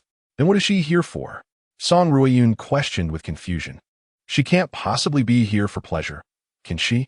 Gu Yuan flicked the sleeve of her garment. Who knows? Time grows late. We should return. Song Ryun had expected Gu Yuan to suggest they follow Su Shuang'er for a closer look, but was taken aback to hear her express a desire to leave instead. Aren't we going to take a look? Song Ryun was perplexed by this missed opportunity. Not necessary. Gu Yuan waved her hand dismissively, indicating that she had arranged for someone to keep watch over the situation from the shadows, and that they could simply return home and wait for news. Let her handle the surveillance herself. Su Shuang'er is not worthy of such responsibility, she added. Song Ryun let out a slightly disappointed sigh.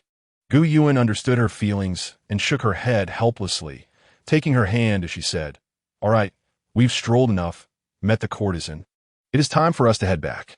Song Ryun, however, was reluctant to leave. She peered through the window and remarked, "It's not that late yet. Can't we stay a little longer?" Gu Yuan remained silent, simply gazing at her. Song Ryun, clinging to her hand, pleaded, "Please, and then just for a little while longer. Half an hour will suffice."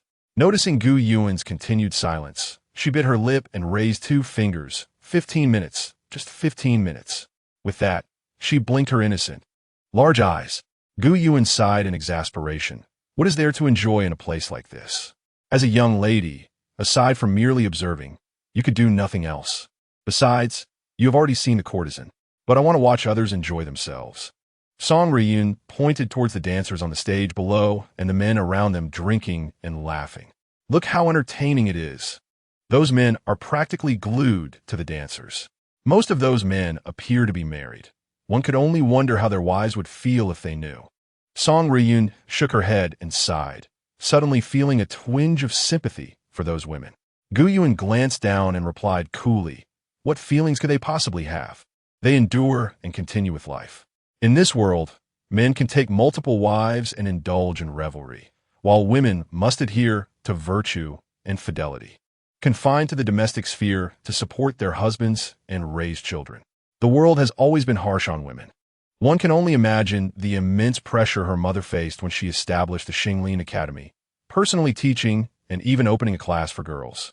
Yet you, I Wincy, and even your maternal ancestors all practiced monogamy, and our families thrived. Why can't they learn from us?" Gu Yuan smiled at the thought, remarking that men's indulgence in taking concubines and seeking pleasure was merely a means to flaunt their wealth and status, satisfying their own desires without a shred of regard for family prosperity.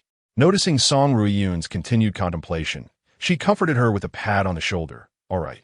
Don't let it trouble you. After all, you will never have to share your husband with anyone else. Indeed, if my future husband dares to seek other women, I shall castrate him, strip him of his clothes, and parade him through the streets before drowning him in a pig cage, Song Ruiyun declared with a proud haughtiness. Although she had yet to reach marriageable age, the mere thought of sharing a man with another woman filled her with disgust. Gu Yuan shrugged. Well, that's perfect. Your life is your own. Let others worry about their own affairs. We should focus on ourselves. Some matters cannot be resolved overnight. They require the efforts of many over an extended period to effect gradual change. Yes, Song Ruiyun nodded. I was merely expressing my sentiments. Now, shall we be on our way? Gu Yuan brushed off the creases from her clothes and stood up, remarking that if they lingered any longer, her brother would come looking for her, warning that he might reveal her visit to the brothel. Song Ruiyun pouted, on the verge of pleading with Gu Yuan to stay a little longer, when she turned her head and spotted her brother, who had ridden just days ago from the southern territories, striding through the entrance with his long legs. Song Ruiyun doubted her vision. After all, even on the fastest of steeds, it took at least 10 to 15 days to traverse the distance from the southern lands to the capital.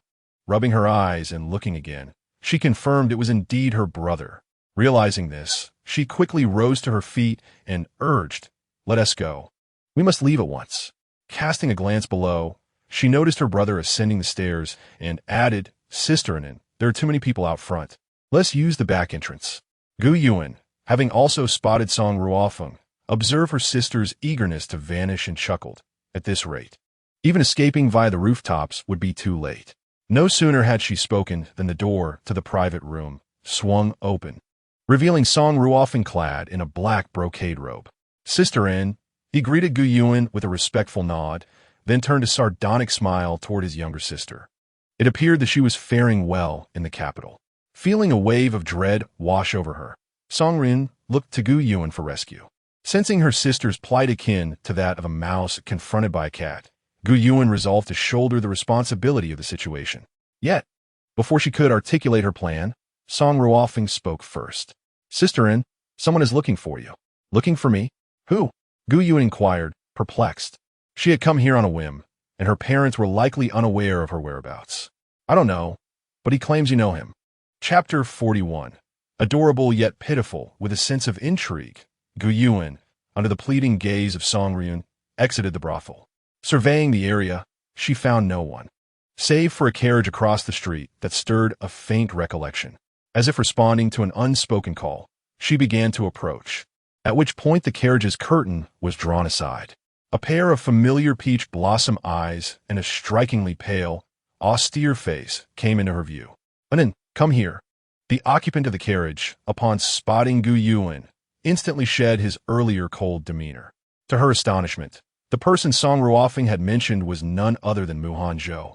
Raising an eyebrow, she closed her fan and walked over. I have met the princess, she acknowledged, as Yin Shu leaped down from the opposite side of the carriage to salute her. The evening shadows rendered the area dim, and Yin Shu's position was shrouded in near darkness, which explained why Gu Yuan had not seen him earlier. Raising a hand to indicate he need not be so formal, she then turned to Hanzhou and inquired, what brings you here? Are you on business or leisure? To fetch you. The deep, magnetic timbre of Hanzhou's voice resonated in her ear. Fetch me?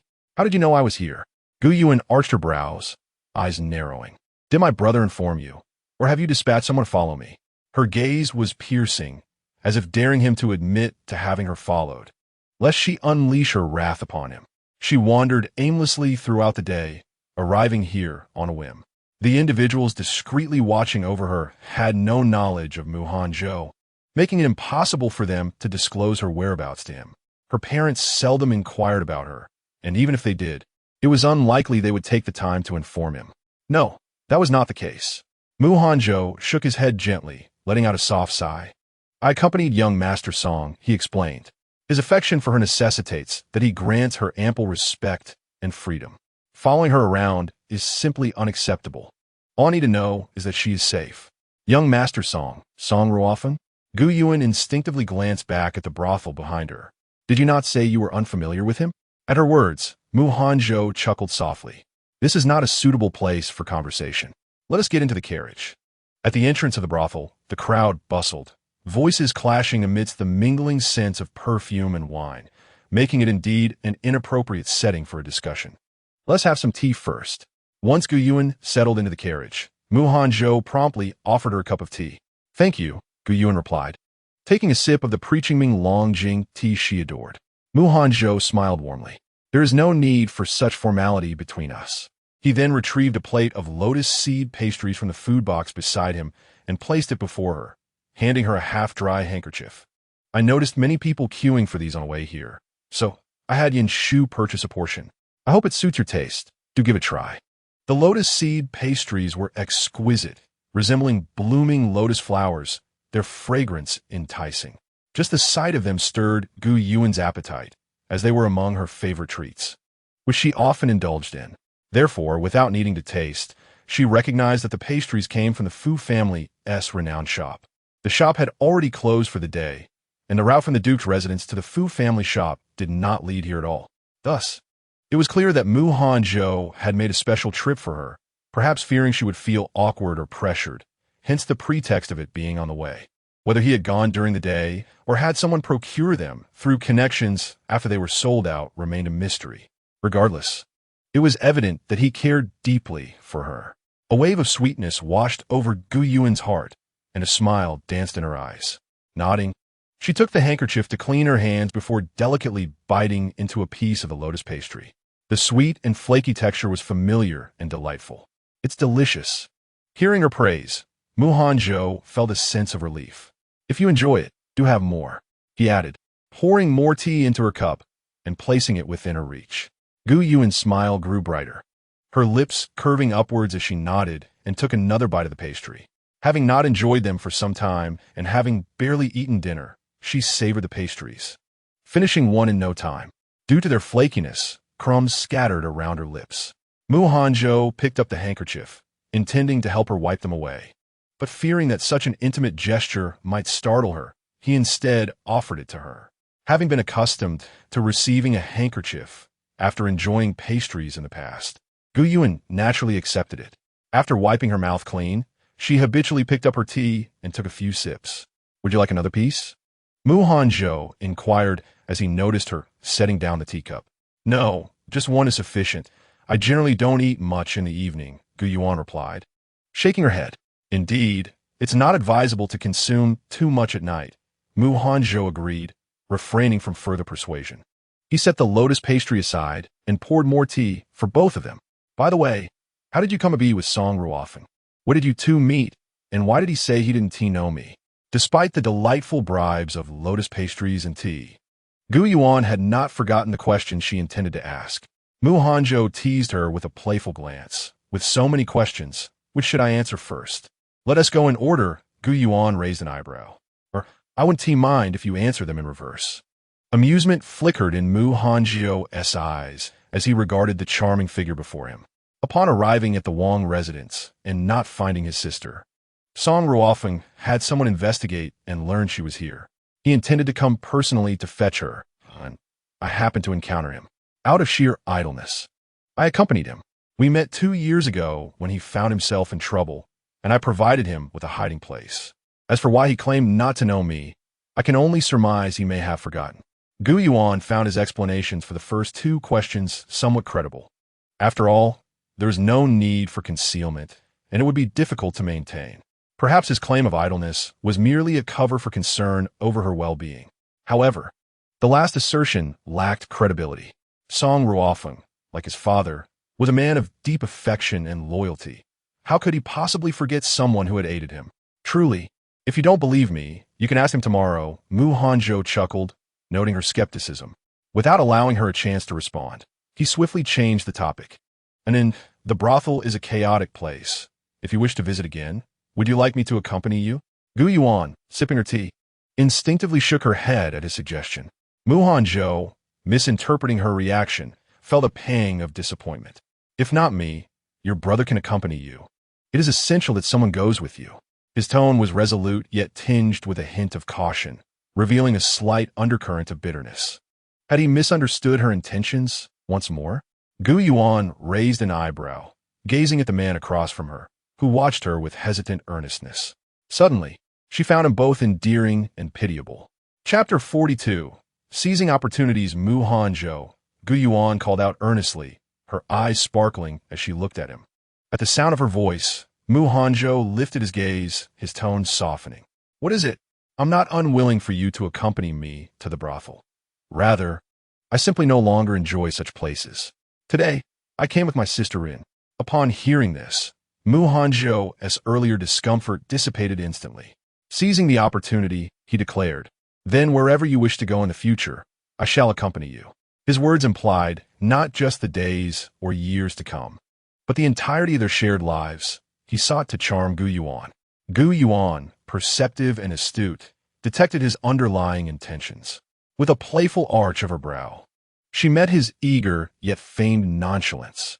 Her crimson lips parted slightly as she uttered a single word, "All right." Hanzhou sighed softly, gazing deeply into her eyes that shimmered like water. His voice, low and lingering, conveyed a sense of earnestness, and in, once you agree, there could be no turning back. Gu Yuan pretended to ponder for a moment, then teased. Well then, should I retract my earlier words?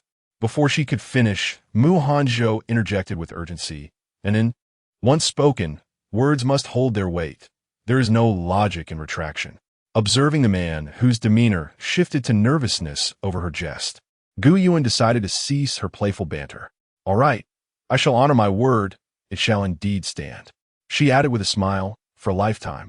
Before he could respond, she continued, Of course, this is contingent upon you passing the tests set by my father and fulfilling your promises. Gaining the approval of her parents and brother would affirm Hanzhou's capabilities and character. His unabashed affection for her was evident, yet it was tinged with anxiety and, at times, a hint of insecurity, as if he felt unworthy of her. Such vulnerability could only stem from profound affection. She, too, harbored feelings for him, feelings that stirred emotions and joy that were absent during her time with Li Rongchuan. Thus, if he could fulfill his promises, what harm was there in granting him a lifetime? Upon hearing Gu Yuan's vow of a lifetime, Hanzhou felt a surge of joy and solemnly replied with an mm. After a brief pause, he moved his fingers, as if summoning courage, and placed his hand over her delicate palm, his tone earnest and grave. And then, I was thrust into battle at the tender age of 12, and by 14, I had slain 2 generals from the northern desert, gaining modest renown. Before I became who I am today, I faced many temptations. Yet I know my identity, my desires, and more importantly, I understand what I should and should not do, what I can and cannot do. Therefore, you need not worry that I will become the next Li Rongchuan.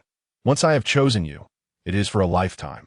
What Hanzhou did not disclose was his past, when he had been treacherously captured by the northern desert and subjected to various threats and tortures to compel his allegiance. At the age of 14, brimming with youthful defiance, he had shown no signs of submission and was imprisoned for 7 days and nights, enduring torment. The poisons that coursed through his veins were largely inflicted during that time. Had it not been for his father, who deemed him valuable and, unable to withstand the clamor of the soldiers, led a rescue mission, he might have perished in that dungeon. If he could withstand the cruel tortures of the northern desert, how could he possibly succumb to the mere temptations of a woman like Li Rongchuan? Gu Yuan's eyes sparkled with mirth, yet her heart ached for him. At the age of 12, the young noblemen of the capital, including her brother, were engrossed in their studies, living in comfort and ease, attending classes at their leisure. In stark contrast, Hanzhou had to carve his own path on the battlefield, gaining fame by 16. They called him a born leader, destined for command. Yet no matter how exceptional his talent, the hardships he endured to achieve such success in a mere few years were known only to him. His current state of ailments served as the most vivid testament to his struggles. If he were born of humble origins and came from a tragic background, it would be understandable. Yet, he is evidently the esteemed heir of the town West Marquis. Alas, it truly is a case of same world, different fates. Originally, Gu Yuan intended to withdraw her hand, but upon reflecting on Hanzhou's pitiable state, she refrained. After all, this was an inevitable occurrence. merely arriving a tad earlier than anticipated. Mu Hanzhou shared this with Gu Yuan not to elicit sympathy or evoke her pity, but rather to convey that he was not akin to Li Rongchuan, urging her not to lose faith in men due to her past experiences with him. Noticing her silence, he chose not to press the matter further. Subsequently, neither spoke, and the carriage fell into a serene quietude, as if both were waiting for the other to break the silence, or perhaps relishing the tranquility following the deepening of their connection. Mu Hanzhou, unwilling to let this rare moment of solitude before their parting slip away in silence, took the initiative to shatter the stillness. By the way, you mentioned earlier that you no longer enjoy visiting brothels, but have you gone to one before? Yes, Gu Yuan nodded. Before I reached womanhood, my mother and brother took me there several times. I found it rather dull and lost all desire to return. Mu Hanzhou was taken aback by the extent of her family's indulgence, bringing her to such places. He was particularly astonished by her mother.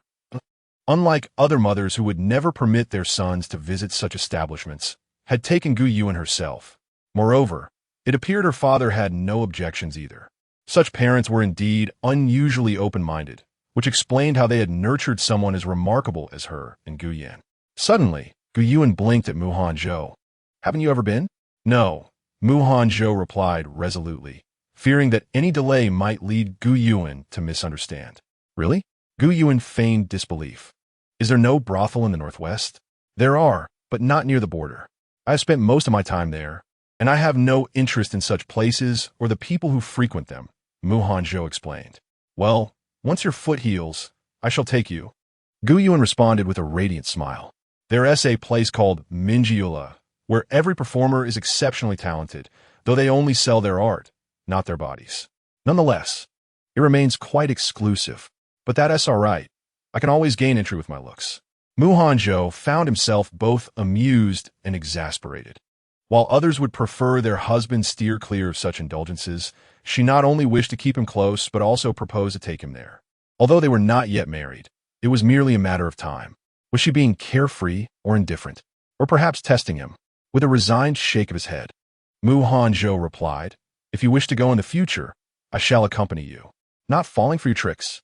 Gu Yuan puffed her cheeks in boredom, deciding to drop the subject. Just then, the carriage arrived at the entrance of the Duke's residence. She withdrew her hand from Mu Hanzhou's grasp and promptly alighted from the carriage, assisting Yin Shu in helping Mu Hanzhou down. Coincidentally, this scene was witnessed by Gu Yan, who had just returned from an outing with his future bride to admire the lanterns. Mu Shixi truly knows how to seize every opportunity. Chapter 43. A certain oddity, Mu Shixi indeed has a knack for finding the right moment. Gu Yanji approached the two with a cold smile. He had merely taken his young lady to admire the lanterns, yet Mu Hanzhou rushed to his sister's side to curry favor once more. This evening, Mu Hanzhou and Gu Yuan's relationship took a significant leap forward, culminating in her promise to him and a tender clasp of hands, which left him in an unprecedented state of bliss. Thus, when he saw Gu Yanji, he no longer found his presence to be a damper on the mood and even responded to him with a smile. He owed much gratitude to the Prince of Nanping for providing Hanzhou with this opportunity. Had the prince not been occupied with his future bride, he would never have had the chance to escort Gu Yuan on. Had he not gone to fetch her this evening, their relationship would not have progressed, nor would they have had the chance to hold hands. Therefore, Mu Hanzhou's gratitude was sincere, and his elation was palpable to those around him. However, while Mu Hanzhou was jubilant, Gu Yanji was not as pleased, letting out a heavy hum. It is commendable to have such intentions, but this prince believes that Mu Shixi should wait a while longer before displaying such over-affections. Otherwise, should any unforeseen circumstances arise, it would inadvertently implicate Anan. Out of decorum and respect for Mu Hanzhou, the valiant general who protects the nation, Gu Yanji had never disparaged him, even in jest, nor did he consider him unworthy of his sister, despite his current condition in a wheelchair. This was the first time he subtly broached the subject out of concern for his sister. Mu Hanzhou understood his meaning and smiled gently. Rest assured, elder brother, although I may be currently downcast, my ability to safeguard both myself and Anan remains intact. My 4 years on the battlefield have not been in vain. nor have my injuries been suffered without purpose. Indeed, he had fallen for Gu Yuan at first sight and had not hesitated to approach her on that very first day at the tavern. However, had he not possessed the capability to protect both himself and her, and if her mother could not heal his wounds, he would never have taken the liberty to reside in the Duke's residence, nor would he have continued to pursue her. Gu Yinji was well aware of Mu Hanzhou's capabilities, and his arrangements in the shadows were sufficient to guard both him and his sister. His previous remarks were merely a gentle reminder. Yet, when had he ever consented to being called elder brother? They had not yet married, and he was still in the phase of testing. Had Mu Shixi's health improved alongside his audacity?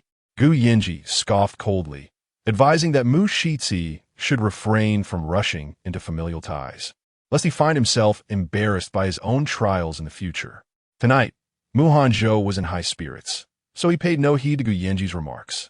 When Gu Yinji insisted he refrain from calling him elder brother, he obediently altered his address, expressing gratitude for the prince's concern, while asserting that such a day would never come.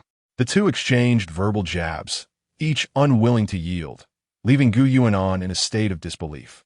Did these two even combine to reach 3 years of age? The answer was a resounding no. Well then, you two continue your conversation, Gu Yuan yawned. It's getting late. I shall retire. With that, she paid no mind to their reactions and turned ahead inside the residence. Indeed, one might as well argue once they have entered the prince's residence. Standing at the entrance, it leaves one speechless. Anin, allow me to escort you, Gu Yuan said, as they followed her into the gates of the duke's mansion. To avoid a childish squabble like the one at the door, Gu Yuan declined their offer to accompany her back to her quarters. Upon returning to Xian courtyard, and after bathing, she received word from those secretly observing Su Shuang. It was indeed surprising to learn that Su Shuang had ventured to the brothel to procure aphrodisiacs. Gu Yuan had initially presumed that Su Shuang had some hidden agenda for her visit. But was it merely this? The brothel certainly served as a suitable place for such purchases, where monetary exchange sufficed and other matters held no interest. Yet at this juncture, shouldn't Ti Shi and Li Rongchuan be exercising frugality, utilizing every coin judiciously? Although Su Shuang may lack intelligence, surely she cannot be so foolish as to overlook this fact. Furthermore, what purpose does she have for buying aphrodisiacs at this time? Surely, it cannot be intended for Li Rongchuan. Despite his apparent mental instability, his physical condition seemed robust, thriving in the vigor of youth, thereby rendering such items unnecessary. Or perhaps she has swiftly identified a new target, intending to employ the same tactics? Yet, does this not seem a tad too hasty? Does she even know for whom she is making this purchase? Gu Yuan pondered as she casually picked up a book she had previously left unread and settled on the window seat. Feng Lian followed her with a fan. Your Highness, as of now, we remain unaware. Let them continue to keep watch. Report any developments immediately. Understood, Your Highness. Gu Yuan turned a page in her book, reflecting. Aside from acquiring the aphrodisiac, did Su Shuang engage in any other activities at the brothel? Su Shuang, a quintessential example of foolishness intertwined with pretentiousness, seemed completely oblivious to the concept of restraint. Thus, Gu Yuan found it hard to believe that her tumultuous antics were merely for the sake of procuring an aphrodisiac. The shadow had mentioned that she appeared eager to seek out the madam, even reluctantly parting with money to the brothel keeper, yet she was not granted an audience. Seeking the madam? Gu Yuan lifted her gaze from a book, intrigued. It is highly improbable that she would resort to selling her body. Su Shuang aspired for wealth and status, and to enter such a den of iniquity as a courtesan would place her amongst the lowest of the low, far removed from wealth and nobility. The women within, with their delicate arms and enticing lips, would only surrender themselves under dire circumstances. No maiden would willingly choose such a path unless utterly compelled. Su Shuang has yet to find herself in such dire straits, although her behavior is indeed shameless. Engaging illicitly with Li Rongchuan, it is driven by aspirations of ascendance. Moreover, if she were to sell herself, the madam would undoubtedly have seen her. I do not know. Feng Lian shook her head. The watchers claim that Su Shuang visited the brothel without informing young Master Rong of her intentions or plans. And what Li Rongchuan? Gu Yuan reclined lazily. What has he been up to since leaving the Chengyan Marquis's residence?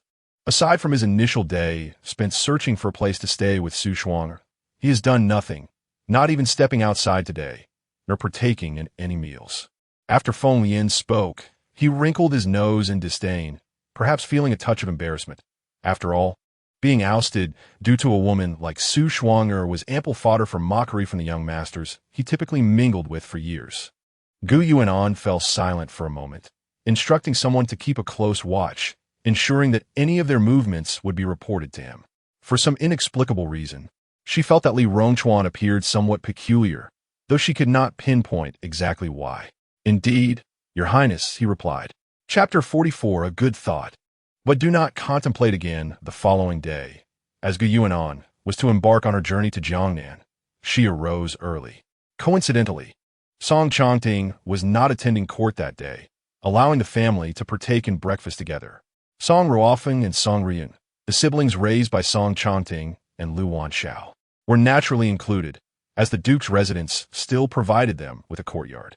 Thus, only Mu Hanzhou remained, considering that everyone else was gathered for breakfast.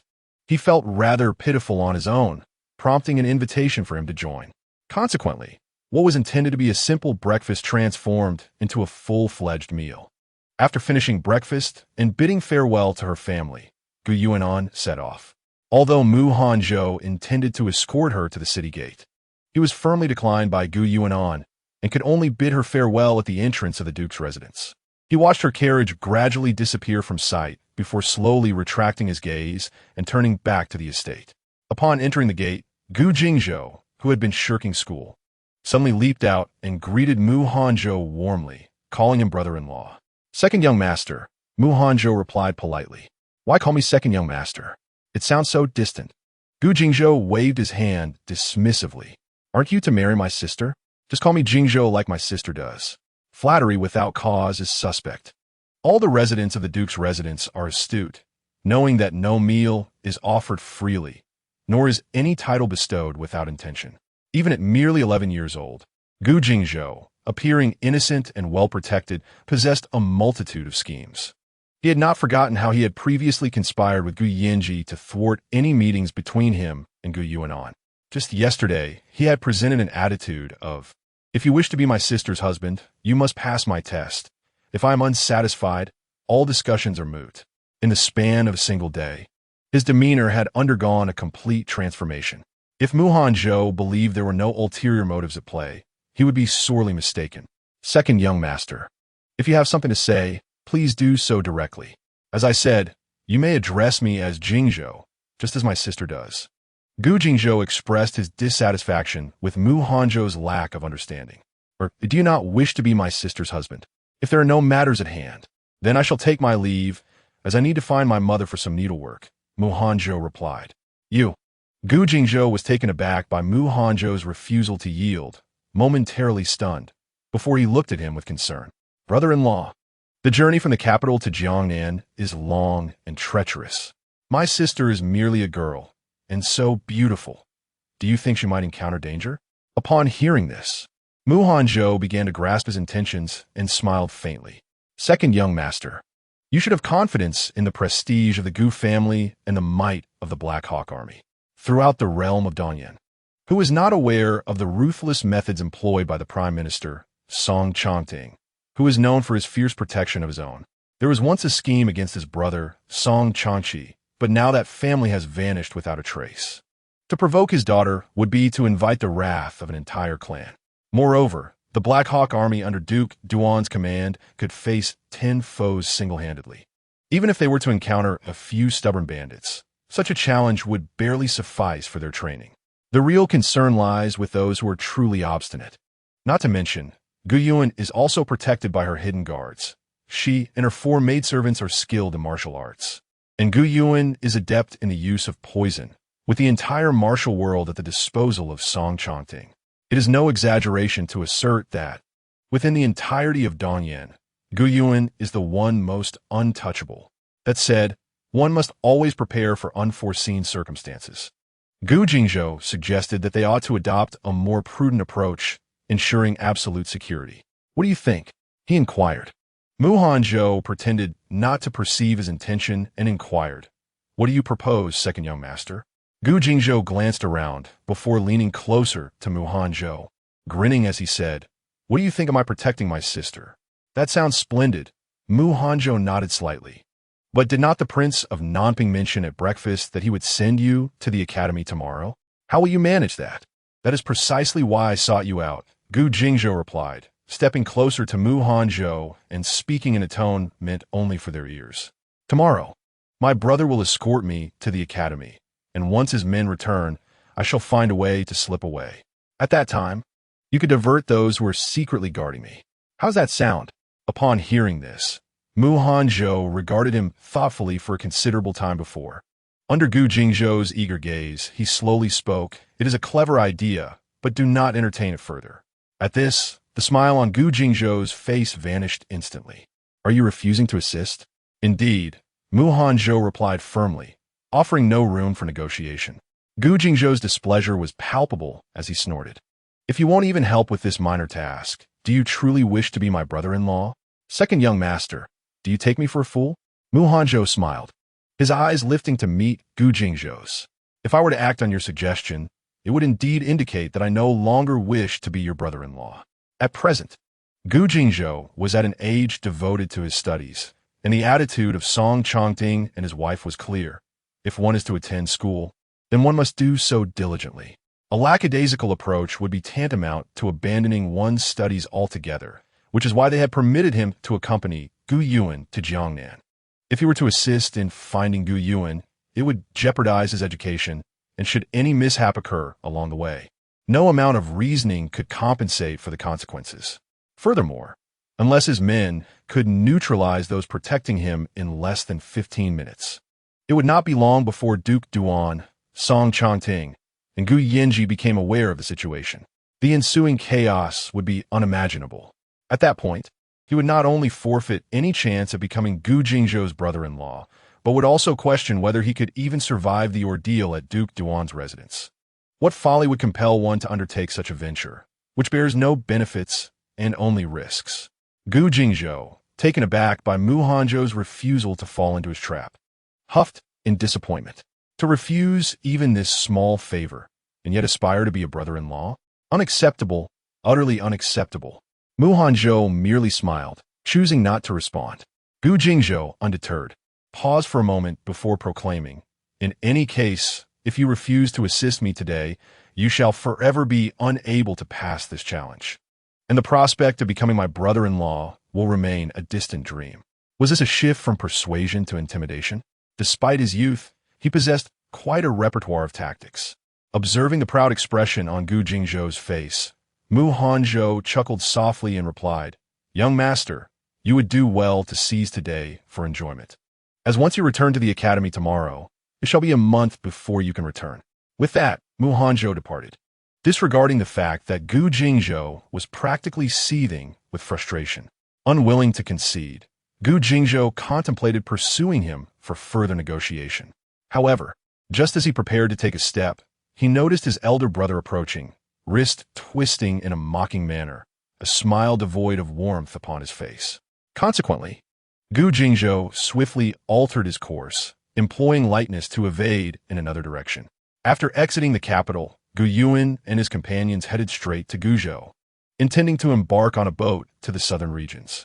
The journey from the capital to Guzhou was neither too far nor too near. Provided the carriage did not dawdle excessively, even with a halt for the night, they could arrive within 2 days. Arriving in Guzhou as night fell, the group rested for the night. The following morning, after partaking in breakfast, they boarded the ship. Just before departure, their hidden guards delivered news regarding Su Shuang'er and Li Rongchuan. Chapter 45. One must be somewhat realistic even in dreams. Was the aphrodisiac purchased by Su Shuang'er intended for Li Rongchuan? This revelation was indeed a considerable surprise to Gu Yuan, leaving him perplexed. Previously, when Su Shuang'er had administered an aphrodisiac to Li Rongchuan, it was because he still harbored illusions about her, and his affection was not yet deeply rooted. Yet now, were they not already enamored with each other? Li Rongchuan had even gone to the extent of infuriating his mother repeatedly to marry her, risking expulsion from his family home. It is not an exaggeration to assert that Li Rongchuan's devotion to Su Shuang'er had led him to disregard his parents, his lineage, his reputation, and even his own future. Such a bond was rare indeed, not only in the capital, but throughout the entirety of Dongyan, akin to a treasure one might struggle to find even with a lantern. Logically, Li Rongchuan should have been content with simply nourishing himself, without any need for such an aphrodisiac. "Indeed, Your Highness," replied Xiao Lu with a courteous bow. After being cast out from the Qingyan Marquis household, Li Rongchuan had rented a modest abode outside the city with Su Shuang'er. To economize, they purchased only a few essentials, including a single blanket. Yet, inexplicably, he preferred to sleep on a tattered mat on the floor rather than share a bed with Su Shuang, and he had been rather indifferent toward her over the past few days. Xiao Lu, much like Gu Yuan, found it baffling that Li Rongchuan would challenge his parents and forsake wealth and status, reducing himself and the Qingyan family to a subject of ridicule. Now that they were free from constraints, he still refused to share a bed with her. It was perplexing, considering that while residing in the Qingyan household, they could hardly bear to be apart for even a moment. Had it not been for Lady Chui's administration of contraceptive drugs to Su Shuang'er, they might have even conceived a child by now. Moreover, this Su Shuang'er is truly remarkable. Even when others are clearly unwilling to associate with her, she resorts to such despicable tactics. Furthermore, considering they have just been cast out, their focus should be on securing a means of survival rather than indulging in lascivious thoughts day after day, as if life were unbearable without a man. Such shamelessness is indeed a mark of utter depravity. It seems that no other courtesan in the entire capital could rival her in this regard. If she is so desperate for male companionship, it would be more prudent to sell herself in a brothel, where at least those men would come willingly and with lucidity. Oh, Gu Yuan was unaware that Xiao Lu's words not only delivered a scathing rebuke to Su Shuang'er, but also orchestrated a rather elaborate scheme for her. Upon hearing his words, she lifted her eyelids, questioning the reasoning behind his assertions. Xiao Lu shook his head. "Your Highness, I do not know." Gu Yuan paused for a moment, contemplating the current reaction of Li Rongchuan, particularly his demeanor towards Su Shuang. When the subordinate arrived, young Master Rong had yet to awaken. However, Su Shuang'er, as if under some enchantment, whispered a phrase to the slumbering young master. Xiao Lu recounted. "What did she say?" Gu Yuan inquired. After a moment's contemplation, Xiao Lu replied, "It seems she urged young Master Rong to remember that he loves her, Su Shuang'er, more than you, Your Highness. Their union is merely a familial arrangement devoid of emotion, while she and he share a genuine affection." Upon hearing this, Gu Yuan's expression faltered slightly. Su Shuang'er had uttered similar words when she encountered her on the street, and at that time, Gu Yuan had dismissed her as shameless and ignorant, boasting of her conquest over Li Rongchuan's bed. In hindsight, it appeared she was not merely seeking to flaunt her success, but also to convey a message to Li Rongchuan. There was an unsettling resemblance to what her mother had once described as hypnosis and brainwashing. If that were the case, Su Shuang'er was indeed more complex than she appeared. After a prolonged silence without a response from Gu Yuan, Xiao Lu cautiously glanced at her, noticing her furrowed brow, and feared that his earlier remarks had displeased her. As a shadow guard, gathering intelligence was of utmost importance. He hastily knelt and clasped his hands. "Your Highness, please forgive me. Young Master Rong possesses formidable martial skills, and I could not ascertain whether he was fully conscious. To avoid detection, I dare not approach too closely." Gu Yuan raised her hand to signal him to rise, then gazed pensively over the water surface before inquiring, "Aside from this, are there any other developments?" Before Xiao Lu could respond, she continued, "By the way, do you know why she sought out the madam at the brothel that day?" It seemed she intended to negotiate a partnership with the madam to enhance the brothel's business prospects. However, despite her visits to several establishments, the madams had refused to meet with her. Xiao Lu replied. Gu Yuan had already considered this possibility over the past few days, so she felt neither perplexed nor surprised, merely responding with a calm. "And what of Li Rongchuan? What is his stance on this matter?" Xiao Lu replied. Young Master Rong neither endorsed nor condemned her actions. He merely remarked that there are countless avenues and methods to earn money beyond brothels, advising Su Shuang, and not to be overly fixated on collaborating with the madam, assuring her that he would not let her go hungry. Such is the discourse of Li Rongchuan, a scion of a distinguished family, who considers the brothels beneath his dignity, disdainfully rejecting the prospect of profiting from their sordid dealings. Having never endured hardship, nor comprehended the arduous nature of earning a living, he remains oblivious to the true implications of departing from the house of Chang'an. He has yet to grasp the difficulties that accompany a life devoid of familial protection. Previously, as the heir of the Chang'an Marquisate, he was venerated and surrounded by benevolent souls, with friends and brothers in every quarter. His connection to an imperial consort facilitated the effortless acquisition of wealth, as many willingly bestowed their riches upon him.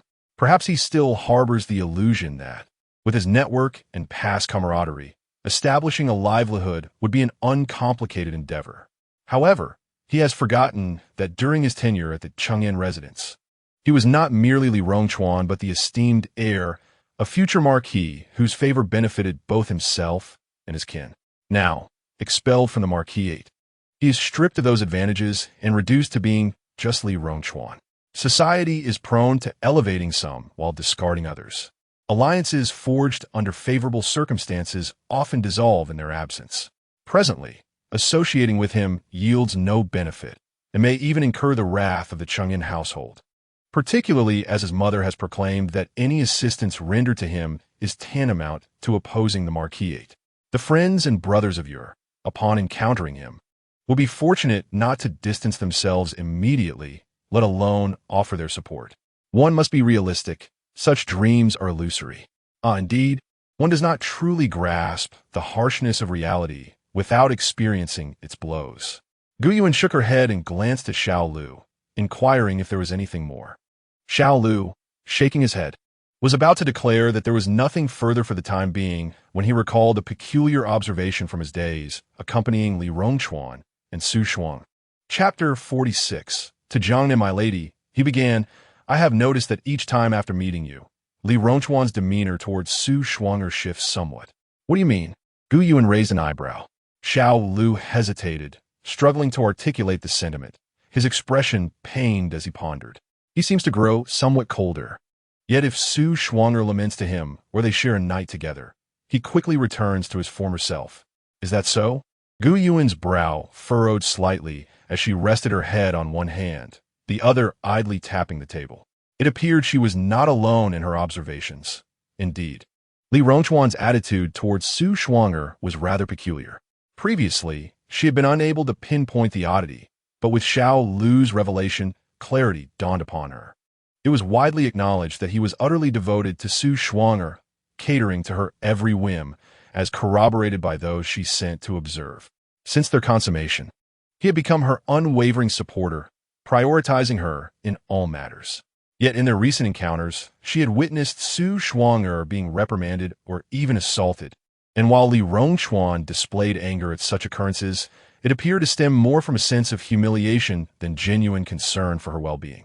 Aside from uttering a few ineffectual words, he had taken no significant action. At first, she believed that Li Rongchuan felt ashamed and was intimidated by the power of the Duke's residence, which is why he chose to remain idle. However, it appears that this may not be entirely the case. After all, when one truly cares for another, they would never allow them to endure even the slightest grievance, let alone witness them being struck or insulted. Previously, an ill-mannered individual, taking advantage of drunkenness, had the audacity to provoke Wency with a few lewd remarks. Her brother promptly kicked the man away with such force that he flew 3 paces. The one who nearly touched Wency's hand was dealt with severely on the spot. Had it not been for the intervention of others, that man might have faced a fate worse than death. Even he, when they were together, would immediately confront any noblewoman who dared to speak ill of her. On one occasion, when the crown prince jested about her, he nearly came to blows with him. Had the crown prince not been the son of his aunt, the queen, his father would have personally sought an audience with the emperor to apologize and punish him. Thus, Li Rongchuan's current demeanor and attitude towards Su Shuanger are decidedly unusual. Such aberrations often conceal hidden truths. Unbeknownst to her, Gu Yuan's brow furrowed deeper, though Xiao Lu, with his head bowed, did not notice. Observing her silence, he continued, just like a few days ago, during your birthday, when young Master Rong left without waiting for Su Shuang, even admonishing her in public for confronting those who mocked her, calling her unruly and a troublemaker. It was evident that young Master Rong felt embarrassed and angry, yet Su Shuang merely cried in front of him, reminding him of his past promises made during his time at the frontier.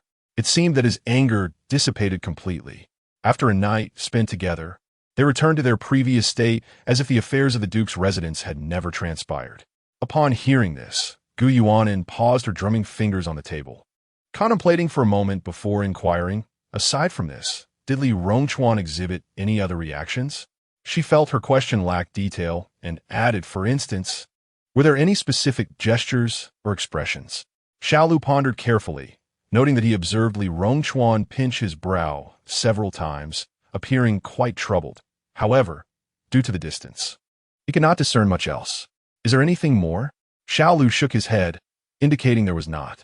Very well, you may leave. Gu Yuanin waved her hand, returning her focus. Yes, Xiaolu bowed respectfully and departed. Just as he had taken a few steps, Gu Yuanin called him back. Wait, does the princess have further instructions? Xiaolu inquired, turning back respectfully. Gu Yuanin remained silent as she rose and entered the cabin. After about half a tea's worth of time, she emerged holding a letter. Deliver this to the eldest son of the Fu family. Gu Yuanin handed the letter to Xiaolu, instructing him to seek out her brother if needed.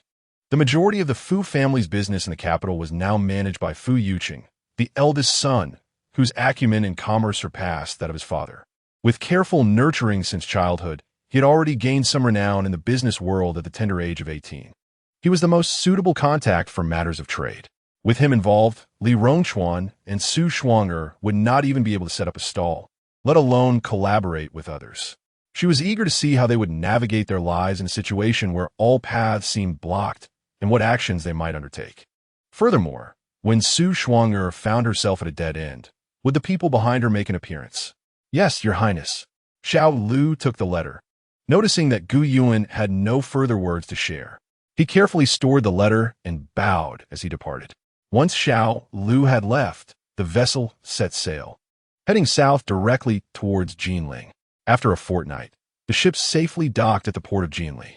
Gu Yuan's uncle, Song Chanqi, had long since dispatched someone to await their arrival, accompanied by Song Jinxian, sister and aunt. Upon seeing Gu Yuan, Song Jinxian sprang to his feet and hurried towards her. In his eagerness, he stumbled and fell, nearly tumbling into the water on either side, a predicament that could have led to dire consequences and a frightful experience. This sight sent a shiver of panic through the young servant tasked with looking after him. Master. Fortunately, skilled guards were nearby, and hidden in the shadows were covert protectors. Upon witnessing his fall, one of the hidden guards swiftly approached, steadying him before vanishing once more. Gu Yuan, startled by the incident, rushed over to catch him, though her speed paled in comparison to that of the hidden guard. It was no surprise. Her uncle's household was protected by the most adept guardians. Trained by Song Riyun's father, the esteemed leader of the martial arts community, currently ranked first in the realm. Song Jinxian was the sole child of her uncle's family, thus naturally receiving the highest level of protection, those capable of exchanging blows with even the most formidable of masters. While Gu Yuan was no slouch in martial arts, she found herself overshadowed by their prowess. Do you realize how frightful that was? Gu Yuan said, her heart still racing as she lifted him into her arms. You mustn't do that again. Her uncle, Song Chanqi, was nearly a generation younger than her father, having married later in life, which meant that Song Jinxian was still a cherubic 5-year-old. His fair complexion, round face, and sparkling eyes gave him an endearing charm that made one want to embrace him and perhaps even steal a kiss. Gu Yuan thought this and acted accordingly. Little Jinxian, have you missed your sister? I have, Song Jinxian replied earnestly, nodding. I miss Sister Inan and Brother Yinji too. Didn't he just visit a while ago? Gu Yuan placed him down, opting to hold his hand instead. Indeed, but I also miss him. Song Jinxian looked up at Gu Yuan, his bright, round eyes sparkling as if they could speak. Brother Yinji would take me horseback riding and bring me out to play, so I wouldn't have to attend school. At this, Gu Yuan chuckled, shaking her head. So, What you truly desire is to ride and play, rather than to miss your brother Yinji. I assent that so? Song Jinxian shook his head. No, that is not entirely true. I do miss brother Yinji a little. As he spoke, he gestured a length with his hand, causing Gu Yuan to chuckle heartily. What remains is your desire for him to take you out to play, isn't it? Song Jinxian nodded emphatically. Your brother, Yinji, will surely be heartbroken. Gu Yuan gently patted his head. Song Jinxian mischievously stuck out his tongue, lamenting that school was hardly enjoyable. He often found himself dozing off during the lessons taught by the scholar. You, Gu Yuan remarked, tapping his nose, must be cautious if your father discovers this. He may very well send the scholar back to personally instruct you. Her father had faced significant upheaval in his youth, which exacerbated the already challenging circumstances of their family, resulting in her uncle only beginning to earnestly study at the age of 8 or 9. Nonetheless, this did not hinder him from becoming the top scholar at the age of 15. Her uncle was indeed exceptionally gifted, receiving guidance from renowned teachers, alongside the support of her father and grandfather.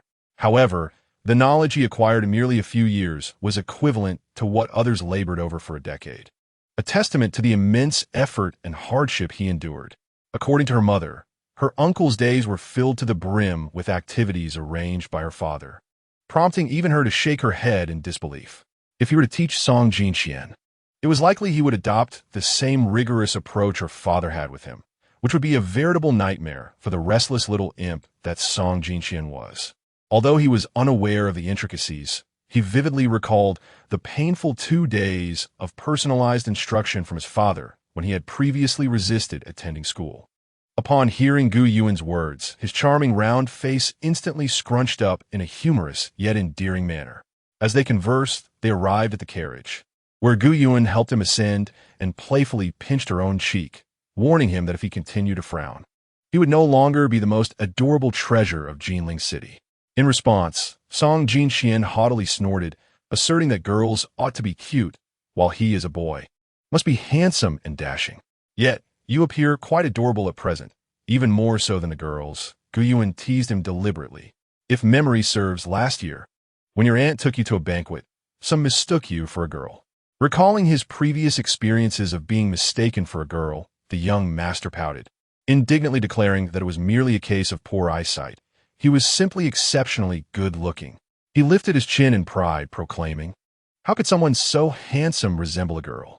Observing his charmingly proud demeanor, Gu Yuan could not help but laugh, exclaiming, "Indeed, indeed, our Jinxian is the most handsome.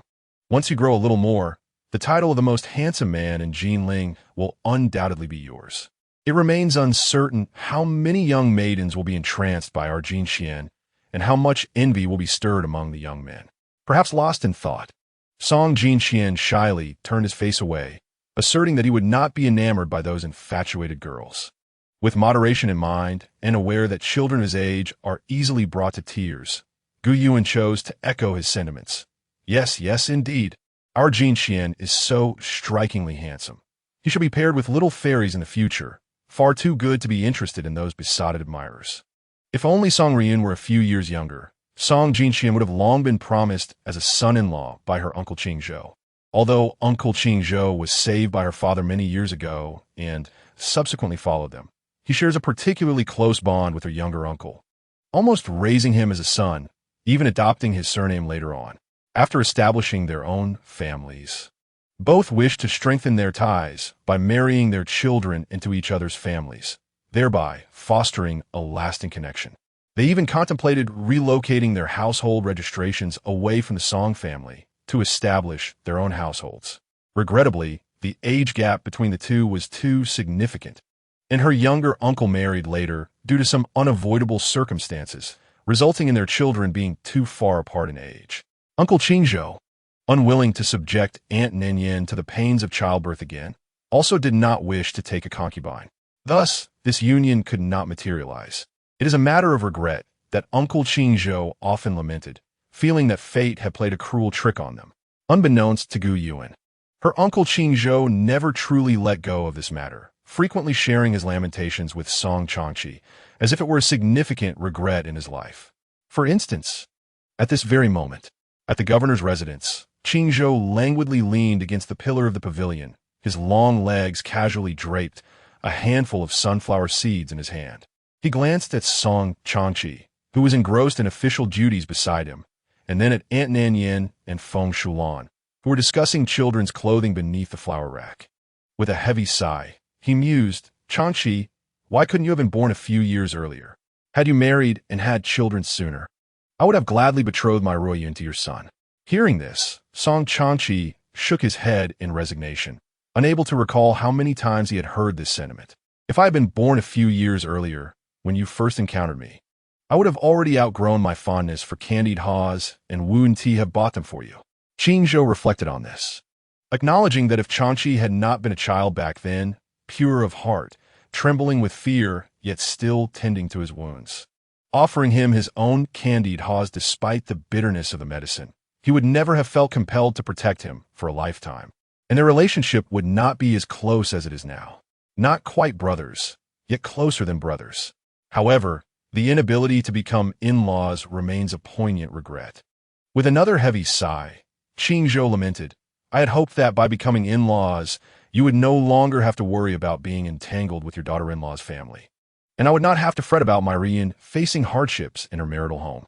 Upon hearing this, Song Changqi paused, looking up at him with a bemused expression. "Do you harbor some misunderstanding about your own daughter?" Song Ryun, who is fearless and quick to act, would never suffer indignities in her marital home. Furthermore, with a father like Hanzhou, who would dare to wrong her, it's not as if they wish for their own demise. While that may be the case, Hanzhou popped a sunflower seed into his mouth, but the conversation resumed. Song Changqi sighed lightly, casting a glance at him. "I see you have been rather idle lately. Shall I write to my brother, inquiring if there are any suitable tasks for you? I can have him arrange something for you." Chapter 48. A sense of impending misfortune upon hearing those words. Hanzhou's temper flared instantly. The sunflower seeds in his hand lost their allure. He spat out the shell in his mouth and stood up to launch a vehement denunciation at Song Changqi. "Song Changqi, just listen to yourself. Do you truly believe your words are reasonable? I have toiled endlessly within the Martial Arts Alliance, finally managing to deal with a mountain of troubles. Hardly had I a few days of respite when you expect me to work again. Your heartless brother exploits me, and while you do not lend a hand, you even think of joining him in squeezing me dry. I have treated you with such kindness. Does your conscience not ache? It seems all my care has been in vain." With righteous indignation, Hanzhou poured forth his grievances in a single breath, barely pausing for air.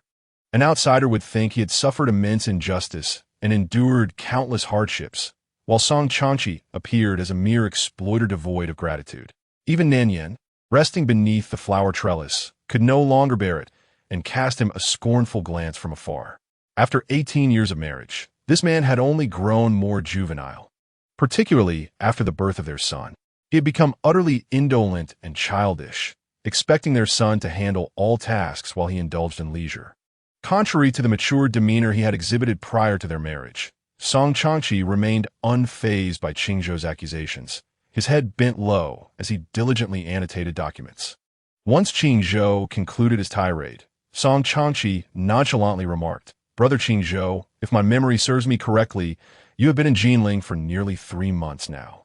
Moreover, prior to your arrival here, you had already been gallivanting with your wife around Suzhou and Linen for several months, had you not?" He was close to directly questioning how Hanzhou could muster the audacity to claim he was overworked at the Martial Arts Alliance, having barely rested. Momentarily at a loss for words, Hanzhou found himself unable to retort, for the truth was undeniable. Observing his silence, Song Changqi stifled a laugh and continued, "Furthermore, I recall that last year you entrusted the affairs of the Martial Arts Alliance to Ruofeng, correct? Do you even remember which way the main door of the alliance faces?" Allowing a mere 15-year-old Song Ruofeng to oversee the alliance was indeed something Hanzhou would do, yet this arrangement had left Ruofeng questioning his own origins. During his last visit to Jiangnan on business, he had even come to Jinling to seek confirmation, after which he felt utterly despondent, contemplating severing their father-son ties. With this revelation, Hanzhou found himself further speechless. It was undeniably ungracious to delegate work to his son while he reveled with his wife. Yet what could he do? He simply had no interest in such matters. Besides, was not a son meant to inherit his father's legacy? He was merely helping him acclimate to his future responsibilities. If it was ungracious, so be it. There was no real harm done. As these thoughts coursed through his mind, the flicker of guilt that had momentarily surfaced vanished, leaving him emboldened to respond. He lifted the teacup from the table and drained it in one gulp. Just as he prepared to speak, Song Changqi interjected once more. Brother Qingzhou, tell me, if your brother were to discover that you deceive him about being at the Martial Arts Alliance, while you have actually been indulging outside for so long, and that you have no intention of returning, what do you think would happen? Qingzhou felt that this place had become intolerable if he remained any longer. The next 2 years would likely descend into turmoil. Before he could utter a word, she abruptly rose to her feet, exclaiming that Jin Xian and it must be arriving soon, and she would go to check. With long strides, she exited the pavilion swiftly, akin to a predator within its lair. Observing this, Song Changqi couldn't help but curve his lips into a smile. The Earl Wang's spies were scattered throughout the entirety of Dongyan. How could his elder brother remain oblivious to such matters? It was merely a recognition of his temperament. With the martial world and the court currently at peace, they allowed him his freedom. Moreover, the initial intention behind appointing him as the leader of the Martial Arts Alliance was solely to instill a sense of awe among others, with no expectations for him to manage affairs. Now that Song Ruofing had taken charge, even less was anticipated from him. As long as no extraordinary events transpired within the martial realm, he was free to wander as he pleased. In truth, his elder brother had chosen capable individuals initially, but upon observing his decent performance with the assistance of his sister-in-law, he refrained from assigning further personnel. It was uncertain whether he would be incensed upon discovering this, or if he might venture to the capital to confront his elder brother. The mere thought of such a possibility made Song Changqi chuckle softly, prompting Qingzhou to suspect he harbored some mischievous intentions, thus quickening her pace. Beneath the flower trellis, Nan Yin and Feng Shulan also stood upon seeing Qingzhou approach, intending to greet Song Jinxian and Gu Yuan together at the entrance. Sister-in-law is not well. You should stay here with her. I can go alone, Qingzhou suggested to Nan Yin. It's merely a few steps. It won't hinder me, Feng Shulan replied with a smile, shaking her head. Moreover, walking is beneficial for one's health, and I haven't seen that child in him for some time. I miss her. After saying this, she turned to Song Changqi in the pavilion. Husband, I shall accompany sister-in-law and the others to welcome an and Jin Xian. Wait a moment. I shall join you, Song Changqi replied, laying down his brush and rising. He summoned a servant to take care of his official documents before striding out of the pavilion. Observing this, Feng Shulan had no choice but to remain where she was, and as he approached, she inquired, I assent to your official business yet to be concluded? Song Changqi gently shook his head. It is of no consequence. It can be dealt with later. As he spoke, he took her hand in his large palm and said softly, I too have not seen him for a while. Let us go out together. Feng Shulan understood that he was concerned for her, and with a playful glance, she retorted, It is but a few steps to the entrance, and we are in our own home, accompanied by sister-in-law and the others. There is no need for such worry. Although she expressed this, her heart was filled with happiness and sweetness. This relationship had been initiated by her. After their marriage, she had followed him away from the capital, leaving her parents and the life she had always known, to journey far to Jinling. Here, she had neither kin nor friends, and if grievances arose, there was no one to confide in. Fortunately, he had always held her close to his heart, never allowing her to suffer even the slightest indignity. During her pregnancy with Jin Xian, there was an occasion when he was unable to accompany her due to pressing official duties, and upon her return, an accident on the road had frightened her, leading to several days of bed rest. Thus, during this pregnancy, he insisted on accompanying her whenever she stepped outside, believing it essential for her peace of mind, even if it was merely to the entrance. Song Changqi spoke gently, tightening his grip on her hand. Let us go. Unin and the others have likely arrived. The group made their way to the entrance, just as Gu Yuan and Song Jinxian's carriage came to a stop. Father, mother, uncle, aunt. Upon seeing the four of them, Song Jinxian dismounted and rushed towards them while calling out, "Slow down." Feng Shulan and Nanyan admonished in unison. Song Changqi lightly scolded, "What a reckless display! How improper!" As he spoke, he shielded Feng Shulan behind him, wary of her colliding with his impulsive son. As for Qingzhou, upon spotting the row of Black Hawk soldiers, he felt an immediate sense of dread, regretting his decision to come out. Chapter 49. It was thus at the first meeting, and it remains thus now. Uncle Aunt Gu Yuan stepped down and approached the group, bowing respectfully. "Good child, rise." Feng Shulan helped Gu Yuan to her feet, a warm smile gracing her face. "You have endured quite a journey." "It was not arduous, Aunt. The boat ride was quite enjoyable." Gu Yuan shook her head, then feigned surprise as she glanced at Qingzhou.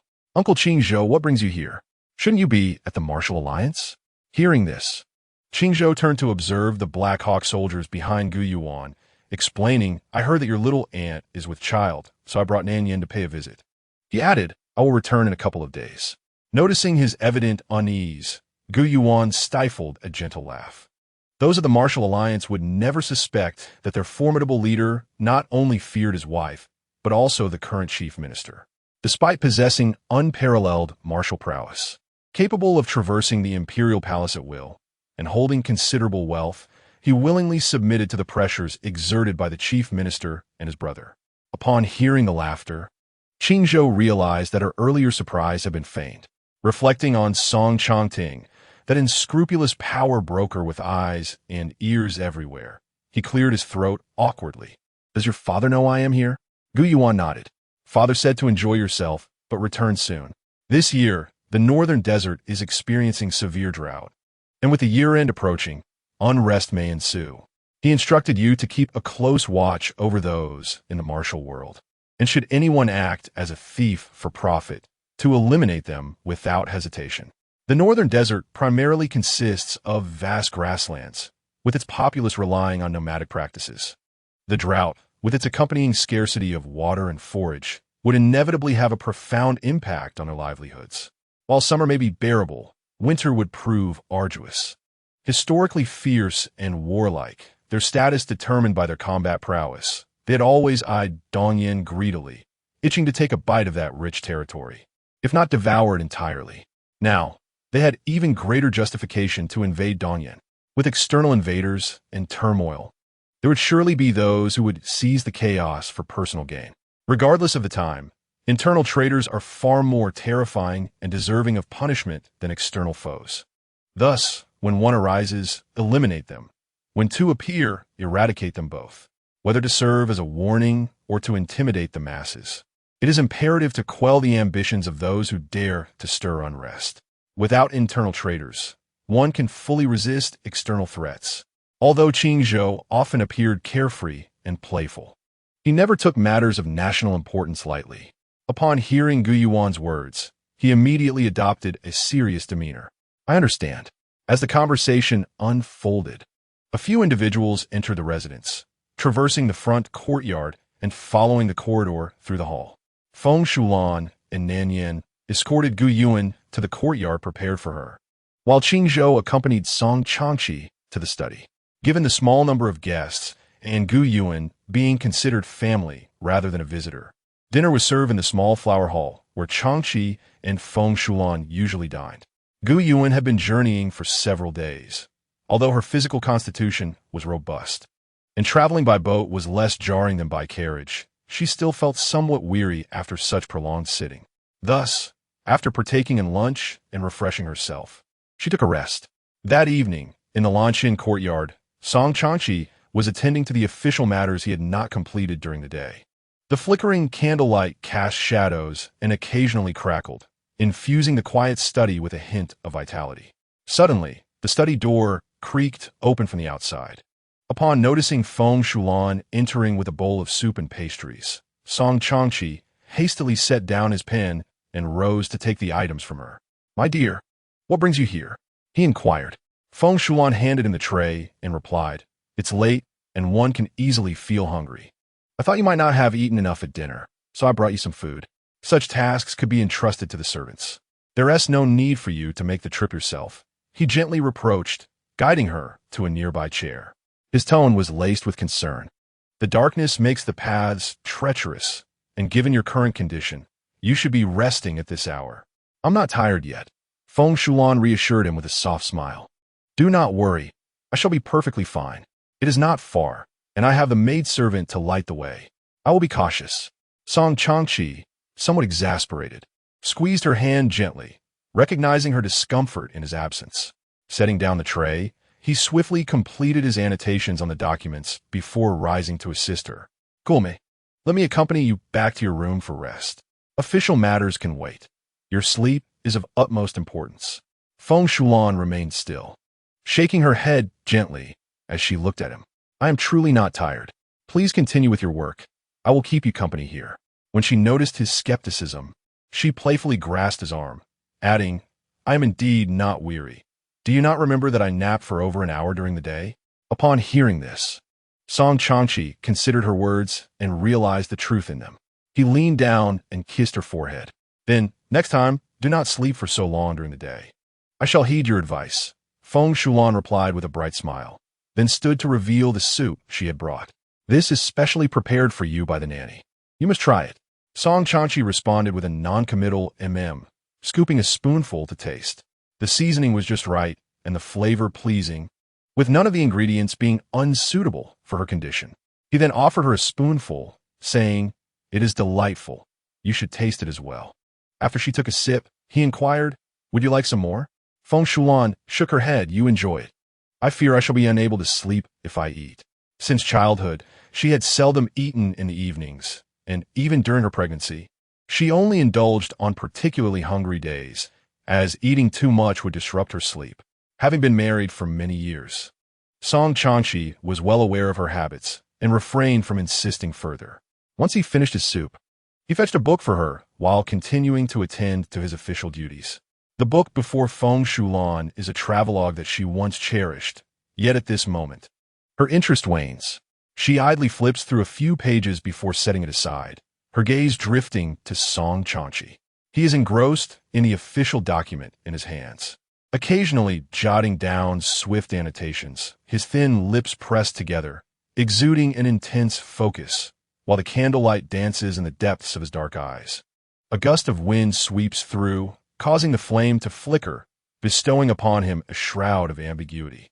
Suddenly feeling a sense of distance, she rises and takes a seat opposite him, resting her chin on her hands, observing him with the same intensity he dedicates to his work.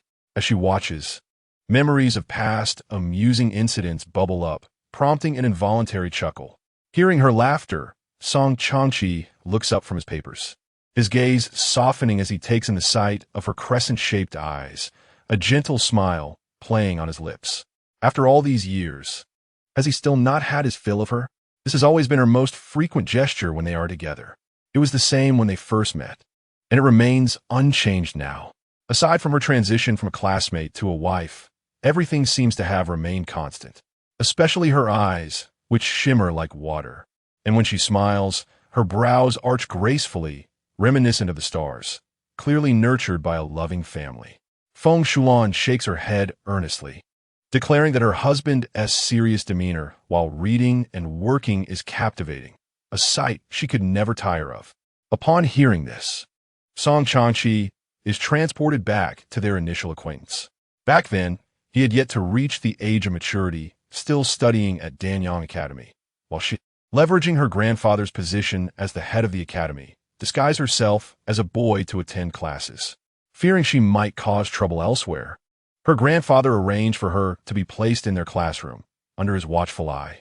She was remarkably intelligent, grasping the teachings with ease, though she had no inclination towards completing assignments and never did. However, she delighted in watching others write, especially him. Just as now, she sat across from him, cradling her face in her hands, her gaze earnest. When he inquired about her unwavering stare, she unabashedly confessed that she found his serious demeanor while reading and writing appealing. He vividly remembers how her words made his ears flush with warmth. From the very first day she entered the academy, he realized she was a girl. Being so openly complimented by a girl left him feeling slightly embarrassed. Over time, He noticed her gaze towards him began to differ from how she regarded others. She would occasionally grin foolishly and show concern for him, leading him to understand her affections. In their daily interactions, she unknowingly captured his heart. Yet, a fortune teller had once warned him that he could not marry before his coming of age. As a man, a delay in marriage was permissible. But for her, as a woman, lingering in his spinsterhood would invite unwarranted gossip, placing her family under scrutiny. For her to wait until he turned 20 to marry would subject her and her family to unnecessary rumors, which would be unfair to them. The Feng family, a lineage steeped in scholarly tradition, values propriety and reputation above all and would never consent to such an arrangement. At that time, he was merely a talented youth from a humble background, lacking in fame and uncertain of his future. Though he had the esteemed prince as his adoptive father and a brother of considerable influence, he believed that if he could not attain any notable achievements, he would be unworthy of the daughters of the Feng family. Contemplating these myriad concerns, he buried his feelings deep within and feigned ignorance towards her affections. He chose not to provoke her or offer her any hints or hopes, intentionally avoiding her presence. He thought that by behaving in this manner, she would eventually comprehend his intentions and withdraw her feelings, or perhaps, once her infatuation faded, she would return to normalcy. He acknowledged that his actions were somewhat presumptuous, believing he was acting in her best interest without inquiring whether she desired or needed anything from him, nor did he question whether her feelings were fleeting or genuine. However, being born into a prominent family, matters of marriage were never solely an individual's affair. Personal inclinations were not the primary consideration, compatibility was. As the offspring of a distinguished lineage, one's foremost obligation was to the family rather than oneself.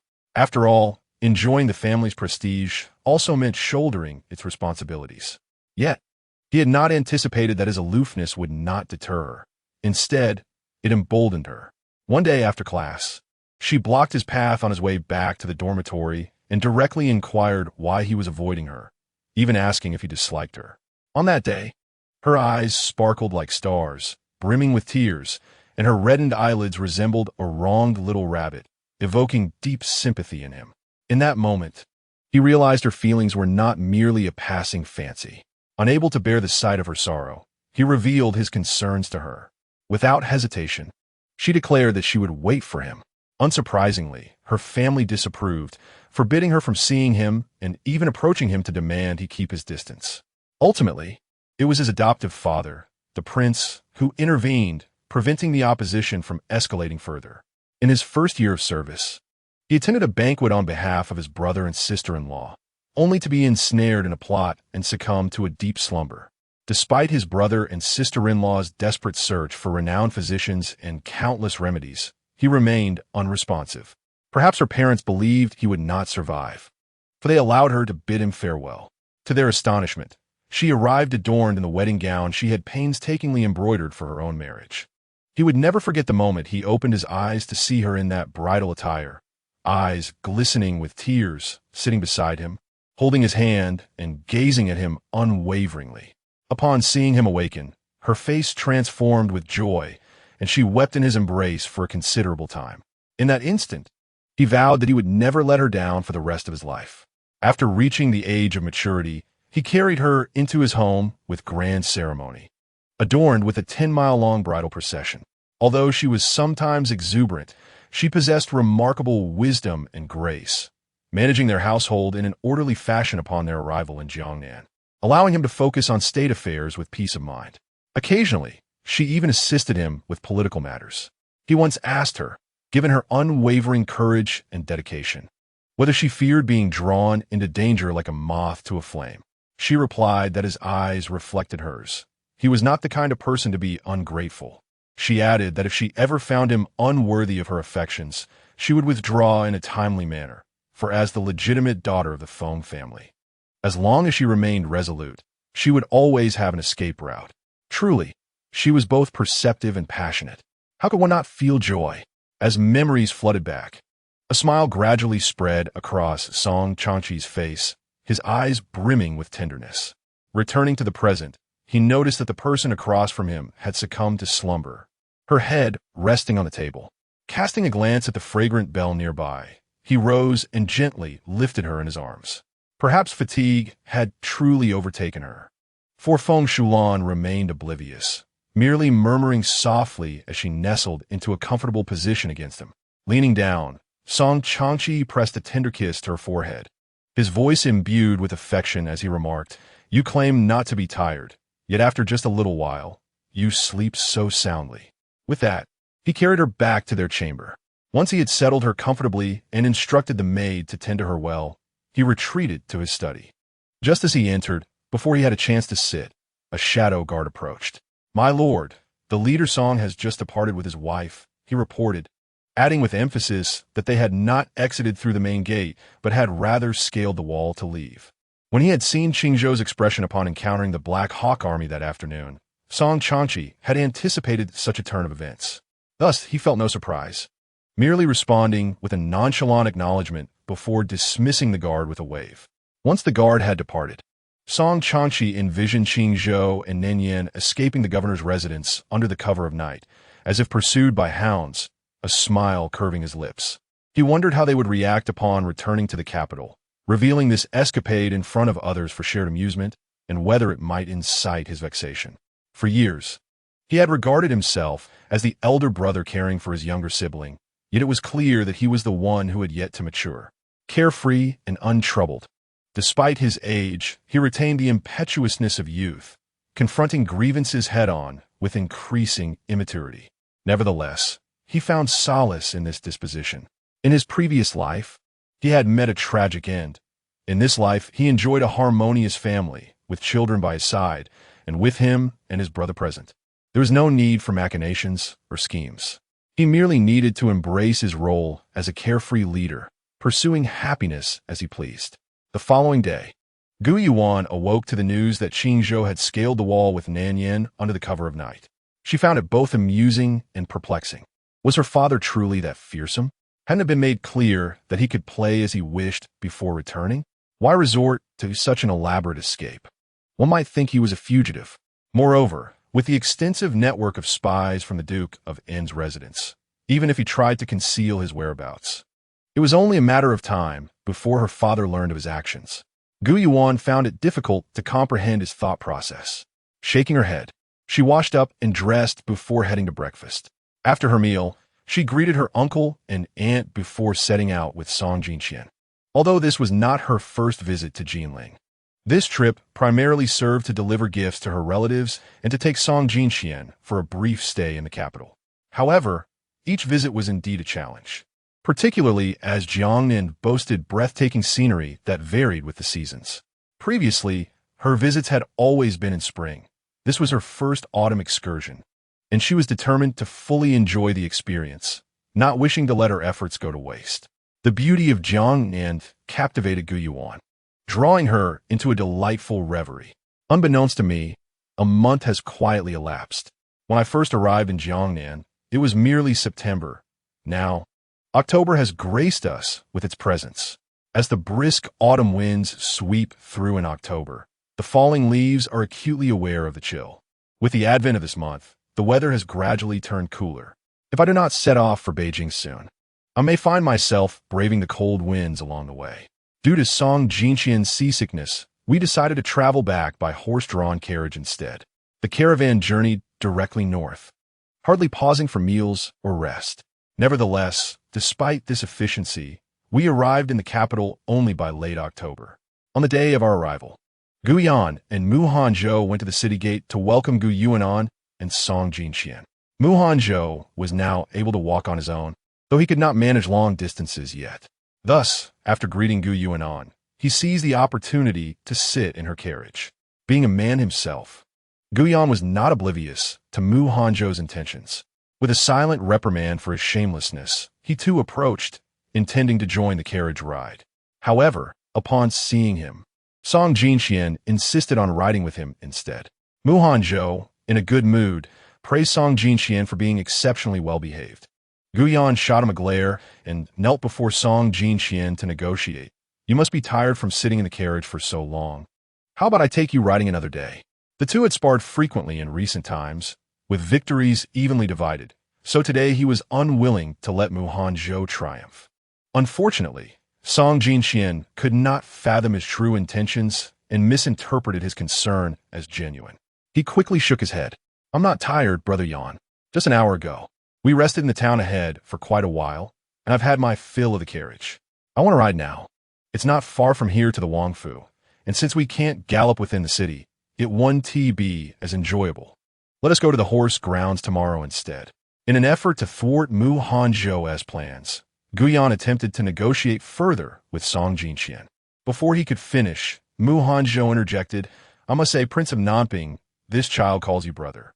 Are you really going to deny him such a small wish? Guyan scoffed, with your eloquence, why don't you take him riding yourself? He hasn't even called me yet. Hanzhou, appearing helpless, shrugged his shoulders. Moreover, I am currently not advised to walk for extended periods. My intentions are sincere, but my capabilities are limited. He added with emphasis, this is what my mother specifically instructed. Guyan chuckled derisively. You can ride from the Wangfu to here, yet you cannot ride back? Besides, allowing you to ride doesn't mean you must walk. How significant could that be? He then turned to Song Jinxian. Jinxian, let me tell you, that brother is exceptionally skilled at riding. He is also quite adept in battle. How about letting him take you riding? Song Jinxian shook his head. No, I'm not familiar with him. I want Brother Yan. Furthermore, Sister Nin said that brother's foot is injured. If he rides with me and it worsens, wouldn't that mean I'd have to take care of him? I refuse to do that. Gu Yanji waved his hand, expressing disbelief. How could that be? Besides, with so many servants in our Wangfu, it is hardly necessary for you to attend to her personally. However, before he could finish his words, he was interrupted by Gu Yuan, who commanded, You three leave.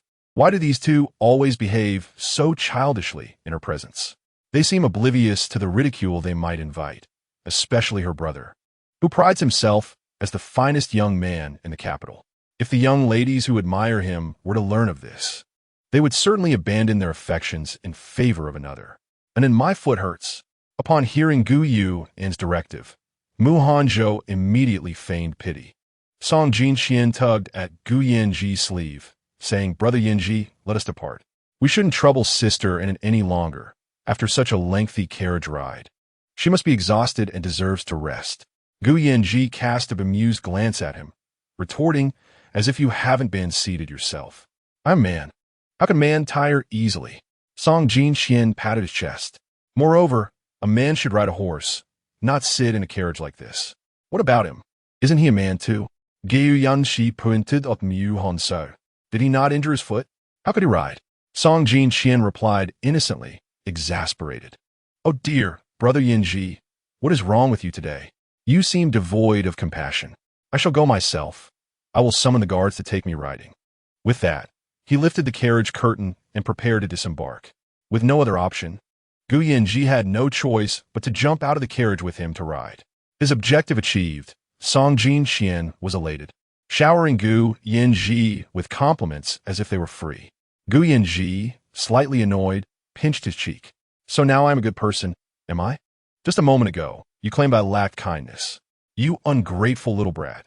Do you not realize that Hanzhou is vying for Sister Nin's affection? Ah! Song Jinxian's mouth dropped in astonishment, as if he could fit an egg inside. What does he want with Sister Nin? Fool! Gu Yanji tapped his forehead. Your Sister Nin is so beautiful. Of course, he seeks to win her as his bride. Then shall we return? Song Jinxian pointed towards the carriage behind them. Let be. Gu Yanji sighed. We have already come this far. It is best to leave it be for now. After all, if we thwart him this time, he will simply try again. Moreover, if we prevent him from seeing her during the day, what will happen when night falls and he seeks her out stealthily?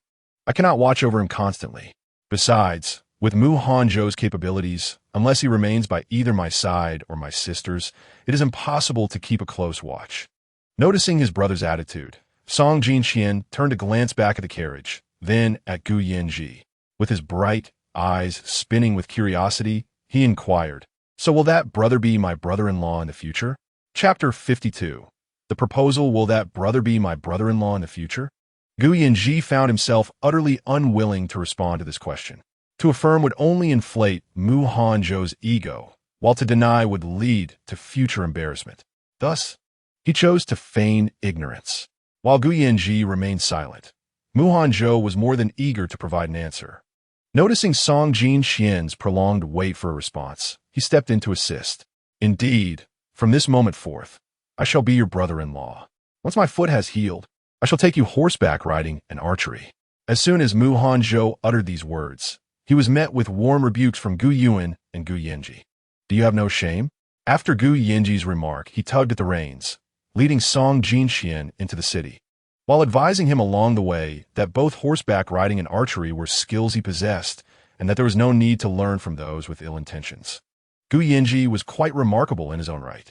However, upon hearing this, Mu Hanzhou turned to Gu Yuan, feeling wronged. He called me shameless and accused me of harboring ill intentions. Is that not the truth? Gu Yuan raised an elegant brow. Do you believe my brother is mistaken in his words? She added, You can ride, yet you feign pity to share a carriage with me. We are neither betrothed nor wed, and you dare tell Jinxian you are his brother-in-law. Is that not shameless? From the moment we first met, you sought to take me away. Is that not ill-intentioned? It does seem that way.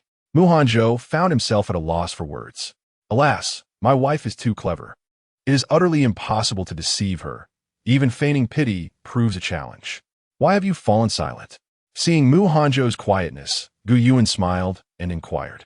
Mu Hanzhou deftly sidestepped the topic, gazing at her with profound affection. I think of you often. What are your feelings?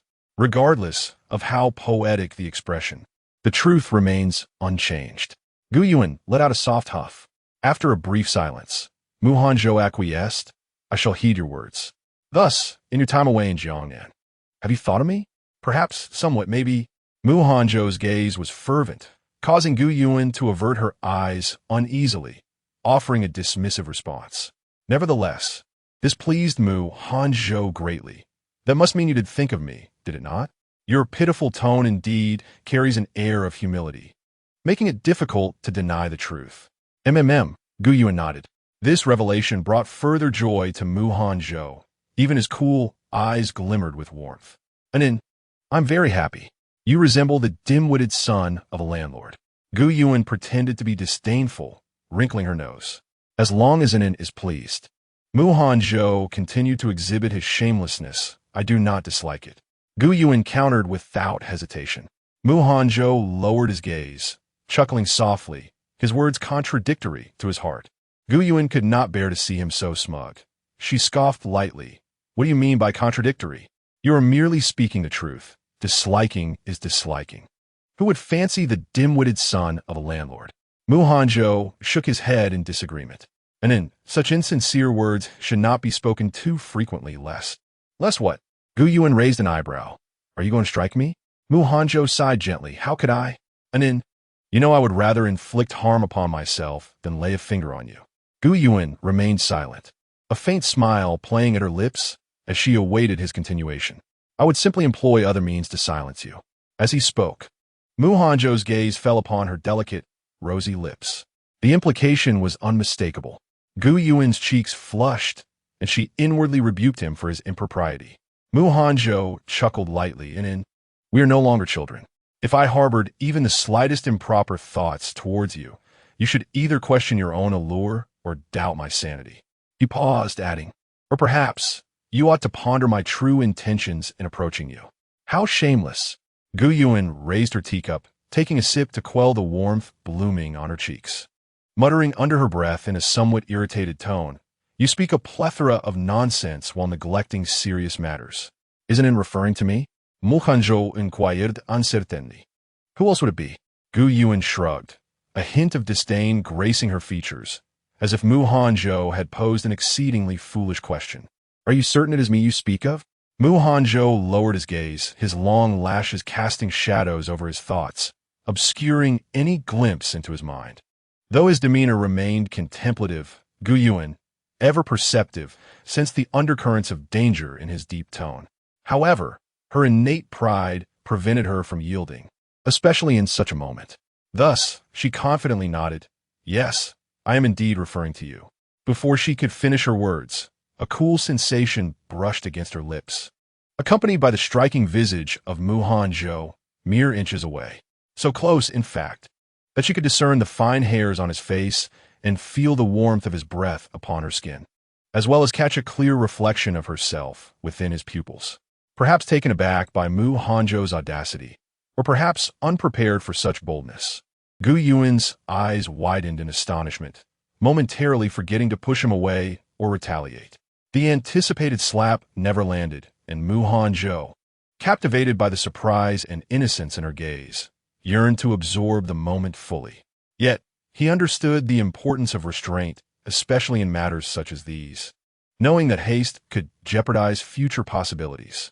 Thus, he merely brushed against her lips, departing gently.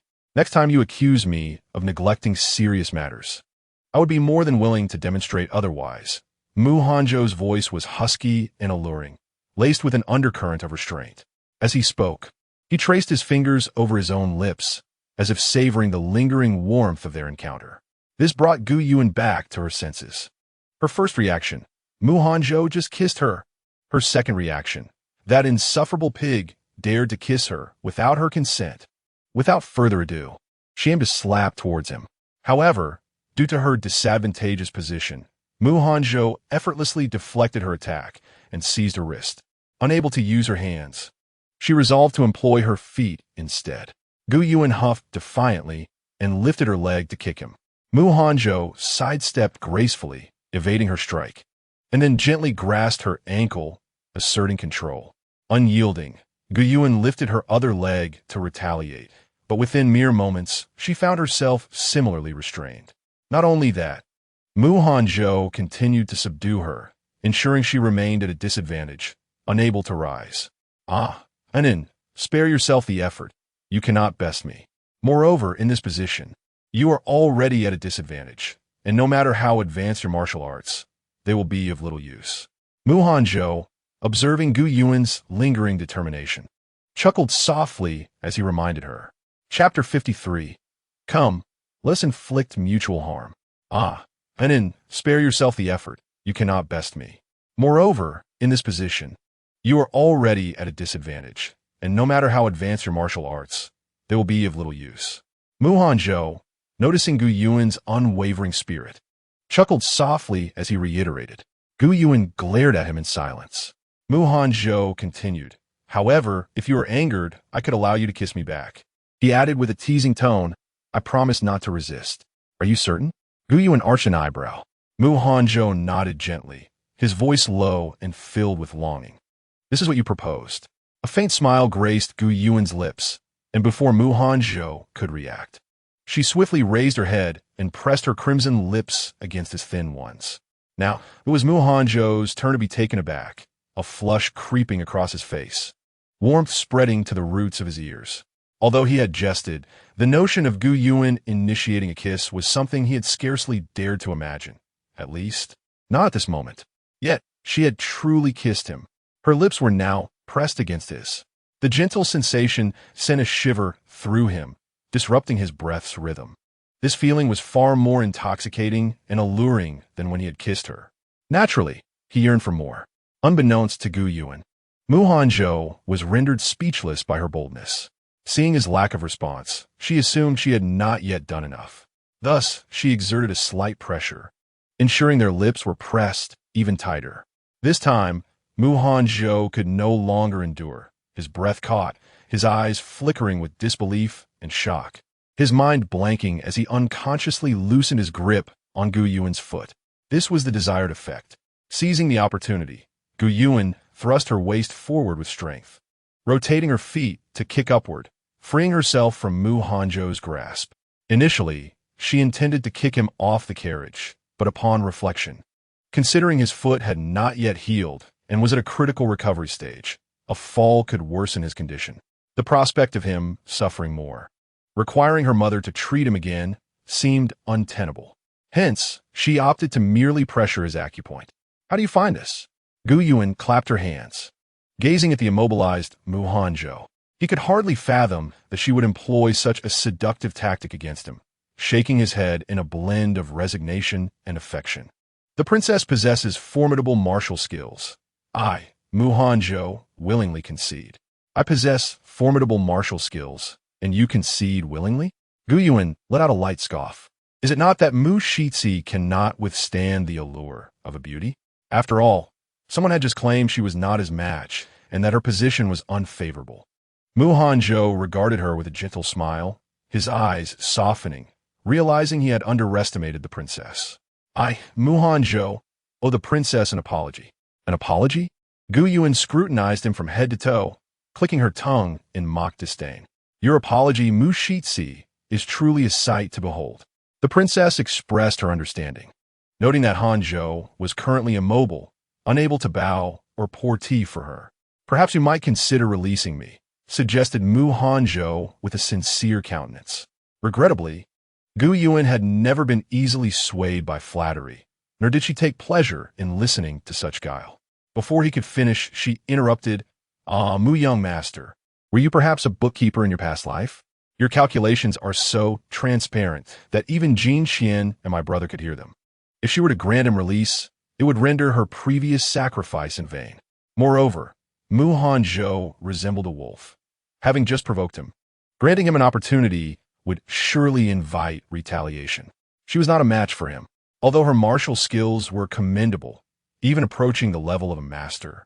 There remained a notable disparity when compared to Mu Hanzhou. Without resorting to poison or the allure of beauty, her chances of victory against him were slim. Additionally, due to his environment, most of his martial training was brutish and direct, designed to swiftly take a life. While he would not harm her, he would undoubtedly seize any advantage. She would not give him that opportunity. Yet, the ease with which she rendered him flushed and flustered, causing him to lose his train of thought, made her wonder if she might tease him further, allowing him to see but not touch. Gu Yuan pondered this notion and found it quite splendid. Thus, she shifted closer to him, lifting his chin with her finger, scrutinizing him from every angle. Then, with an air of seriousness, she remarked, You do possess quite the handsome visage. Even in the bustling capital, you would rank second among the most dashing young men. Second? Who is the first? Mu Hanzhou managed to utter, his tone rigid. His discomfort stemmed not from envy of his rank, but from Gu Yuan's proximity. Her unique fragrance wafting into his senses, stirring his heart. Yet he found himself powerless to act, unable even to think, for the moment was not right. This was truly tormenting for him. Gu Yuan feigned ignorance of Mu Hanzhou's unease, smiling sweetly as she spoke in an incredulous tone. The first, of course, is my brother. After all this time, you can't possibly have missed that he is more handsome than you, can you?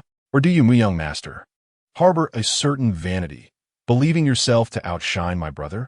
As she spoke, she leaned closer to his ear, her warm breath cascading against his neck, causing him to shiver, his breathing becoming more rapid and his voice noticeably huskier. And if you continue to provoke me, do not blame me for breaking free of my restraints. It was a threat, undeniably. But who was Gu Yuan? The cherished little princess of the duke's residence, accustomed to having her every whim fulfilled. How could she be intimidated? She beamed brightly at Mu Hanzhou, realizing that he had recovered and was preparing to leave the duke's residence. Is that a threat? How quaint. Shall we engage in mutual harm? Gu Yuan observed the gradual disappearance of Mu Hanzhou's smile, her own growing even more radiant. Mu Hanzhou, it is indeed a challenge to even meet someone while residing in the same residence. One can only imagine how difficult it would be if we did not share the same abode. Moreover, should I decide to move out with Gu Yinji, that man who permits only the officials to set fires while forbidding the common folk from lighting lamps, even allow me entry into the Duke of Duan's mansion? Enough of this. A wise individual knows when to yield, and a true hero can endure temporary setbacks. For the sake of the future, it will be prudent to exercise patience for now. Just jesting, the princess points at Hanzhou's acupoint. That is a mark of favor. How could Hanzhou possibly break through such a seal with his internal energy? With a gentle smile, Mu Hanzhou remarked that next time, should the princess wish for him to remain still, she need only express such a desire without going to the trouble of using her hands. The swiftness of his changing expressions rivals that of turning the pages of a book. Indeed, for the sake of his long-term ambitions, a man must possess both the ability to endure and the capability to bend. However, despite understanding the reasons behind his actions, Gu Yuzhan still offered him affirmation. Quite commendable. Indeed, I hope you remember this well. Initially, Hanzhou believed that Gu Yuzhan's words were a reminder to him to heed her request. Next time, should the princess wish for Hanzhou to remain still, she need only express such a desire without going to the trouble of using her hands. It was not until the carriage arrived at the gates of the Duke of Duan's mansion, and she reiterated her instructions before disembarking, without releasing his acupoint, that he grasped her true meaning. Young Master Mu must remember his own words and refrain from using internal energy to break the acupoint. Gu Yuzhan, feeling uneasy, took a couple of steps after descending the carriage, only to turn back with a smile to reiterate her instructions once more. After saying this, she entered the royal residence without a backward glance. Chapter 54. With child Yin Shu observed that Gu Yuzhan and her maid had entered the Duke of Duan's mansion. Yet their young master remained seated in the carriage, not making a move to disembark. Approaching the carriage, he inquired, "Young master, are you not going to step down?" Upon seeing his master remain motionless, a look of confusion crossed Yin Shu's face. "Young master, what troubles you? Are you practicing your techniques, or have you been sealed?" Hanzhou glanced at him, wondering how a youth could be so oblivious. "What?" Yin Shu appeared utterly bewildered. "Did you not hear what Princess Yunnan just said?" "What did Princess Yunnan say?" Yin Shu responded, still perplexed and somewhat exasperated. "Young master, the soundproofing of Princess Yunnan's carriage is quite effective. Moreover, in order to avoid disturbing the budding rapport between you and the princess, I intentionally kept my distance. How could I possibly know what she said?" Hanzhou retorted. "You did not hear it while you were in the carriage, but you did not hear her after she disembarked either? Do not tell me you were far away then." Noticing that Yin Shu still wore a dazed expression, he sighed in exasperation. "Come over here and release me." At this moment, Yin Shu finally grasped what his master had just said, hesitating for a moment before remaining still. "Young master, Princess Yunnan mentioned not allowing you to use your internal energy to break the acupoint. If I am not mistaken, she intends for you to wait until the time is right for it to naturally release." Hanzhou scoffed. "So now you comprehend what the princess spoke of earlier?" Yin Shu chuckled. "Did you not just remind me of that? Is that so?" Hanzhou snorted. "Then why do you not hurry and come to release me?" Yin Shu hesitated again. "Young master, Princess Yunnan not allowing him to finish." Hanzhou interrupted with irritation. "Thus, this young master has summoned your assistance. You, with your foolishly dense mind." She merely stated that this young master could not use internal force to break through, but never mentioned that one could not seek help. Hanzhou was nearly exasperated to death by Yin Shu. How could someone's intellect be so utterly lacking? Is it certain that this person possesses a human brain? At that point in the conversation, even a pig would have comprehended the situation, yet he still appeared bewildered and dim-witted. As Yin Shu perceived that his master was about to lose his temper, he hastily untied him and, alighting from the carriage, retrieved the footstool. Bending slightly, he lifted the curtain of the carriage, saying, "My lord, please disembark." Hanzhou brushed off the wrinkles from his garments and stepped down. Upon stepping onto the footstool, he cast a disdainful glance at Yin Shu, questioning, "Why did I ever choose you as my personal guard?" Yin Shu chuckled, "Because my lord has discerning taste." Observing his sycophantic demeanor, Hanzhou felt a mix of exasperation and amusement, shaking his head as he proceeded toward the royal residence. Yin Shu hurried to keep pace, cautioning, "My lord, please take care. Madame Song has instructed that you should not walk too quickly." After a few strides, he whispered, "My lord, should Princess Yunnan discover that I released your acupoint, you must insist that I acted under your duress. Should Princess Yunnan become displeased and express her ire, who could predict what their young master had done to her while confined in the carriage? Who knows if she might be incensed by my assistance in releasing your acupoint? If she indeed were to become angry, the likelihood of my lord aiding me would be negligible. Thus, I must forewarn you." Hanzhou halted at this remark. "Do you still remember whose guard you are?" Yin Shu momentarily faltered, and then a realization struck him. "Of course, I know whose guard I am. However, you and the princess are destined to become a family, are you not? In that case, I would have to heed Madame's wishes, wouldn't I? I am merely acclimating myself in advance." Fearing Hanzhou might not believe him, he emphasized once more, I am merely preparing in advance, truly. This declaration rang somewhat insincere, yet Hanzhou found it pleasing to hear, particularly the term madam, which brightened his mood considerably. However, he maintained a stoic expression, fixating his gaze on Yanshu for a prolonged moment before uttering a remark that nearly induced an eye roll from Yanshu. I had initially considered sending you back to the northwest, but given your somewhat eloquent manner, I shall spare you this time. Indeed, thank you for your magnanimity. My lord, Yanshu replied, masking any internal grumbling with a cheerful smile. Furthermore, he needed to hasten to keep pace, lest his master, still somewhat injured, encounter unforeseen mishaps along the way. At Xian Courtyard, Gu Yuan completed a brief grooming ritual and took the gifts she had carefully selected for her grandfather to Qingfeng Pavilion to pay her respects. The Prince of Duan, who held a particular fondness for his only granddaughter, was overjoyed that she had chosen gifts during her trip to Jiangnan. Since the moment he laid eyes on his beloved granddaughter, a smile had not left his face. Concerned for her after the arduous journey, he instructed that the evening banquet be arranged in his courtyard. Otherwise, it would require Gu Yuan considerable effort to traverse to the front courtyard. This rationale is both compelling and formidable, rendering any counterarguments utterly futile. However, Gu Yuan found her grandfather's affection for her to be rather excessive.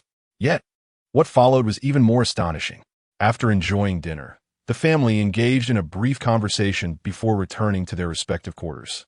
As soon as Gu Yuan arrived at Xian Courtyard, she was presented with a box of treasures, purportedly a return gift from the prince.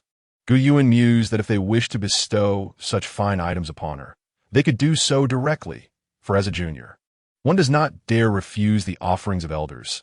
She would accept them graciously. Yet, why the need for such a grand excuse for a return gift? Moreover, was it truly necessary to send such a large box? Gu Yuan gazed at the box, which could easily contain half a song brocade, unsure of how to articulate her feelings.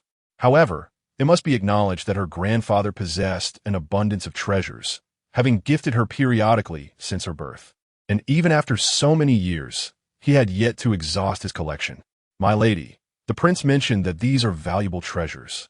The late emperor once nearly lost his sanity desiring them, remarked the maid who delivered the gifts, noticing Gu Yuan's fixation on the box and assuming her discontent.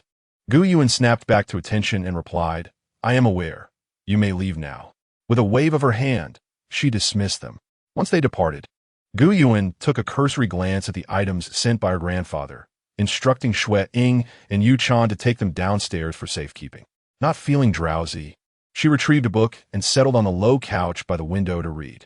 After turning a couple of pages, she suddenly recalled Su Shuang'er and Li Rongchuan, who had been stirring up trouble recently, and paused to inquire, by the way, have there been any updates regarding Su Shuang'er and Li Rongchuan? Feng Ling replied, my lady. During dinner, Xiao Lu conveyed news that Su Shuang'er seems to be with child. Chapter 55. Su Shuang'er's entrepreneurial endeavors and collapse. Su Shuang'er is with child? This revelation indeed took Gu Yuan by surprise. Was she not engaged in her entrepreneurial pursuits?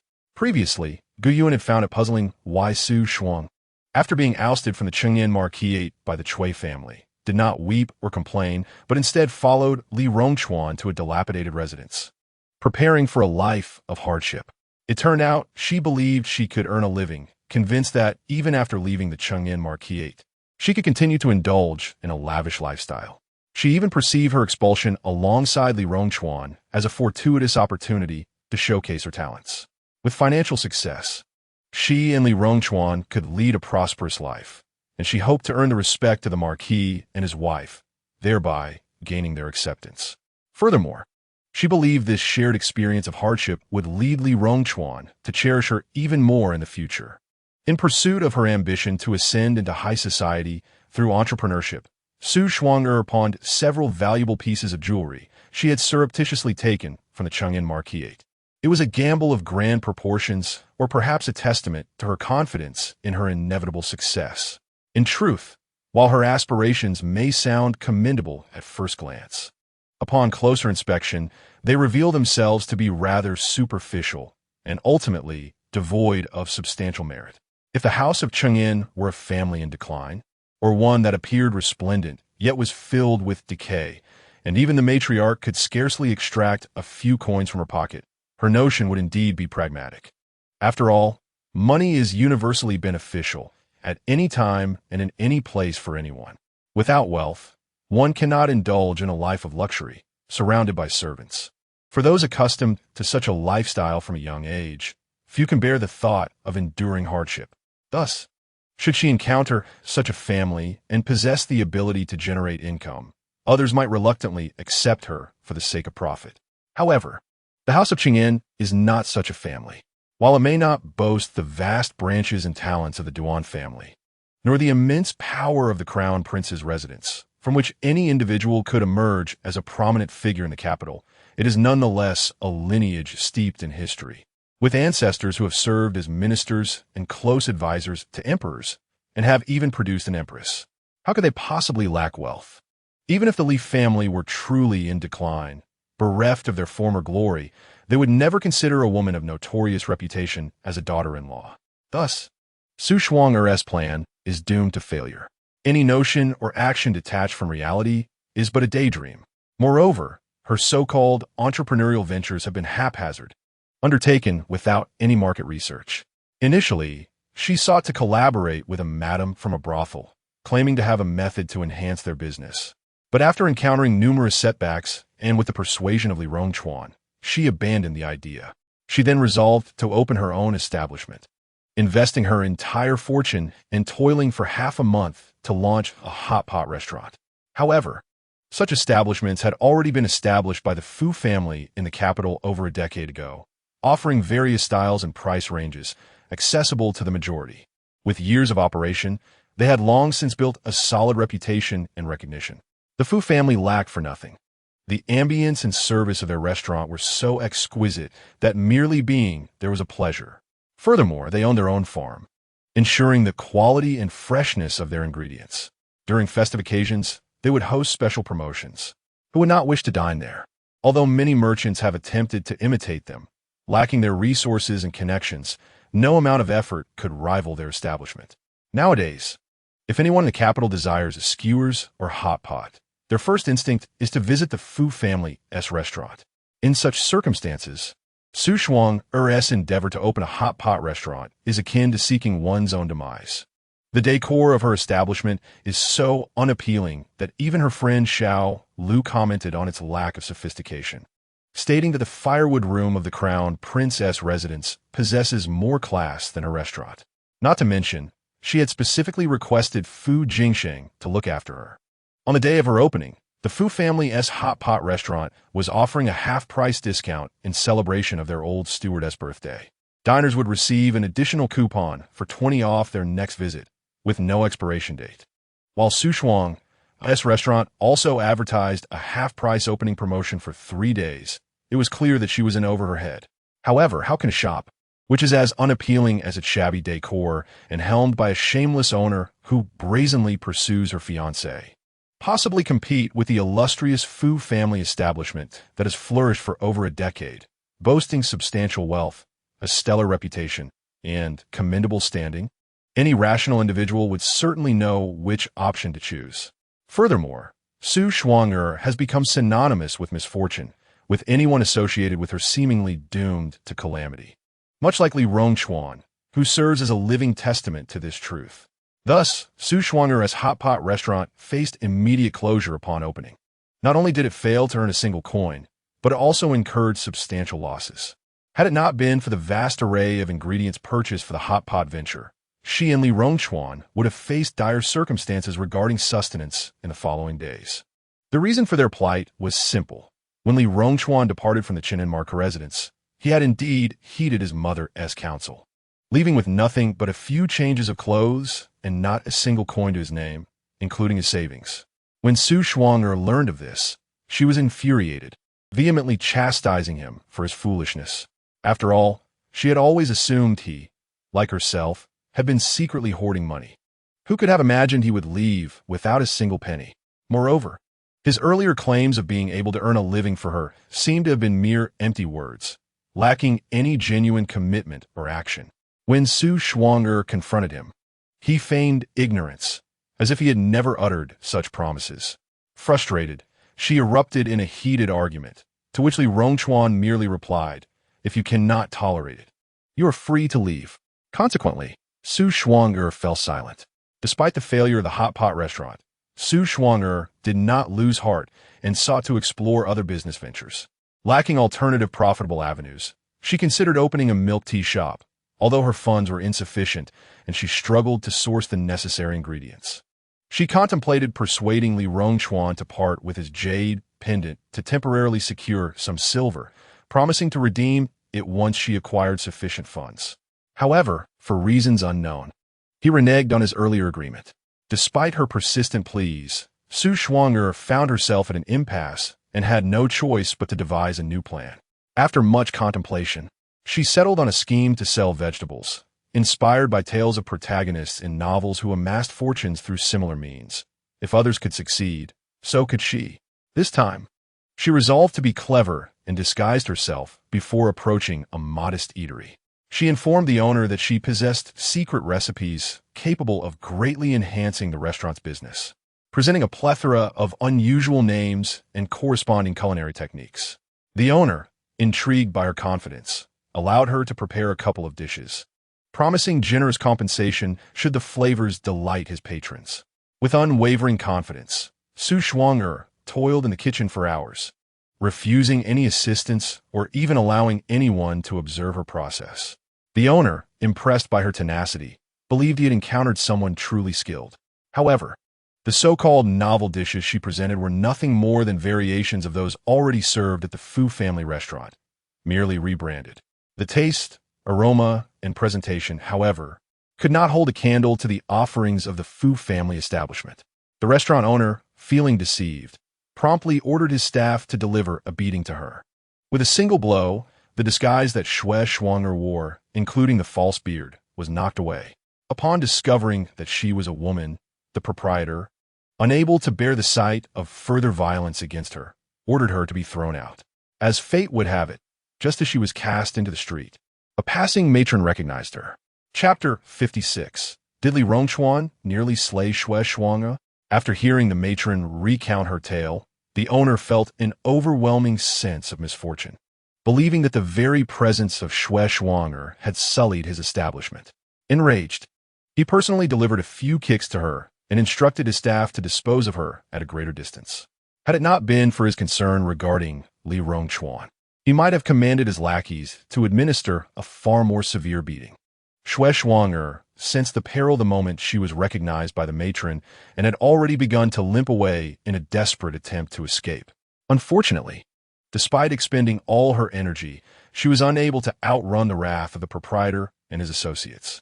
Ultimately, it was Li Rongchuan who came to her rescue. Otherwise, her ability to return home that day would have remained uncertain.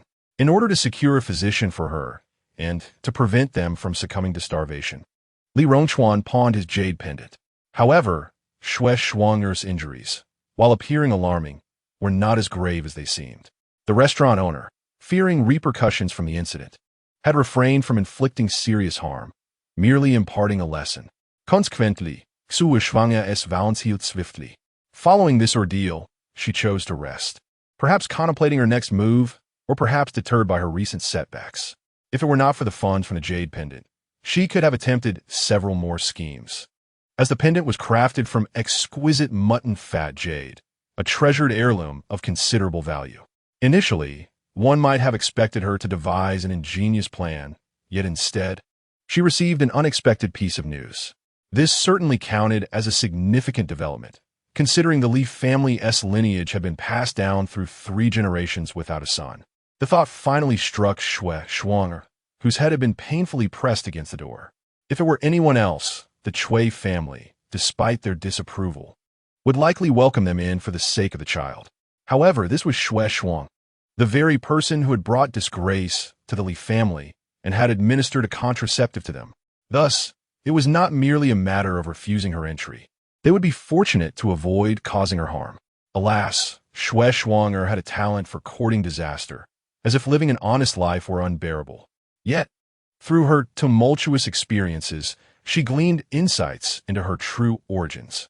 If her deductions were correct, both she and her mother, along with her godmother, hailed from a place known as the 21st century, a realm more advanced, open, and civilized than Dongyan, filled with wonders unattainable here.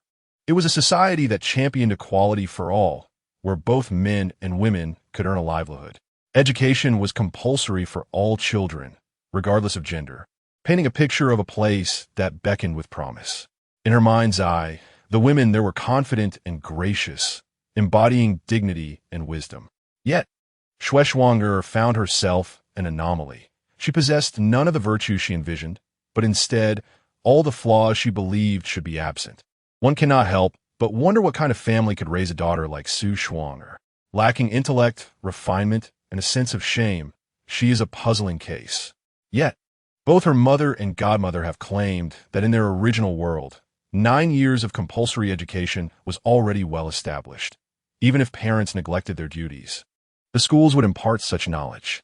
Could Su Shuanger truly be the leaky fish her godmother speaks of? She undeniably appears to be someone who has scarcely attended school, if at all. Moreover, she distinctly recalls her mother and godmother stating that in their society, monogamy prevails. To interfere in another's relationship is to become the third party, a behavior deemed disgraceful, worthy of scorn and condemnation, deserving of a place on the pillory of shame.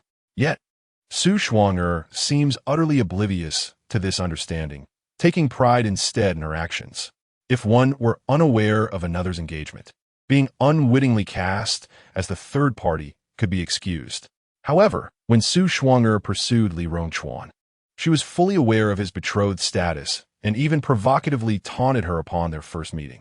Subsequently, she eagerly climbed into Li Rongchuan's bed, wishing to flaunt her conquest. To her, being the third party appeared as a means of glorifying her family's legacy. Such unabashed shamelessness is baffling. Coming from the same advanced civilization, and being a woman herself, what accounts for such a vast disparity? What was Li Rongchuan's reaction to this? Gu Yuan shook her head, choosing not to dwell on it. Feng Lian adjusted the candle and returned to the princess, informing her that Xiao Lu mentioned that young Master Rong planned to take Su Shuanger back to the Chengyan Marca residence tomorrow. Back to the Chengyan Marca residence? Gu Yuan clicked her tongue, wondering if Li Rongchuan was aware that his mother had administered abortifacients to Su Shuanger. Feng Lian shook her head, indicating that she was unaware. As Xiao Lu had not disclosed that information, they would have to wait for the spectacle to unfold the following morning. Gu Yuan stifled a yawn, closing her book in preparation for sleep. Regardless of whether Li Rongchuan knew of Su Shuanger's predicament, his decision to bring her back to the Marquis residence promised a dramatic turn of events. It remained to be seen if this encounter would awaken Li Rongchuan from his stupor. A night passed without dreams. Gu Yuan rose early to join her mother for breakfast. Mother, it seems that Su Shuanger hails from the same place as you and my godmother, Gu Yuan remarked, serving porridge before Mrs. Lu. Mrs. Lu nodded, recalling her suspicions during her time running the hot pot restaurant. So, shall I intervene? She inquired. Gu Yuan shook her head. No need. She is unworthy. Her mother was a first-rank noble lady, the esteemed fiancé of the prince of the Wang family and the founder of the Xinglin Academy, holding a prestigious status. Even to cast a glance at Su Shuanger was a favor. Personally dealing with her would elevate her far too much. Upon hearing this, Mrs.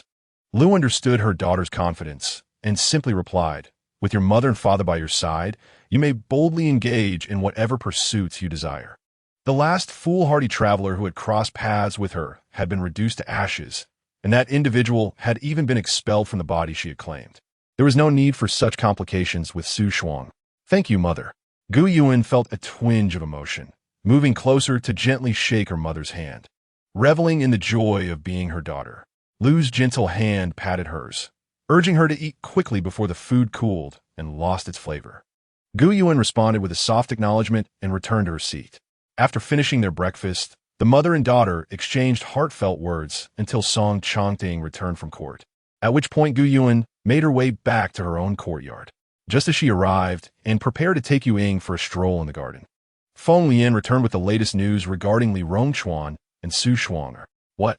Li Rongchuan nie Li Hamp Su Shuanger? Indeed, your highness, Feng Lian affirmed, nodding her head before vividly recounting the spectacle she witnessed early that morning at the entrance of the Qingyan Marquis' residence, along with the information relayed from Xiao Lu. It turned out that Su Shuang'er had heard Li Rongchuan mention that he intended to take her back to the Qingyan Marquis' mansion today, leading her to believe that her hardships were finally coming to an end. Overcome with excitement, she had barely slept the previous night and had risen at dawn, perhaps anticipating the sumptuous delicacies awaiting her at the Marquis' residence. She neglected to prepare breakfast and even discarded all the food from the kitchen, along with the discarded provisions. She had also thrown away her recent garments, leaving her with but a single exquisite dress of plain silk that she had brought from the Qingyan Marquis' estate. After adorning herself, she urged Li Rongchuan to rise quickly and depart. However, no matter how much she pressed, he seemed oblivious, only stirring from his slumber once the sun had fully risen, proceeding to wash and dress at a leisurely pace. Watching him, Su Shuang'er felt an overwhelming urge to assist him. By the time they finally stepped out, it was nearly half past the hour. At this time, breakfast at the Qingyan Marquis' residence had long concluded. Though her hopes of enjoying a delightful breakfast had been dashed, Su Shuang'er remained cheerful, buoyed by the thought of the culinary delights that awaited her in the future. Her demeanor shifted, however, upon realizing that Li Rongchuan intended to walk back without hiring a carriage. In Su Shuang'er's view, considering the distance from the outer city to the Marquis' residence, and given her current condition, it was only reasonable for Li Rongchuan to hire a carriage. Yet, after stepping out, he walked in silence towards the inner city, showing no inclination to procure a carriage. Even when she suggested taking a carriage, he maintained a dismissive attitude, implying that she should arrange it herself if she wished. As he had no intention of spending, with no funds at her disposal, Su Shuang'er had no choice but to accompany him on foot. Despite attempting to excuse herself with complaints of discomfort and fatigue, Li Rongchuan remained unyielding, not even slowing his pace. Thus, they continued on foot from the outer city to the Qingyan Marquis' residence. Due to Li Rongchuan's long strides and swift pace, Su Shuang'er often found herself needing to quicken her steps to keep up. By the time they reached the entrance of the Marquis' residence, her meticulously applied makeup had nearly faded, and her hair was slightly disheveled. The delicate and fragile appearance she had hoped to present was lost, replaced by an expression of frustration and indignation that rendered her visage fierce and wild. Even the doorman at the Qingyan Marquis' estate was taken aback, casting a bewildered glance at Li Rongchuan. It seems incomprehensible why the heir of that family would be enamored with such a person. Upon hearing from her servants that Li Rongchuan had returned with the pregnant Su Shuang'er, Cui Shi, fearing the doorman might allow them entry, not only dispatched a trusted confidant to caution the doorman, but also took it upon herself to personally observe at the entrance. Upon seeing Cui Shi, Li Rongchuan knelt before her without a word, exclaiming, "Mother, your unfilial son Li Rongchuan has returned." He bowed deeply 3 times, each knock of his forehead resonating painfully, leaving it reddened, a sight that tugged at Cui Shi's heartstrings.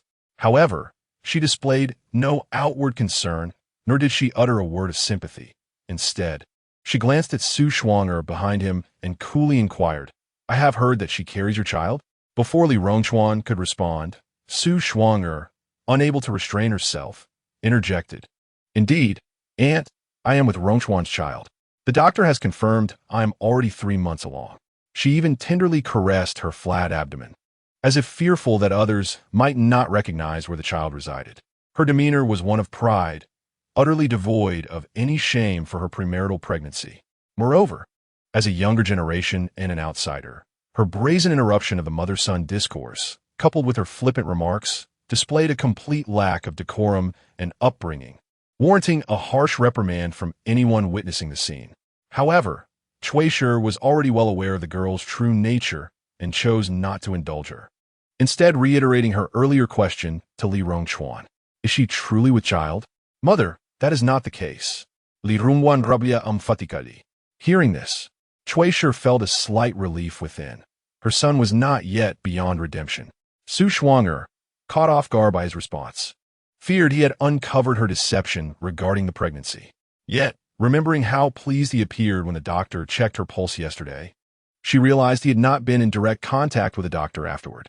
From the moment the doctor departed until now, they had been inseparable, without the company of anyone else or the consultation of another physician. He himself lacked any medical knowledge. With these thoughts, Su Shuang'er quickly regained her composure. Kneeling before Li Rongchuan, gazing up at him with a pitiful expression. "Rongchuan, what are you saying?" "The doctor confirmed that the child within me is already 3 months along. You heard him yourself, did you not? Have you perhaps misremembered?" Faced with her imploring gaze and her voice quivering with the hint of tears, Li Rongchuan felt the familiar headache resurge. He shut his eyes, exhaling heavily, and upon reopening them, interrupted her sharply. "Inuk, Xu Shuangya. You know better than I whether or not you carry a child." This marked the first instance of Li Rongchuan addressing her with such sternness since their acquaintance began. Su Shuang'er was taken aback, simultaneously realizing that he had indeed uncovered her ruse regarding the pregnancy. Perhaps more accurately, he had never believed her from the outset. It was merely her assumption that he had. However, with the situation having reached this critical juncture, there was no turning back, for retreat would leave her with nothing, and her very life would hang in the balance. Indeed, Li Rongchuan had fallen under her enchanting spell, although the effects were not as pronounced as the system had suggested. Whenever she gazed at him in distress, he would unconditionally side with her. As long as Li Rongchuan stood by her, everything would be manageable. Su Shuang'er pinched her palm to steady herself, then shook her head, tears glistening in her eyes, presenting a visage of utter heartbreak as she looked at Li Rongchuan. "Brother Rongchuan, how can you treat me this way? We met at the border, and I offered you my pure and untainted self. When you were cast out from your family, I followed you without a second thought. I have tirelessly sought ways for us to live well during these days. Do these efforts not suffice to demonstrate my devotion to you?" Su Shuang'er deliberately mentioned the border to remind Li Rongchuan of his debt of gratitude, with her subsequent words intended to evoke his guilt and stir his emotions. Normally, upon hearing such sentiments, Li Rongchuan would have softened and felt remorse. Yet today, he continually reminded himself to remain vigilant, deliberately avoiding her gaze. Consequently, despite Su Shuang'er's lengthy lamentations, he remained unresponsive, in a state of panic. Su Shuang'er reached out to tug at his sleeve. "Brother Rongchuan, you may choose not to believe me, but you were present when the doctor examined me yesterday. Indeed, I carry your child within me." She wiped her tears, her eyes filled with despair. "If you despise me, I can leave. But I am with child and alone in the capital, with nowhere to go. Could you allow me to remain until the child is born? This child is also a part of the Li family." Her words painted Li Rongchuan as a heartless, ungrateful man who was fickle in love. Fortunately, upon receiving the news, Cui Shi had promptly ordered the gates of the residence to be secured and instructed that no one be permitted to enter, lest Li Rongchuan accrue further slander, thereby making him even less desirable to virtuous young women in the capital. Su Shuang'er's charm was indeed formidable. Even though Li Rongchuan constantly reminded himself to maintain clarity and intentionally avoided her gaze, he still found himself influenced, especially when her sobs reached his ears, a voice in his mind urging him to embrace her, to comfort her, declaring her to be the one he cherished most. Chapter 58. It must end, Su Shuang'er. Li Rongchuan shut his eyes tightly and forcefully pushed Su Shuang'er away, drawing the dagger he always carried and thrusting it towards her. Su Shuang'er screamed in terror, instinctively recoiling. But the dagger struck her shoulder. Blood instantly stained her pale garment, creating a horrifying sight. Li Rongchuan's actions not only terrified Su Shuang'er, but also startled Cui Shi. Regaining her composure, urgently called out to him, "Rongchuan, stop." Su Shuang'er deserved to die, and she would, but not now, and certainly not at the gates of the Duke of Cheng'en's residence. Otherwise, not only would the two of them face impeachment and punishment, but it would also implicate the Empress and the Crown Prince. With a clear mind, Li Rongchuan could comprehend the gravity of the situation. Moreover, he had never intended to take Su Shuang'er's life. What he desired was her eyes. Although she was uncertain of what she had done to him, after days of observation, he discovered that whenever she gazed into his eyes and wept, a throbbing pain would seize his head, compelling him to acquiesce to her every whim. causing all previous grievances to fade away. She was manipulating him with her eyes. Therefore, he decided to gouge out her eyes. As for her life, he would deal with it once he uncovered the mastermind behind her actions. Brother Rongchuan, why? Su Shuang'er asked, clutching the wound on her shoulder. Her gaze filled with fear and sorrow as she looked at Li Rongchuan. Just moments ago, his eyes had been icy, and she sensed that he truly wished to end her life. Su Shuang'er was terrified. She could not fathom what had gone awry to escalate matters to this point. The notion that Li Rongchuan wanted to kill her was something she had never envisioned, although she understood that the charm she wielded had not completely ensnared him. In recent days, whenever she gazed into his eyes and lamented, it seemed to quell his turmoil. It had worked just yesterday, why not today? Li Rongchuan remained silent, crouching before her with a dagger in hand, his gaze piercingly cold. Su Shuang'er had never witnessed such a version of Li Rongchuan. He seemed like a vengeful specter, instilling terror within her as she instinctively recoiled. Unfortunately, there were steps behind her, leaving her with no avenue for retreat. Please don't kill me, Brother Rongchuan. I promise I will never deceive you again. I won't bear a child anymore. She sobbed, her voice trembling with desperation. No, Brother Rongchuan, I beg you. I bow before you. Please spare my life. Su Shuang'er was engulfed in fear, with no escape in sight, and no one to come to her aid. Even the system remained unresponsive, leaving her to plead incoherently with Li Rongchuan. Observing the woman before him, weeping profusely and resembling a madwoman, his eyes hardened with lethal intent. Rest assured, I do not seek your life. Upon hearing these words, Su Shuang'er momentarily halted her cries. However, before she could exhale in relief, Li Rongchuan's dagger sliced through her eyes, simultaneously sealing her voice. The terror intensified her pain, yet silenced by the blockage, she could only emit low whimpers. Li Rongchuan glanced at her indifferently and coldly commanded, "Take her away." Upon hearing his orders, several servants glanced at Madame Cui, seeing her silent. They promptly moved to muffle Su Shuang'er's cries and carried her away. What is the meaning of this, Rongchuan? Madame Cui had not anticipated her son would resort to such actions and was perplexed and worried by his demeanor. Mother, do not worry. I am fine, Li Rongchuan replied, rubbing his temples. He knelt before Madame Cui once more, expressing remorse. I have been unfilial, causing you sorrow and worry these days. Please, punish me as you see fit.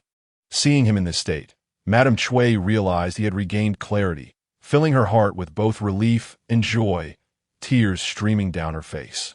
Heaven knows how many nights she had spent in worry, praying fervently, lighting countless incense, and shedding innumerable tears as she watched him become increasingly ensnared by Su Shuang'er, fearing he might remain ensnared forever. What should the Duke of Chang'an's household do? How will she face the ancestors of the Li family a century from now? Fortunately, her son has finally regained consciousness. Get up quickly. Cui wiped her tears and personally helped Li Rongchuan to his feet, with his son awake and in pain. How could he bear to punish him? Mother, Li Rongchuan said, gazing at the silver strands in Cui's hair and the wrinkles at the corners of her eyes, filled with profound remorse. There were countless words he wished to express, yet none would escape his lips. A mother knows her child best. Cui patted his hand, assuring him, "We can talk later." Indeed, Li Rongchuan nodded, supporting Cui as they entered the grand gates of the Duke of Chang'an's residence. The moment he crossed the threshold, he felt as though he had stepped into another world. Although he had been away for less than 3 months, previous excursions and training had lasted longer. Yet this departure felt entirely different, and he had nearly never returned at all, had he not truly broken free from Su Shuang'er's grasp. Even if his parents had brought him back, he would not have been the true Li Rongchuan. Rongchuan, what is this about Su Shuang'er? Once inside, Cui could not suppress her curiosity regarding Su Shuang'er. Her son had previously been utterly captivated by her, unable to utter a single word against her. And now he sought her death. This surely indicated a significant problem. Otherwise, her son would not have acted so ruthlessly. Mother, it is a long story.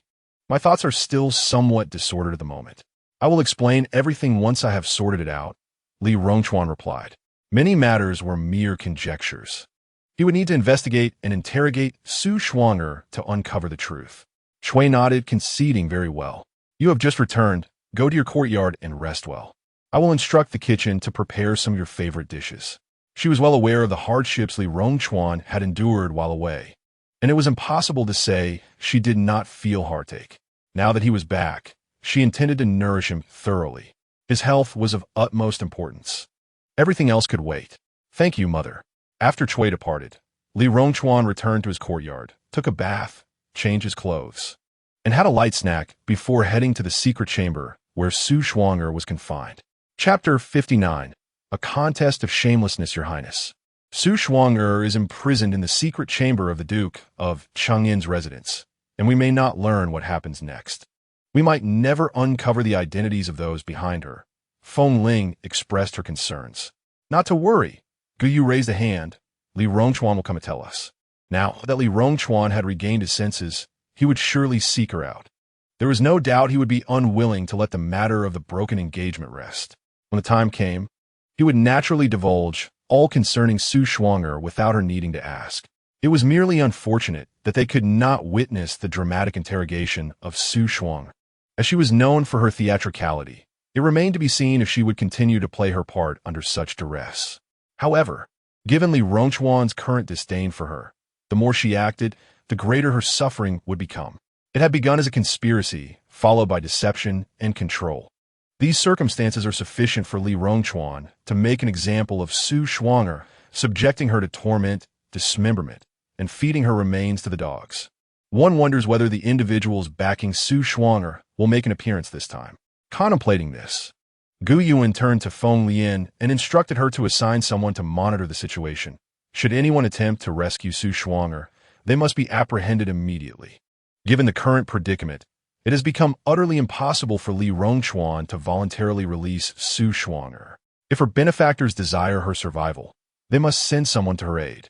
Although, under normal circumstances, the likelihood of such a scenario seems rather slim, it is prudent to remain vigilant. After all, despite Su Shuang'er's foolishness and antics, she has successfully ingratiated herself with Li Rongchuan and enjoyed his favor for some time. With her skills in tea art, her beauty, and her knowledge of unsavory tactics, she does possess a certain utility. If her benefactors find themselves without alternatives, they may be reluctant to abandon her. Indeed, Your Highness. Gu Yuan pondered for a moment and added a reminder. Take care that no one approaching the Duke of Changyin's residence is underestimated. Rest assured, my lady, I understand. Feng Lian replied, bowing before departing to make arrangements. After Feng Lian left, Gu Yuan gazed contemplatively at the lake, lost in thought. If no one comes to rescue Su Shuang'er this time, it would signify her abandonment, implying that her benefactors have other assets at their disposal. Su Shuang'er's connections to them have clearly been purposeful. However, since her arrival in the capital, she has not interacted with any suspicious individuals, nor has anyone sought her out. Thus far, aside from uncovering Su Shuang'er's true lineage, they have not gleaned much useful information. The sect she once belonged to has made no attempts to contact her, and her name has not been mentioned since her departure. Presently, every move of that sect is under scrutiny, yet no discrepancies have been detected after all this time. Is her benefactor simply too well concealed? Or is she merely overthinking the situation? When Hanzhou arrived, he found the once vibrant and lively person quietly seated by the low table in the waterside pavilion, her chin resting on her hands, gazing into the lake as if lost in thought. She did not even notice his approach from behind. What could occupy her mind so intently? Hanzhou stood silently behind her for a considerable duration, until he could no longer suppress the urge to speak. Gu Yuan turned around. Aren't you busy? In truth, she had sensed his arrival, but had chosen to ignore him as she contemplated her thoughts. She had anticipated that, given the difficulty of entering her residence, he would cherish every moment within and call for her promptly. Who would have thought he would stand there like a statue for so long, without a word? I am indeed occupied. Accompanying you, Hanzhou replied with a soft smile, taking a seat opposite her. It appears you truly have nothing to do today. Gu Yuan shot him a playful glance, pouring a cup of tea for him. Has my brother gone out? Although framed as a question, her tone conveyed certainty. If her brother were present, Hanzhou could not have so easily entered her quarters. Even if he had, her brother would surely have followed closely behind. Elder brother has gone to find our future sister-in-law, Hanzhou replied after sipping his tea. Elder brother? Hearing his effortlessly smooth address, Gu Yuan could not help but click her tongue. Did my brother know about this casual moniker? Hanzhou gently blew on the tea in his cup and replied, of course. Besides, my elder brother believes that since we will inevitably become family, it will be beneficial to familiarize ourselves in advance. Gu Yuan remained silent, casting him a skeptical glance, as if to question her faith in his words. Hanzhou merely smiled, offering no further explanation. Gu Yanji, of course, disapproved. However, his disapproval was his concern. Whether or not to call him brother was entirely Hanzhou's prerogative. If Gu Yanji shamelessly seized every opportunity to prevent their meetings and disrupt their interactions, then why should Hanzhou not audaciously refer to him as elder brother? After all, what was there to fear in a little shamelessness? Not only did he intend to call him brother, but he would also do so in his presence, addressing him as such each time they met. What could Gu Yanji possibly do about it? What was he pondering just now, not wishing for Gu Yuan to be privy to these thoughts? Hanzhou deftly shifted the topic. He contemplated whether Su Shuang'er had anyone backing her. If so, who were they, and what was their ultimate objective? If not, what could her intentions be? Climbing the social ladder, transforming from a sparrow into a phoenix, was undoubtedly not Su Shuang'er's final aim. If that were the case, why would she provoke Gu Yuan after achieving success? It was not as if she truly relished the pain of defeat. Hadn't Su Shuang'er fallen out with Li Rongchuan? Now she was confined within the Duke of Chengyan's residence, and it was rumored that Li Rongchuan intended to interrogate her personally. If it did not trust Li Rongchuan's capabilities, it would be wiser to send someone to retrieve Su Shuang'er for their own questioning. It indeed seemed a sound strategy. Moreover, if she truly sent someone, Li Rongchuan would likely hand Su Shuang'er over to her. Yet, such an action would incur a debt of gratitude to him.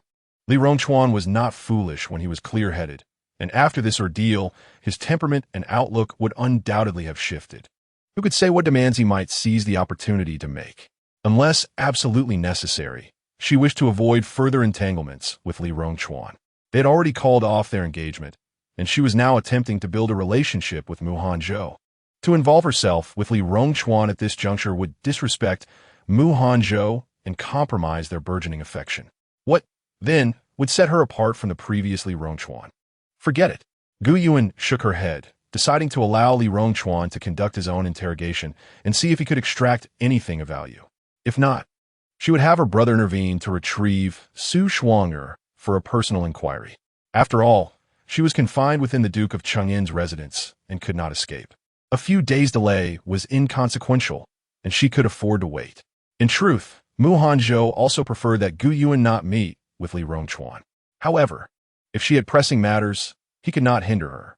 Now that she expressed her reluctance, it suited his desires perfectly. Let's not dwell on that for now. The osmanthus flowers in the garden have bloomed. Allow me to accompany you to admire them. Originally, Hanzhou had intended to take advantage of the pleasant weather for a leisurely stroll with her.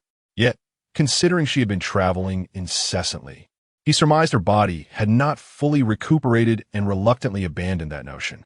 After speaking, Hanzhou set down his teacup, rose, and extended his hand towards her. The meaning of his gesture unmistakable. As it stands, the two have yet to hold hands, leaving Hanzhou feeling a tad anxious, fearful that Gu Yuan might be unwilling. Chapter 60. Interrogation of Su Shuang'er. Gu Yuan gazed at his large hand for a moment before lifting her gaze to his face.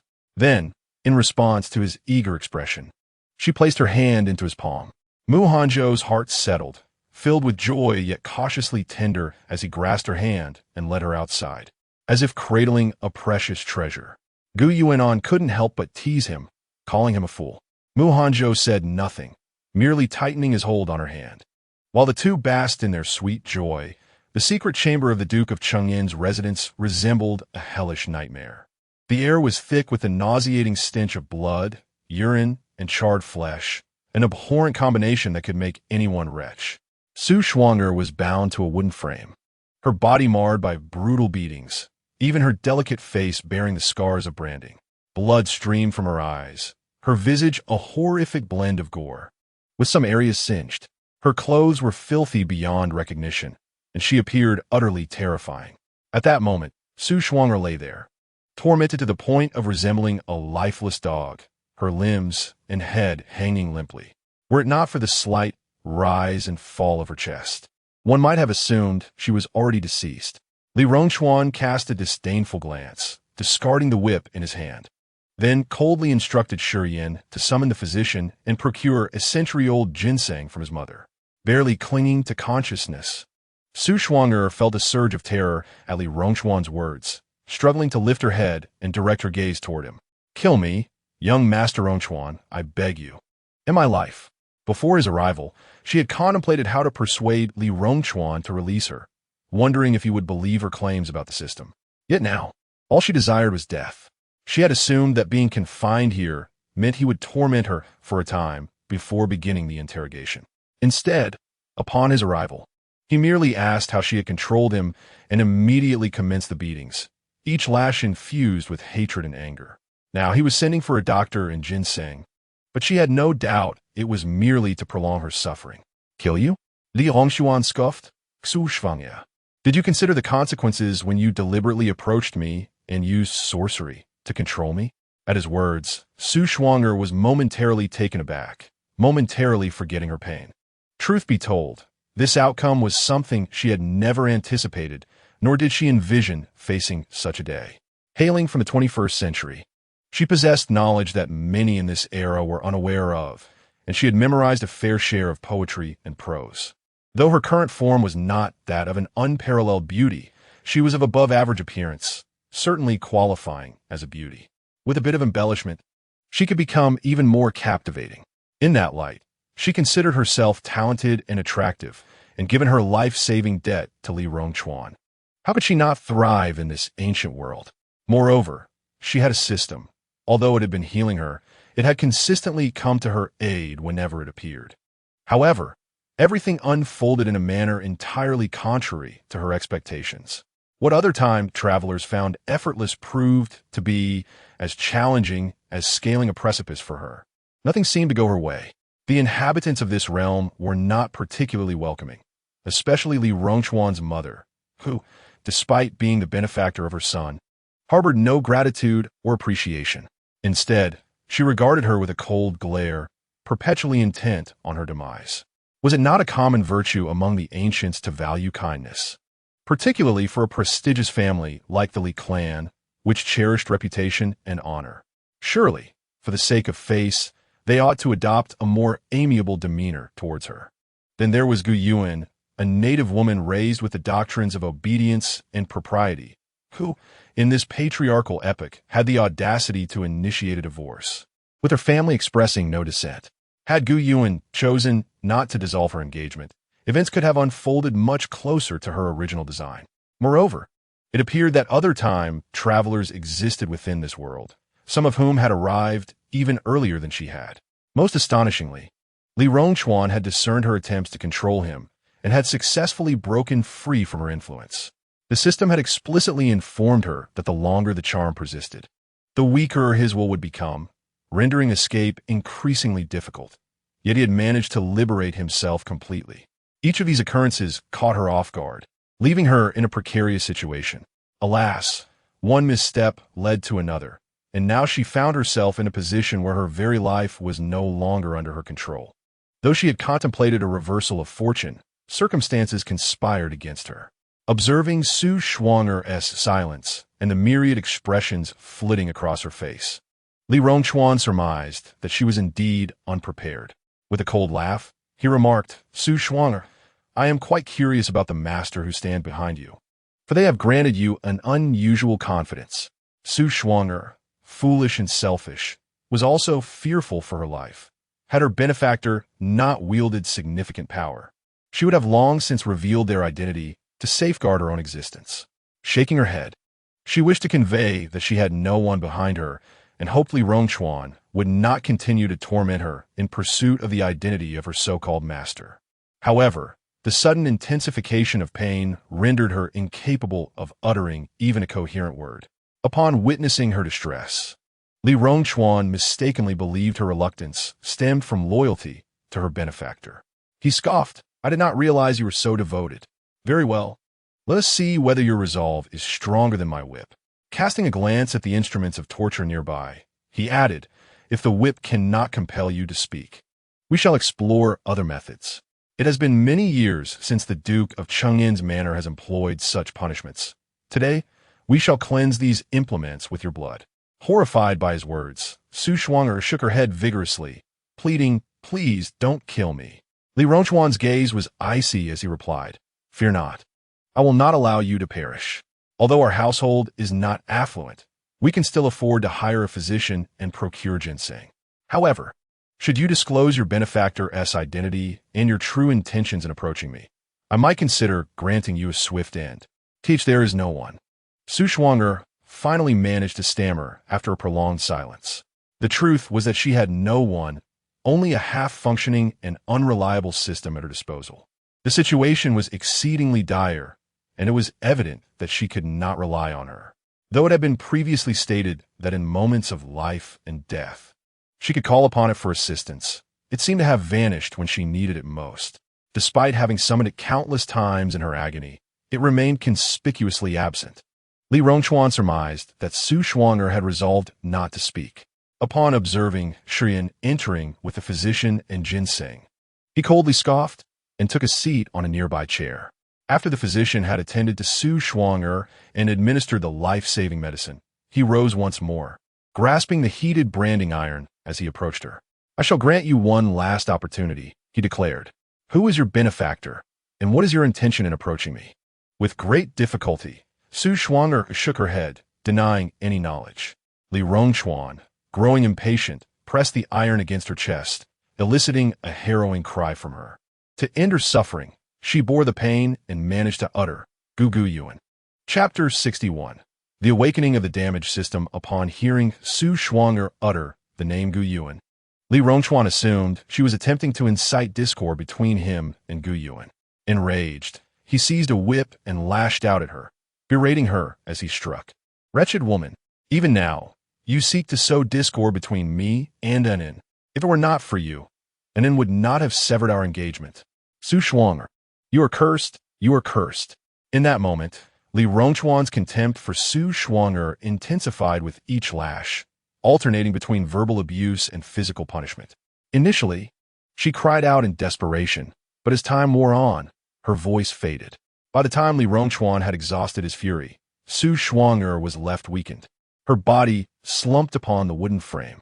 Casting a glance at her, Li Rongchuan discarded the whip and commanded, bring salt water. Shiyan replied affirmatively, retrieving the prepared salt water and splashing it forcefully onto Su Shuang'er's face. Her body, already battered and bruised, reacted painfully to the salt water, jolting her back to consciousness. Once she regained some composure, Su Shuang'er weakly pleaded with Li Rongchuan, I beg you, kill me, just kill me. Very well, Li Rongchuan replied, twisting his wrist. Reveal the identity of your master and your purpose for approaching me, and I shall grant you a swift end. Su Shuang'er feebly shook her head, repeating, I do not know, Gu Gu Yuan. Li Rongchuan, upon hearing this, scoffed coldly. A woman of spirit, are you? Bring forth the finger torture. At his command, 2 guards, who had been waiting nearby, approached with a device made of 5 small wooden sticks bound together. They forced her fingers into the contraption and tightened it brutally. Given their strength as men, combined with their martial prowess and disdain for Su Shuang'er, they applied maximum force, crushing her finger bones mercilessly. The excruciating pain of her severed fingers elicited a heart-wrenching scream from her. Fortunately, this secret chamber is situated underground, and the exit requires several turns, providing a commendable soundproofing effect. Otherwise, if the individuals above were to overhear, it could incite widespread panic throughout the entire Chengyan Marquisate. Oh, Li Rongchuan, I implore you. In my suffering, Su Shuang'er cried out once more, pleading for her life to be taken. However, her desperate request was met with silence. How could Li Rongchuan ever consider granting her wish? In fact, her willingness to die rather than betray her accomplices only fueled his anger further. Thus, he disregarded her entirely and cast a glance at the 2 guards, coldly commanding, proceed. Upon receiving the order, the guards swiftly approached Su Shuang. wielding their rods with grim determination. Her fingers were ruthlessly crushed, causing her to faint from the excruciating pain. Shi Yan, observing the scene, turned to Li Rongchuan and splashed salt water upon her to rouse her from unconsciousness. Fearing she might succumb to the agony, he even offered her a pill. Unable to suppress his disdain, he remarked, "Why endure such torment? Your master seems indifferent to your plight, so why persist in your loyalty? Revealing the truth might spare you further suffering." His words were not born from pity for Su Shuang'er, but rather from a belief that her actions were foolish. She lacked fortitude when it was necessary and displayed obstinacy at inappropriate times. Had she shown even a modicum of defiance earlier, refrained from employing such sordid tactics to entangle herself with their heir, or possess the courage to depart when faced with punishment, she might have avoided her current predicament. It is entirely natural for an orphan to aspire to ascend the social ladder. However, there are myriad ways to achieve this. Resorting to such despicable means to gain favor is precisely what the matriarchs of noble families detest.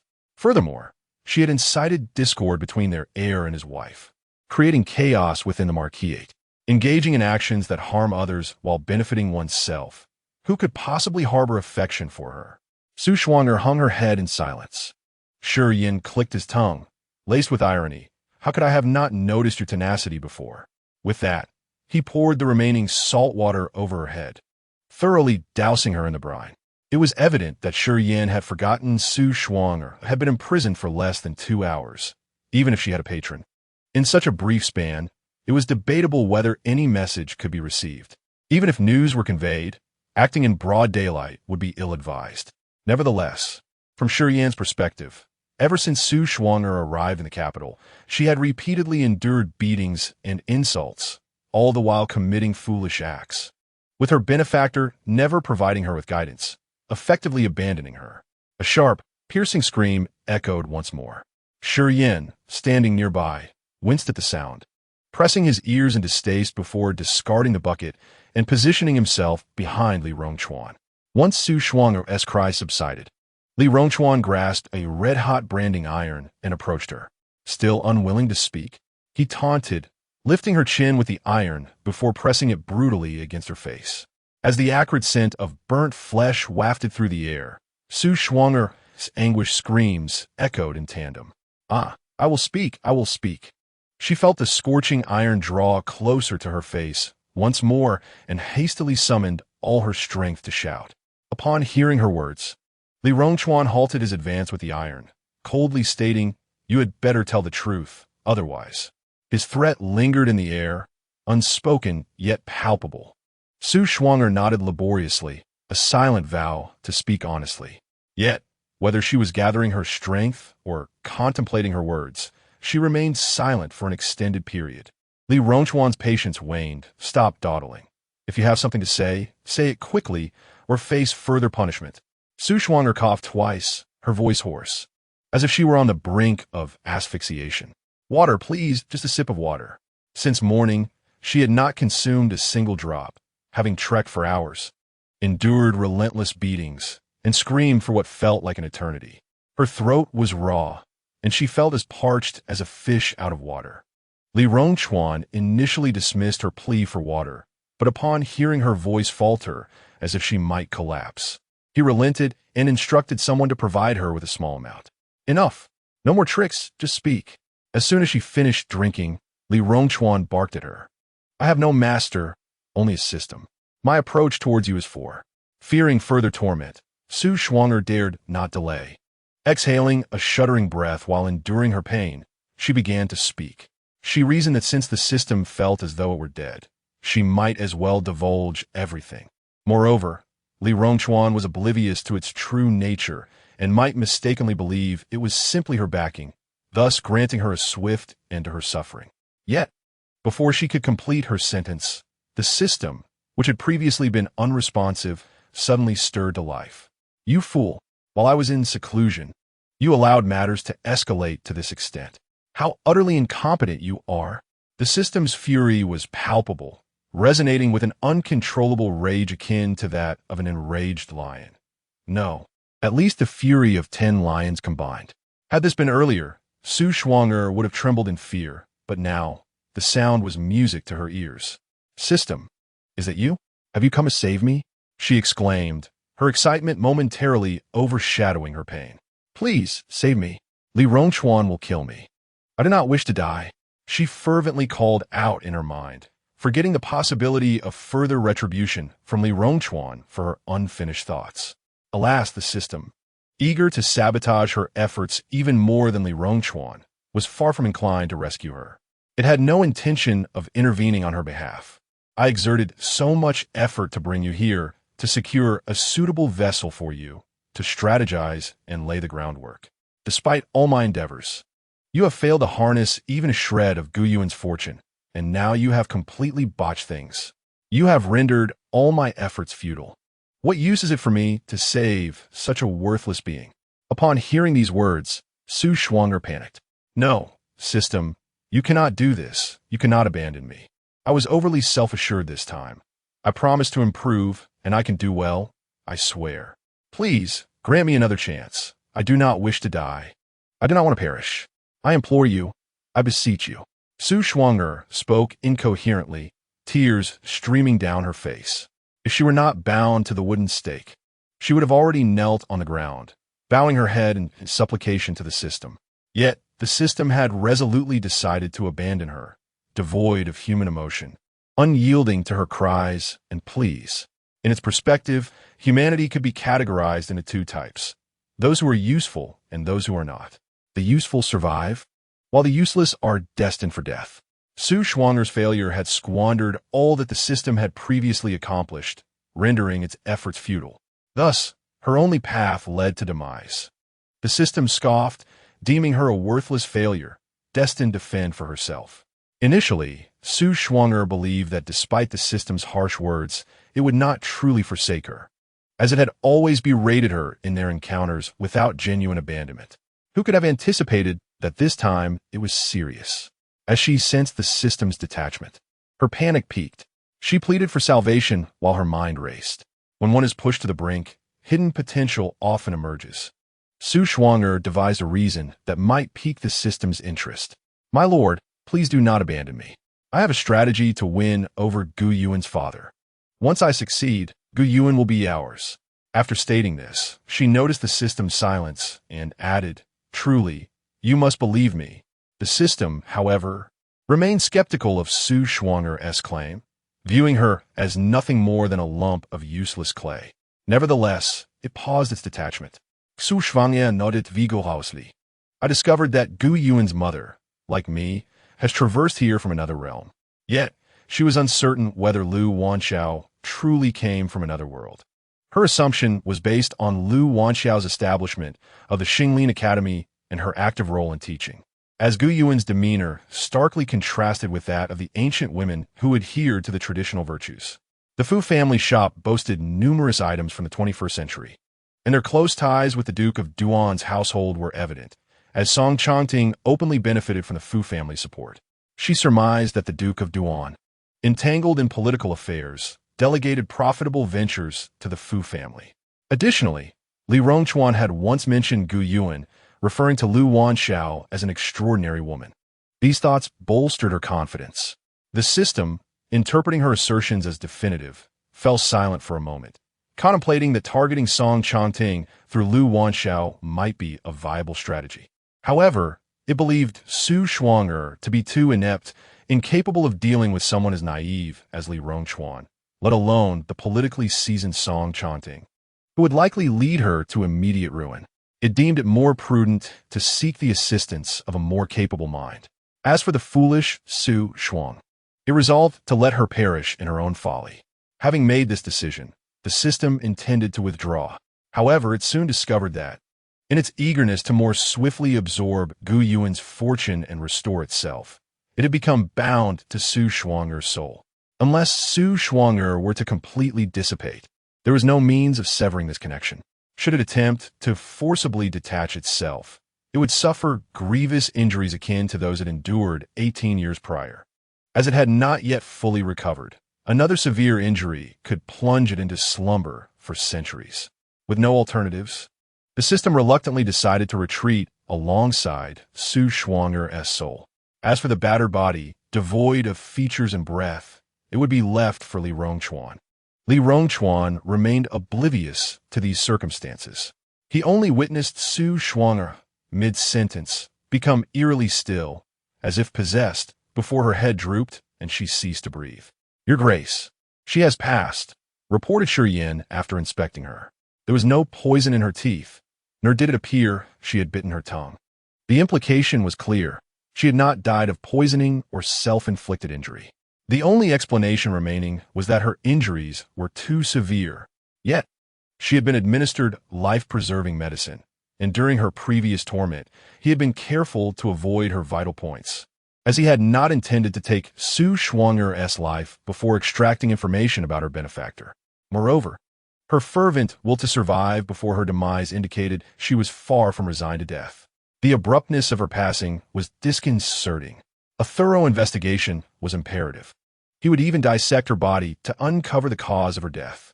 After staring at Su Shuang'er's corpse for a moment, Li Rongchuan coldly uttered a remark and exited the secret chamber. Returning to the courtyard, Li Rongchuan isolated himself in his study until Lady Cui personally summoned him for dinner. After dining with his parents, he resolved to seek out Gu Yuan. However, by then, night had completely fallen, rendering it impossible to visit Gu Yuan or even gain entry to the Duke's residence, leaving him with no choice but to return to his quarters. The following morning, after accompanying Lady Cui for breakfast, Li Rongchuan eagerly took the gifts he had selected the previous night from the storeroom to the Duke's residence. Chapter 63. A meal invitation. Gu Yuan had spent the previous night with Hanzhou watching the meteor shower, resulting in her resting late into the morning. When the servants announced Li Rongchuan's request for an audience, she had just risen. Not only had she not yet eaten breakfast, but her face had also not been washed. Li Rongchuan's visit was anticipated, so Gu Yuan expressed no surprise, yawning as she instructed, "Please invite him to the small flower hall in the front courtyard. I will join him after breakfast." A day had passed. Li Rongchuan should have gleaned something from Su Shuang'er, and it would be beneficial to meet. Perhaps he possessed news of value. After all, if her suspicions were correct, Su Shuang'er had come with intentions directed at her. "Yes, my lady." The young maid responded with a bow before departing. Once the maid left, Gu Yuan leisurely began her breakfast. She had barely sipped her porridge twice when Hanzhou arrived.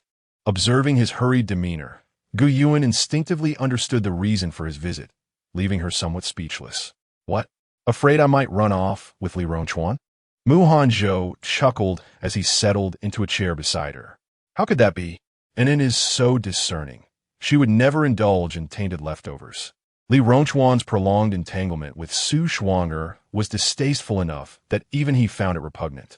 Having grown up witnessing the unwavering devotion of her parents, uncles, aunts, and godparents, Gu Yuan had little need for further explanation. Swallowing her porridge, she raised her gaze to him. "Then why did you rush over as soon as you heard Li Rongchuan was looking for me? Don't tell me you've come merely to share breakfast." Hanzhou unabashedly nodded, admitting, "Indeed, I came to partake in an inn's breakfast." At this, Gu Yuan clicked her tongue. "Your words suggest we in the Duan Wangfu are lacking in provisions. Should others hear of this, they might believe we are on the brink of destitution."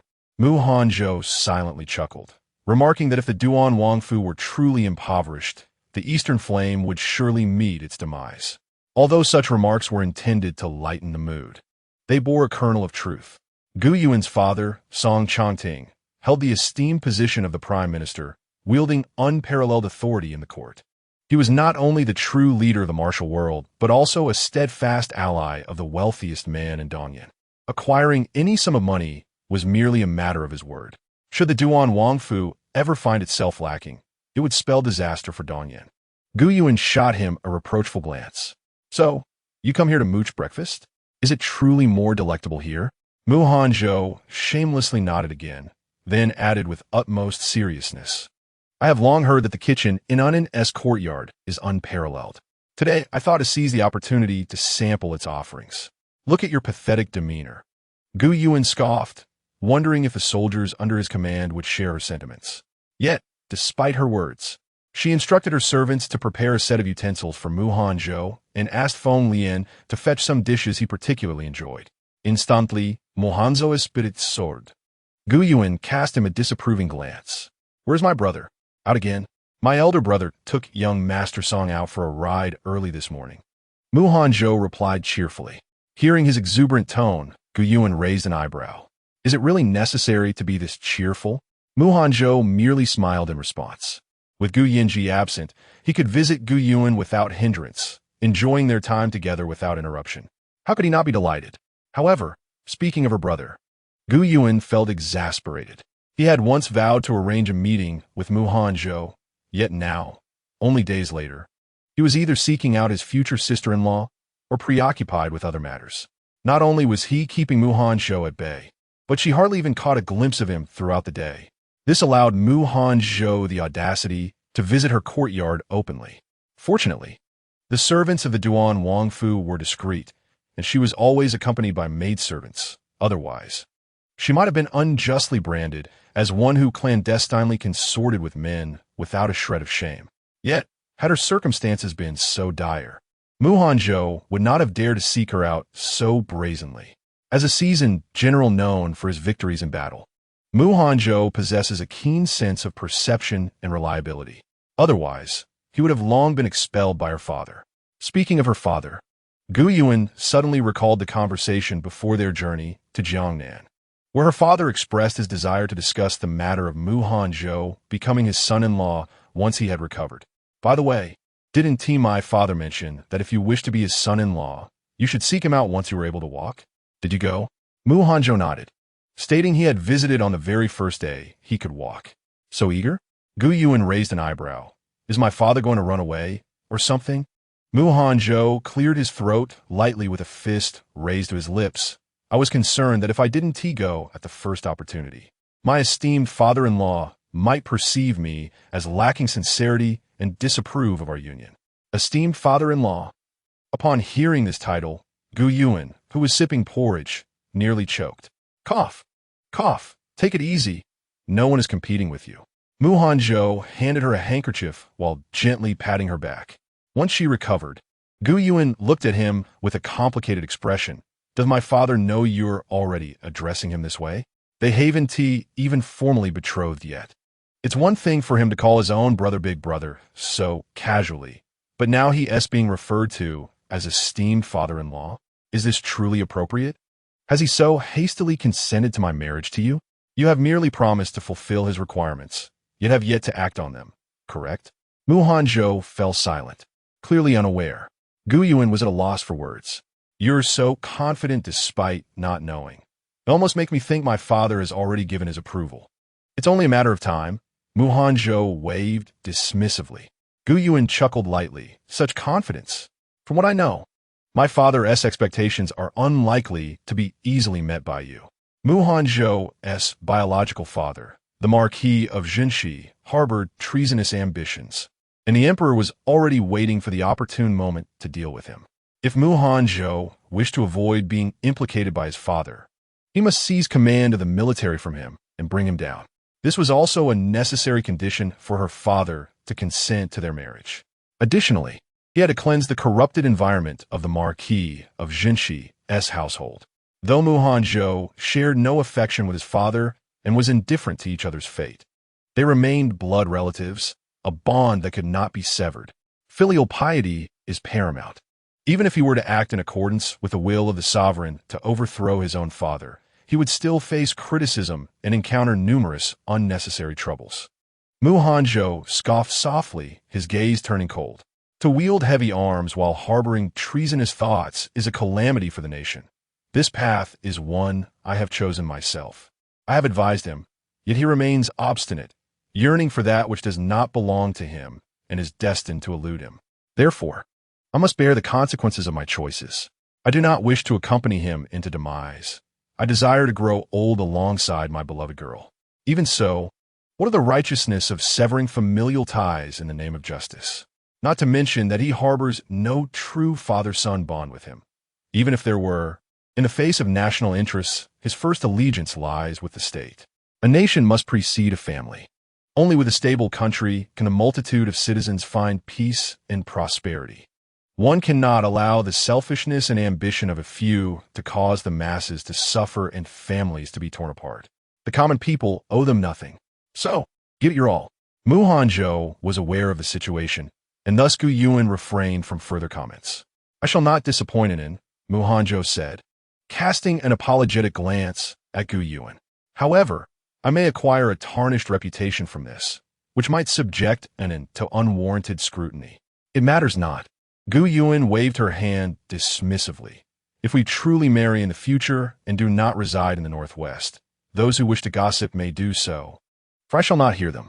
She bit her lip, adding, yet I believe they lack the leisure to concern themselves with such matters. They could discern right from wrong. If you spare them from turmoil and the devastation of their homes, they shall express their gratitude rather than cast aspersions upon you.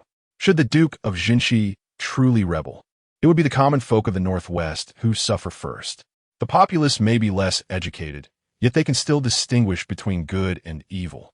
As for those in the capital, rational minds would not engage in idle chatter about me, much less criticize me. Gu Yuan said with a playful smile.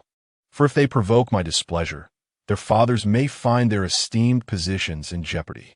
The Duke's household is notoriously protective, and both the Empress Dowager and the Emperor hold her in high regard. To provoke her, one must consider the resilience of their own head, lest it be subject to her father's wrath. As for those of lesser intellect, there is no need for concern. There are plenty who will set them straight. Observing the radiant smile of the person before him, Hanzhou felt a profound stirring within his heart and softly uttered an acknowledgement. He silently vowed that if such a day should ever come, he would ensure that all matters were resolved, never allowing her to endure even the slightest injustice. Gu Yuan, unaware of Hanzhou's contemplations, noticed he had not touched a spoon and urged him, hurry and eat. If you don't, it will grow cold. Once finished, let us go meet Li Rongchuan. In Chapter 64, of Filthy and Foolish Individuals, Gu Yuan and Hanzhou enjoyed a leisurely breakfast, taking their time to savor each bite while engaging in conversation, nearly half an hour passing without them finishing their meal. Meanwhile, Li Rongchuan found himself in the small flower hall of the Duke's household, anxiously waiting for an unimportant guest. He paced back and forth, glancing toward the door repeatedly. This was the first time he had waited so long to see Gu Yuan. Even during his previous visit with Su Shuang'er, she had emerged quickly to greet them. Reflecting on that visit and the current setting of the flower hall, Li Rongchuan suddenly realized that from the moment he stepped through the gates of the Duke's residence with Su Shuang'er, Gu Yuan had no intention of receiving him. Otherwise, after their engagement, he would have waited in the pavilion beside her courtyard or directly in her garden. Gu Yuan's Xian courtyard was vast, and the garden was a considerable distance from her main residence. However, being permitted into her courtyard indicated her acceptance of his status as her fiancé, gradually allowing him to enter her life more fully. During his last visit with Su Shuang, she had arranged for them to be placed in this small flower hall in the front courtyard, even before she had met him and Su Shuang. He had visited the Duke's residence on numerous occasions. Thus, he was acutely aware that this small flower hall was designated for hosting guests of lesser importance. At that moment, he realized that in Gu Yuan's heart, he was merely an inconsequential visitor. The subsequent provocations from Su Shuang'er and his inadvertent defense of her only served to deepen her disdain for him. Unbeknownst to him at the time, his later actions were utterly unforgivable. Reflecting on these thoughts, Li Rongchuan felt an overwhelming sense of collapse, as if all his strength had been siphoned away, leaving him weakly seated in a chair. A tumult of emotions, self-reproach, regret, and anger washed over him. When Gu Yuan arrived, she found Li Rongchuan sitting in a despondent state. His facial expressions shifted erratically, now joy, now sorrow, now rage, and then frustration, an extraordinary display. For a fleeting moment, she even perceived a venomous glint in his eyes. Uncertain whether it stemmed from thoughts of Su Shuang'er, the woman with whom he shared a tumultuous connection, or from other grievances that ignited his fury. Without needing to ask or speculate, she knew that Li Rongchuan harbored an intense hatred for Su Shuang'er, wishing fervently to flay her alive. Yet, she pondered whether, in his wrath towards Su Shuang'er, he also directed some ire towards himself. Gu Yuan gently shook her head and glanced at Hanzhou beside her. genuinely curious if he would not accompany her inside. Hanzhou replied with a shake of his head, expressing his decision to wait outside. This was her personal matter, a space she deserved. He could not interfere. His role was simply to trust her and to be present when she needed him. Moreover, should he enter, there were certain things Li Rongchuan might choose not to articulate. If they remained unspoken this time, it was certain he would return to entangle her again in the future. Rather than prolonging the inevitable, it was better to let him express everything he needed to say this time around. Such a foul and foolish individual was better encountered sparingly, lest he become an eyesore. One must avoid provoking the jealousy that might ensue. Noticing that he truly would not enter, Gu Yuan teased him lightly before stepping into the flower hall. Glancing at Li Rongchuan, she spoke coolly, "Young Master Rong, what brings you here to seek an audience with this county princess so early in the day?" "Anin, you have arrived," Li Rongchuan exclaimed, jolting back to reality upon hearing Gu Yuan's voice. He sprang to his feet, joyfully striding towards her. However, Gu Yuan evaded him, swiftly taking her seat at the prominent position, her tone now even more indifferent, tinged with annoyance. "Young Master Rong, with the boundaries of propriety between men and women in mind, and considering our recent annulment of engagement, I must insist you refer to me as Princess Yunan. Should you find that disagreeable, you may simply call me Gu Yuan, but please refrain from such intimate forms of address, lest we incur misunderstandings," she added, noting his momentary bewilderment. Of course, it would be best not to provoke any jealousy, particularly with someone waiting outside. The very thought of him calling her Inin now sent a wave of revulsion through her. How could he so effortlessly act, as if their past had been erased? How could he have the audacity to address her so intimately? Hearing Gu Yuan's words, Li Rongchuan felt a bitter ache in his heart. He instinctively wished to call her name, but upon meeting her cold and somewhat disdainful gaze, he swallowed the words Inin before they could escape his lips. Suppressing the bitterness within her heart, she called out softly, "Your Grace." Gu Yuan responded indifferently, urging him to speak plainly. Li Rongchuan remained silent, his heart aching as he gazed at her for a moment before kneeling before her with a thud. With profound regret, he uttered 3 words, "I am sorry." Chapter 65. The notion that negatives cancel each other out does not exist. "I am sorry."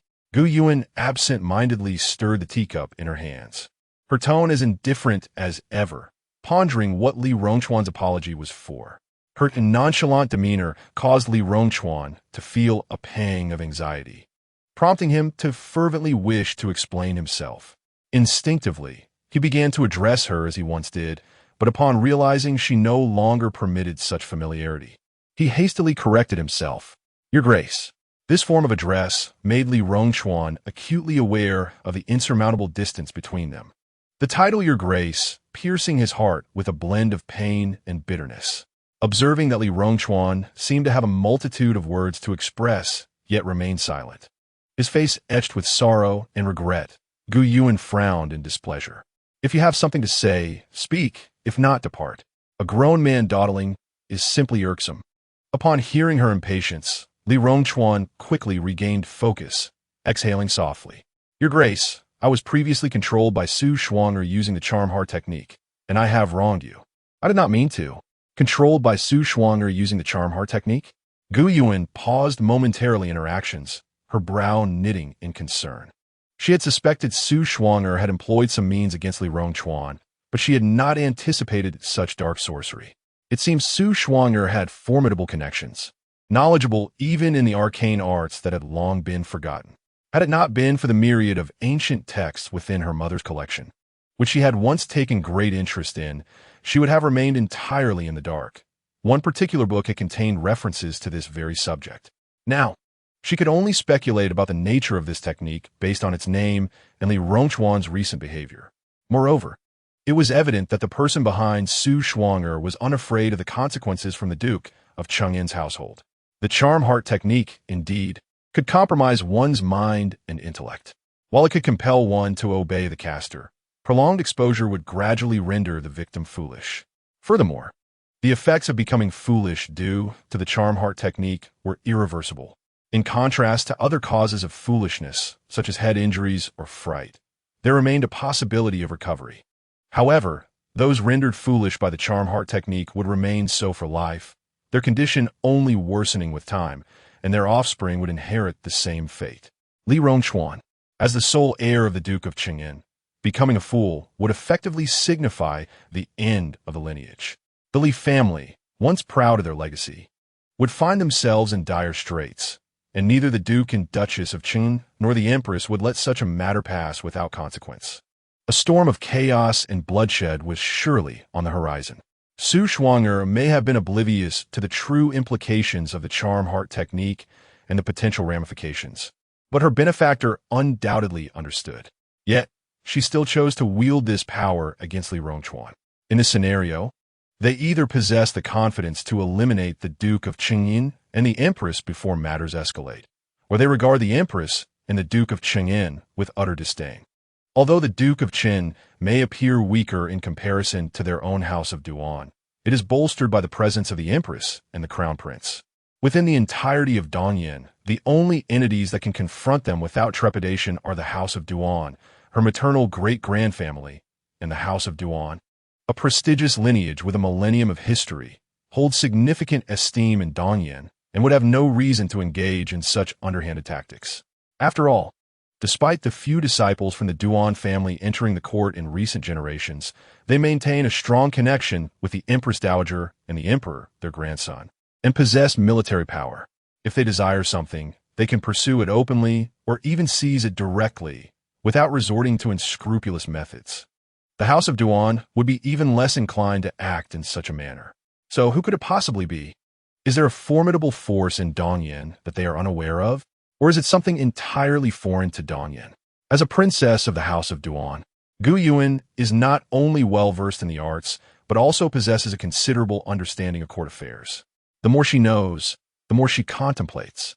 Furthermore, the Western Rhone and Northern Desert have always eyed Dongyan with suspicion, a matter concerning the security of a nation, which compels her to ponder deeply. Thus, in the span of mere moments, her mind races, contemplating every possible scenario. Li Rongchuan was oblivious to the true potency of the charm technique and did not delve deeply into the matter. Upon seeing Gu Yuan furrow her brow, he mistakenly assumed she was unaware of what the charm technique entailed. Nodding, he explained, "Ex-Shuang'er employed the charm technique on me, causing me to perceive her as my beloved, rendering me compliant to her every word." However, when it came to inquiring about her benefactor, Gu Yuan nonchalantly sipped her tea. Li Rongchuan initially shook his head, then sighed softly while nodding, stating she simply referred to it as the system. She approached me for your sake, and beyond that, she revealed nothing. To Li Rongchuan, ex-Shuang'er's mention of a system was evidently merely a code name, devoid of further information, and she bore no distinctive markings. Therefore, this information was of little use, rendering it virtually indistinguishable from not having inquired at all. Li Rongchuan's perspective stemmed from his lack of awareness regarding concepts such as space and systems.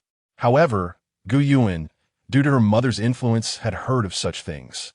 Thus, upon hearing Li Rongchuan's words, she felt a slight sense of relief, while her long-standing doubts began to unravel. It was no wonder that ex-Shuang, lacking in both martial prowess and intellect, could manage to orchestrate the rescue of Li Rongchuan with near perfection. It turned out that the so-called system was aiding her. This also elucidated why ex-Shuang'er, despite being utterly inept and repeatedly failing, exuded an inexplicable confidence, becoming more resilient with each setback. Previously, she had assumed ex-Shuang'er was merely relying on her status as a transmigrant, acting recklessly due to some mental ailment. It turns out there was a secret weapon at play. Let it be a system, as long as it does not stem from a clandestine powerful force or foreign influence. Everything else is inconsequential. With ex-Shuang'er's foolish demeanor, it is inconceivable that she could amount to anything significant, even with a system or her father behind her. Moreover, judging by Su Shuang'er's enigmatic maneuvers in recent days, it appears that the system is not particularly astute, perhaps even more foolish than she is. Intelligence does not operate on the principle that two negatives create a positive.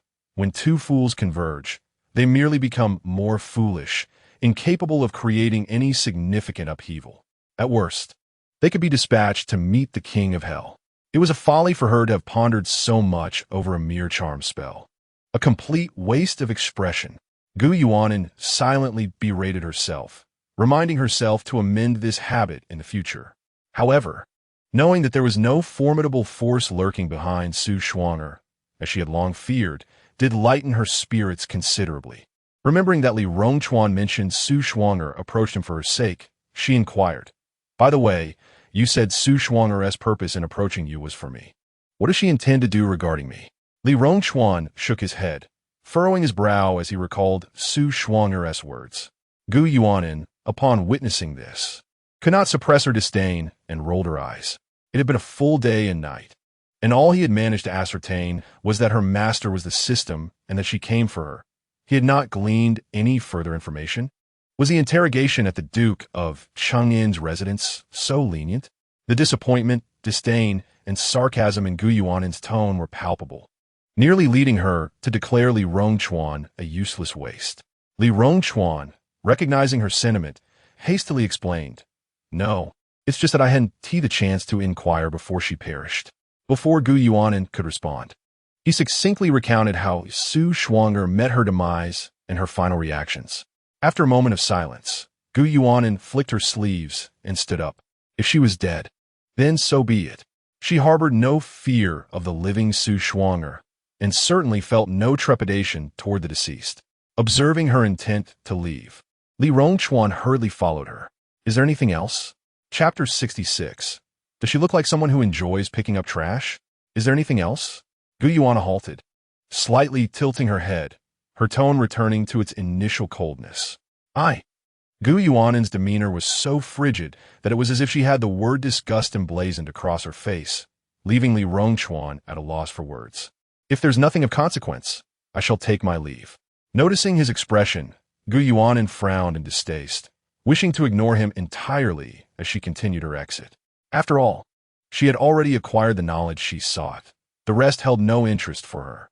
Princess and I, seeing Gu Yuanin's intent to depart, Li Rongchuan dismissed his reservations and urgently called out, I am here today to offer my sincerest apologies."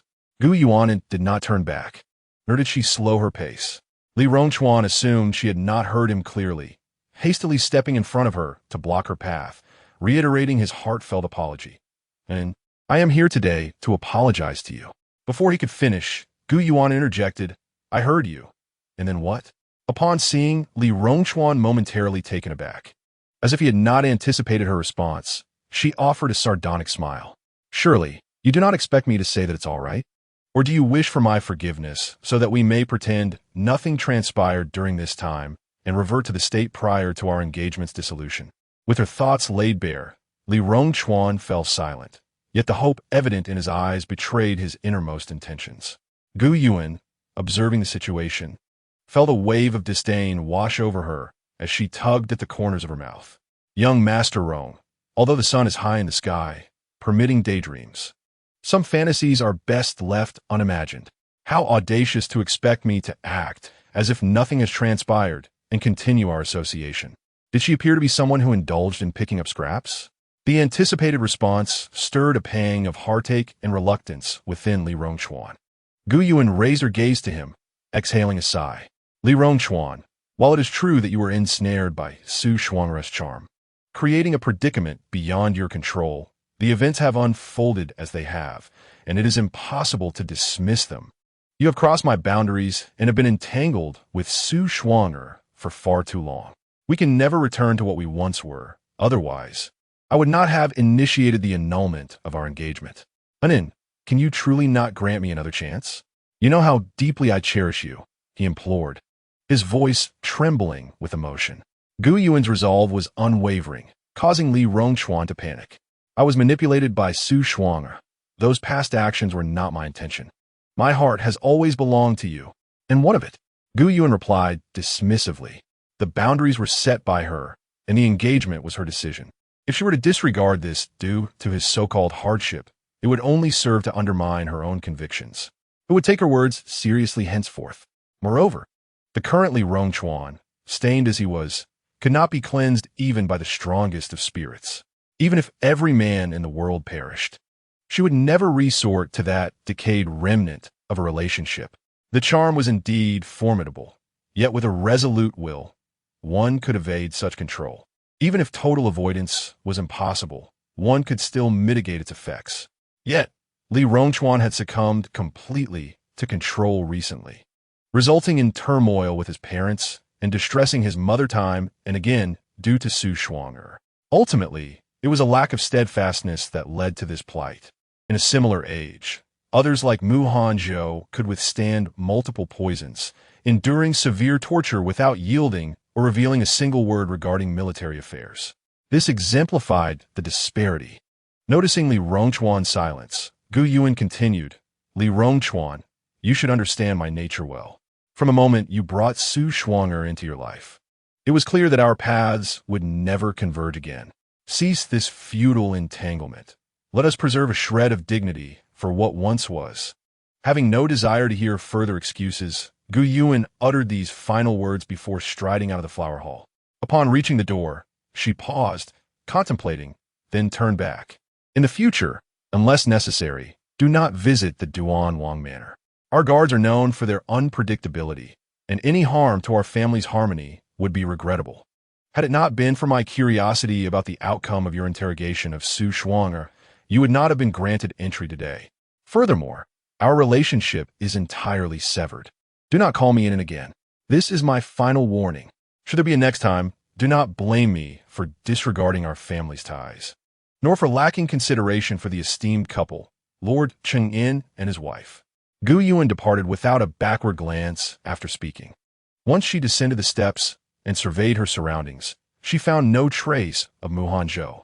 Inquiring with the attendant waiting at the entrance yielded the same result, leading her to conclude that he must have been preoccupied and thus did not pursue the matter further.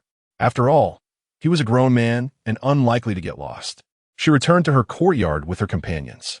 To her surprise, as soon as she crossed the threshold of Xian Courtyard, she fell into an embrace imbued with a faint, cool fragrance. Immediately, Mu Hanzhou's icy voice resonated from above. "Anin, may I choose a day to propose?" Gu Yuan refrained from answering his question directly. Instead, she wriggled a bit, saying, "Please let go. Is it appropriate to embrace in public like this?" "What public? There's no one around," he retorted. Despite his words, Mu Hanzhou obediently released her, recognizing that they were not yet married, and such displays were indeed inappropriate. Upon hearing his remark, Gu Yuan glanced around, only to discover that her maid had stealthily slipped away, and even the young servant girl who had been sweeping nearby had vanished. Is it really necessary for them to be so self-aware? Is this the time for their discretion?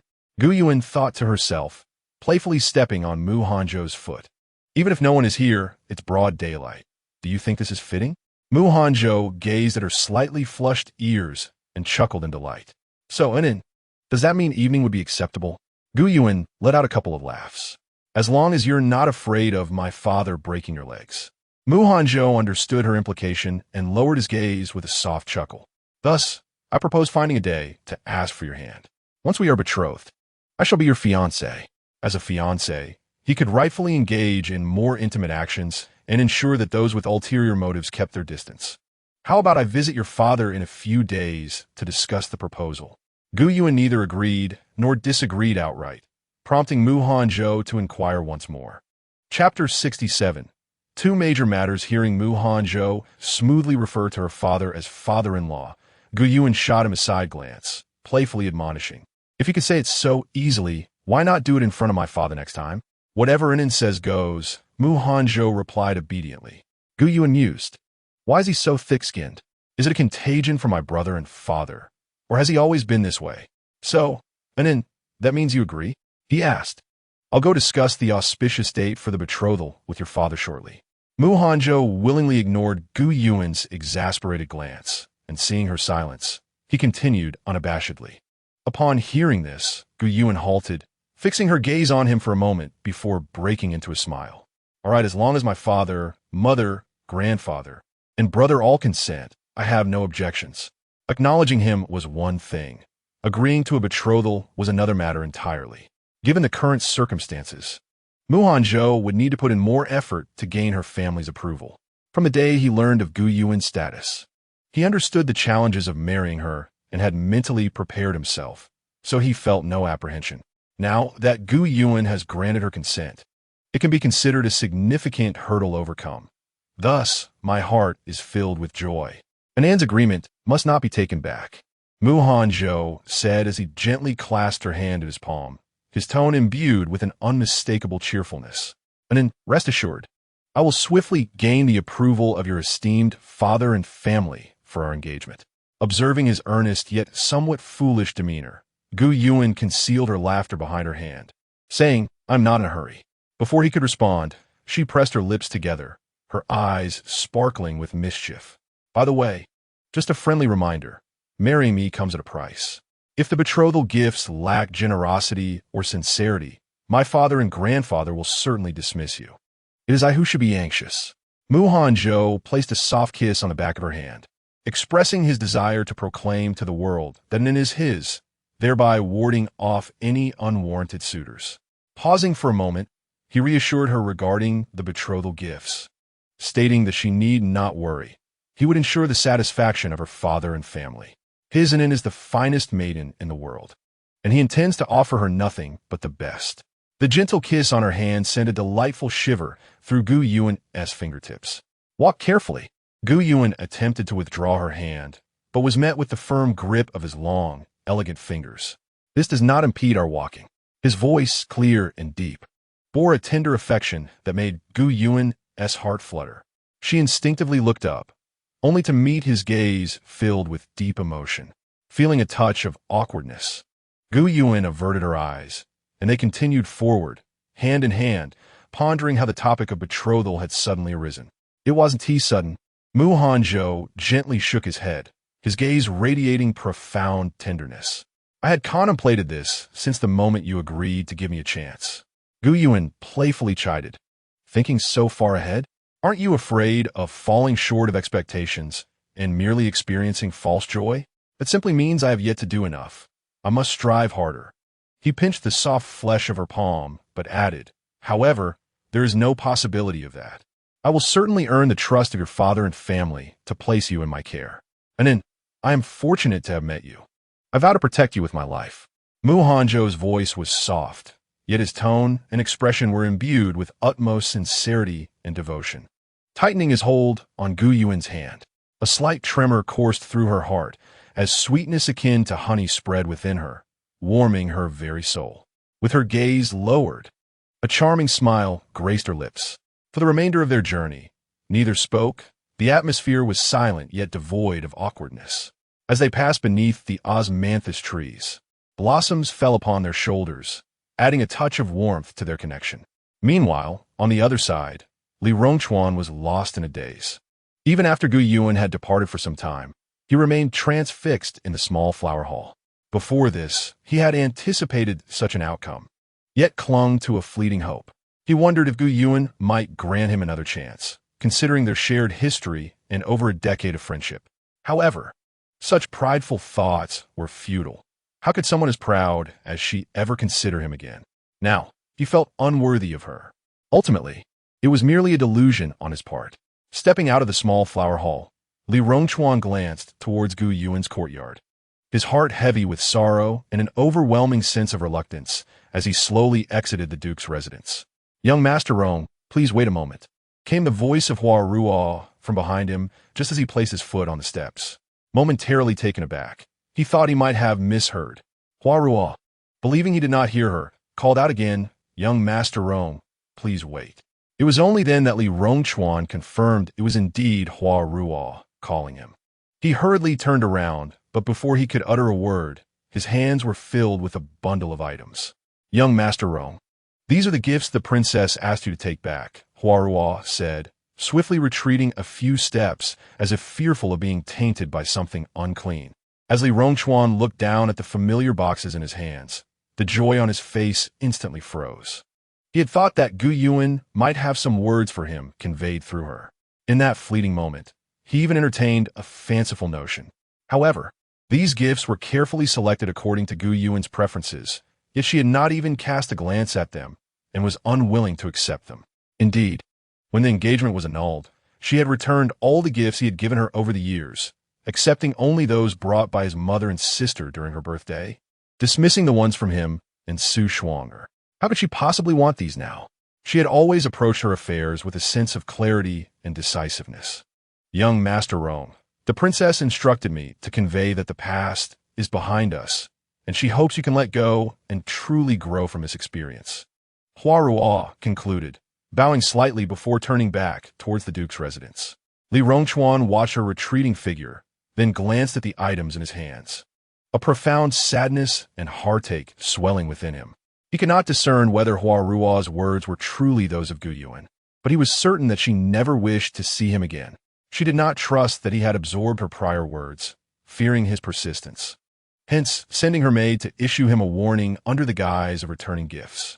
After all, such matters of returning gifts could be easily handled by any servant. There was no need for a personal attendant like Hua Ruo to be involved. There was no chance left, no opportunity whatsoever. Li Rongchuan struggled to come to terms with this reality. With one last glance at the duke's grand entrance, he trudged away, each step heavy with despair and disorientation. In the blink of an eye, the winter solstice arrived. Two significant events transpired in the capital. First, the legitimate daughter of the Minister of Rights, who had fallen into madness 5 years prior after a carriage accident while going to pay respects, suddenly recovered. Second, the Northern Desert sent envoys to propose peace between the two nations, expressing a desire to form a marital alliance with Dong Yin, subtly indicating that they hoped the bride-to-be would be Gu Yuan. Chapter 68. Eager to meet his great-grandfather. The reason was that 3 years ago, the Prince of Hultar from the Northern Desert attended the Emperor's birthday celebrations in Dongyan. After catching a glimpse of Gu Yuan, he became infatuated with her. Longing for her incessantly, he was willing to offer 5 cities, 3,000 cattle and sheep, 1,000 warhorses, and hundreds of boxes of jewels as a bride price to marry her as his princess. The Northern Desert revered martial prowess, and the valiant Prince Yeljin of Hultar was the most courageous man in the Northern Desert, supported by many with a powerful maternal clan, making him the most likely heir to the throne. Having become his queen, she would, barring any unforeseen circumstances, ascend to the position of Queen of the Northern Desert. This prospect seemed rather appealing. Attaining the status of queen could indeed be perceived as reaching the pinnacle of one's existence. Moreover, Yeljin's willingness to offer cities, steeds, and other gifts as betrothal tokens was a testament to his regard and affection for Gu Yuan. After all, in the Northern Desert, women are often regarded merely as playthings for men and instruments for procreation, cherished in moments of affection, yet casually bestowed upon ministers or subordinates when disfavored. Even the relatively esteemed position of queen does not exempt one from such a fate. Upon the demise of their husbands, these women either accompany them in death or are inherited by their brothers or sons, continuing to bear children for them. If one desires to end their life, it is imperative to ensure a successful suicide in one attempt. Otherwise, the consequences are often dire. In summary, women in the Northern Desert are not regarded as human. In the eyes of men, they may be considered even less valuable than their steeds, merely akin to livestock, readily exchangeable for profit. Therefore, Yeljin's willingness to bestow such a lavish betrothal for Gu Yuan is unparalleled since the inception of the Northern Desert and is unlikely to be replicated in the future. It stands as a singular occurrence, unmatched in history. Consequently, some ministers averse to warfare perceive this as a fitting rationale to persuade the emperor to consent to Gu Yuan's marriage alliance. With audacity, they suggested this proposal before the emperor in the presence of Song Chongting, elaborating extensively on the myriad benefits of such an alliance. Throughout this discourse, Song Chongting maintained his composure, neither irate nor contradicting anyone. Once they concluded, he calmly addressed the emperor, suggesting that an elder individual was past their prime and unfit for a certain official position, recommending a younger candidate instead. If the assembly had been sparse, the emperor might have acquiesced, even dismissing the individual on the spot. However, with so many present today, a complete reshuffle of courtiers would incite turmoil in the court. The emperor, left with no choice, adjourned the court session. After all, A marriage alliance is not a matter easily settled in a single day or two. He had no intention of sending Gu Yuan away. She was a daughter of the Gu family, one he had watched grow up, and he could not bear to send her to that den of wolves in the northern desert. Furthermore, when has the illustrious Eastern Flame ever needed to barter women for peace? A peace bought with women is seldom enduring and is often met with disdain. In a bellicose nation like the northern desert, only through overwhelming strength can they be subdued to the point of compliance. Moreover, the mere thought of sending Song Chongting's daughter to a marriage alliance was beyond the realm of consideration. How could those ministers even entertain such a notion? Was it that Song Chongting had been overly lenient in recent years? Or did they truly believe he would consent to such an absurdity? Gu Qingyi shook his head, convinced that those ministers had indeed aged and lost their clarity of thought. It was time for a change. When Hanzhou received the news, he was preparing to enter the palace to seek the emperor's decree for a marriage, intending to leverage his military accomplishments for rewards to present to Gu Yuan as part of his betrothal gifts. After a period of relentless effort, coaxing, and persistent entreaties, Song Chongting finally relented, agreeing that should he continue to exhibit exemplary behavior, he would consider allowing Hanzhou and Gu Yuan to become betrothed after the new year. Hanzhou, in turn, tacitly accepted this arrangement, having nearly prepared the betrothal gifts. However, feeling a sense of insecurity, he resolved to enter the palace to request a royal decree for their union. In doing so, anyone who dared to impede his union with Gu Yuan would be deemed defiant of imperial command, a transgression punishable by death. What audacity!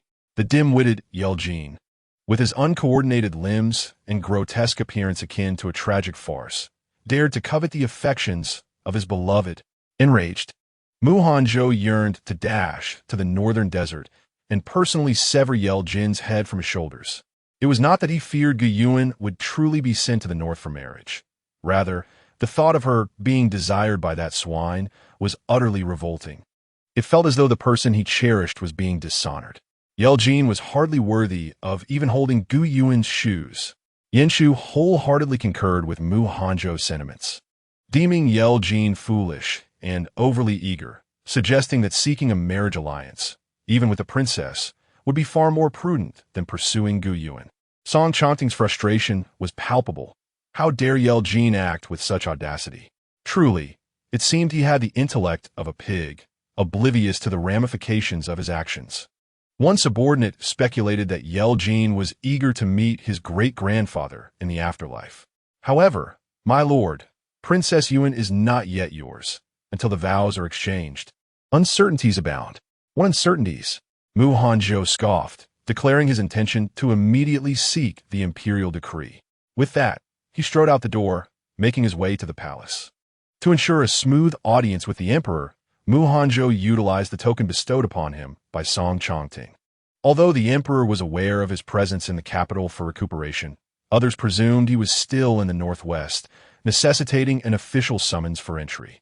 To avoid unnecessary complications, he opted for Song Chongting's token, as it was the most effective means of access, second only to the emperor's. Upon his arrival, he found Gu Qingyi in the imperial study, sighing heavily as he perused a mountain of memorials.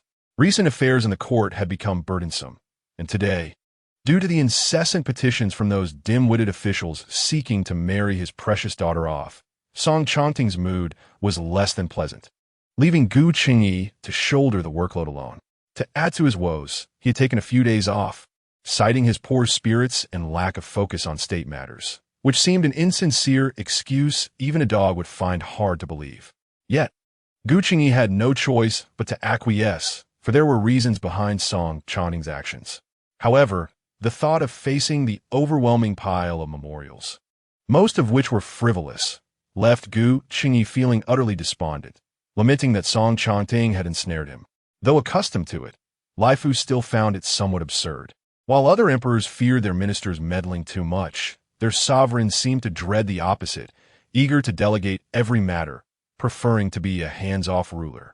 Of course, this ministerial role was exclusively reserved for the esteemed Song Shofu. Fortunately, Prime Minister Song harbors no interest in the throne, preferring instead to quietly wield power as a minister. Otherwise, the imperial seat might have changed hands long ago.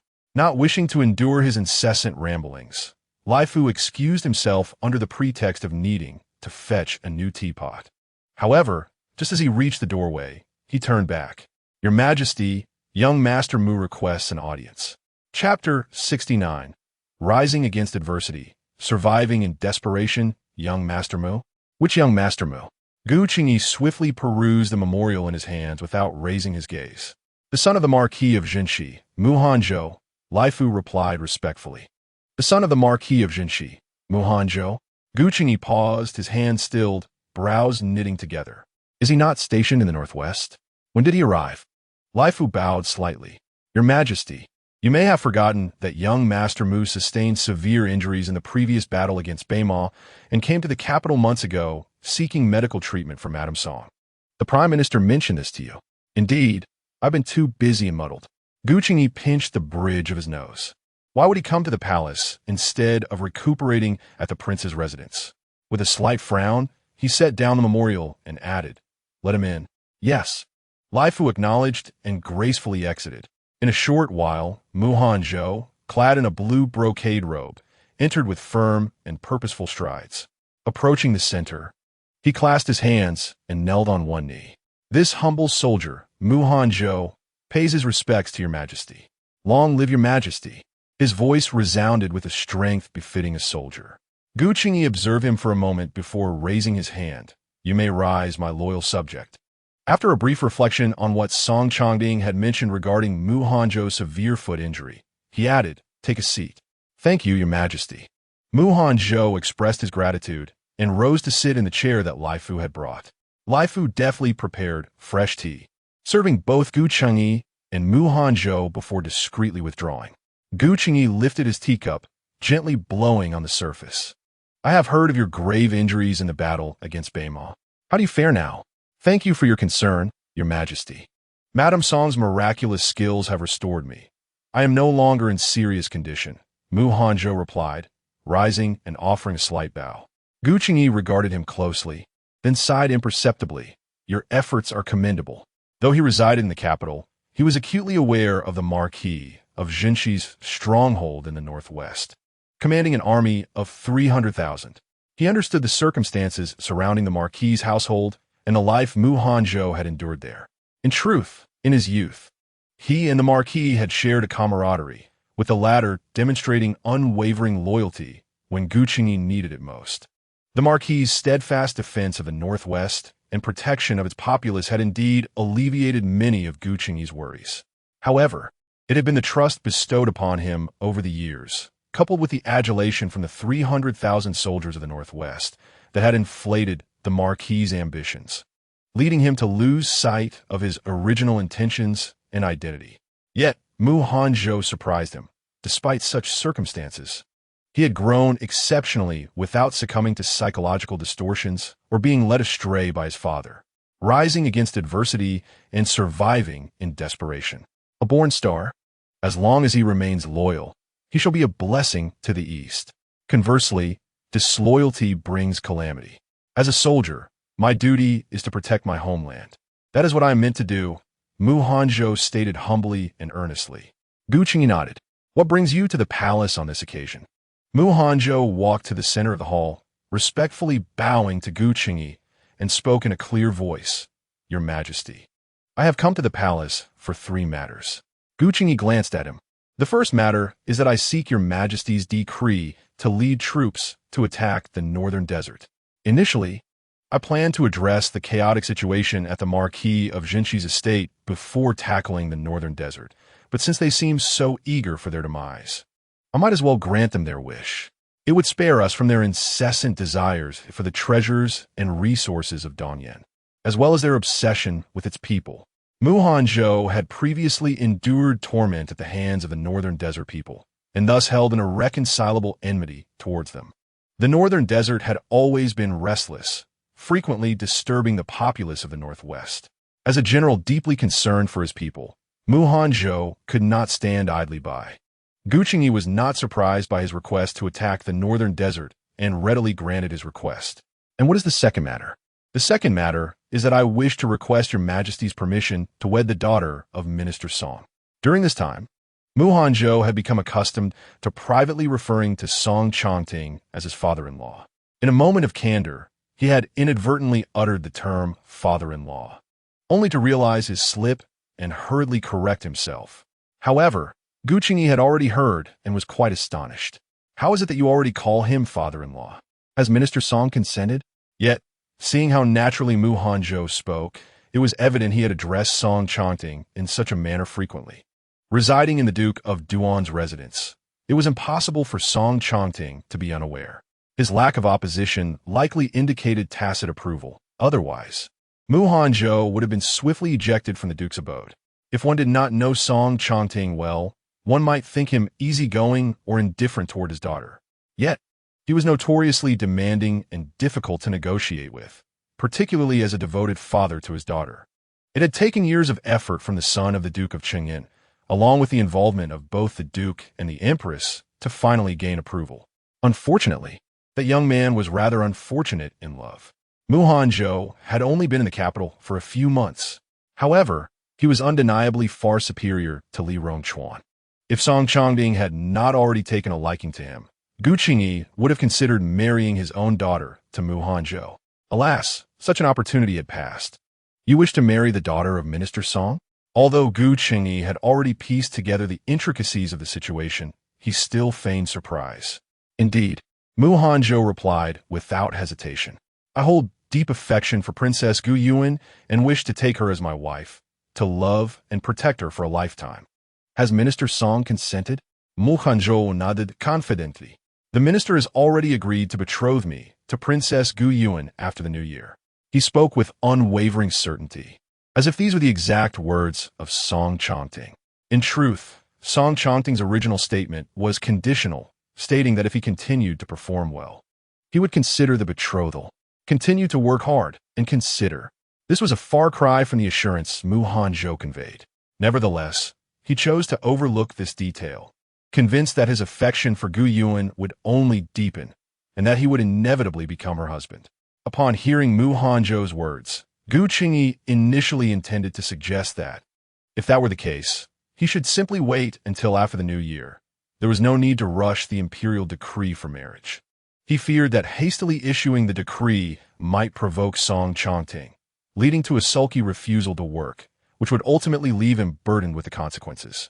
However, upon further reflection, he considered whether Song Chongting might be infuriated if he unilaterally decided his beloved daughter's marriage without consulting him. Would he not be tempted to seize the throne in a fit of rage? If Song Chongting dared to attempt such a coup, then he would gladly relinquish his position. Yes, he would yield it. Then he could live freely and elegantly. After all, both belonged to the Gu family lineage. If he could occupy the throne, so too could Song Chongting. Moreover, Song Chongting was arguably more capable and had a penchant for authority, adeptly managing anyone who crossed his path. The more Gu Qingyi pondered, the more feasible it seemed. Thus, what was meant to be a hesitant remark transformed into, in that case, I shall grant you and Yun a marriage decree, which shall be delivered to the Duke of Duan's residence shortly. Thank you, Your Majesty. Hanzhou had not anticipated the emperor's readiness to acquiesce and quickly bowed in gratitude. Gu Qingyi took a delicate sip of tea, but first he issued a warning. Once you marry Yunan, you must treat her well, ensuring she endures no hardship. And you shall take no concubines for the rest of your life. Otherwise, I shall not spare you. Rest assured, Your Majesty, one woman, Princess Yunan, is all I desire in this life. Hanzhou declared, raising 3 fingers in solemn promise.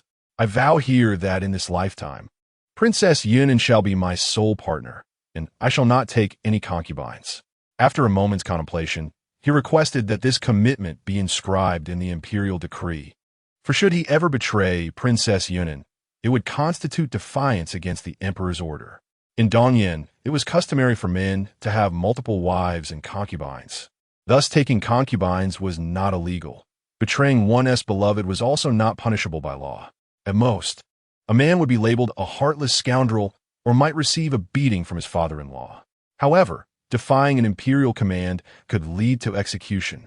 Mu Hanzhou insisted that his vow against taking concubines be documented in the decree. Sufficient evidence of his devotion to Gu Yu and Gu Chengyi had no reason to refuse, as he had watched Gu Yuan grow up, akin to his own child, and naturally wished for her to marry a worthy husband and find happiness.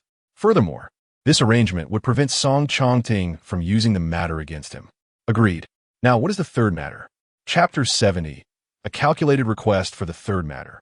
I wish to shamelessly exchange my past military achievements for some rewards from your majesty. Over the years of my service, I have accumulated numerous military merits, and, thus, I am entitled to substantial rewards. However, I previously feared that should these rewards reach the Duke of Jinxi's residence, I might not see a single coin, considering I have spent years on the battlefield without returning even once a year.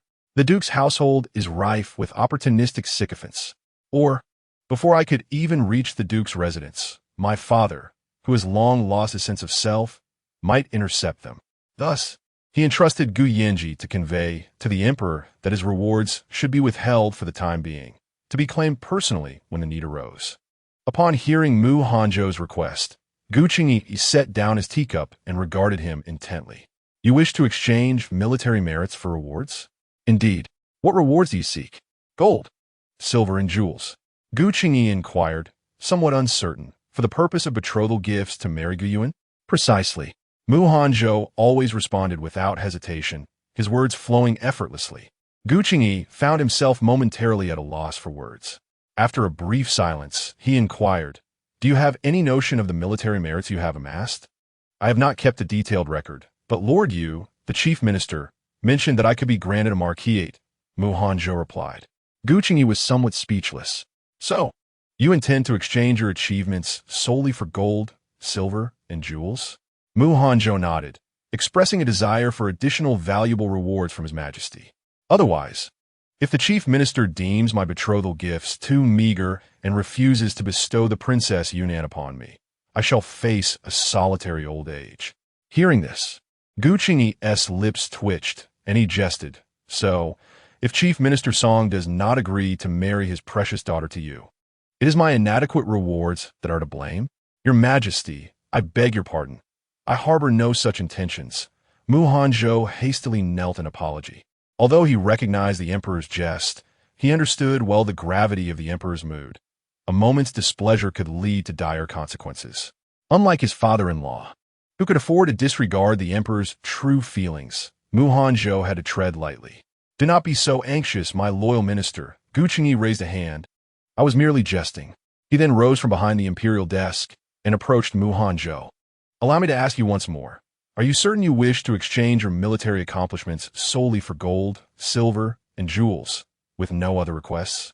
Mu Hanzhou clasped his hands in a gesture of respect. I am certain, and I hope your majesty will grant my request. In truth, Mu Hanzhou was aware that this was not a fair trade, and he felt he owed more to himself for the wounds and poison he had endured.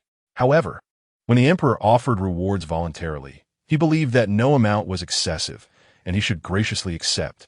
To request more would alter the nature of the exchange. Despite both being derived from his military service, the emperor could grant more, but he must not appear greedy. As for titles, he would not dare to ask. Yet, merely seeking wealth was unlikely to provoke the emperor's ire, for it was his rightful due. He had bled for the nation and its people. To ask for nothing would invite suspicion of ulterior motives. Thus, the emperor would not only remain unperturbed, but might even reward him generously for his modesty. As for titles, he could earn those in due time. Securing a marquisate or higher rank after the conquest of the northern desert would suffice. With his father-in-law's influence, the titles he deserved would surely come. After all, the entire Prince of Duan's household would never allow Gu Yuanan to suffer any indignity in such matters. Given this, why should he risk displeasing the emperor over such a triviality? Gu Chengyi, unaware of the calculations running through Mu Hanzhou's mind, mistook his demeanor for humility and awareness of his status. He refrained from further comment. Since you are resolute, I shall grant your request. Thank you, your majesty. Long live the emperor. Once their discussion concluded, Gu Chengyi posed several questions regarding Mu Hanzhou's father, the Marquis of Jinxi. After receiving the answers he sought, he dismissed him. After Mu Hanzhou departed, Gu Qingyi lost interest in reviewing the memorials.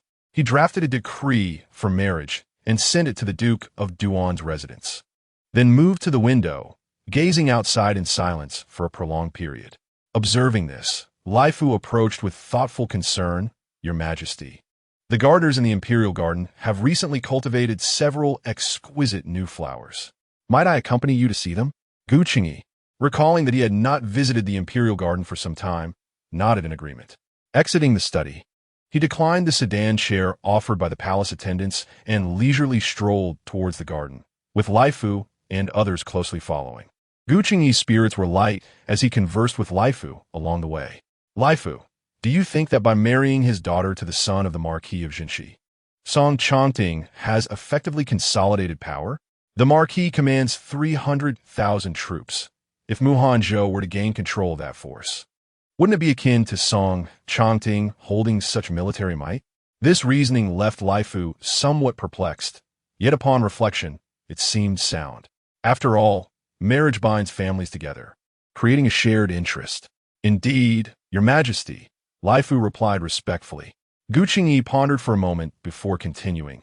"Do you think Song Chongting, now possessing military power, might harbor ambitions for the throne?" "Here we go again," Lai Fu thought, exasperated. Why does His Majesty, as an emperor, constantly worry about Song Shofu scheming for the throne? "Your Majesty, you should let go of such thoughts. If Song Shofu had intentions of usurpation, he would have acted long ago, rather than wait until now." Lai Fu nearly wished to directly advise him to accept his role as emperor and not to seek to shift the burden onto others. This was his fate, one he must embrace, whether he liked it or not. Gu Qingyi reflected on this, letting out a deep sigh as his earlier good mood evaporated. He lost interest in visiting the imperial garden and turned back to attend to the memorials. Alas, what a wretched fate! At the Duke of Duan's residence, Mu Hanzhou had barely arrived when the marriage decree followed closely behind. As the eunuch proclaimed the decree, the expressions of everyone present varied dramatically, revealing a rather captivating scene. Chapter 71. Do not pretend ignorance. Swift action invites retribution. Mu Hanzhou had not informed anyone, including Gu Yuan, of his intent to request a marriage decree from the palace. However, she exhibited little reaction, merely observing Mu Hanzhou with a scrutinizing gaze. Indeed, this was an act characteristic of his shameless nature. He had long awaited an opportunity to secure a marriage decree from the emperor, and now, with the chance presented by the northern desert, he could hardly let it slip away. Given that her father had already given his consent, it was merely a matter of time. In contrast, Gu Yenji viewed Mu Hanzhou's maneuver as akin to a deceitful shortcut, which was bound to provoke ire. Consequently, before the eunuch had finished reading the decree, he began to tap his fingers ominously, wearing a cold smirk that nearly caused the eunuch to fumble the decree in fright. "Do not concern yourself. Continue your reading." Gu Yuan offered a comforting remark. How could one not be concerned? After all, this is the South Ping Prince, known for his readiness to retaliate even against royals. Fearing being caught in the crossfire, the young eunuch hastily finished reading the decree, handed it to Gu Yuan, and quickly uttered a few congratulatory phrases. Then, with the swiftness of the wind, he whisked the person away, not daring to accept even the reward offered by the steward. Gu Yuan observed the young eunuch's retreating figure, shaking his head in resignation, and turned to remind his brother not to frighten people so excessively. Especially since they were in the presence of someone close to the emperor, one ought to show at least a modicum of respect. "Brother." But just as he opened his mouth, his elder brother's furious voice echoed back. "Mu Hanzhou, you deceitful rascal. What do you mean by deceit? My feelings for Inen are genuine, and moreover, my esteemed father-in-law has promised to betroth me to Inen after the new year. I merely acted a tad prematurely." Mu Hanzhou spoke with a smile, his tone cheerful, clearly in high spirits. He even raised an eyebrow in a slightly provocative manner, nearly inciting Gu Yan to lose his composure entirely. "Can you be any more shameless? What my father said was that as long as you continue to strive diligently, he might consider the betrothal to Inen after the new year." "Might consider? Has young Master Mu never been educated?" "Brother, do not get worked up." Mu Hanzhou waved his hand dismissively. "In the end, the outcome remains the same, does it not? Rest assured, My affection for Enin will only grow stronger each day, and my father-in-law will certainly agree. Mu Hanzhou's words were undoubtedly adding fuel to the fire, prompting Gu Yan to spit in exasperation. Shut your mouth. What do you mean by father-in-law? Who allowed you to use that title? I have been addressing him as such for quite some time now, and my father-in-law has not objected. Mu Hanzhou replied innocently, his tone carrying an almost imperceptible hint of grievance, as if Gu Yan's words were unwarranted. Gu Yuan realized that Mu Hanzhou was adept at provoking others. Previously, he had endured due to the lack of a legitimate claim to speak on matters of marriage. But now that the imperial decree had been issued, the situation was irrevocably settled, revealing his true nature. However, Mu Hanzhou should have exercised restraint and not further incited anger, as he was the one benefiting from the arrangement.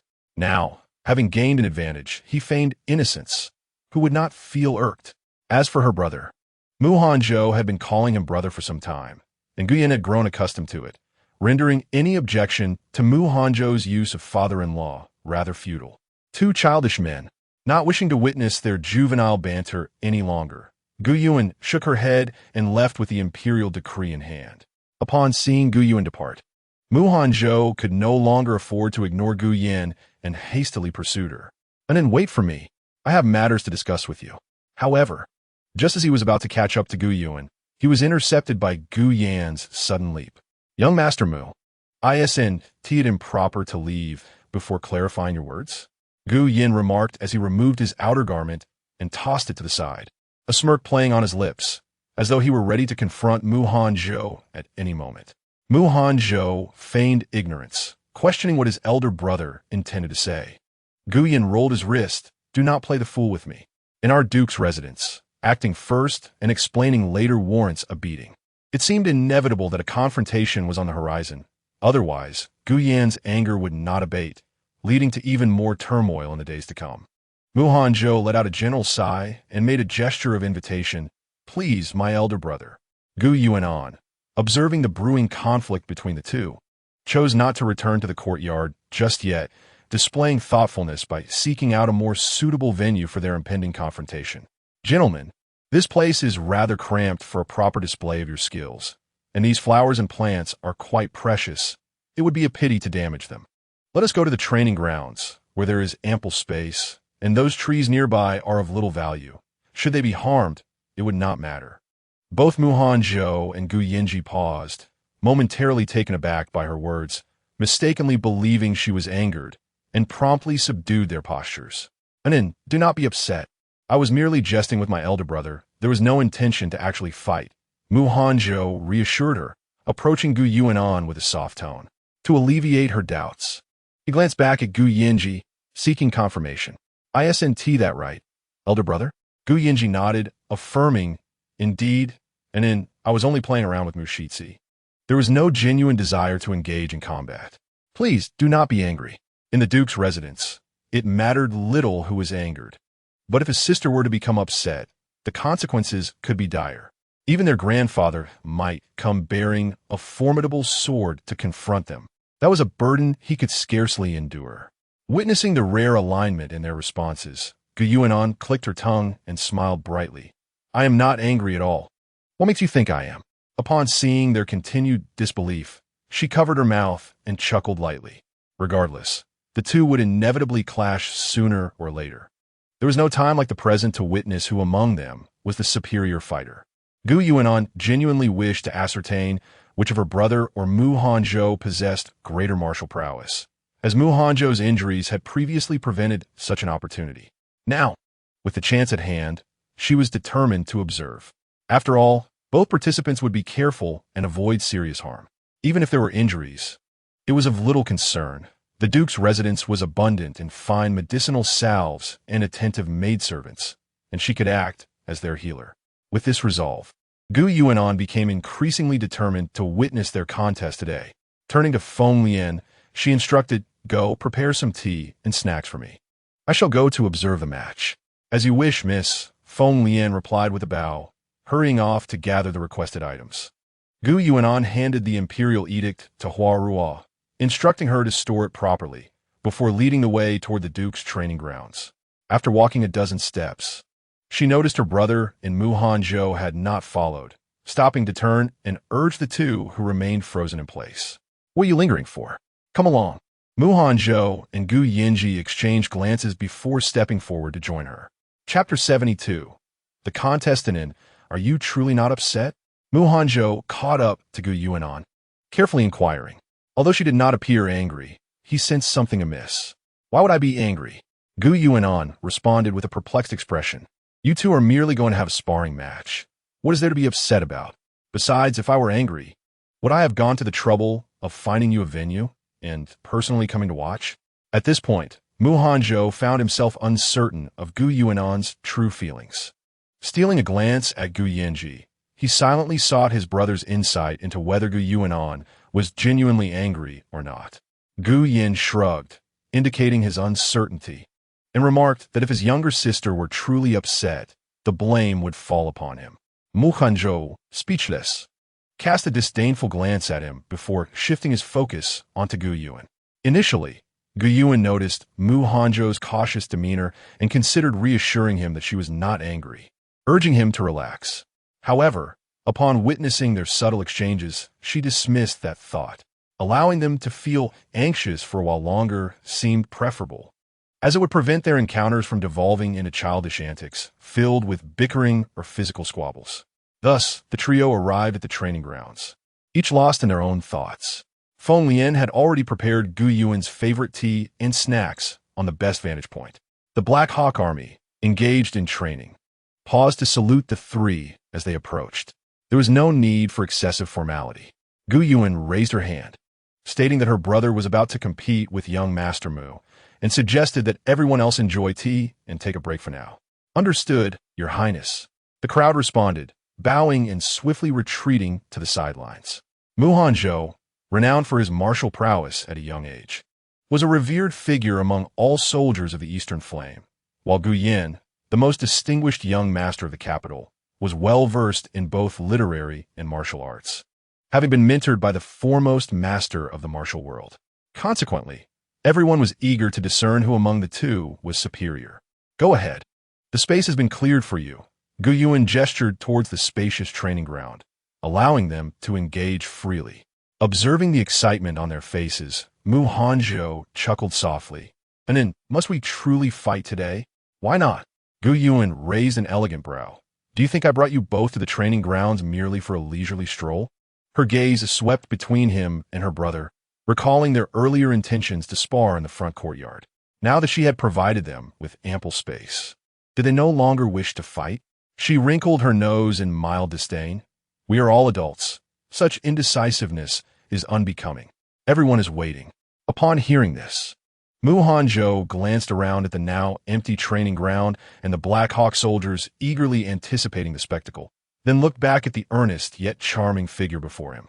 With a soft chuckle, he replied, "Since Anin wishes to see, I shall exchange a few moves with my brother." Gu Yin chimed in, "Indeed, if Anin desires to watch, my duel with young Master Mu shall commence." After all, he had acquiesced to his sister's wishes, and should his grandfather ever harbor intentions of reprimanding him, he would have no justification to do so. "It is you two who wish to fight," Gu Yuan corrected. "Had it not been for your eagerness to spar, I would not have desired to watch. Thus, I shall not bear the blame." Hanzhou regarded her earnest expression with affectionate amusement, shaking his head. "Yes, yes. It is indeed my brother and me who wish to spar, and Anin is graciously here to observe." "That is precisely the case," Gu Yuan huffed playfully. "Now go. But remember to keep it light. Do not leave each other in ruins." "At your command, my lady," Hanzhou replied with a smile. He then removed his outer garment, initially contemplating asking Gu Yuan to hold it, but after a moment's reflection, he handed it to Yin Shu behind him and nodded towards Gu Yin, stepping towards the center of the training ground. Upon witnessing this, Gu Yuan prepared to ascend the high platform to observe. After a moment's contemplation, she turned back to the two individuals, imparting a succinct reminder. They were to take the matter seriously and not approach it with indifference. Her gaze settled particularly on Hanzhou, emphasizing, "Especially you, do not hold back." This time, Hanzhou had acted without prior consultation, which displeased her brother.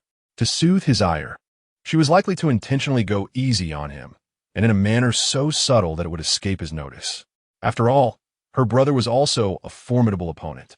Any overt display of leniency would only incite further anger. However, she was keen to witness their true capabilities. If she allowed leniency, what spectacle would remain?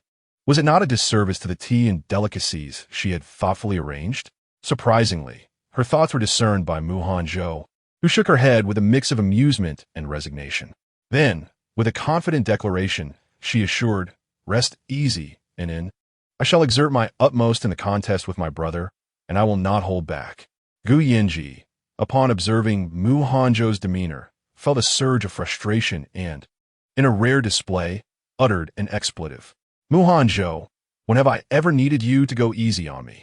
Spare me the theatrics, give it your all, or you shall find yourself packing for Hanzhou Garden." As a paragon of excellence, Gu Yinji possessed his own pride. He would not tolerate any deliberate concession during the match. He would rather lose honorably than with any semblance of dishonor. Hanzhou was indeed formidable, but he was not to be underestimated. Blessed with exceptional talent, his parents had provided him with the finest resources, masters, weapons, and martial arts manuals, all of the highest caliber. Though they had known each other for years, they had never truly engaged in a serious contest. He was eager to ascertain who among them was superior. Hanzhou Garden lay outside the city, and the round trip would take at least 2 hours. Having exited the Duke's residence, re-entry would not be so simple. Therefore, this threat held considerable weight for Hanzhou. Observing Gu Yinji's anger, she recognized that her earlier thoughts had indeed been inappropriate. She clasped her hands in a gesture of respect, assuring, "Rest assured, brother, Hanzhou shall give her all." With a sweeping motion, she invited him to demonstrate his prowess. "You had best truly exert yourself, or I shall take you down." Gu Yinji snorted, gathering energy in his palm before launching an attack towards Hanzhou. She raised her hand to meet the challenge. As they exchanged blows, the fight transitioned from the ground to the air in mere moments. After a series of exchanges, neither had managed to secure victory. However, it was evident that their martial arts and techniques differed significantly. Due to her surroundings, Hanzhou's fighting style was brutal and aggressive. Each strike aimed at taking her opponent's life. Of course, at this juncture, it was merely a demonstration, and she had no intention of truly harming Gu Yinji. Gu Yinji's martial skills, imparted by the erstwhile top assassin, were naturally capable of swiftly ending a life. Yet, in comparison to Hanzhou's ferocity, his style was more tempered and aesthetically pleasing. Both were exceptionally skilled, and in their clash, they were evenly matched. It was clear that determining a victor would require more time. Gu Yuan and the Black Hawk soldiers were thoroughly engrossed in the spectacle, to the extent that they had lost track of when her grandfather had arrived. In Chapter 73, a bet of 100,000 taels on Hanzhou, Prince Duan grasped a handful of sunflower seeds, munching away while watching and conversing with Gu Yuan. "Who do you think will prevail?" he inquired. Upon hearing his voice, Gu Yuan turned in surprise. "Ah, grandfather, when did you arrive?" She glanced at Feng Lian and the others waiting nearby. "Why didn't you inform me of grandfather's arrival?" "It's not their concern." Prince Duan waved his hand dismissively. "It was I who instructed them not to disturb you." He then gestured towards the two combatants in the training ground. "Who do you believe will triumph, your brother or Hanzhou?" "It's a 50-50 chance," Gu Yuan replied thoughtfully. Hanzhou's martial arts are brutish and fierce. He dominates through sheer strength, making it difficult for ordinary experts to gain the upper hand against him. My brother possesses profound internal energy, adept at overcoming rigidity with flexibility. His bursts of power are swift and fierce. Both are evenly matched. Neither holds a definitive advantage. Prince Duan nodded in agreement. Then his eyes sparkled mischievously. "How about we wager on it?" "Wager on what?" Gu Yuan pointed towards the two fighters in the arena. "Shall we bet on who will win?" "Indeed." Prince Duan spat out the shell of the sunflower seed. "I wager your brother will win. Who do you choose?" Though he posed the question, his eyes subtly conveyed a desire for Gu Yuan not to wager the same. Gu Yuan, who had been raised by him since childhood and was quite perceptive, understood his intent with a mere glance. Such an obvious hint needed no elaboration. However, this time, Gu Yuan feigned ignorance, pretending to be troubled as she observed the duel. With a beaming smile, she declared, I also bet on my brother to win. Prince Duan paused momentarily, then quickly waved his hand. That one do. I've already placed my bet on your brother. You must choose someone else. Seeing her grandfather's somewhat childish demeanor, Gu Yuan chuckled lightly. But I want to bet on my brother. I believe he has a greater chance of winning. Pouting, she looked at him and added, Grandfather, I don't want to lose. Could you please bet on Hanzhou? Among his 4 grandchildren, Prince Duan had always favored Gu Yuan, who had asked for the stars when denied the moon. How could he withstand her coaxing? Yet, Gu Yin and Mu Hanzhou's relationship was complex. One was his eldest grandson, the other a prospective grandson-in-law whose engagement had yet to be formalized. It was needless to say that the bonds of kinship were apparent. He certainly wouldn't forsake his own grandson to place a bet on another. Moreover, Mu Hanzhou had been entrusted to him for over a decade, and even if his grandson had no hope of winning, he would not wager against him. Resolutely, Prince Duan's heart hardened as he made his first refusal of his beloved granddaughter's request. No, I am betting on your brother. I chose first, and you cannot contest that. He added sternly, You must respect your elders, understand? Before Gu Yuan could respond, he continued, Besides, Mu Hanzhou will soon be your husband. Is it appropriate for you not to bet on him? To avoid softening his resolve, he deliberately turned his head away from Gu Yuan. Amused, Gu Yuan noted that with Song Jinxin's company, her grandfather was increasingly resembling a child. As Gu Yuan observed her grandfather's earnest attempt to avoid looking at her, a glimmer of mischief danced in her eyes. Then let us all bet on brother, she suggested. No way. The Prince of Duan rejected her proposal with swift decisiveness. Why not? Gu Yuan feigned ignorance. The prince looked at her with an expression that seemed to question her intelligence. What do you mean, why not? If we all bet on your brother, and he wins, whose money do we claim? And if he loses, who bears the loss? What shall we do then? Gu Yuan's face clouded with concern, her delicate brows knitting together. But I truly wish to bet on brother winning. Noticing his precious granddaughter's frown, the prince could no longer maintain his composure, just as he contemplated betting on Mu Hanzhou instead. A glance at the silent figure of Heishan standing behind him sparked a new idea. Heishan had listened intently to the conversation between the grandfather and granddaughter, and upon realizing the prince's gaze upon him, he understood the intentions behind it without needing further explanation. Subtly averting his eyes, he took a step back, his mind racing to devise an excuse to extricate himself from the situation. Yet, before he could conjure a suitable reason, the prince's voice resonated, summoning him forth. Heishan, come here. With a resigned sigh, Heishan stepped forward reluctantly, clasping his hands in a gesture of respect. My lord, the prince nodded, cutting straight to the point. Both Inen and I shall bet on Yanji. You should wager on Mu Hanzhou. He added a final instruction, bet all your savings, otherwise it would be rather pointless. Heishan couldn't help but think, is this how a master speaks? To make him the scapegoat without a hint of courtesy, not even a semblance of politeness? Was there truly no difference between this and theft? And to wager all his savings? If he won, it would be splendid, but if he lost, would he not be left to kneel on a washboard that night and sleep on the floor? After musing silently, Heishan cleared his throat. My lord, y pusas no personal savings. His wife had made her stance abundantly clear. No succumbing to greed, no gambling, regardless of the seemingly high odds.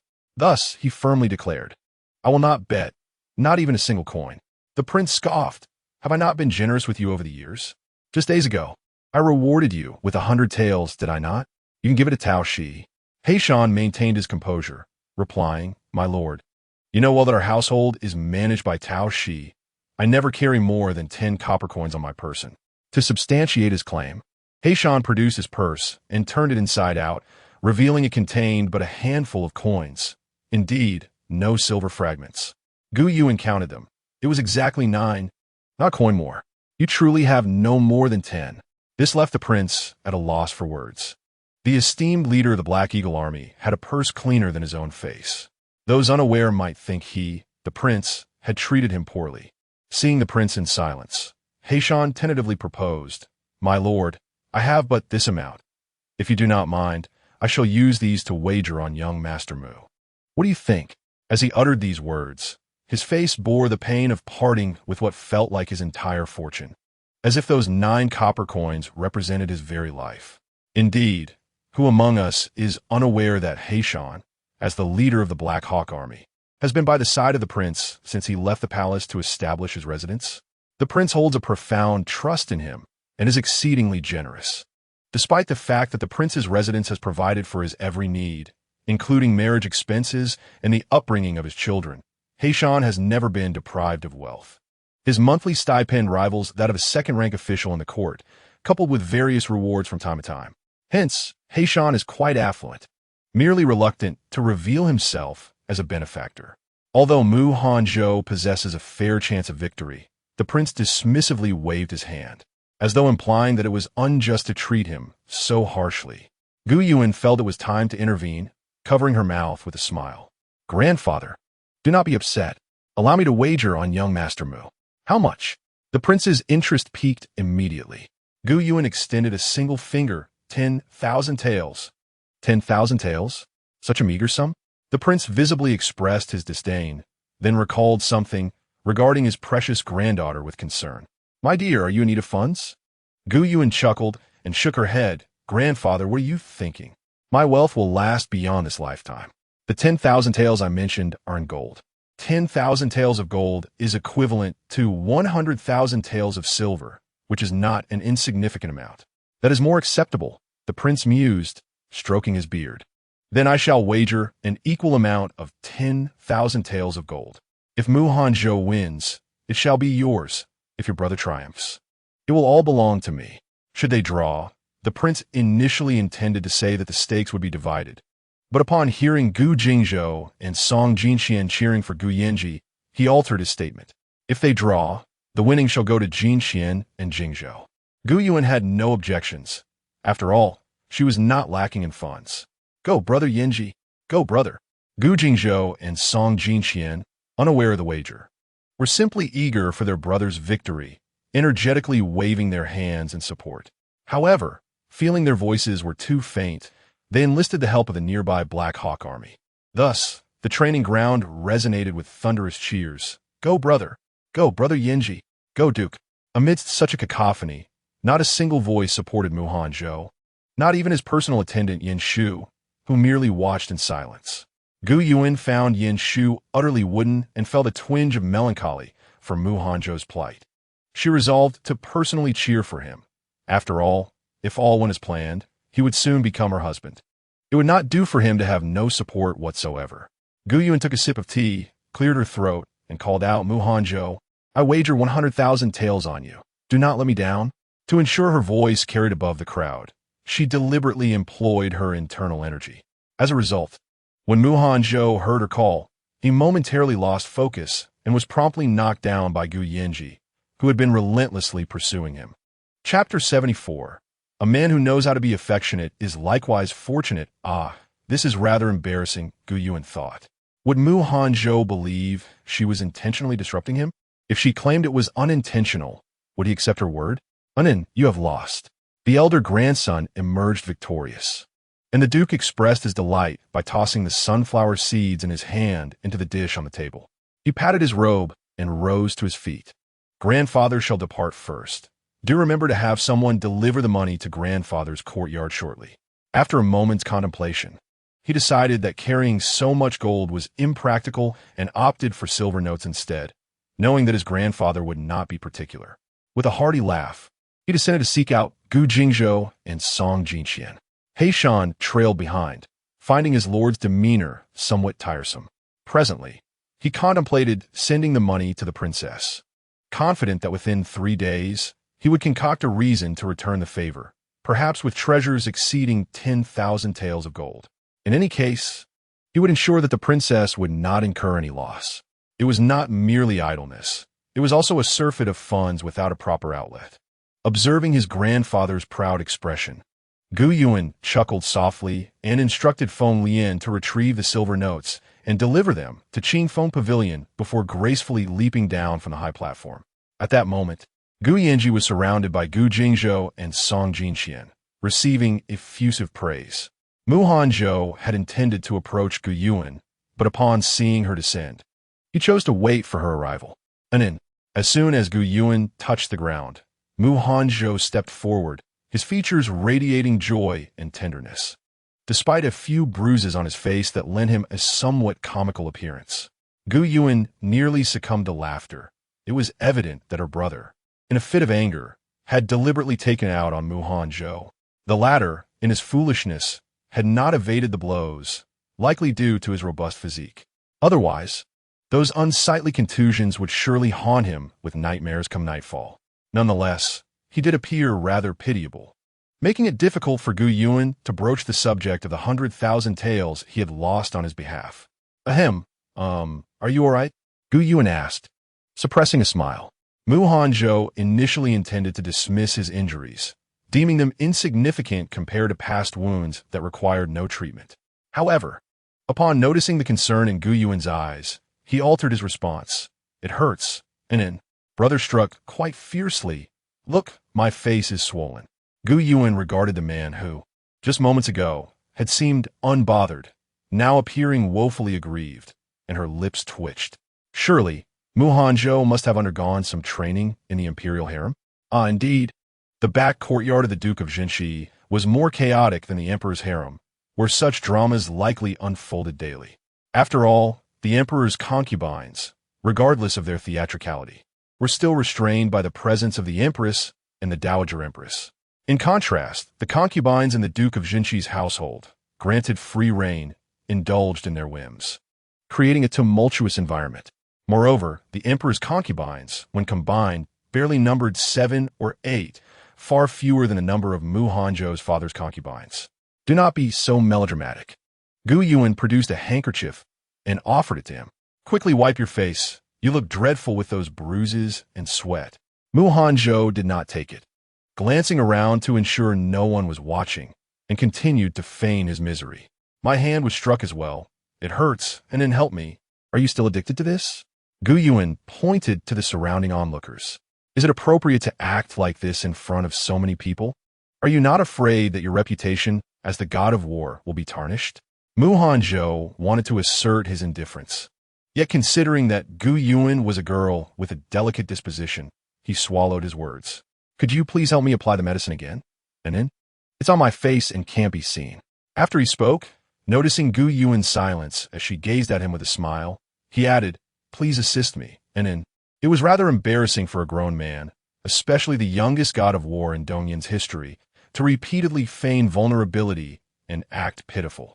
We have mirrors in the Duan Wangfu, and they reflect quite clearly, Gu Yuan replied with a cheerful demeanor. However, it is inconvenient, and my hand is also injured. Hanzhou lamented, feigning distress.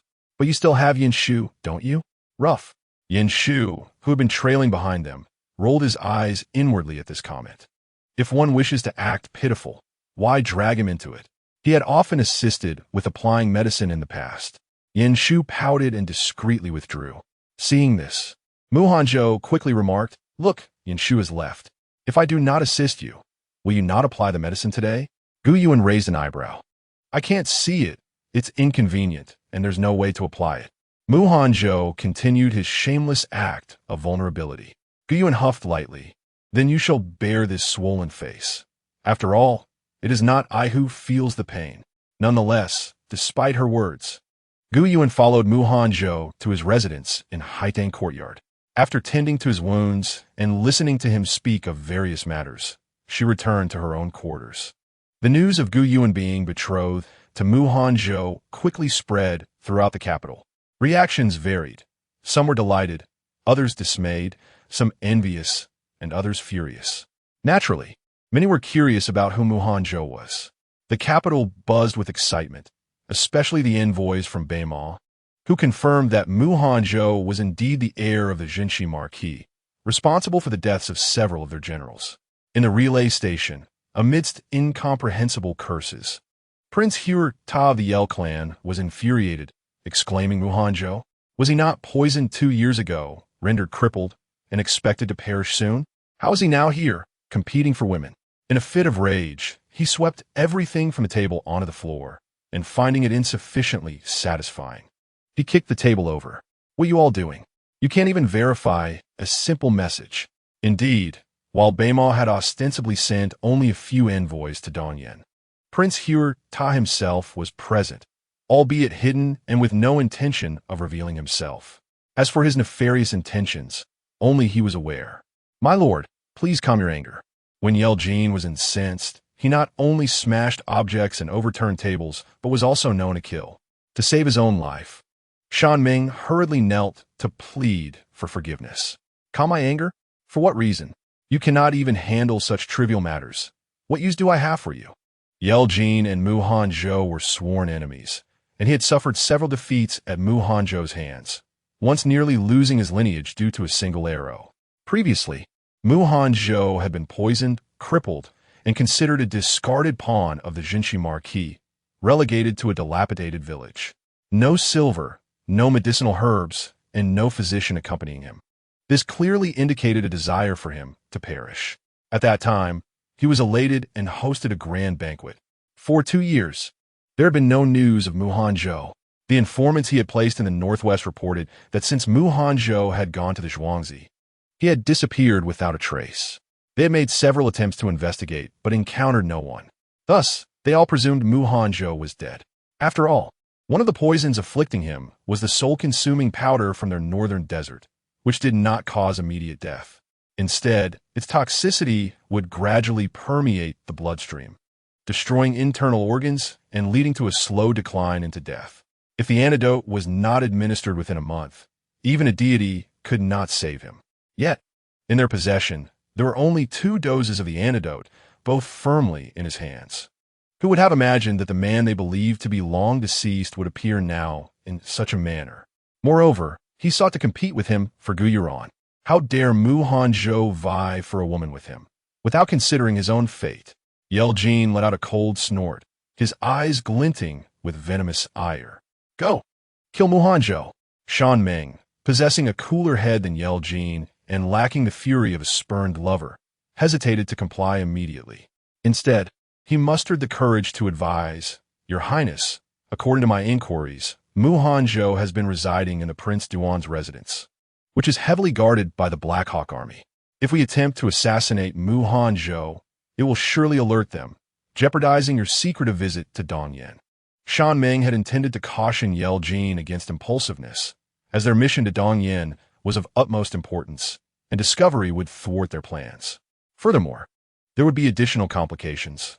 One must not allow a moment of rage to ruin a grand scheme. After all, Mu Hanzhou could be killed at any time. There was no need to rush. However, Yeljin, emboldened by his unrivaled martial prowess in the northern desert and intoxicated by wrath, dismissed Shan Ming's counsel. His anger was further fueled by the fact that Shan Ming had failed to ascertain Mu Hanzhou's fate. Now, not only was Shan Ming hesitating to execute his command, but he was also attempting to instruct him on how to proceed, which only incensed him further. Without uttering another word, Yeljin kicked at him, exclaiming, "Since when does this prince require your guidance? Have you forgotten your place? Mu Hanzhou resides in the Prince Duan's residence. Why not wait until he exits the strike? Who permitted you to storm in and commit murder? Can he hide there for eternity? If necessary, devise a plan to lure him out. How can you be so foolish? Is that thing around your neck merely for decoration?" Yeljin, brimming with fury, unleashed a torrent of invective upon Shan Ming, entirely disregarding his current location and the number of men at his disposal, as well as the consequences he would face if discovered. Shan Ming, not wishing to return from Dong Yin empty-handed, attempted to persuade him once more.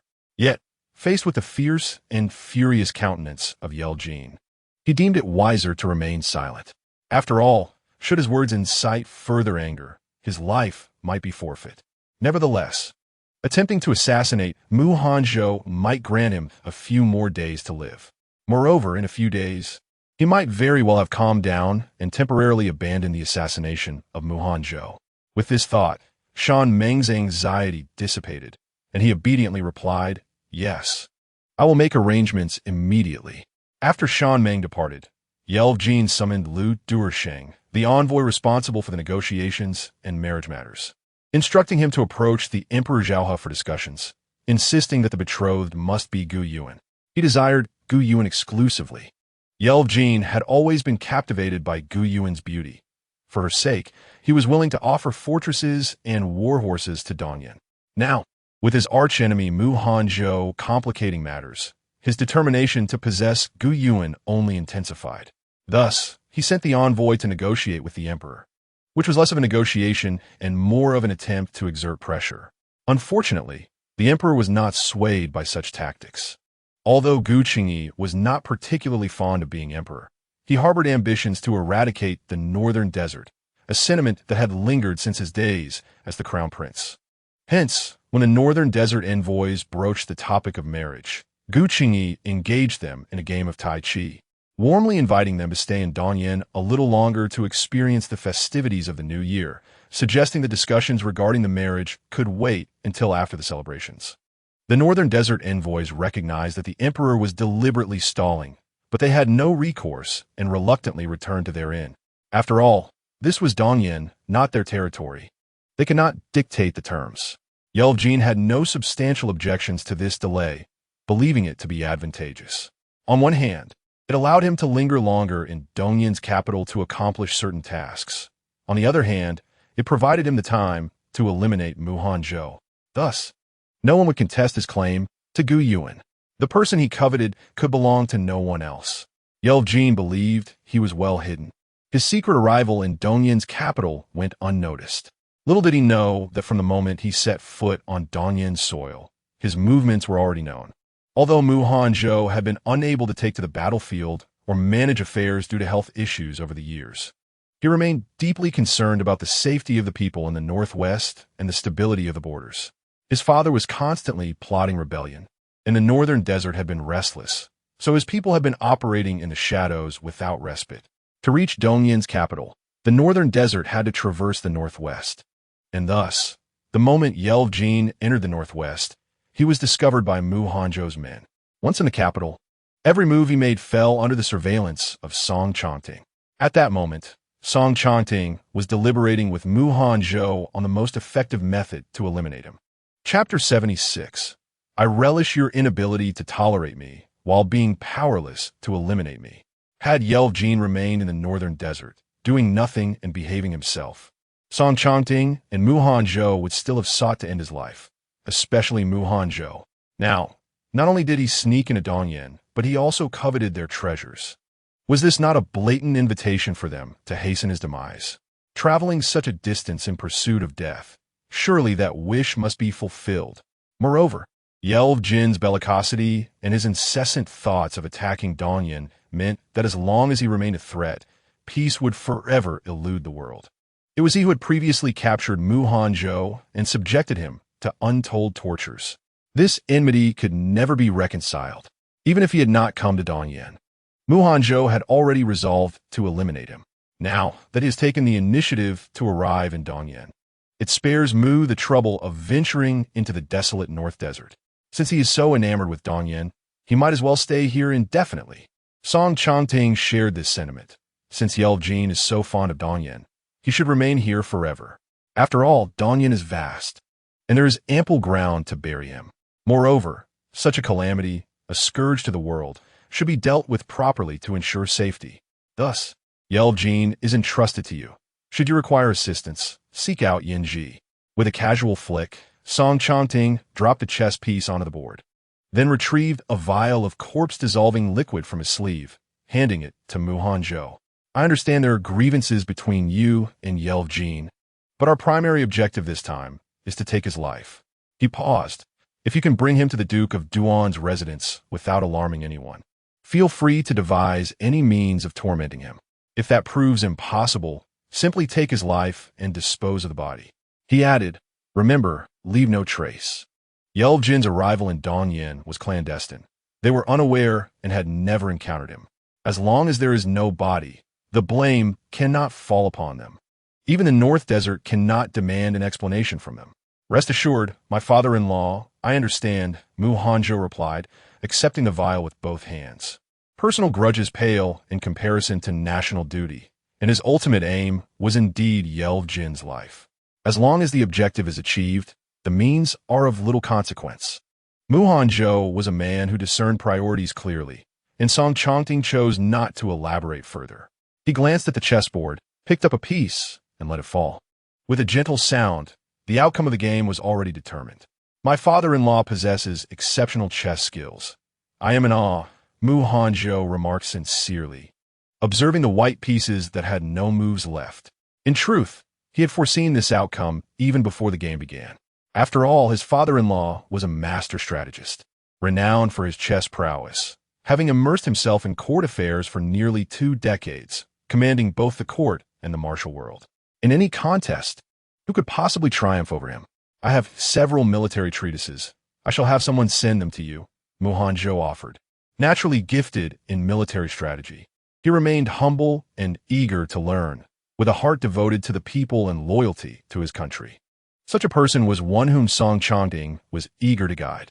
Thank you, my father-in-law, Hanzhou expressed, rising to bow in gratitude. The military texts his father-in-law collected must undoubtedly be exceptional. Once the residence bestowed upon you by the emperor is ready, you should move out. Song Changting waved his hand dismissively. Huh? The sudden shift in topic left Hanzhou momentarily stunned. Why must he move out when everything was perfectly fine? Could it be that his frequent visits to Gu Yuan had displeased his father-in-law? What do you mean, huh? Song Changting shot him an exasperated glance. If you don't move out, are you planning to carry the betrothal gifts from the guest quarters of the Duke of Duan on the day of your proposal? Realizing the reason behind the sudden request, Hanzhou secretly breathed a sigh of relief. The esteemed father-in-law is indeed correct. It is my oversight as the humble son-in-law.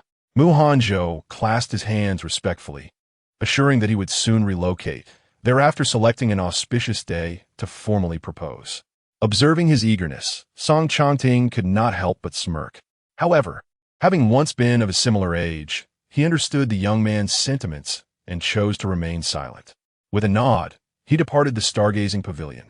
Once Song Changting had left, Hanzhou returned to Haitang courtyard to arrange the assassination of Yeljin. Unbeknownst to Yeljin, he was preoccupied with the notion that Gu Qingyi had encouraged the Northern Desert's envoys to prolong their stay in Dongyan, which sparked numerous schemes within him, including the contemplation of bribing several ministers of Dongyan.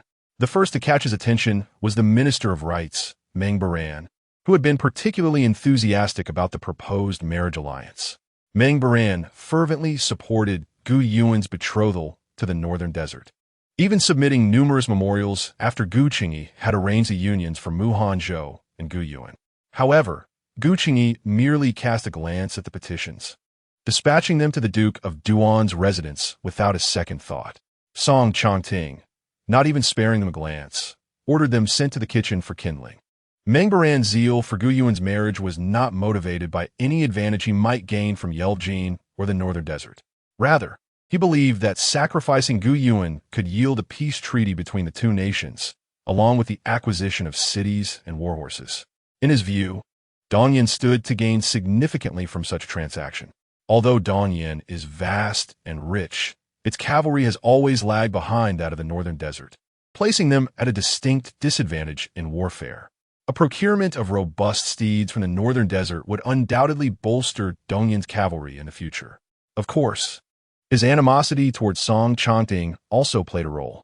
As the illustrious heir to the Duke of Duan, Song Changting wielded substantial power, earning the emperor's trust and access to the wealth of the richest families as if it were his own purse. It was infuriating that he monopolized all the advantages. How could one not feel envy? Moreover, Song Changting frequently scrutinized corrupt officials and the misconduct of court ministers, leaving them in dismay. Who could possibly harbor affection for him under such circumstances? Additionally, Meng Baran's daughter despised Gu Yuan and hoped for her to be sent to the Northern Desert, to endure a life of misery. Were it not for the heavens granting her recovery, he would have remained oblivious to the extent of Gu Yuan's previous malfeasance against his daughter. She was his cherished jewel, a minister's daughter of respectable standing. Why should Gu Yuan have the audacity to bully her? While Song Changting was fully aware of the underlying motives, he remained indifferent. As long as Meng Baran dutifully performed his responsibilities without overstepping, betraying the nation, or courting disaster, he would not concern himself with him. After all, Meng Baran was not a threat to him. He merely relished the sight of others' impotent rage against him. Such matters were no secret. Thus, Yelvjin had little difficulty uncovering the truth.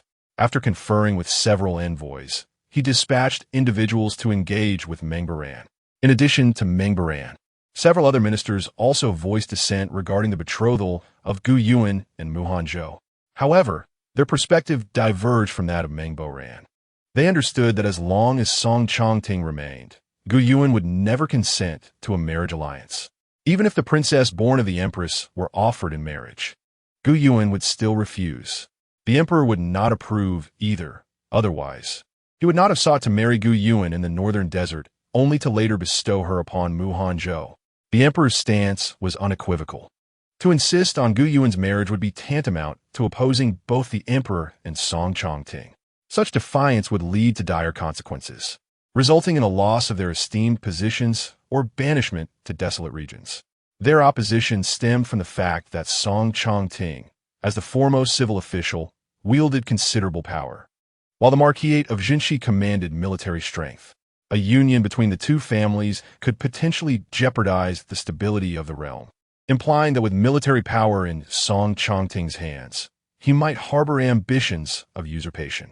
Several ministers, taking advantage of Song Chongting's absence from court due to his leave, took turns speaking passionately and at length, as if the very fate of the dynasty hinged upon Song Chongting's imminent rebellion.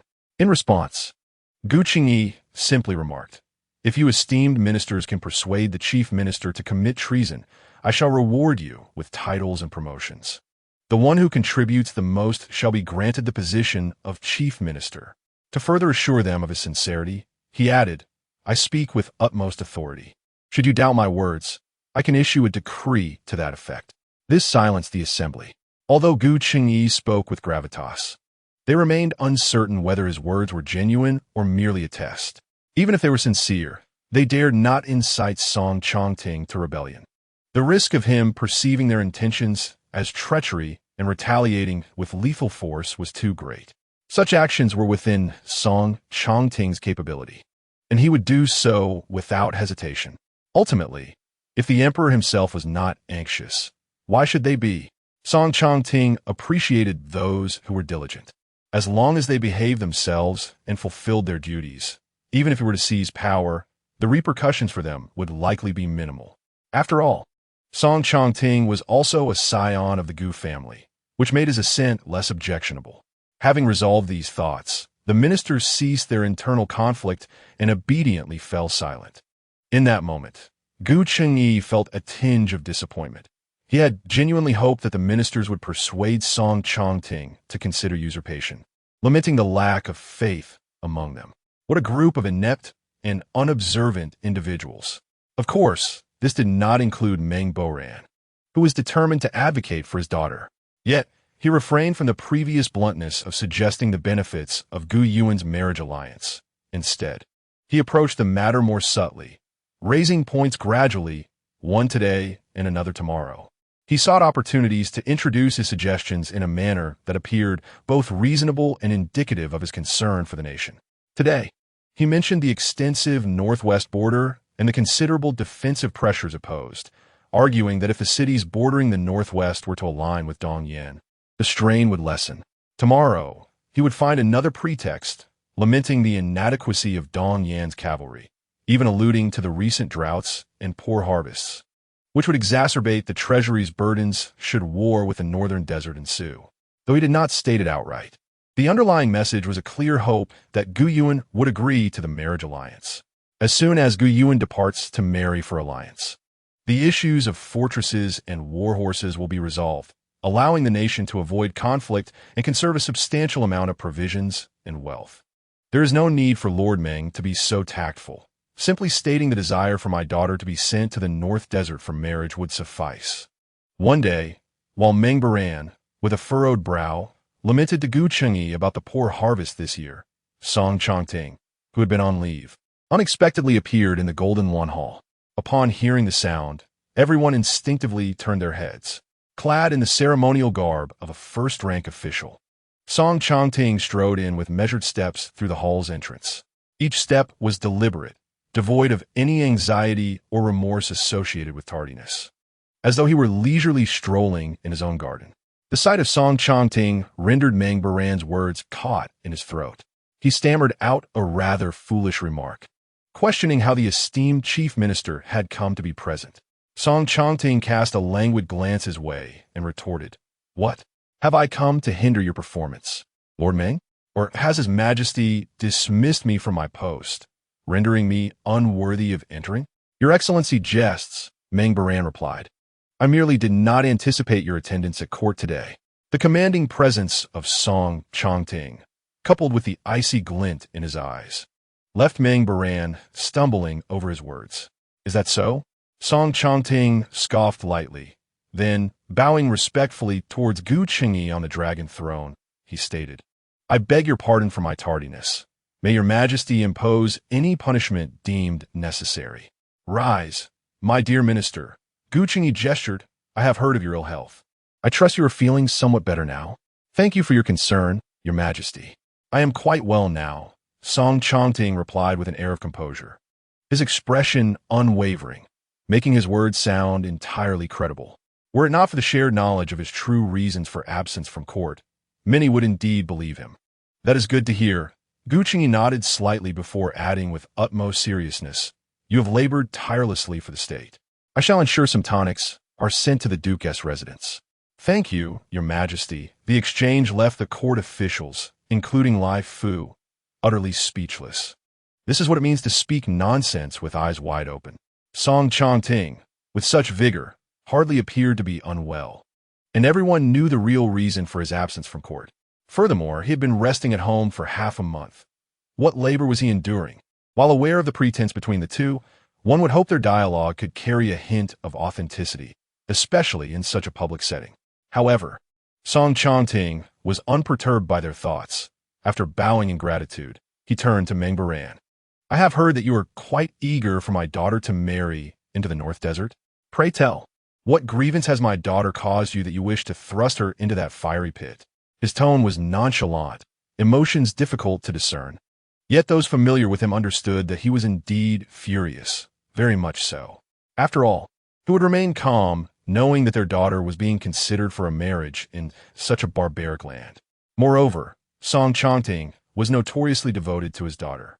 Gu Yuan was the sole daughter of the Duke's residence, cherished and doted upon, yet Meng Baran seemed eager to send her to suffer. Was that not akin to inviting disaster? It seems that without shedding a bit of blood, Song Chongting's rage cannot be appeased. And as for the Prince of Duan, Meng Baran is in dire straits this time. The onlookers gazed at Meng Baran with a look of anticipation, silently mourning for him for a fleeting moment, while also feeling fortunate for their own clarity of mind. Otherwise, they would be trembling just like him, realizing the gravity of the situation amidst the gloating eyes around him. Meng Baran understood that there was no turning back. He steeled himself and said, "Your Excellency, the Prime Minister has misunderstood. I only act for the sake of Dongyan, with no other intentions." "For the sake of Dongyan?" "Truly, Minister Meng is concerned for the nation and the people." Song Chongting interrupted him with a cold scoff. "If that is the case, why does Minister Meng not send his own daughter to marry for peace? Is not your foolish daughter, who has been idle for 5 years, suitable?" Upon hearing this, Meng Baran paused for a moment, then adopted a righteous demeanor. "If it would benefit Dongyan and secure peace between our nations, I would certainly agree. However, the Prince of Hultar from the North Desert has his sights set on Princess Yunan, not my daughter. My daughter's status is humble, and her beauty pales in comparison to the princess. If my daughter were to replace the princess for this marriage, the North Desert would surely refuse. And that would be detrimental to peace between our nations. What difficulty is this?" Song Chongting lowered his gaze, concealing the mockery in his eyes. "A few days ago, I met a skilled herbalist proficient in the art of face-changing. He can transform your daughter's visage to resemble mine, and bestow the title of Princess Yunan upon her. Thus, your concerns will be rendered moot. Why does Minister Meng not speak? Are you worried that the herbalist's skills may not suffice to replicate my daughter's appearance?" Song Chongting inquired, observing Meng Baran's silence. "You need not worry. I have verified the herbalist's capabilities. His face-changing technique is exquisite, guaranteeing that your daughter's face will be indistinguishable from mine, without a trace of flaw. as these words left Song Changting's lips. Every gaze within the Golden Lawn Hall remained fixated on Meng Baran, some even holding their breath. Just moments ago, Meng Baran had boasted grandly, only to swiftly find himself caught in his own trap. One could only wonder if he wished to turn back time and deliver a few resounding slaps to himself. Though the notion of face-changing sounded somewhat alarming, the assembly believed that since Song Changting had proclaimed it before so many witnesses, it must indeed be feasible. Furthermore, it was highly likely that this face-changing practitioner was not merely a herbalist, but rather his wife, Lu Wanxiao. After all, her medical prowess was unparalleled, not just in Dongyan, but across the realm, with none surpassing her. Meng Baran felt a chill run through him. He had initially intended to ensnare Song Changting, but to his dismay, he had inadvertently dug a grave for himself. He had contemplated that Song Changting might set his sights on his daughter, forcing her to take the place of Gu Yuan in this marriage. However, just a few days prior, he had received word from the North Desert stating that the Prince of Hultar was solely enamored with Gu Yuan's beauty, wishing only for her, and no one else would suffice. He had promised him that, should he facilitate the matter, a handsome reward would await him. On the spot, he handed over 50,000 taels in silver notes, stating that further gratitude would be bestowed upon the successful completion of the task. His earlier remarks were deliberately crafted to place Song Changting in a predicament. Yet, it was he himself who now found himself ensnared in an equally difficult situation. What now? Is it that Lord Meng is reluctant? Noting Lord Meng Baran's silence, Song Changting pressed on. Before waiting for a response, he continued, just moments ago, Lord Meng spoke with such righteous fervor that I believed you were genuinely willing to make any sacrifice for Dongyan. Yet now, with your demeanor, one could assume you were jesting. A man of honor must stand by his words. Both I and His Majesty, along with the esteemed ministers, have taken your declarations to heart. Song Changting relentlessly pursued his point, while the onlookers reveled in the spectacle, leaving Meng Baran in a state of indecision. Regret consumed Meng Baran to the point where thoughts of despair crossed his mind. He had boasted in front of the emperor, and to now express reluctance would be tantamount to deceiving the sovereign, a crime punishable by death. However, to acquiesce would mean his daughter would be subjected to a fate of facial alteration and sent to the northern deserts. Although he had never encountered Lu Wanxiao, and none in his family had the fortune to be treated by her, he had certainly heard of her remarkable talents. Notably, the matriarch of the Duan family had suffered from ailments due to her second daughter's troubles, growing increasingly frail. The palace physicians were at a loss, and the Duan family sought out renowned doctors with no success. Yet, upon Lu Wanxiao's arrival, the matriarch's health improved day by day. It was said that her spirit now surpassed that of her daughters-in-law, and at her advanced age, she walked with vitality. Even the Empress Dowager summoned her regularly for consultations and checkups. This alone attested to Lu Wanxiao's outstanding medical prowess. Though he had not previously heard of facial alteration, he believed Song Changting would not jest about such serious matters. Moreover, even if it were a jest, he could not afford to take that risk. Should there be any truth to it, or if Song Changting had other means, his daughter's future would be irrevocably doomed. In the brief span of their exchange, Meng Baran's expression fluctuated dramatically, shifting from one emotion to another. Yet, the shadow of worry and regret never left his countenance. Song Changting observed all of this with a mocking smile, to dig a pit for him, while failing to recognize his own weight. How could he dare propose his daughter as a pawn in a diplomatic marriage, a notion even the emperor would not entertain? Had the northern deserts emboldened him with wealth? Why does Lord Meng remain silent? Could it be that his prior statements were mere fabrications to deceive His Majesty? Deceiving the sovereign is a grave offense. Surely Lord Meng would not be so foolish. Song Changting's tone remained neither angry nor pleased, even bordering on gentle. Yet each word he uttered was laced with deadly intent. So much so that even in the depths of winter, Meng Baran found himself drenched in sweat. Were it not for the fear of punishment for losing composure before the throne, he might have struggled to remain standing. Yet that was not the case. Meng Baran wiped the sweat from his forehead, pondering the feasibility of the proposed method. While it was indeed plausible, it was not infallible. Should the northern nomads uncover this scheme, the consequences would be dire. Not wishing to entertain his futile musings, Song Chongting raised his hand to interrupt him. There is no need for Lord Meng to fret. The skills of the herbalist are sound, and any alterations will be imperceptible. As for other matters, as long as we remain silent, and the young lady does not speak, who would be the wiser? After surveying the hall, he inquired, "What do the rest of you think?" The chancellor's reasoning is sound.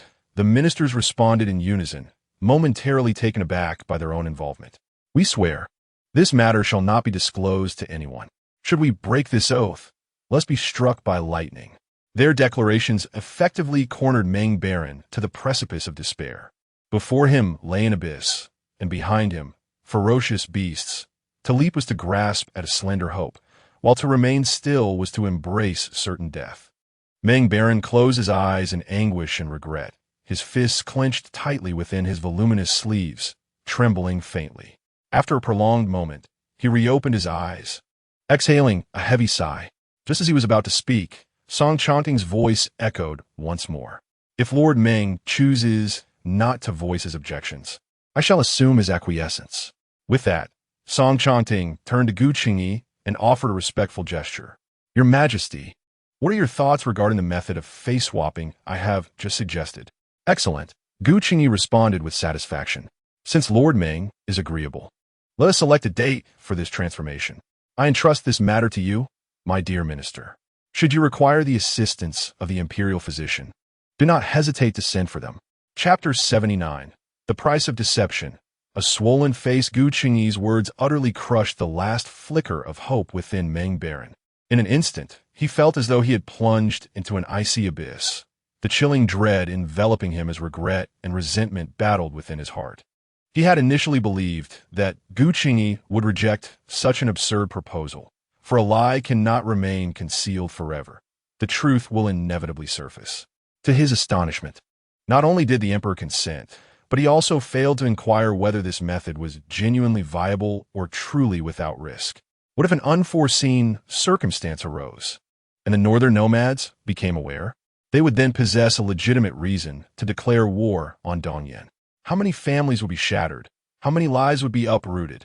It seemed that whatever Song Chongting proposed was accepted without question, devoid of consideration for the consequences. Never had he encountered an emperor as ineffectual as Gu Qingyi. As the sovereign, the affairs of the court were largely dictated by the powerful minister, Song Chongting. For years, rather than devising a means to reclaim authority, he had merely indulged him, yielding to his every demand. Now, he had willingly handed over military power into Song Chongting's hands. If previous circumstances had been unavoidable, the opportunity for a political marriage presented a perfect chance to leverage Song Chongting's influence and reclaim some authority. Alternatively, it could have exposed Song Chongting's insidious ambitions, allowing for a legitimate confrontation. Yet, at such a pivotal moment, he chose inaction, instead driving his loyal minister toward a path of desolation. Meng Baron felt a profound chill of disappointment. Gu Qingyi, having navigated through blood and turmoil for so many years, must surely comprehend the turmoil within Meng Baron's heart. Meng Baron, despite his somewhat stubborn nature in the past, was diligent in his duties, executing tasks with great finesse. He possessed a sharp intellect, clearly discerning what was feasible and what was not. However, as he aged, it seemed his mind had grown less sharp, and his thoughts multiplied. It appeared that the abundance of recent years had led him to become overly clever, self-righteous, and insatiably greedy. Gu Qingyi suppressed the coldness in his gaze and glanced at Meng Baran, who stood there with his head bowed, appearing almost lost. Does Lord Meng disagree with my words? Or is he unwilling to allow his precious daughter to marry for the sake of peace with the Eastern Flame? Gu Qingyi's voice, though not loud, radiated authority and pressure, startling Meng Baran back to his senses.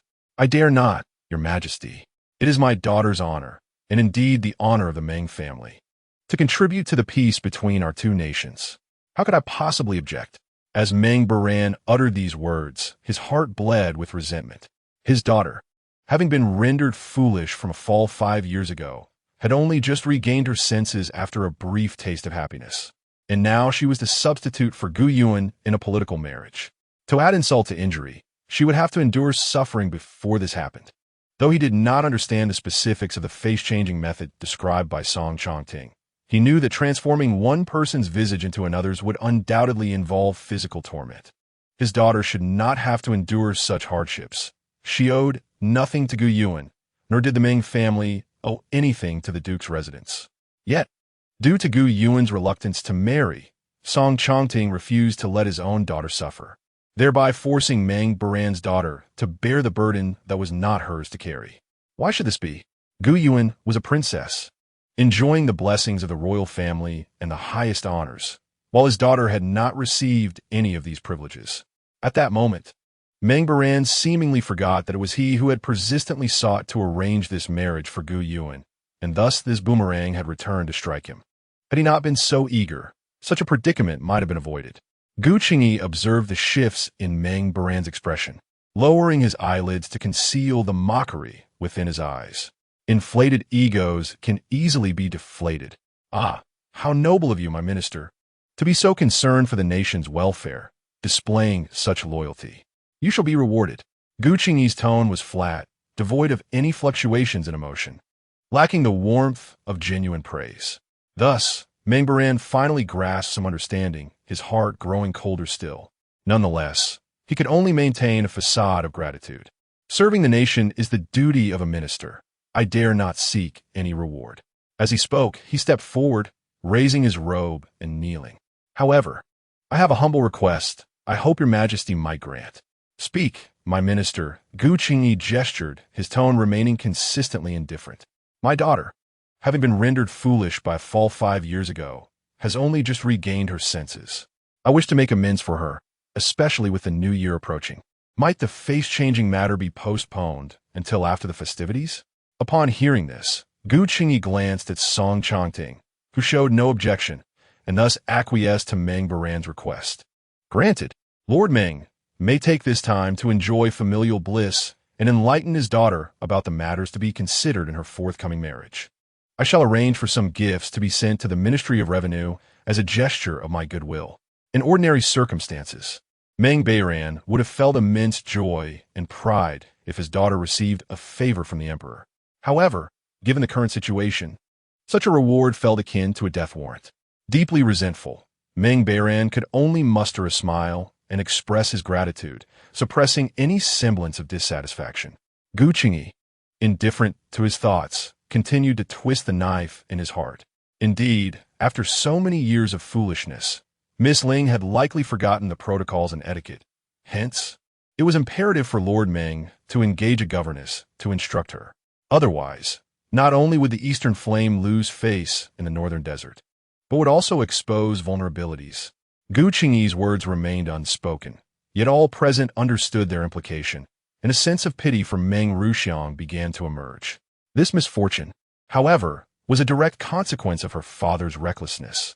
If there was blame to be assigned, it lay solely with him, a father whose foolishness and lack of clarity at critical moments had led them to this juncture.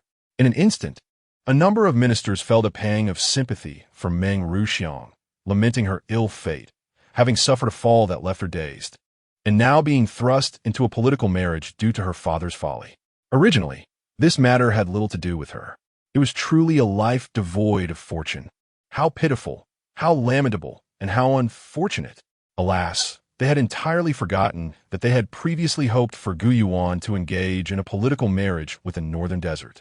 Were it not for the formidable power of the Duke of Duan, the ruthless tenacity of Song Chongting, and her prospective fiancé Hanzhou, who could lead an army against the Northern Desert, coupled with the emperor's reluctance, it would now be Gu Yuan facing the path of political union.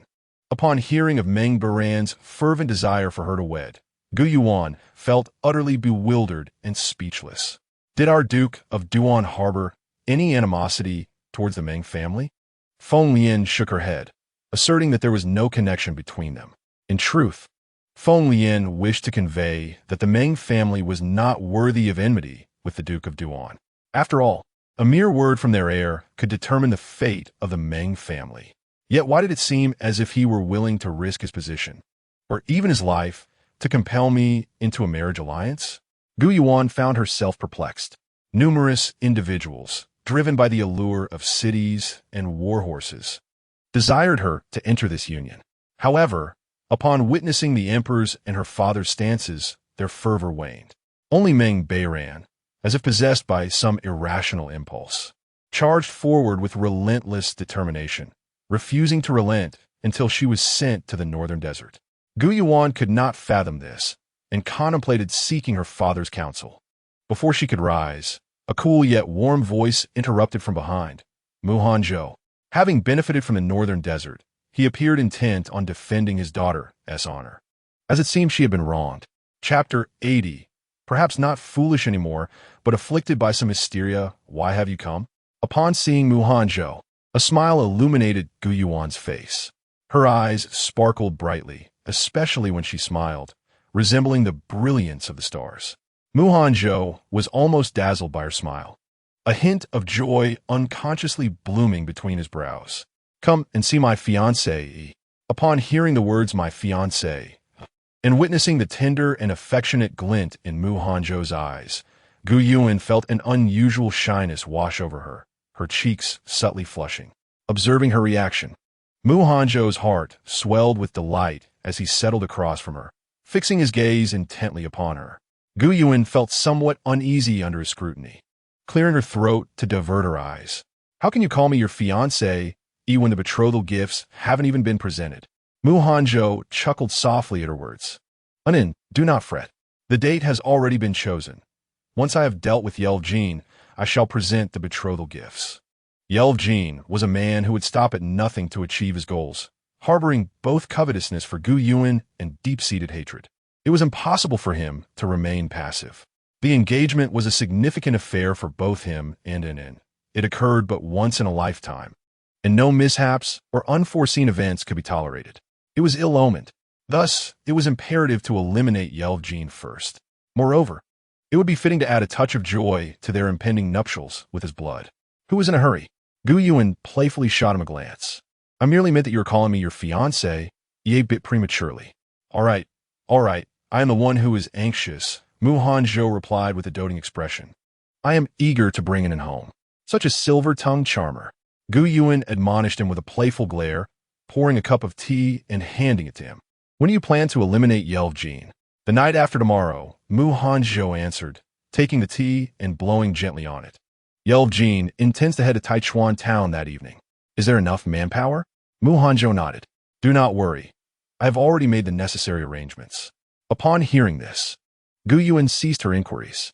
After years of leading troops in a battle, Hanzhou was certainly adept at such matters. Her only concern was that the number of men he had brought to the capital was limited. After all, even a mightiest individual could be at a disadvantage against a throng. In a brawl, one should always rely on numbers rather than engage in a duel. Fortunately, the Duke's residence was not lacking in combatants. Suddenly, Gu Yuan's eyes sparkled as she blinked at Hanzhou. Can I accompany you? Absolutely not. Hanzhou responded without a moment's hesitation, his refusal swift and decisive, devoid of any superfluous words. This was Gu Yuan's first experience of being so abruptly turned down by Hanzhou, and it left her feeling somewhat displeased, her lips pouting. Why not? Because it is dangerous, Hanzhou replied succinctly, lowering his gaze as he sipped his tea, avoiding the gaze of the person opposite him. I am not afraid. Gu Yuan shook her head defiantly.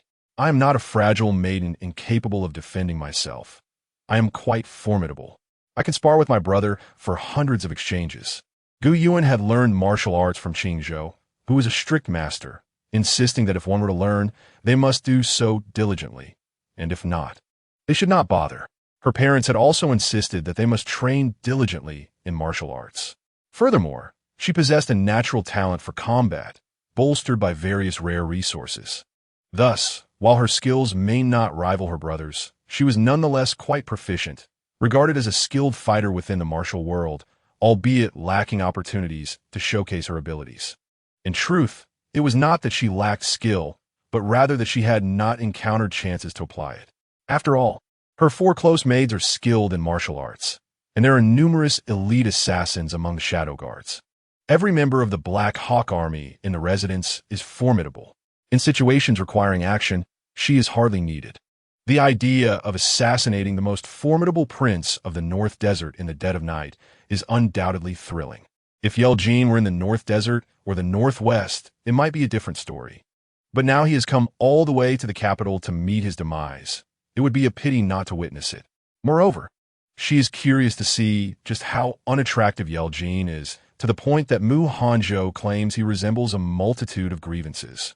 Noticing Hanzhou's silence, Gu Yuan continued, "Truly, if you don't believe me, we could spar a few rounds right now. I have a host of formidable shadow guards. I wouldn't hinder you, and there would be no danger. That one do.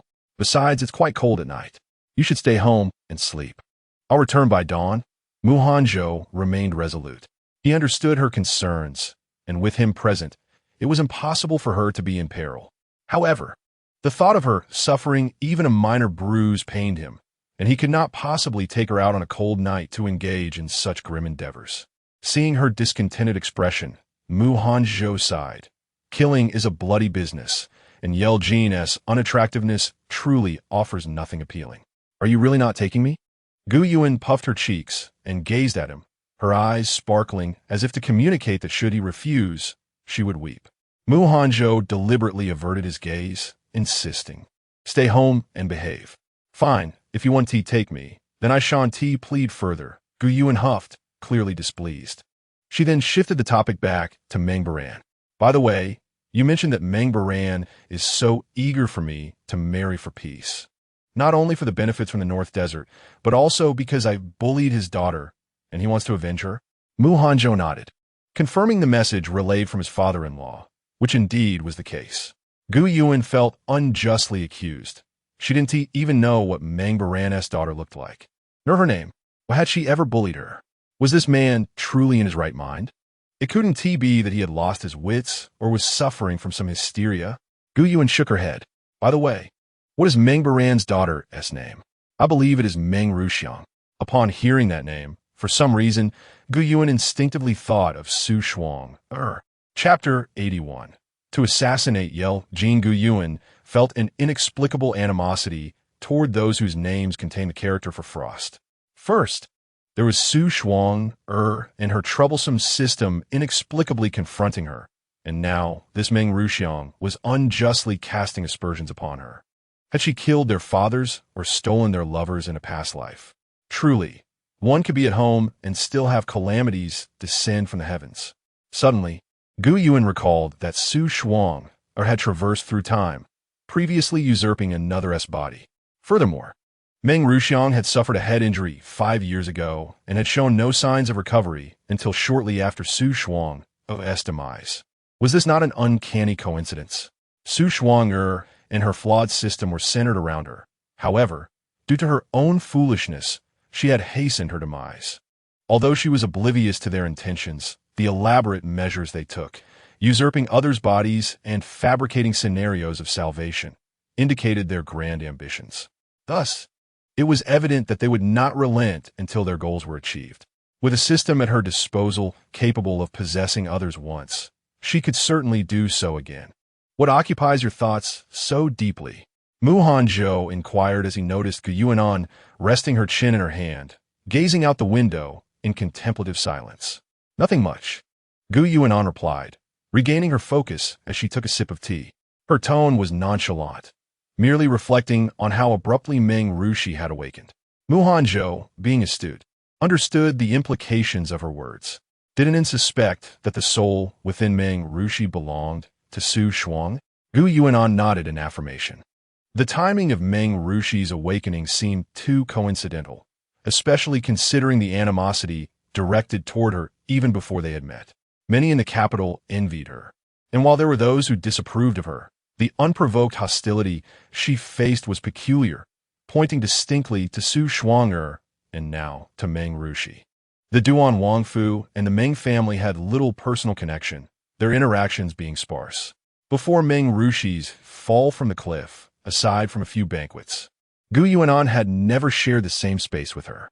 She had never conversed with her and could not even recall her appearance. The Meng family had sequestered Meng Ruxi for 5 years, preventing her from seeing anyone, and after her madness had subsided, she had still not been introduced to the outside world. How could she possibly have had the opportunity to bully her? Moreover, such unfounded claims bore a striking resemblance to the nonsensical assertions made by the dim-witted Su Shuang. What are Anan's intentions? Hanzhou gently swirled the cup in his hand, his long lashes casting shadows over his cold, murderous gaze.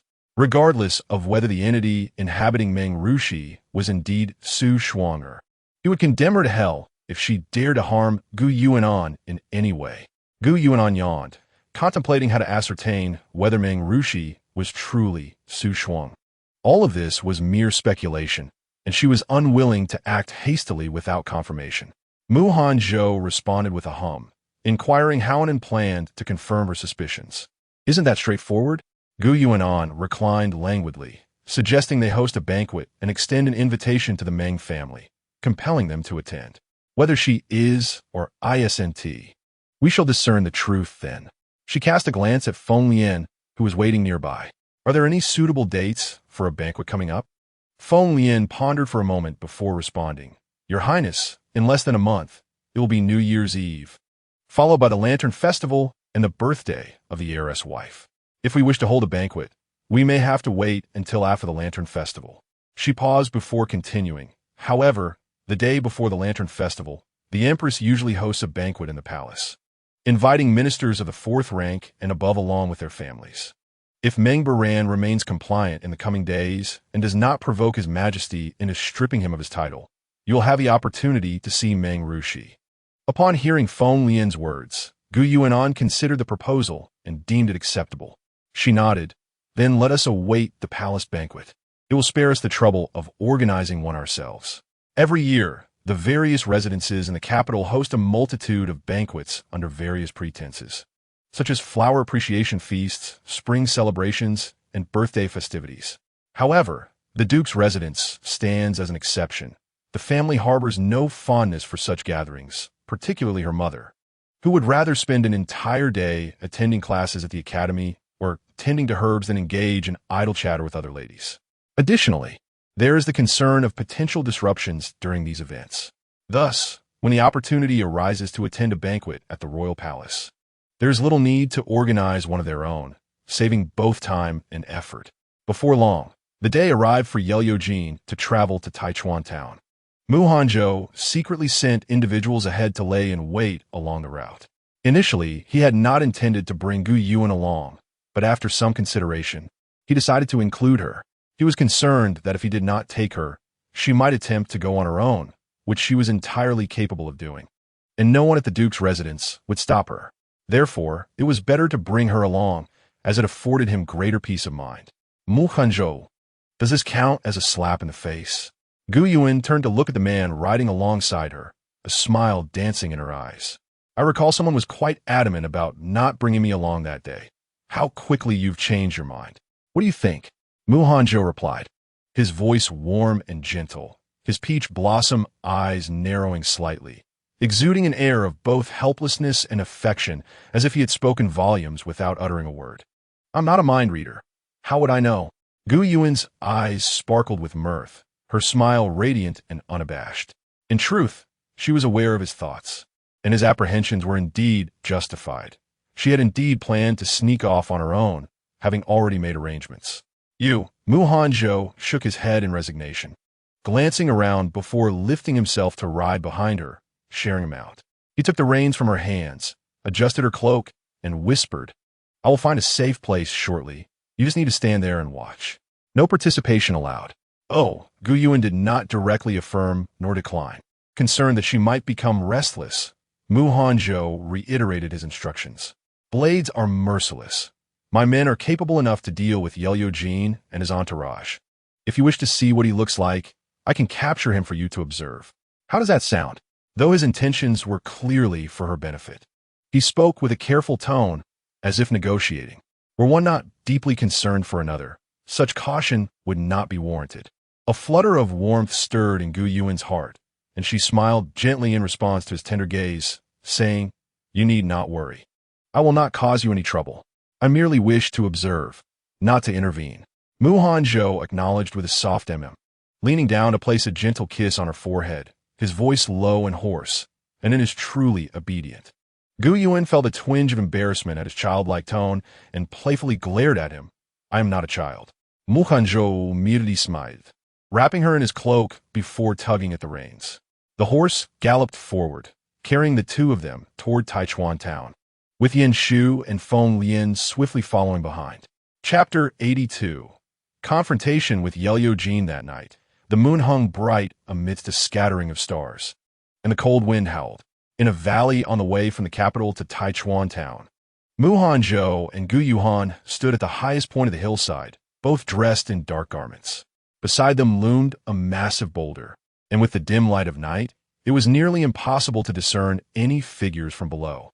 You will remain here and watch.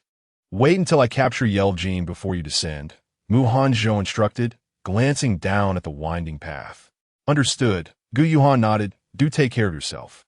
Do not worry about me, nor let your thoughts stray. I am capable of safeguarding myself, and those I have brought are more than sufficient to ensure my safety. She had come to witness the spectacle, to see the man Yelvjin, whose visage resembled a grotesque caricature of countless grievances, and to observe what he coveted. However, had she lacked the means to protect herself, or if her companions were incapable of safeguarding her, she would not have ventured forth.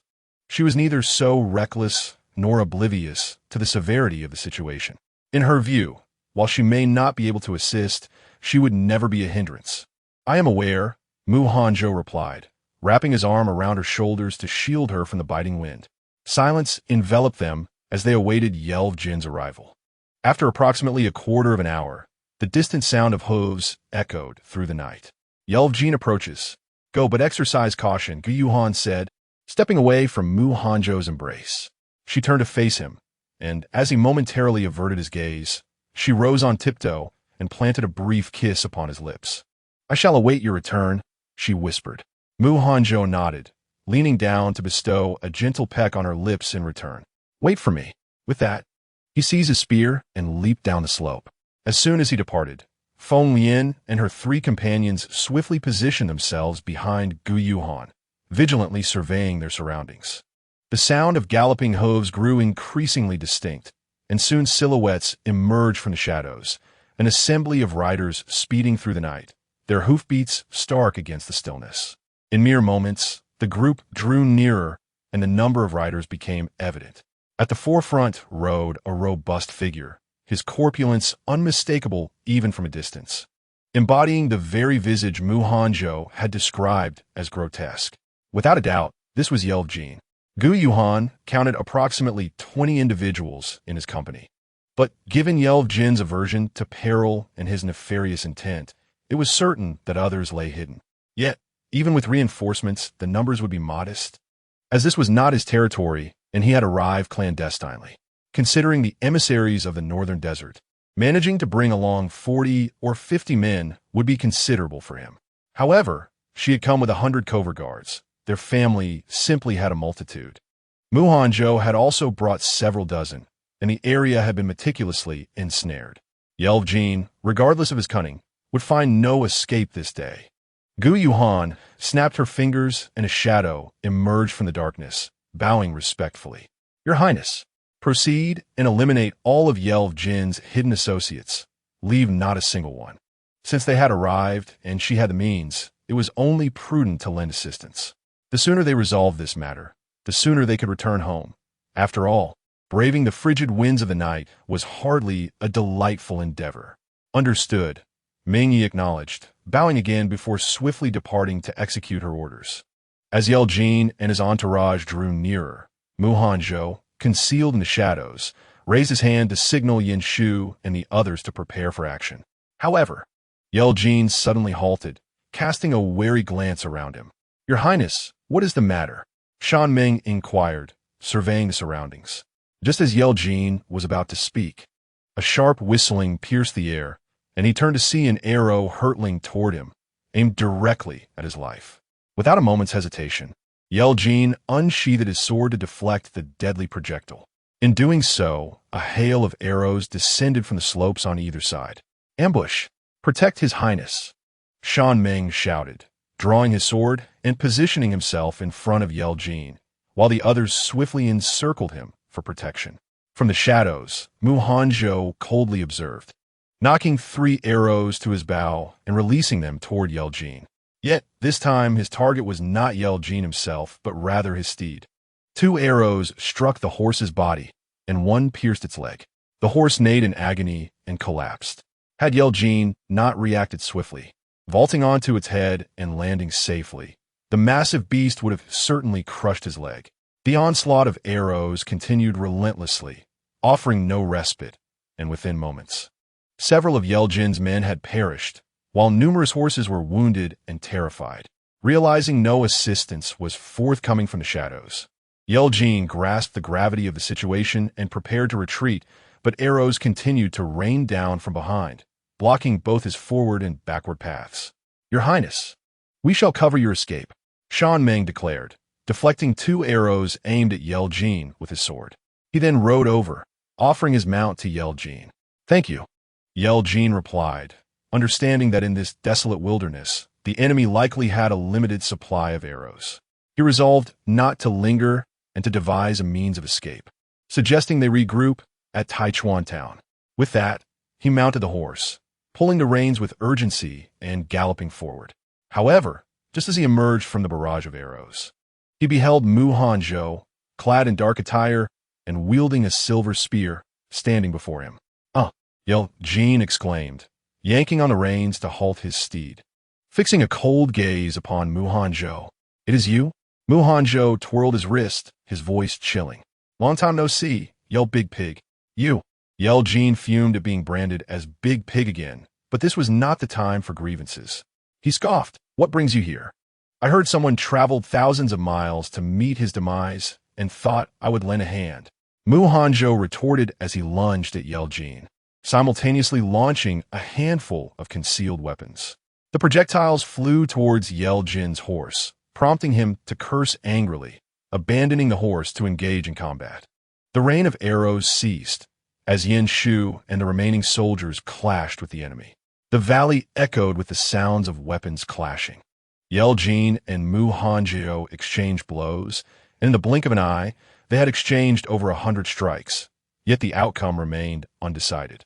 However, it was evident that Jin was beginning to tire. Sweat adorned his brow, his breathing grew labored, and his movements were no longer as nimble as they had been at the outset. Hanzhou, however, merely exhibited a light sheen of sweat upon his brow, his breath remaining steady and undisturbed. "I had long cautioned you to indulge sparingly. Otherwise, you would become as a swine, subject to slaughter. At that time, you claimed I was insulting you. Now, the prophecy has come to fruition, has it not? Ignoring the wise counsel of others inevitably leads to misfortune."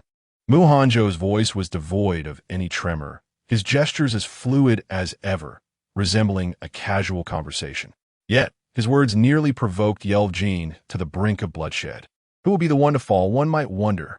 Jin scoffed derisively and charged at Hanzhou with his blade, but before 100 strikes could be exchanged, fatigue overtook him, and he faltered. Chapter 83. The death of Jin, seizing the opportunity as Jin gasped for breath. Hanzhou delivered a fierce kick to his chest. Jin was sent sprawling to the ground, blood spilling from his mouth, his chest seizing with a pain akin to an impending explosion. Regaining a semblance of composure, bolstered by an indomitable spirit, he attempted to rise, using his knife for support. However, upon lifting his gaze, he found Hanzhou's gleaming silver spear pointed directly at his brow. "Big Pig Head, you have lost." Hanzhou's lips curled slightly, and the derisive term sent Jin into a rage, nearly causing his chest to erupt anew with blood. With that, he shifted the spear's direction, driving it forcefully into Jin's instep, piercing through flesh. Jin let out a wretched cry, glaring fiercely at Hanzhou. "I should have torn you to shreds and fed you to the wolves." "I warned you," he retorted, "when you had me imprisoned in the dungeons of the northern desert and subjected me to brutal torture. I advised you to end my life. Otherwise, one day, I would personally bring you to your end. It was you who chose to ignore my words." Mu Hanzhou's lips curved coldly as he regarded the viciously contorted face of Yelv-Jin, his tone laced with mockery. Look at you. I advised you to eat less, lest you become a plump pig, ready for slaughter, but you did not heed my warning. I urged you to eliminate me, yet you refused to listen. Now, you find yourself in dire straits, do you not? Yelv-Jin let out a derisive grunt, wiping the blood from the corner of his mouth as he endeavored to rise with the aid of his blade. Mu Hanzhou cast him a disinterested glance, deftly striking his knee with the silver spear, forcing him to kneel, then severing his tendons, and finally thrusting the spear into his thigh. The entire sequence flowed seamlessly, devoid of even a moment's pause, eliciting cries from Yelv-Jin akin to those of slaughtered pig. The chilling wails echoed hauntingly through the night valley, startling even the slumbering birds into flight. After incapacitating one of Yelv-Jin's legs, Mu Hanzhou withdrew the silver spear and, with methodical precision, rendered his other leg and both hands useless. His gaze was icy, brimming with lethal intent. Yelv-Jin cast a desperate glance back, hoping for salvation from his comrades, only to witness his last remaining guard, Shan Meng, pierced through the heart by Yen Shu's blade, his throat slit, expiring instantaneously. This was a directive Mu Hanzhou had imparted to Yen Shu upon learning that some hearts lie on the right. To ensure absolute death, one must sever the throat. Once he had dealt with Yelv-Jin's entire retinue, Yen Shu leaped to Mu Hanzhou's side to report the situation. The heir, everyone has been dealt with. Mu Hanzhou raised his hand, instructing to clean up without leaving a trace. Understood. Yen Shu bowed and departed. Yelv-Jin, now panicking, exclaimed, Mu Hanzhou, you cannot kill me. Mu Hanzhou remained silent, merely gazing at him as if he were a fool, while casually placing his silver spear just above Yelv-Jin's chest. The latter let out a pained scream, his body trembling with agony and fear. I am a prince of the northern desert. If you kill me, it will incite war between our nations. Hearing this, Mu Hanzhou scoffed, saying, You are truly foolish. Only a few envoys from the northern desert have come to the eastern flame, and Prince Hulton remains in the northern desert at this very moment. Upon realizing this, Yelv-Jin understood that he had come secretly. As long as the eastern flame did not recognize him, the northern desert would have no reason to retaliate and declare war. Moreover, he had indeed acted against the eastern flame, giving them justification to eliminate him. Yelv-Jin's mind raced, contemplating how he could persuade Mu Hanzhou to spare his life. Unfortunately, Mu Hanzhou had come today solely for his life. Even the great Luo immortal could not save him now. Since you adore the eastern flame so much, then remain here forever, Mu Hanzhou declared, driving the silver spear forcefully into his chest. After all, returning to the northern desert in such a state would only lead to his demise. Why struggle? Yelv-Jin let out a muffled groan, blood spilling from his mouth as he stared at Mu Hanzhou in disbelief, unable to fathom that he would truly be killed. Mu Hanzhou, noticing his expression, snorted lightly. This is not your northern desert where you can reign supreme. The moment you sneaked in, you should have been prepared to leave your life here in the eastern flame. With that, he exerted force, and the silver spear pierced through Yelv-Jin's chest. Another muffled groan escaped Yelv-Jin's lips, his knife slipping from his grip and clattering to the ground. At this moment, he could no longer articulate a word, summoning his last ounce of strength to glare fiercely at Mu Hanzhou, his eyes filled with bitterness and hatred. However, as life ebbed away, his gaze began to lose focus, and soon even Mu Hanzhou became indistinct. Yelv-Jin knew he was dying. In that moment, he regretted not killing Mu Hanzhou outright after capturing him all those years ago, lamenting that he had not taken his life when Mu Hanzhou was abandoned as the Duke of Jinshi. He regretted assuming he was dead without confirming it personally.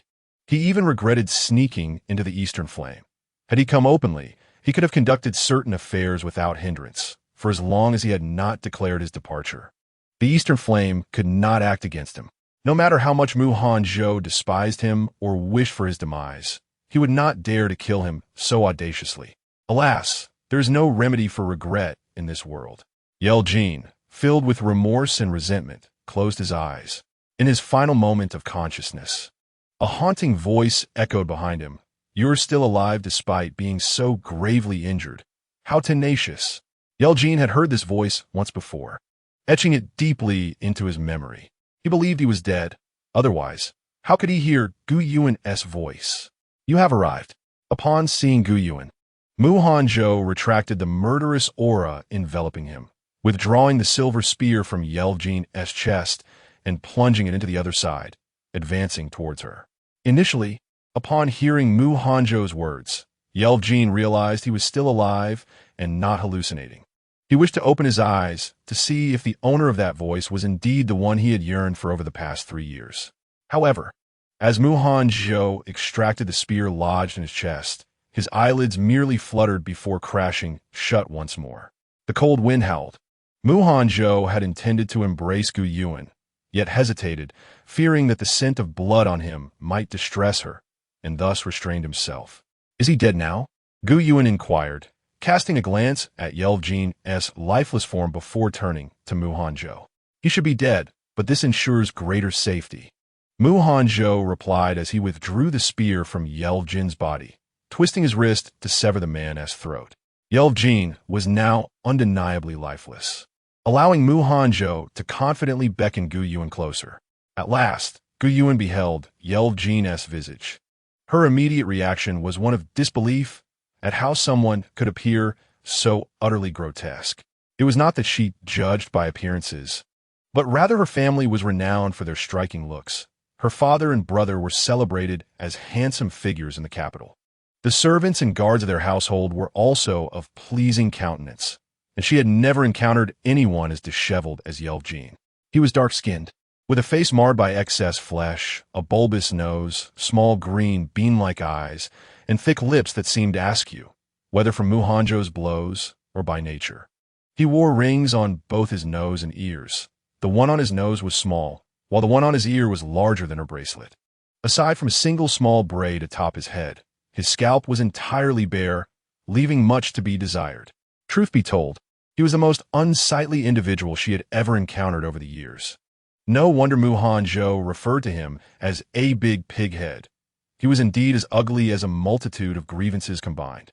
Fortunately, their noble house possessed sufficient power, and the emperor was not entirely irrational. Hanzhou was formidable as well.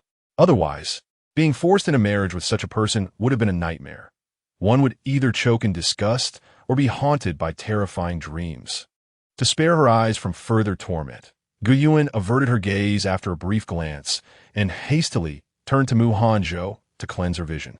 Observing her endearing demeanor, Hanzhou could not help but smile, retrieving the corpse-disintegrating liquid provided by Song Chongding to pour over Yeljin's remains. Once Yeljin's body transformed into a wisp of blue smoke, he gently spoke, "Let's depart." Gu Yuan nodded, willingly extending her hand to him. Hanzhou raised his own hand, noticing the absence of blood, and grasped her delicate fingers, leading her toward the mouth of the valley. On the opposite slope of the valley, Gu Yuanji watched as Hanzhou and Gu Yuan's figures faded from view before he too turned to descend the mountain. Song Yu followed closely behind, several times on the verge of speaking, yet hesitating. "Speak if you have something to say." Gu Yuanji halted, casting a sidelong glance at him. Since when had he adopted such a habit of hesitance and secrecy? "My subordinate acknowledges his fault." Song Yu clasped her hands in a respectful bow, expressing her confusion. If the prince was so concerned about the safety of the princess, why would he allow her to venture into such a perilous place at such a late hour? "What do you think?" Gu Yuanji responded with a question rather than an answer. Song Yu shook her head, admitting her ignorance. "Because Inen wishes to come," Gu Yuanji remarked, glancing back toward the direction in which Gu Yuan and Hanzhou had departed, before continuing onward. At this revelation, Song Yu was momentarily taken aback, but soon comprehension dawned upon her. Indeed, Gu Yuanji had always cherished his twin sister. Whatever she desired, provided it did not harm others or herself, he would seldom refuse. He would create opportunities for her, even in the absence of favorable conditions. Yet one wondered if this indulgence had gone too far. In the biting winter wind, it was rather reckless to be awake at such an hour, traversing a considerable distance just to accompany her to witness such lethal spectacles. It was worth noting that Gu Yuan had brought along 100 shadow guards. 100 shadow guards from the Duke's residence could not only stealthily eliminate Yeljin on their own territory, but would be sufficient even if they ventured into the northern desert. What Song Yu was unaware of was that on the other side, there were also He Shan sent by the Duke and He Mu dispatched by Song Chongting. Moreover, there was another reason Gu Yinji kept to himself.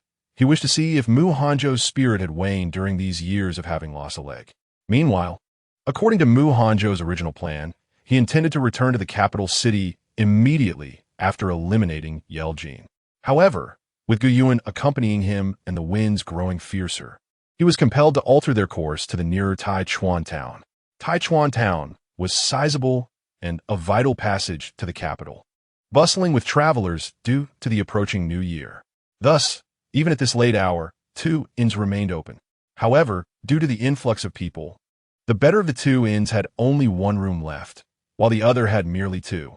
Feng Lian and her companions, along with Yin Shu and Yin Mo, also needed accommodations.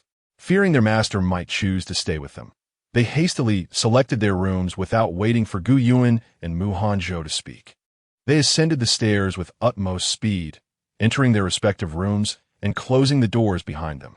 Had they not been so swift, Gu Yuan would have liked to inform them that they were overthinking. She had no intention of sharing a room with them. For if they were to share a room, they would be left with no choice but to sleep on the floor and take turns keeping watch, depriving them of proper rest. In warmer weather, it might have been bearable, but given the current chill, it was quite a hardship. It was not that she wished to share a bed with them. Rather, they would not permit her to do so. Even if she commanded them to sleep together, they would feel uncomfortable. Therefore, it was better to let them rest properly. Their actions pleased Mu Hanzhou, who tightened his grip on Gu Yuan's hand. "Let's also retire for the night," he suggested. Gu Yuan nodded, and the 2 made their way to another inn. Although this inn was of a relatively better standard, the accommodations remained quite rudimentary, inferior even to the quarters of the Duke's second-tier maidservants. To ensure Gu Yuan could rest as comfortably as possible, Mu Hanzhou generously provided silver for the innkeeper to prepare hot water, allowing her to wash up and soak her feet. "Let's endure this night, and we shall return to the capital at dawn." Mu Hanzhou gently dried Gu Yuan's feet and tucked them under the quilt, arranging her pillow with care. Noticing the hint of apology in his voice, Gu Yuan arched her brows and smiled.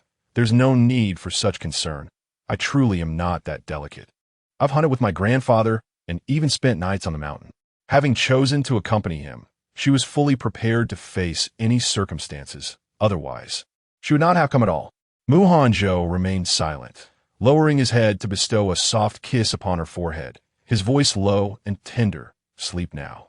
It is quite late," Gu Yuan murmured in response, shifting to lie down and closing her eyes.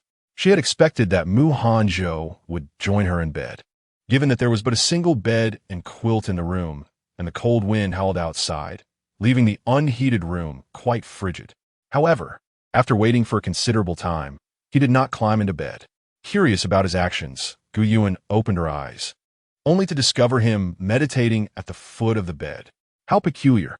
At home, he would often lean toward her for no reason, and he always seized opportunities to be close to her. Yet now, alone together in this unfamiliar setting, he chose to meditate instead of sharing the warmth of the bed. Gu Yuan understood his reasoning. After all, sharing a bed was a profound intimacy, distinct from merely holding hands or kissing a forehead. Furthermore, they had yet to officially wed. A rush of warmth and sweetness filled her heart, accompanied by a myriad of indescribable emotions. Mu Hanzhou sensed her gaze upon him, and upon turning, he met her sparkling eyes, causing his heart to soften. "What troubles you? Is the bed uncomfortable?" Gu Yuan shook her head, gesturing toward the empty space beside her. Won't you come to bed?" Chapter 85. Did you not let her sleep last night? Mu Hanzhou shook his head. "You should sleep. I will keep watch over you. Are you not tired?" Gu Yuan blinked at him, concerned. "And given the cold, won't you freeze sitting here all night?" "It's of no concern," Mu Hanzhou reassured her, adjusting the quilt around her. "I possess inner strength to protect myself. I shall be fine." In truth, Mu Hanzhou longed to share the bed with her, yet he believed the moment was not right. They were not yet married, and such intimacy felt inappropriate. She was the one he wished to cherish for a lifetime, and he did not want her to feel that he took her lightly. Moreover, he feared that if they shared a bed tonight, future nights would become increasingly difficult to endure, as such feelings were addictive. Gu Yuan was neither foolish nor naive. She understood his reservations. Observing the earnest man before her, she could not help but smile playfully. Come on, it won't do you any good to rest like this. You've worked hard all night, and tomorrow you must travel again. Do you truly believe you are made of iron? With that, she shifted further into the bed, saying, Here, we can share it equally. Although the assassination of Yelvjean had gone smoothly and he had emerged unscathed, he had fought fiercely for the better part of the day and was undoubtedly weary. Seeing her earnest invitation to join her in bed, Hanzhou let out a resigned sigh. Hello. Do you realize that inviting a normal man to share a bed is quite a perilous endeavor? I am aware, Gu Yuan replied with a cheerful nod. But what would you do to me? The person on the bed gazed at her with clear eyes sparkling with innocence, causing Hanzhou's throat to constrict slightly as he exhaled a heavy breath. I certainly would not. Then all is well.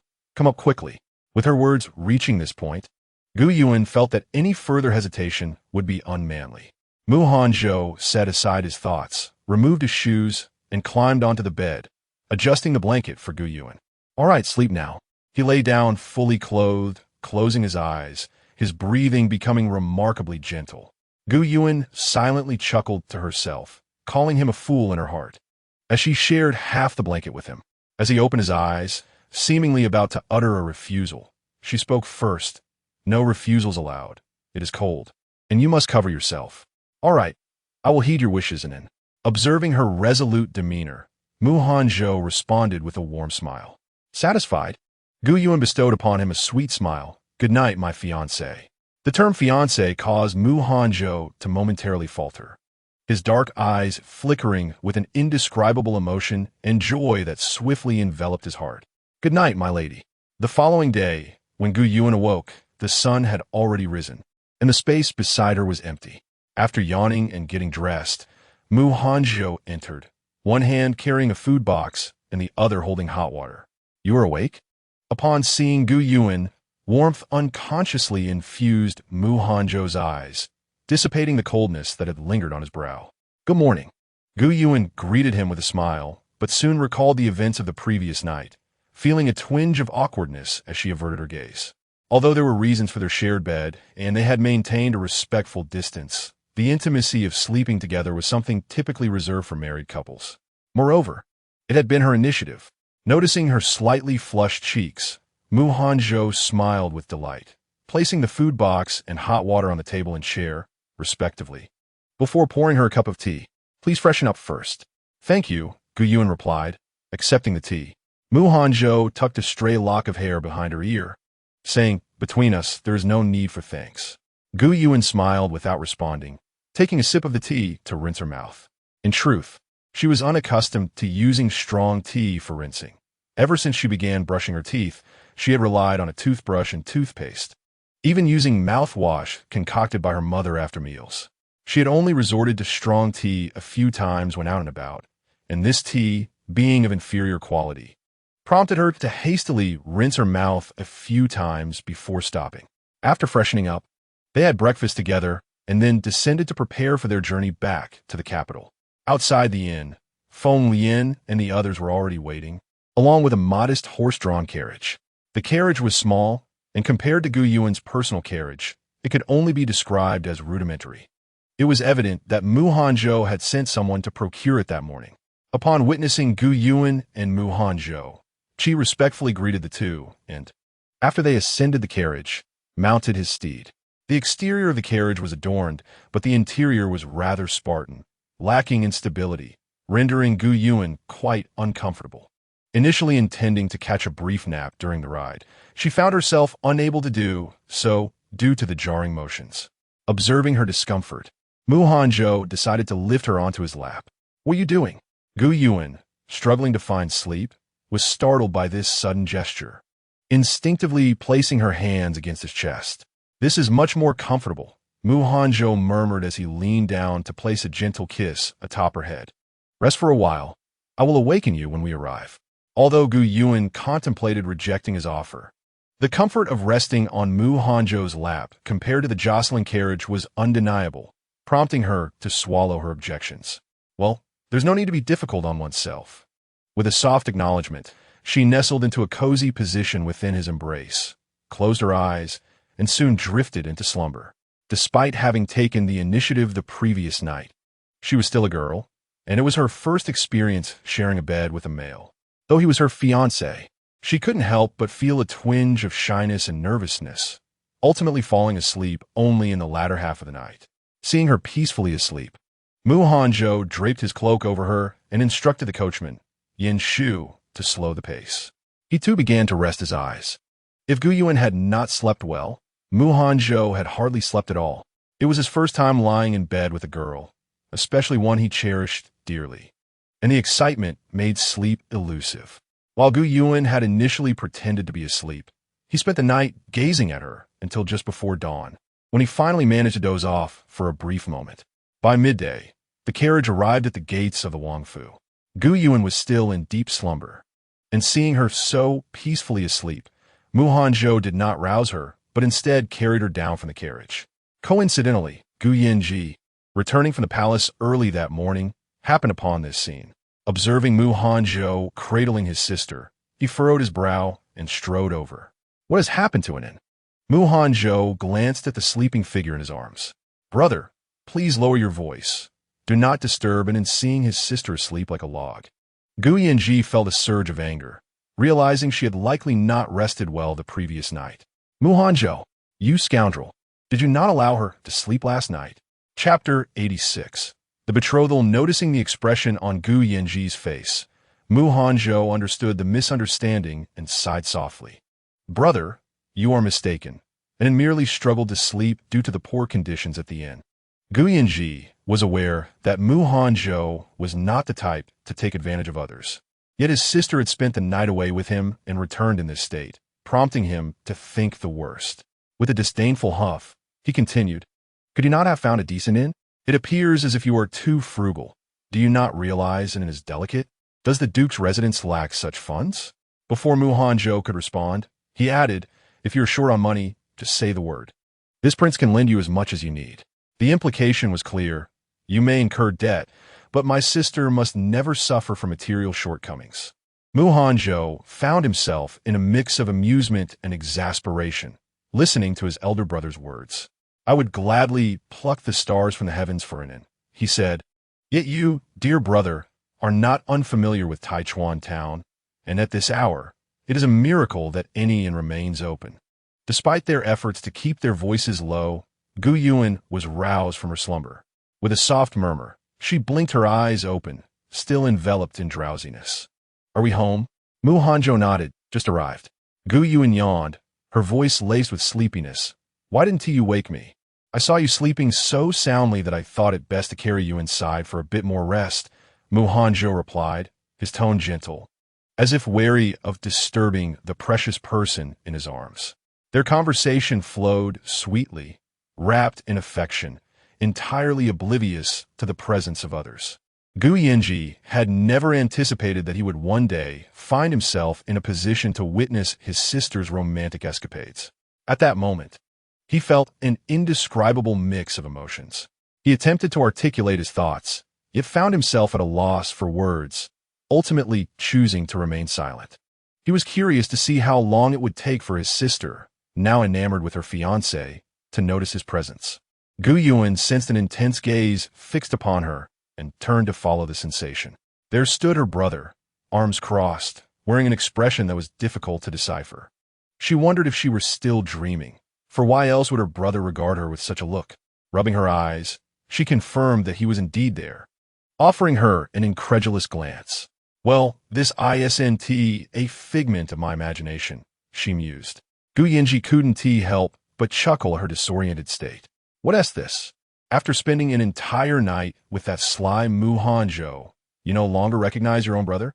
With a teasing tone, he continued, and yet, you accuse Mu Hanzhou of trickery. You seem to have forgotten that he boldly pursued your hand in marriage. Gu Yuan was at a loss for words, and as she attempted to speak, she realized she was still cradled in Mu Hanzhou's arms. Wriggling slightly, She signaled for him to set her down. Still groggy, she nearly stumbled upon reaching the ground, but Hanzhou's vigilant gaze ensured he caught her just in time. Gu Yanji, witnessing her unsteady stance, instinctively reached out to assist her, but Hanzhou was quicker. Resigning, Gu Yanji withdrew his hand, contemplating that in her current days, she might unwittingly get herself into trouble. Recalling her late return the previous night, he couldn't help but chide her. Going out to witness the commotion of a murder at such an hour is one thing, but to not return after, Gu Yuan, you have truly outdone yourself. Do you not fear that he might sell you off? How could that be? Gu Yuan blinked innocently. Gu Yanji scoffed lightly. How could it not? Do you truly believe Hanzhou is a virtuous man? Hanzhou pondered whether he had inadvertently offended Gu Yanji recently, or if today had simply been a day of misfortune for him, leading to this unintentional encounter with Gu Yuan. Nevertheless, he couldn't voice such thoughts in front of her. After all, he was now her intended fiancé. What flaws could he possibly have? Originally, I intended to utter a few sharp remarks towards Gu Yanji, but upon reflection, considering that I had taken his sister out for an entire night without allowing her a moment's rest, I decided to silence myself. After all, I'd already won her over. I could bear the rest. In truth, if the roles were reversed, and he had nurtured a delicate flower for over a decade only to have her whisked away by an outsider, he would undoubtedly harbor a profound animosity towards that individual, perpetually wishing to eliminate him. This realization brought a sense of relief to Hanzhou's heart. Gu Yuan observed her brother's fiery demeanor, wondering if he had ingested gunpowder to be so incensed in the middle of the day. However, it was wise to appease an angry brother, for familial hierarchy dictated certain limitations. Still, as her brother, he was concerned for her well-being, so she endeavored to soothe him. With her brother by her side, she smiled sweetly at Gu Yanji, confident in her entourage's numbers. Who could possibly threaten her? Casting a glance at Hanzhou, she mused on her possession of lethal poison. Should he dare to harbor ill intentions, she would eliminate him first. Hanzhou pondered the nature of the divine spouse he had found. Fortunately, he had never entertained any untimely notions. Otherwise, he might have met a fate similar to Yi Lujin, reduced to mere smoke. Amused by Hanzhou's expressive countenance, Gu Yuan laughed joyfully. To be fair, if a confrontation were to ensue, Hanzhou's mere dozens of followers would be utterly insufficient against her 100 shadow guards. As for Hanzhou, even without the poison, no matter how skilled he was, he would fare poorly against such overwhelming numbers. Gu Yanji could hardly remain genuinely angry with his sister. Seeing her speak so boldly, he decided to descend the metaphorical staircase with her. Very well. Remember to carry that with you when you venture out. If anyone dares to plot against you, feel free to poison them. Rest assured, I am here to protect you. The sky will not fall. He cast a deliberate glance at Hanzhou. Previously, such a glance might have irked Hanzhou, but now, having come to terms with the situation, he felt liberated from any grievances. After resolving matters with Yi Lujin, Hanzhou selected the nearest auspicious date to present his betrothal gifts at the Duke's residence. To demonstrate his sincerity, he brought all the rewards he had acquired through military merit from the emperor, totaling 128 exquisite items. Had it not been for the betrothal gifts of the already married princess being set at 128, Hanzhou would have undoubtedly brought an even greater number. Nonetheless, this ample offering was sufficient to evoke envy, filled with treasures from the royal palace, and even the containers for the gifts were grander than others. Upon hearing the news, many flocked to the Duke's residence to witness the spectacle. At that moment, Li Rongchuan had just returned from the estate with Shi Yin and, drawn by curiosity, made his way to the Duke's residence as well. Chapter 87. The Eternal Turmoil of the Unattainable. 128 large boxes filled the space at the Duke's entrance, nearly obstructing the path. In addition to the gifts, a troupe of musicians accompanied him, merrily playing drums and gongs as they arrived at the Duke's residence, ensuring that everyone knew he had come to propose. The members of the Duan Wangfu were thoroughly pleased. Even the Duan Wang and Gu Yan, who had always regarded Hanzhou, the flower thief, with disdain, could not help but reveal smiles. Although Duan Wang did not overtly trouble Hanzhou, as Gu Yan did, constantly finding ways to create obstacles for him. His displeasure was palpable, especially towards someone who dared to take away his cherished flower, whom he had nurtured for over a decade. Each encounter with Hanzhou felt as if the latter owed him a debt. Yet, while he refrained from taking direct action or instructing his subordinates to do so, many of Gu Yan's mischiefs stemmed from his own intentions, purportedly to rigorously test Hanzhou. Otherwise, Gu Yan would not have gone out of his way to complicate matters for him. Now that the situation had reached a conclusion, Hanzhou had successfully passed their trials. The substantial betrothal gifts, amounting to over 200 items, sufficiently demonstrated Hanzhou's esteem for Gu Yuan. Such a joyous occasion naturally called for celebration. Otherwise, others might assume they were dissatisfied with Hanzhou, the grandson-in-law of the emperor. Gu Yuan observed the grand boxes before her, which were more than double the size of those from other families, and then glanced at the person whose face radiated with joy, as if to say, "Do you see how clever I am?" It was somewhat amusing. Did he truly fear that others might not recognize the value of his gifts? Not at all. Hanzhou waved his hand dismissively, explaining that he merely wished to ensure everyone knew he was marrying such an exceptional bride.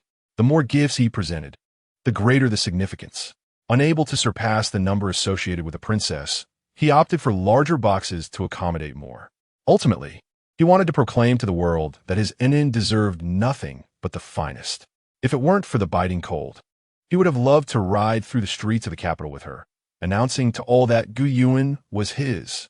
The delight and pride radiating from Hanzhou resembled that of a child who had just received a long-desired toy, his gaze fixed upon it, eager to share his joy with others.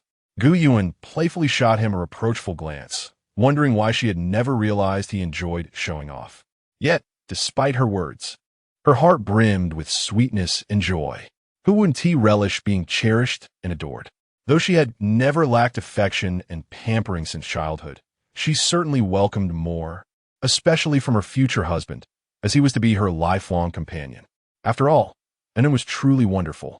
Hanzhou's eyes sparkled with mirth, and he harbored thoughts of awakening those who still dared to covet Enin. He also wished to evoke envy and jealousy within them. Furthermore, he silently wished they would no longer seek any association with her, or even dare to think of her. Though he did not vocalize this sentiment, Gu Yuan could discern it from his expression. She covered her mouth and chuckled softly, recognizing him as a possessive yet proud individual. The man before her was strikingly handsome, his eyes shimmering with affection, revealing a charm that was characteristic of the peach blossom gaze. Hanzhou momentarily stood in a daze, and had it not been for Yin Shuqing's gentle cough, he might have unwittingly demonstrated the depths of infatuation before the crowd. The two were enveloped in a tender exchange, eliciting admiration from onlookers. They envied Gu Yuan for her fortunate birth, her exquisite beauty, her loving family, and her ability to find love anew after a broken engagement. Naturally, they also envied Hanzhou for securing a partner of such remarkable status, talent, and allure as Gu Yuan.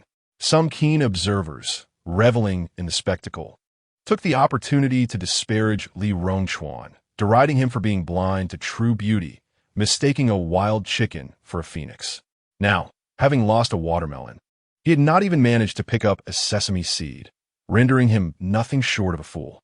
They criticized his lack of worth, suggesting that he had squandered the chance at a promising bride. Li Rongchuan, concealed within the crowd, listened to the murmurs around him, his heart heavy with regret. As he gazed upon Gu Yuan, her eyes sparkling with affection and her smile radiant like blooming flowers, he felt an unbearable ache. The person who should have stood by her side was him. Had he not acted foolishly, they would have been wed by now, leaving no room for Hanzhou in their lives. He watched Gu Yuan interacting joyfully with Hanzhou, and suddenly realized something unsettling. Gu Yuan had never looked at him with the same adoring gaze she now bestowed upon Hanzhou. Her smile was filled with warmth and affection, as if only the person before her could captivate her heart.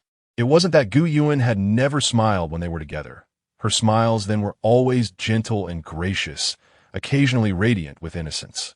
Yet this expression, imbued with such deep emotion, was something he had never witnessed before. Thus, it struck him Gu Yuan had never truly loved him, had she? Her choice to be with him had been driven by practicality, the alliance between the powerless Chung En Marquis and the influential Duke of Duan, his unwavering devotion over the years, and the unblemished reputation of the Chung En household. There were myriad reasons, yet none contained her love for him. This realization pierced Li Rongchuan's heart like a dagger. He understood that in families such as theirs, love was never the primary reason for marriage. Yet after all these years of companionship, had Gu Yuan truly never felt a flicker of affection for him? Not even the slightest? No, he refused to believe it. Gu Yuan had always been proud. She would never settle for anything less than what she deserved, nor would her family allow her to endure any dissatisfaction. If she had genuinely felt no attraction or fondness for him, how could she have consented to their betrothal? Li Rongchuan yearned to approach Gu Yuan, to inquire whether she had ever loved him. However, he could not. He lacked the standing to do so, and now even the right to appear before her had slipped away. Today, on such a joyous occasion, his presence would only mar the atmosphere and sour her mood. She would surely come to despise him even more. Resigned, he cast one last longing glance at Gu Yuan before turning away, lost in despair. Observing this, Shiyin discreetly exhaled a sigh of relief. To be honest, even though Su Shuang'er had passed away and their young master was no longer under that beguiling charm, the situation remained fraught with complexity. However, he remained apprehensive that he might succumb to irrational impulses. After all, his unrequited love for Princess Yunan weighed heavily on his heart. Although this predicament was of his own making, one cannot deny the human tendency to yearn for what eludes them. The lost is forever mourned, while the unattainable stirs relentless desires. Fortunately, Shiyin cast a glance towards the entrance of the Duke's residence before pursuing Li Rongchuan. In a discreet corner, Meng Rushuang, veiled and clad in understated yet elegant attire, observed the mountain of betrothal gifts at the Duke's gate, which the servants had struggled to move for hours without success. Her face contorted with jealousy. Chapter 88. Su Shuang'er and her flawed system. Why is Gu Yuan so fortunate? Born into nobility, possessing a visage of unparalleled beauty, and showered with affection since childhood, it is perplexing that so many distinguished men are enamored with her. With Li Rongchuan gone, another, Hanzhou, emerges. He is the youngest war god of Dongyan, far surpassing the privileged Li Rongchuan. Moreover, why does the Duke's power remain so formidable? Song Chongting wields immense influence in the court, yet the emperor shows no trepidation. On the contrary, he dotes on Gu Yuan, as the northern desert seeks a marriage alliance. The emperor promptly grants a betrothal to Hanzhou, disregarding the northern desert's overtures entirely. If the northern desert were a weak nation, it might be understandable, but they are a formidable force. Is he not concerned about provoking a war between the two nations? Should the tranquility of the border and the welfare of countless citizens be sacrificed for a single Gu Yuan? At this moment, she remained oblivious to the emperor's decision to have her face altered to resemble Gu Yuan's for the alliance with the northern desert. Her father, teetering on the edge of despair, had yet to summon the heart to inform her, wishing for her to enjoy a peaceful new year. He harbored intentions of finding a suitable substitute for her, hoping to conceive an alternative solution before the transformation. Had she known, she would likely have taken the opportunity amidst the throng to vocally denounce their nefarious scheme, exposing the true nature of the Duke's residence to the public. Presently, her feelings were purely rooted in envy towards Gu Yuan. Consumed by jealousy to the brink of madness, her distorted expression startled her maid, Chun Tao, who instinctively took a step back. For some inexplicable reason, Chun Tao felt as though the person before her was not her mistress. Despite the identical features and the familiarity of years of service, something about her seemed amiss. Their mistress had once been gentle and gracious, never speaking ill of others, skilled in feminine arts, and embodying virtuous womanhood. Now, while she feigned warmth and generosity, an undercurrent of bitterness and malice often betrayed her true feelings. Additionally, she inexplicably harbored animosity towards Princess Yunan. First, she slandered the princess before her parents, claiming that Yunan had bullied her prior to her madness.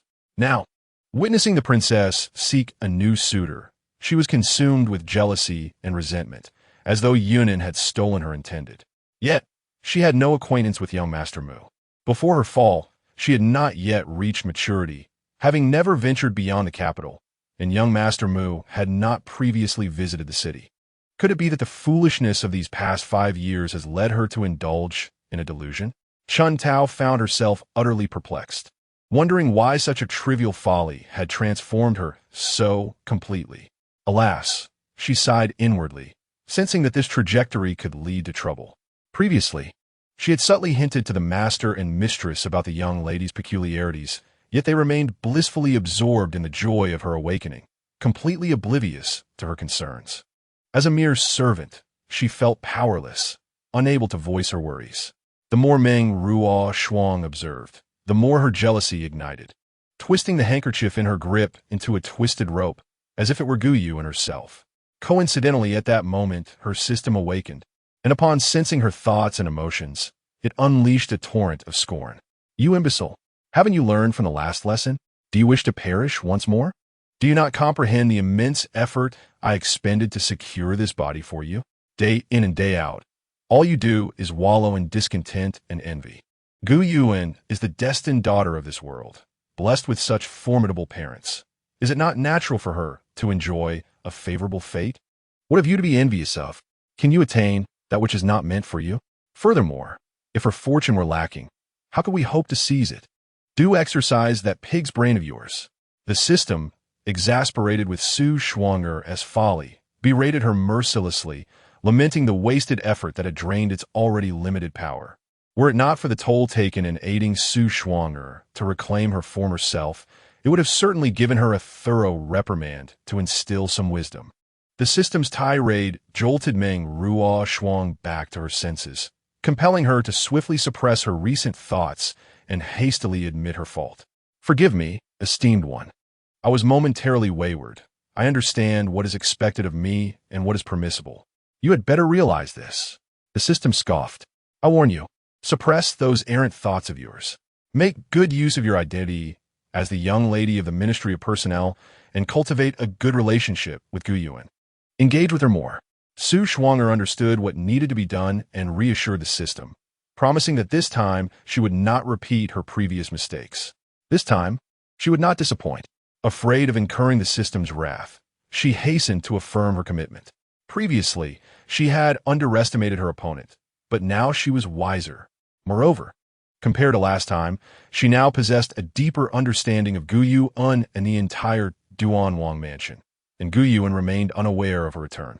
This time, she would seize everything from Gu Yuan: status, fame, wealth, and men. Everything was rightfully hers. Realizing that she had heeded its counsel, the system ceased its reprimands and spoke earnestly. "Do not allow jealousy to consume you. Gu Yuan is simply fortunate by nature. Once we have appropriated her fortune, all that she possesses will belong to you. There is no need for petty rivalry. Indeed, once her fortune was entirely claimed, everything would be rightfully hers. In that eventuality, she would be the one to smile while Gu Yuan wept." The future was long, and Gu Yuan had enjoyed merely a decade or so. She could relish several decades. What then was left for her to envy? Understanding this, Meng Rushuang's spirits instantly lifted, and she nodded vigorously, realizing that Shuang'er comprehended the situation. Li Rongchuan had come to the entrance of the Wangfu without any pretense or disguise, thus as soon as he departed. Gu Yian and Mu Hanzhou were immediately aware of his presence. However, he did not engage in any disruptive behavior, and thus they chose to ignore him. As long as he did not intrude upon their space, he could do as he pleased. Mu Hanzhou even felt that witnessing today's scene was beneficial.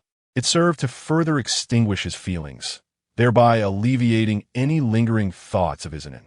Although he would ultimately not succeed, the mere notion of his precious and in being coveted by such a filthy and foolish individual was repugnant to him. As for Su Shuang, or no, she should now be referred to as Meng Rushuang. Having donned a disguise and positioned herself in an inconspicuous corner, coupled with her and her flawed system communicating through thought, the details of her predicament were temporarily unknown to them. Nevertheless, even if they were aware, they would harbor no concerns. Should her true nature reveal itself, They would swiftly eliminate both her and her deceptive facade. Chapter 89. Boldly celebrating the new year at the Wangfu on the day following Mu Hanzhou's engagement at the Wangfu. The envoy from Beima finally realized that their Prince Hulta seemed to have encountered trouble. It was not due to their sluggishness in responding, but rather that Yelvjin had always acted independently, disdainful of others due to his status, and had not communicated his whereabouts or activities to them. While such mysterious disappearances had occurred previously, this instance had extended longer than usual, with even his subordinates unreachable. They were not on their own territory. And with his sworn enemy Mu Hanzhou also present, Lu Duoxing dispatched individuals to discreetly search for him.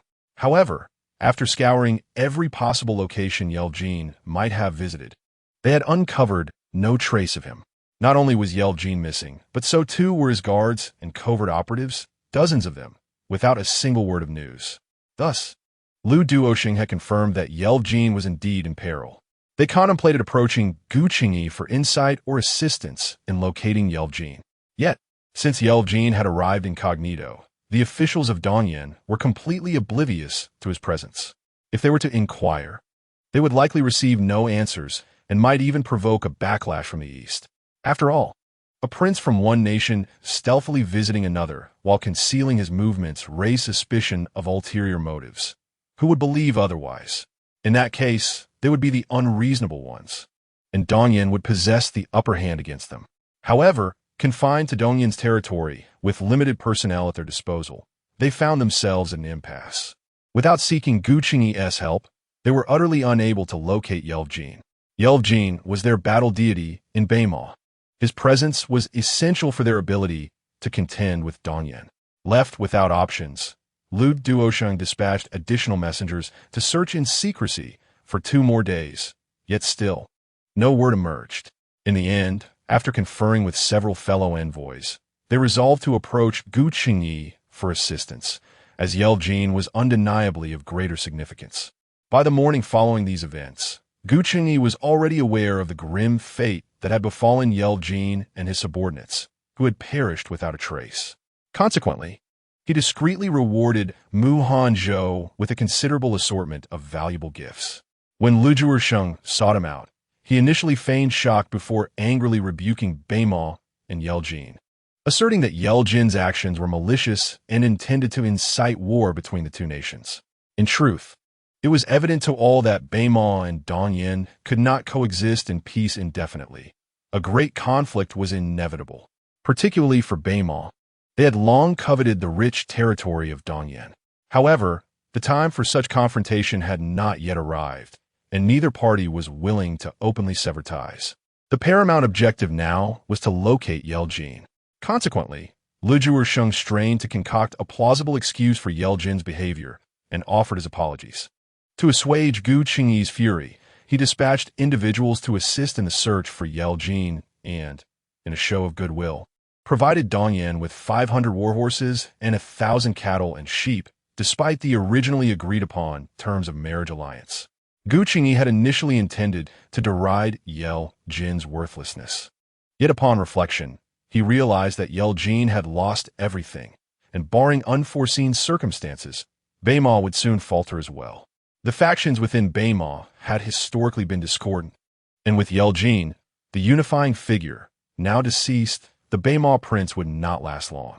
The throne would inevitably spark disputes among the various factions and princes. A Beima bereft of its central leadership and plagued by internal strife, no matter how formidable its military might, would be rendered vulnerable. After years of strategic positioning, it was time to reap the rewards.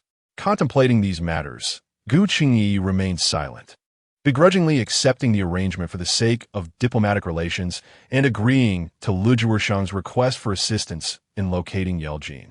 However, his typically inscrutable demeanor betrayed a hint of disdain and mockery, leaving Lu Duoxing blushing with embarrassment, unable to meet his gaze.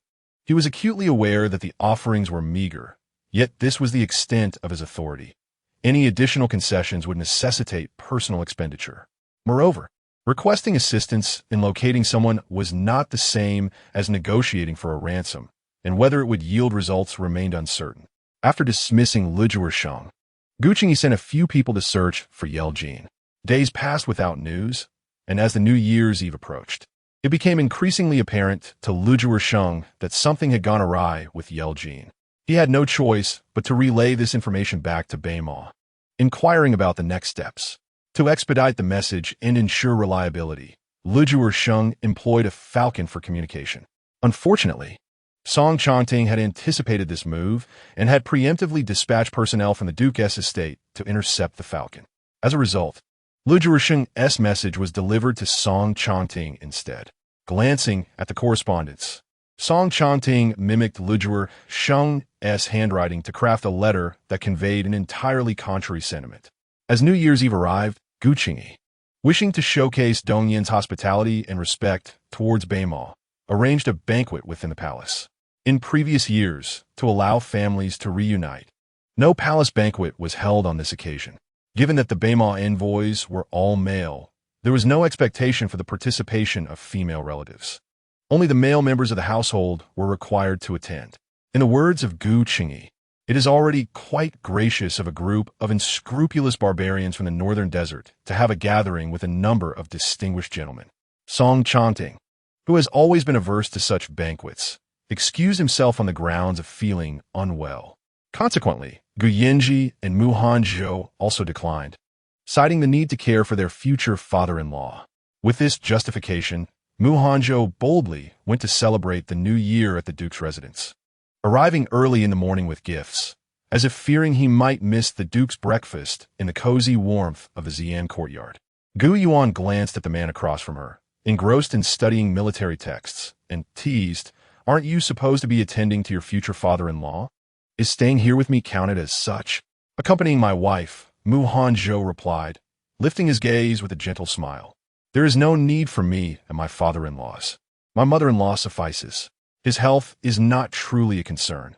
Even if it were, one person is ample, and the presence of others would only be a hindrance."